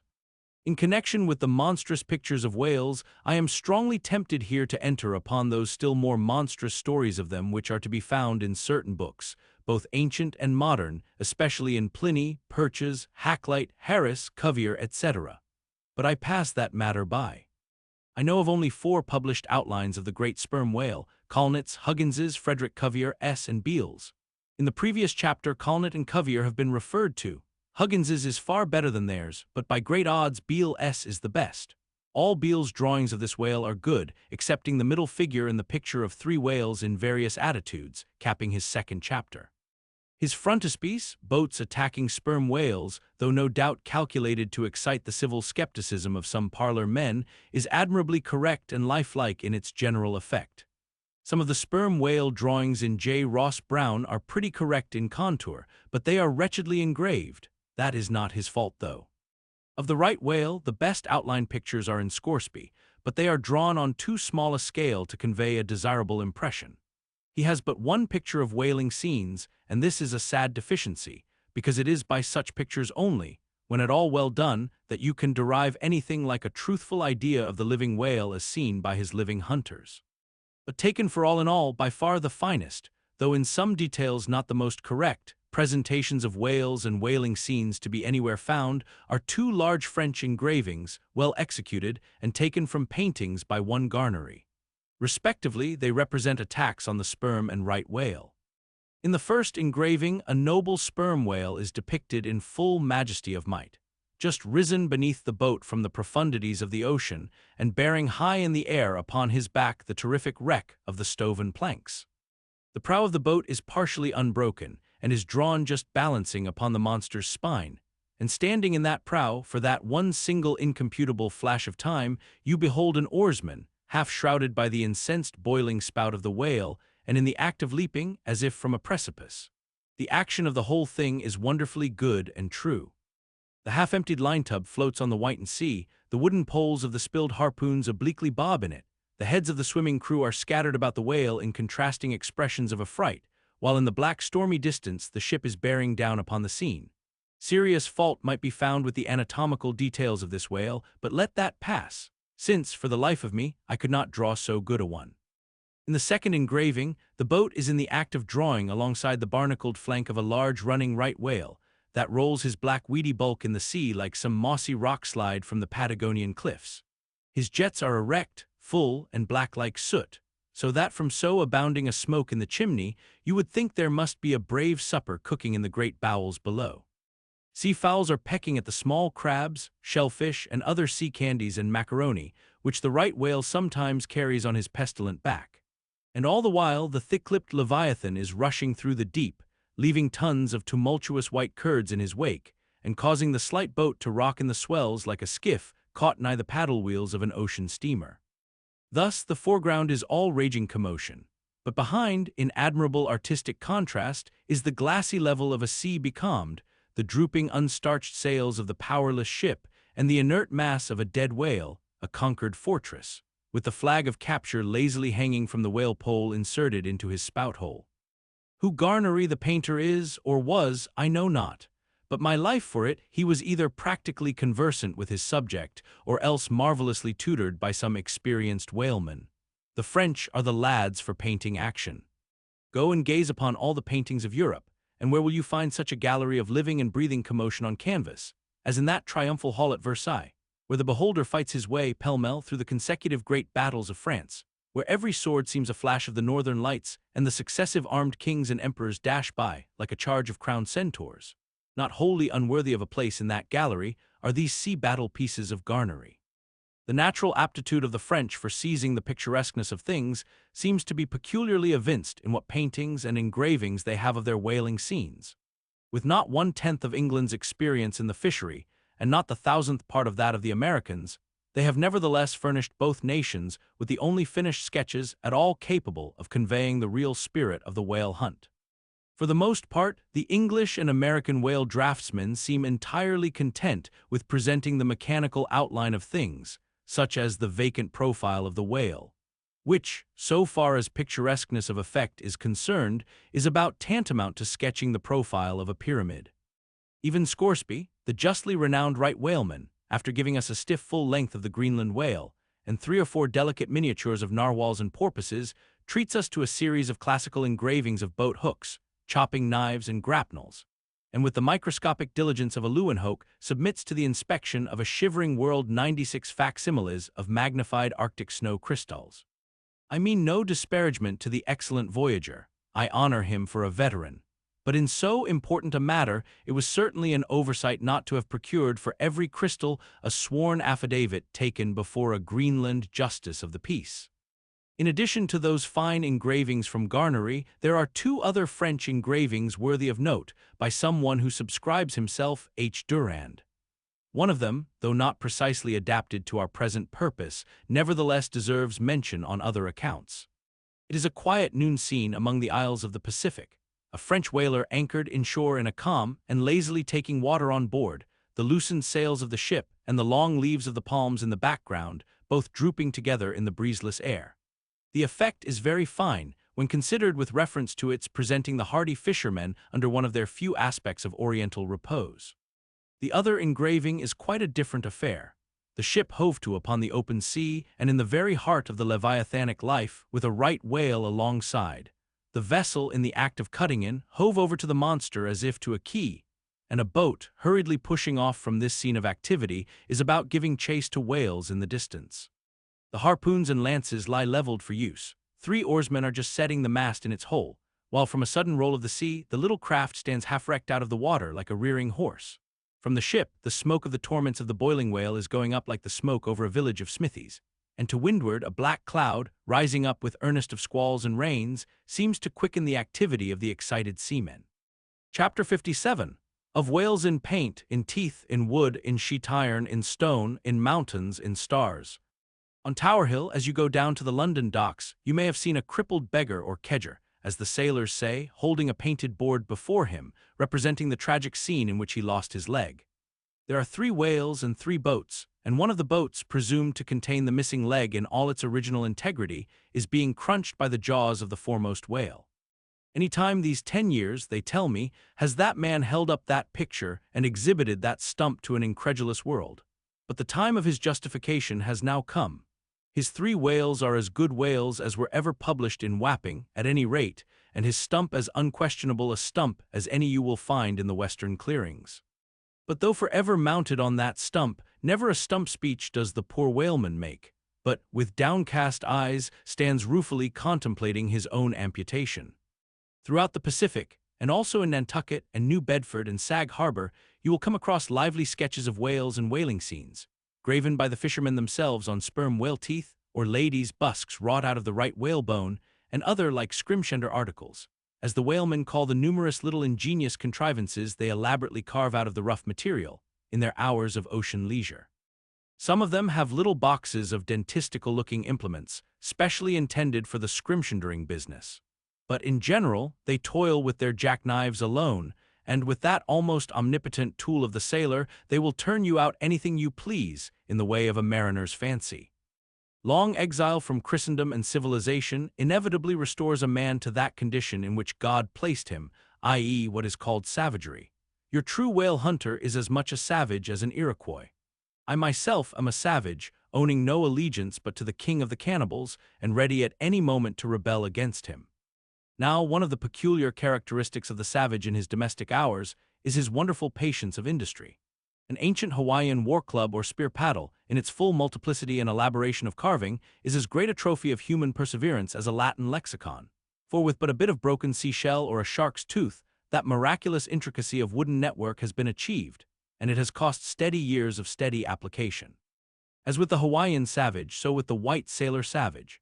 With the same marvelous patience, and with the same single shark's tooth of his one poor jackknife, he will carve you a bit of bone sculpture not quite as workmanlike, but as close-packed in its maziness of design as the Greek savage Achilles' shield, and full of barbaric spirit and suggestiveness as the prince of that fine old Dutch savage, Albert Dürer. Wooden whales, or whales cut in profile out of the small dark slabs of the noble South Sea war wood, are frequently met with in the forecastles of American whalers. Some of them are done with much accuracy. Some old gable-roof country houses you will see brass whales hung by the tail for knockers to the roadside door. When the porter is sleepy, the anvil-headed whale would be best, but these knocking whales are seldom remarkable as faithful essays. On the spires of some old-fashioned churches you will see sheet-iron whales placed there for weathercocks, but they are so elevated, and besides that are to all intents and purposes so labeled with hands off, you cannot examine them closely enough to decide upon their merit. In bony, ribby regions of the earth, where at the base of high broken cliffs masses of rock lie strewn in fantastic groupings upon the plain, you will often discover images as of the petrified forms of the Leviathan partly merged in grass, which of a windy day breaks against them in a surf of green surges. Then, again, in mountainous countries, where the traveler is continually girdled by amphitheatrical heights, here and there from some lucky point of view, you will catch passing glimpses of the profiles of whales defined along the undulating ridges. But you must be a thorough whaleman to see these sights, and not only that, but if you wish to return to such a site again, you must be sure and take the exact intersecting latitude and longitude of your first standpoint. Else so chance-like are such observations of the hills, that your precise previous standpoint would require a laborious rediscovery, like the Saloma Islands, which still remain incognita, though once high-ruffed Mendana trod them and old Figura chronicled them. Nor when expandingly lifted by your subject can you fail to trace out great whales in the starry heavens and boats in pursuit of them, as when long filled with thoughts of war, the eastern nations saw armies locked in battle among the clouds. Thus at the north have I chased Leviathan round and round the pole with the revolutions of the bright points that first defined him to me. And beneath the effulgent Antarctic skies I have boarded the Argonavis, and joined the chase against the starry Cetus far beyond the utmost stretch of Hydrus and the flying fish. With a frigate's anchors for my bridle bits and fasces of harpoons for spurs, would I could mount that whale and leap the topmost skies, to see whether the fabled heavens with all their countless tents really lie encamped beyond my mortal sight. Chapter 58, Brit. Steering northeastward from the Crozets, we fell in with vast meadows of brit, the minute, yellow substance upon which the right whale largely feeds. For leagues and leagues it undulated round us, so that we seemed to be sailing through boundless fields of ripe and golden wheat. On the second day, numbers of right whales were seen, who, secure from the attack of a sperm whaler like the Pequod, with open jaws sluggishly swam through the brit, which, adhering to the fringing fibers of that wondrous Venetian blind in their mouths, was in that manner separated from the water that escaped at the lip. As morning mowers, who side by side slowly and seethingly advanced their scythes through the long wet grass of marshy meads, even so these monsters swam, making a strange, grassy, cutting sound, and leaving behind them endless swaths of blue upon the yellow sea. That part of the sea known among whalemen as the Brazil Banks does not bear that name as the banks of Newfoundland do, because of there being shallows and soundings there, but because of this remarkable meadow-like appearance, caused by the vast drifts of brit continually floating in those latitudes, where the right whale is often chased. But it was only the sound they made as they parted the brit which at all reminded one of mowers. Seen from the mastheads, especially when they paused and were stationary for a while, their vast black forms looked more like lifeless masses of rock than anything else. And as in the great hunting countries of India, the stranger at a distance will sometimes pass on the plains recumbent elephants without knowing them to be such, taking them for bare, blackened elevations of the soil. Even so, often, with him, who for the first time beholds this species of the leviathans of the sea. And even when recognized at last, their immense magnitude renders it very hard really to believe that such bulky masses of overgrowth can possibly be instinct, in all parts, with the same sort of life that lives in a dog or a horse. Indeed, in other respects, you can hardly regard any creatures of the deep with the same feelings that you do those of the shore.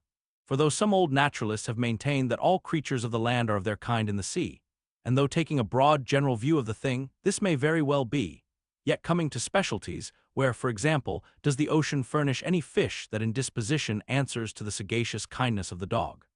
The accursed shark alone can in any generic respect be said to bear comparative analogy to him.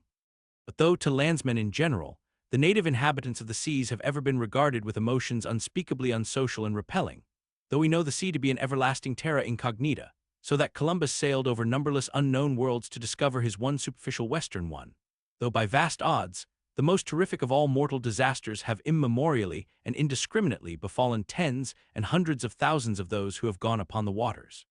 Though but a moment's consideration will teach that however baby man may brag of his science and skill, and however much in a flattering future that science and skill may augment, yet forever and forever to the crack of doom, the sea will insult and murder him, and pulverize the stateliest, stiffest frigate he can make.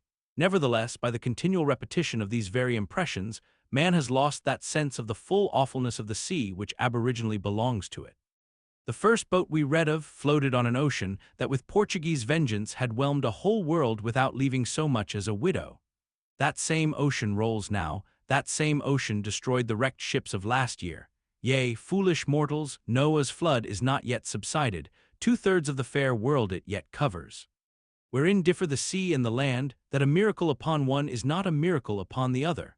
Preternatural terrors rested upon the Hebrews, when under the feet of Korah and his company the live ground opened and swallowed them up forever. Yet not a modern sun ever sets, but in precisely the same manner the live sea swallows up ships and crews. But not only is the sea such a foe to man who is an alien to it, but it is also a fiend to its own offspring, worse than the Persian host who murdered his own guests, sparing not the creatures which itself hath spawned.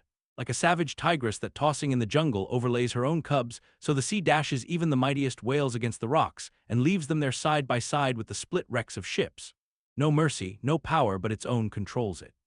Panting and snorting like a mad battle steed that has lost its rider, the masterless ocean overruns the globe. Consider the subtleness of the sea, how its most dreaded creatures glide under water, unapparent for the most part, and treacherously hidden beneath the loveliest tints of azure. Consider also the devilish brilliance and beauty of many of its most remorseless tribes, as the dainty embellished shape of many species of sharks. Consider, once more, the universal cannibalism of the sea, all whose creatures prey upon each other, carrying on eternal war since the world began.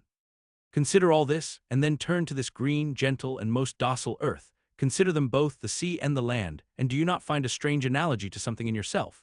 For as this appalling ocean surrounds the verdant land, so in the soul of man there lies one insular Tahiti, full of peace and joy, but encompassed by all the horrors of the half-known life.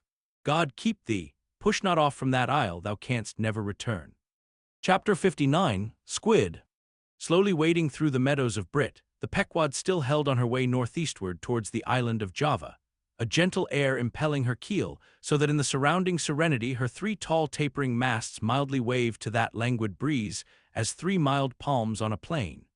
And still, at wide intervals in the silvery night, the lonely, alluring jet would be seen. But one transparent blue morning, when a stillness almost preternatural spread over the sea, however unattended with any stagnant calm, when the long burnished sunglade on the waters seemed a golden finger laid across them, enjoining some secrecy, when the slippered waves whispered together as they softly ran on. In this profound hush of the visible sphere, a strange spectre was seen by Daggoo from the main Mast-Head.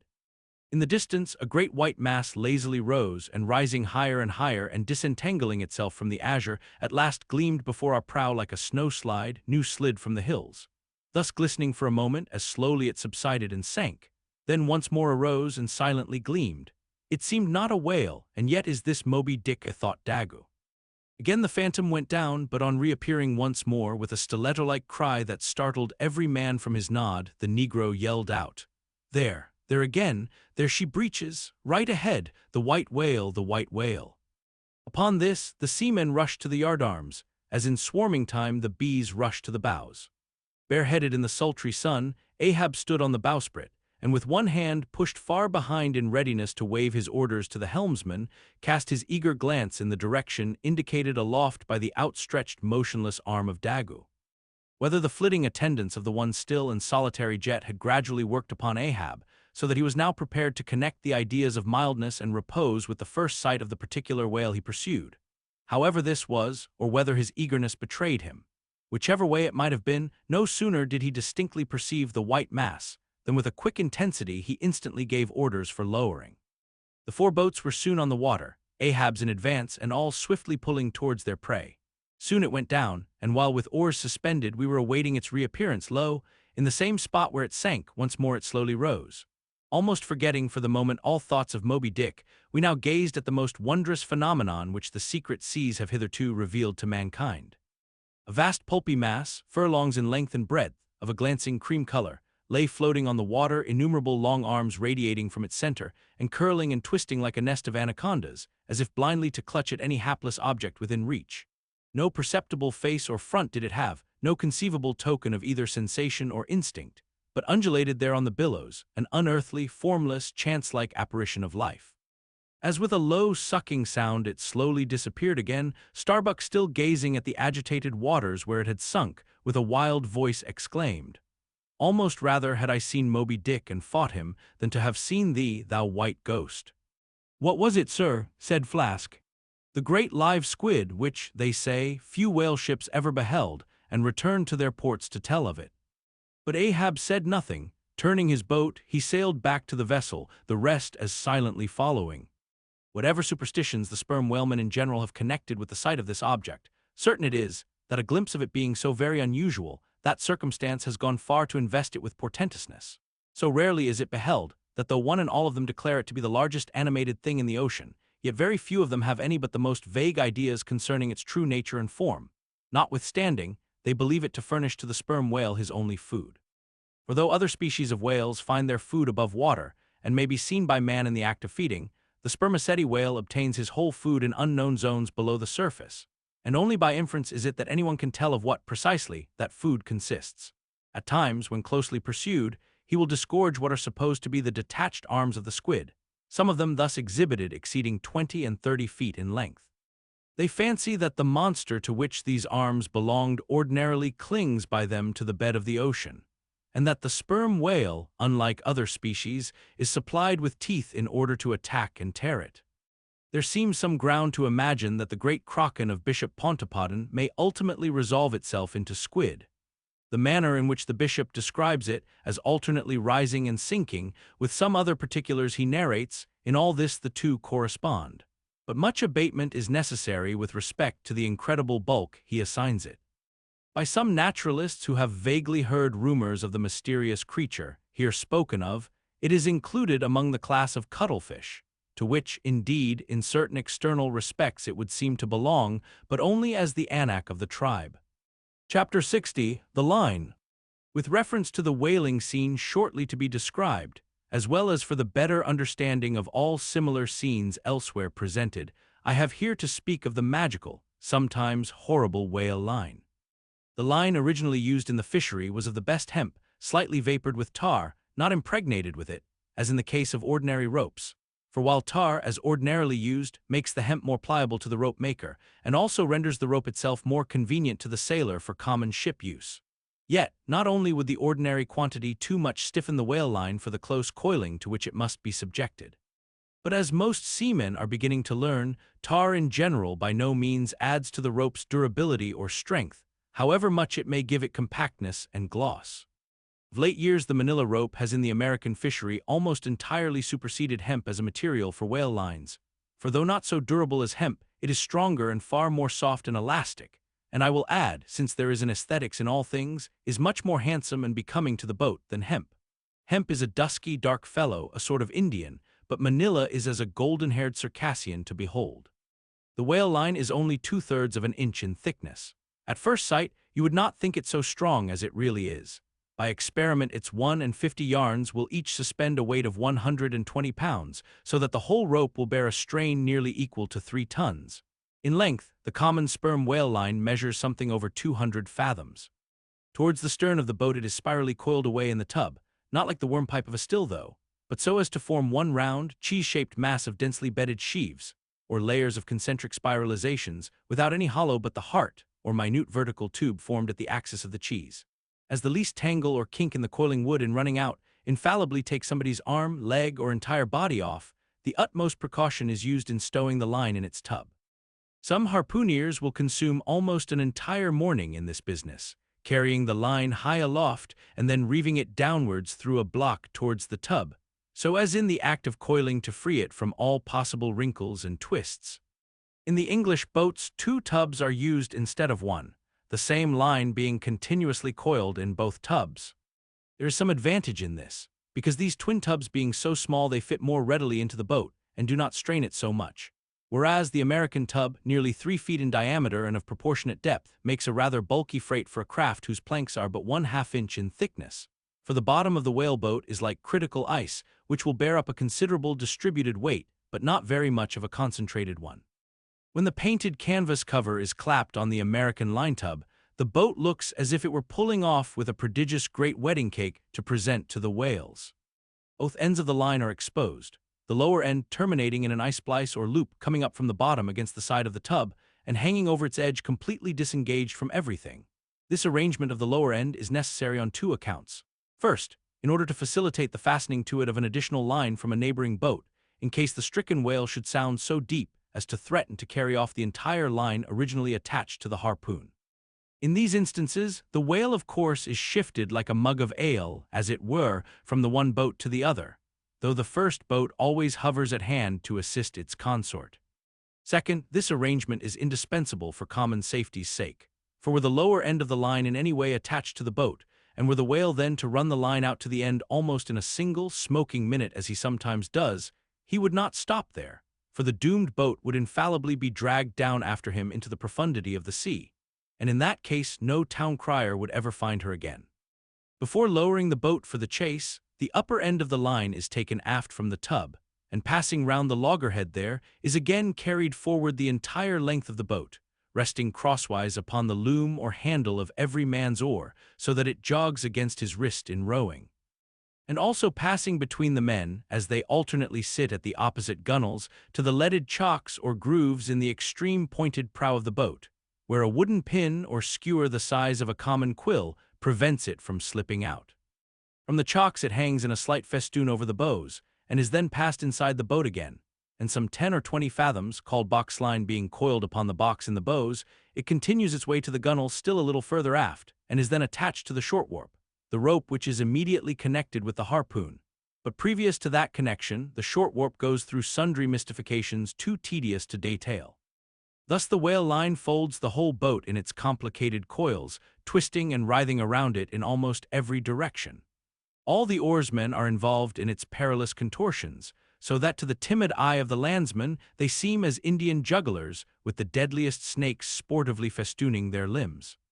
Nor can any son of mortal woman, for the first time, seat himself amid those hempen intricacies, and while straining his utmost at the oar, bethink him that at any unknown instant the harpoon may be darted, and all these horrible contortions be put in play like ringed lightnings. He cannot be thus circumstanced without a shudder that makes the very marrow in his bones to quiver in him like a shaken jelly. Yet habit, strange thing. What cannot habit accomplish? Gayer sallies, more merry mirth, better jokes, and brighter repartees you never heard over your mahogany than you will hear over the half-inch white cedar of the whaleboat when thus hung in hangman's nooses. And like the 6 burghers of Calais before King Edward, the 6 men composing the crew pull into the jaws of death, with a halter around every neck, as you may say. Perhaps a very little thought will now enable you to account for those repeated whaling disasters, some few of which are casually chronicled, of this man or that man being taken out of the boat by the line and lost. For when the line is darting out, to be seated then in the boat is like being seated in the midst of the manifold whizzings of a steam engine in full play, when every flying beam and shaft and wheel is grazing you. It is worse, for you cannot sit motionless in the heart of these perils, because the boat is rocking like a cradle, and you are pitched one way and the other, without the slightest warning, and only by a certain self-adjusting buoyancy and simultaneousness of volition and action can you escape being made a maze of and run away with where the all-seeing sun himself could never pierce you out. Again, as the profound calm which only apparently precedes and prophesies of the storm is perhaps more awful than the storm itself, for indeed the calm is but the wrapper and envelope of the storm, and contains it in itself, as the seemingly harmless rifle holds the fatal powder and the ball and the explosion. So the graceful repose of the line, as it silently serpentines about the oarsmen before being brought into actual play, this is a thing which carries more of true terror than any other aspect of this dangerous affair. But why say more? All men live enveloped in whale lines. All are born with halters round their necks, but it is only when caught in the swift, sudden turn of death that mortals realize the silent, subtle, ever-present perils of life. And if you be a philosopher, though seated in the whale-boat, you would not at heart feel one whit more of terror than though seated before your evening fire with a poker and not a harpoon by your side. Chapter 61. Stubb kills a whale. If to Starbuck the apparition of the squid was a thing of portents, to Queequeg it was quite a different object. "When you see him, quid," said the savage, honing his harpoon in the bow of his hoisted boat, "then you quick see him, parm whale." The next day was exceedingly still and sultry, and with nothing special to engage them, the Pequod's crew could hardly resist the spell of sleep induced by such a vacant sea. For this part of the Indian Ocean through which we then were voyaging is not what whalemen call a lively ground. That is, it affords fewer glimpses of porpoises, dolphins, flying fish, and other vivacious denizens of more stirring waters than those off the Rio de la Plata or the inshore ground off Peru. It was my turn to stand at the foremast-head, and with my shoulders leaning against the slackened royal shrouds, to and fro I idly swayed in what seemed an enchanted air. No resolution could withstand it. In that dreamy mood, losing all consciousness, at last my soul went out of my body, though my body still continued to sway as a pendulum will, long after the power which first moved it is withdrawn. Ere forgetfulness altogether came over me, I had noticed that the seamen at the main and mizzen mastheads were already drowsy, so that at last all 3 of us lifelessly swung from the spars, and for every swing that we made there was a nod from below from the slumbering helmsman. The waves, too, nodded their indolent crests, and across the wide trance of the sea, east nodded to west, and the sun over all. Suddenly bubbles seemed bursting beneath my closed eyes. Like vices my hands grasped the shrouds. Some invisible, gracious agency preserved me. With a shock I came back to life. And lo, close under our lee, not 40 fathoms off, a gigantic sperm whale lay rolling in the water like the capsized hull of a frigate, his broad, glossy back of an Ethiopian hue glistening in the sun's rays like a mirror. But lazily undulating in the trough of the sea, and ever and anon tranquilly spouting his vapory jet, the whale looked like a portly burgher smoking his pipe of a warm afternoon. But that pipe, poor whale, was thy last. As if struck by some enchanter's wand, the sleepy ship and every sleeper in it all at once started into wakefulness, and more than a score of voices from all parts of the vessel, simultaneously with the 3 notes from aloft, shouted forth the accustomed cry, as the great fish slowly and regularly spouted the sparkling brine into the air. "Clear away the boats, luff!" cried Ahab, and obeying his own order, he dashed the helm down before the helmsman could handle the spokes. The sudden exclamations of the crew must have alarmed the whale, and ere the boats were down, majestically turning, he swam away to the leeward, but with such a steady tranquillity, and making so few ripples as he swam, that thinking after all he might not as yet be alarmed, Ahab gave orders that not an oar should be used, and no man must speak but in whispers. So seated like Ontario Indians on the gunwales of the boats, we swiftly but silently paddled along, the calm not admitting of the noiseless sails being set. Presently, as we thus glided in chase, the monster perpendicularly flitted his tail 40 feet into the air, and then sank out of sight like a tower swallowed up. "There go flukes," was the cry, an announcement immediately followed by Stubbs producing his match and igniting his pipe, for now a respite was granted. After the full interval of his sounding had elapsed, the whale rose again, and being now in advance of the smoker's boat, and much nearer to it than to any of the others, Stubb counted upon the honor of the capture. It was obvious now that the whale had at length become aware of his pursuers. All silence of cautiousness was therefore no longer of use. Paddles were dropped and oars came loudly into play, and still puffing at his pipe, Stubb cheered on his crew to the assault. Yes, a mighty change had come over the fish. All alive to his jeopardy, he was going head out, that part obliquely projecting from the mad yeast which he brewed. It will be seen in some other place of what a very light substance the entire interior of the sperm whale's enormous head consists. Though apparently the most massive, it is by far the most buoyant part about him, so that with ease he elevates it in the air, and invariably does so when going at his utmost speed. Besides, such is the breadth of the upper part of the front of his head, and such the tapering cutwater formation of the lower part, that by obliquely elevating his head, he thereby may be said to transform himself from a bluff-bowed, sluggish galliot into a sharp-pointed New York pilot boat. Start her, my men. Don't hurry yourselves, take plenty of time, but start her like thunderclaps, that's all," cried Stubb, spluttering out the smoke as he spoke. "Start her now, give him the long and strong stroke, Tash-Tigo. Start her, Tash, my boy, start her all, but keep cool, cucumbers is the word, easy, only start her like grim death and grinning devils, and raise the buried dead perpendicular out of their graves, boys, that's all, start her." "Woo-hoo, wah-hee!" screamed the gay header in reply, raising some old war-whoop to the skies, as every oarsman in the strained boat involuntarily bounced forward with the one tremendous leading stroke which the eager Indian gave. But his wild screams were answered by others quite as wild. "Kee-hee!" yelled Dagu, straining forwards and backwards on his seat like a pacing tiger in his cage. "Kala-Kulu!" howled Queequeg, as if smacking his lips over a mouthful of grenadier steak, and thus with oars and yells the keels cut the sea. Meanwhile, Stubb, retaining his place in the van, still encouraged his men to the onset, all the while puffing the smoke from his mouth. Like desperadoes they tugged and they strained, till the welcome cry was heard, "Stand up, Tash-Tigo, give it to him!" The harpoon was hurled. Stern all. The oarsmen backed water. The same moment something went hot and hissing along every one of their wrists. It was the magical line. An instant before, Stubb had swiftly caught 2 additional turns with it round the loggerhead, whence, by reason of its increased rapid circlings, a hempen blue smoke now jetted up and mingled with the steady fumes from his pipe. As the line passed round and round the loggerhead, so also, just before reaching that point, it blisteringly passed through and through both of Stubb's hands, from which the handcloths or squares of quilted canvas, sometimes worn at these times, had accidentally dropped. It was like holding an enemy's sharp, two-edged sword by the blade, and that enemy all the time striving to wrest it out of your clutch. Wet the line," cried Stubb to the tub oarsman, him seated by the tub, who, snatching off his hat, dashed sea-water into it. More turns were taken, so that the line began holding its place. The boat now flew through the boiling water like a shark all fins. Stubb and Tash-Tigo here changed places, stem for stern, a staggering business truly in that rocking commotion. Partly to show the indispensableness of this act, it may here be stated that in the old Dutch fishery a mop was used to dash the running line with water. In many other ships, a wooden piggin or bailer is set apart for that purpose. Your hat, however, is the most convenient.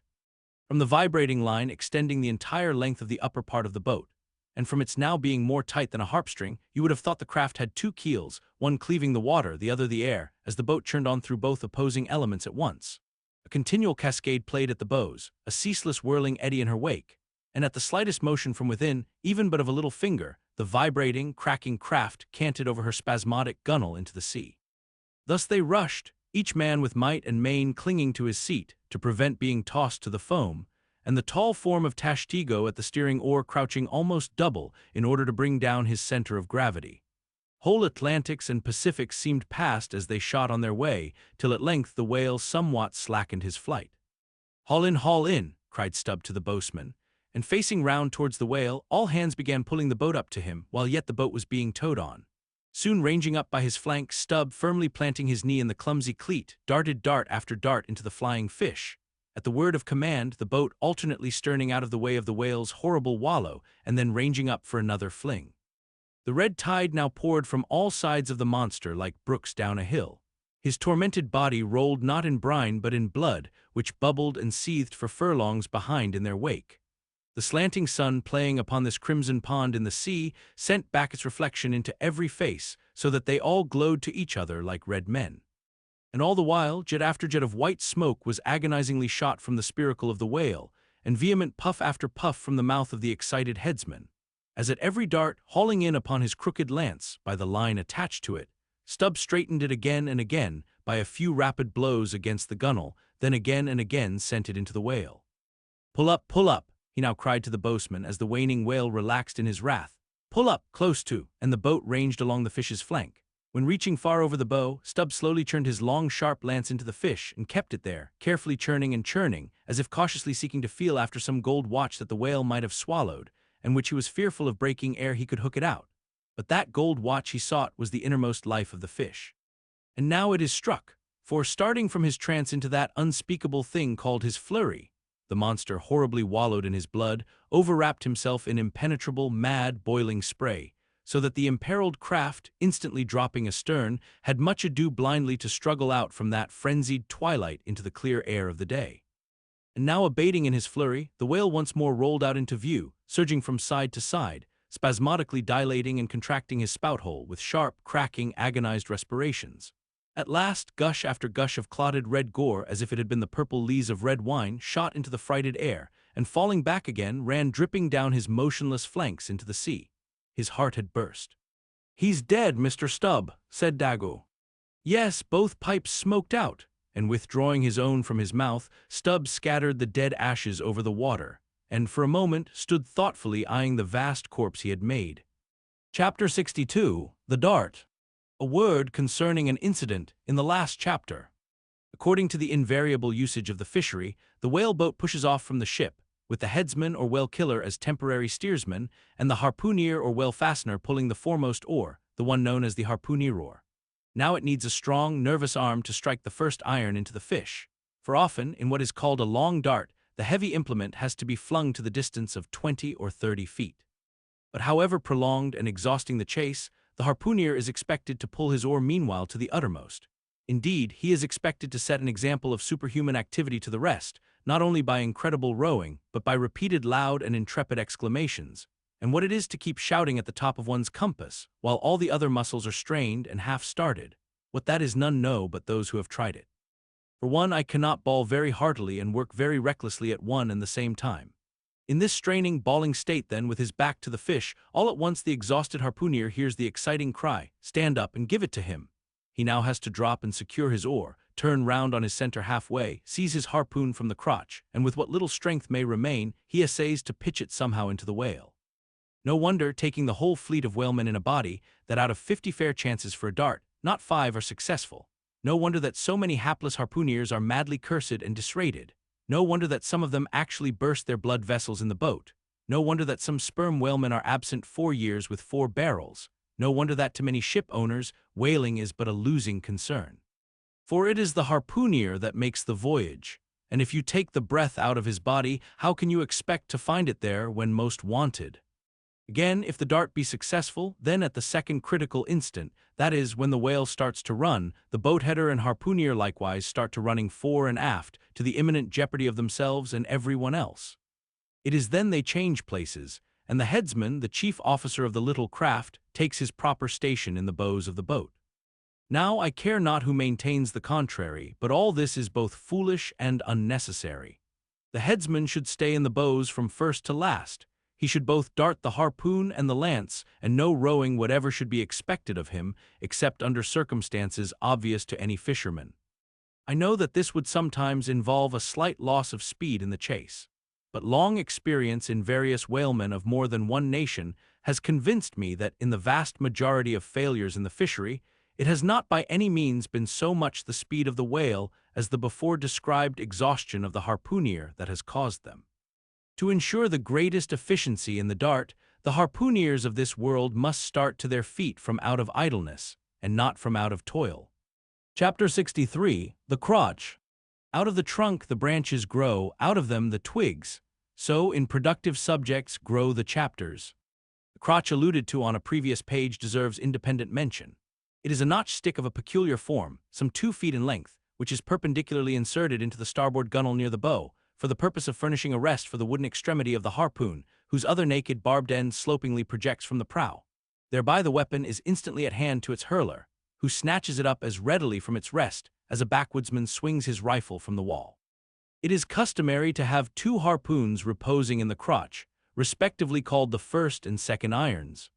But these 2 harpoons, each by its own cord, are both connected with the line, the object being this, to dart them both, if possible, one instantly after the other into the same whale, so that if in the coming drag one should draw out, the other may still retain a hold. It is a doubling of the chances. But it very often happens that owing to the instantaneous, violent, convulsive running of the whale upon receiving the first iron, it becomes impossible for the harpooner, however lightning-like in his movements, to pitch the second iron into him.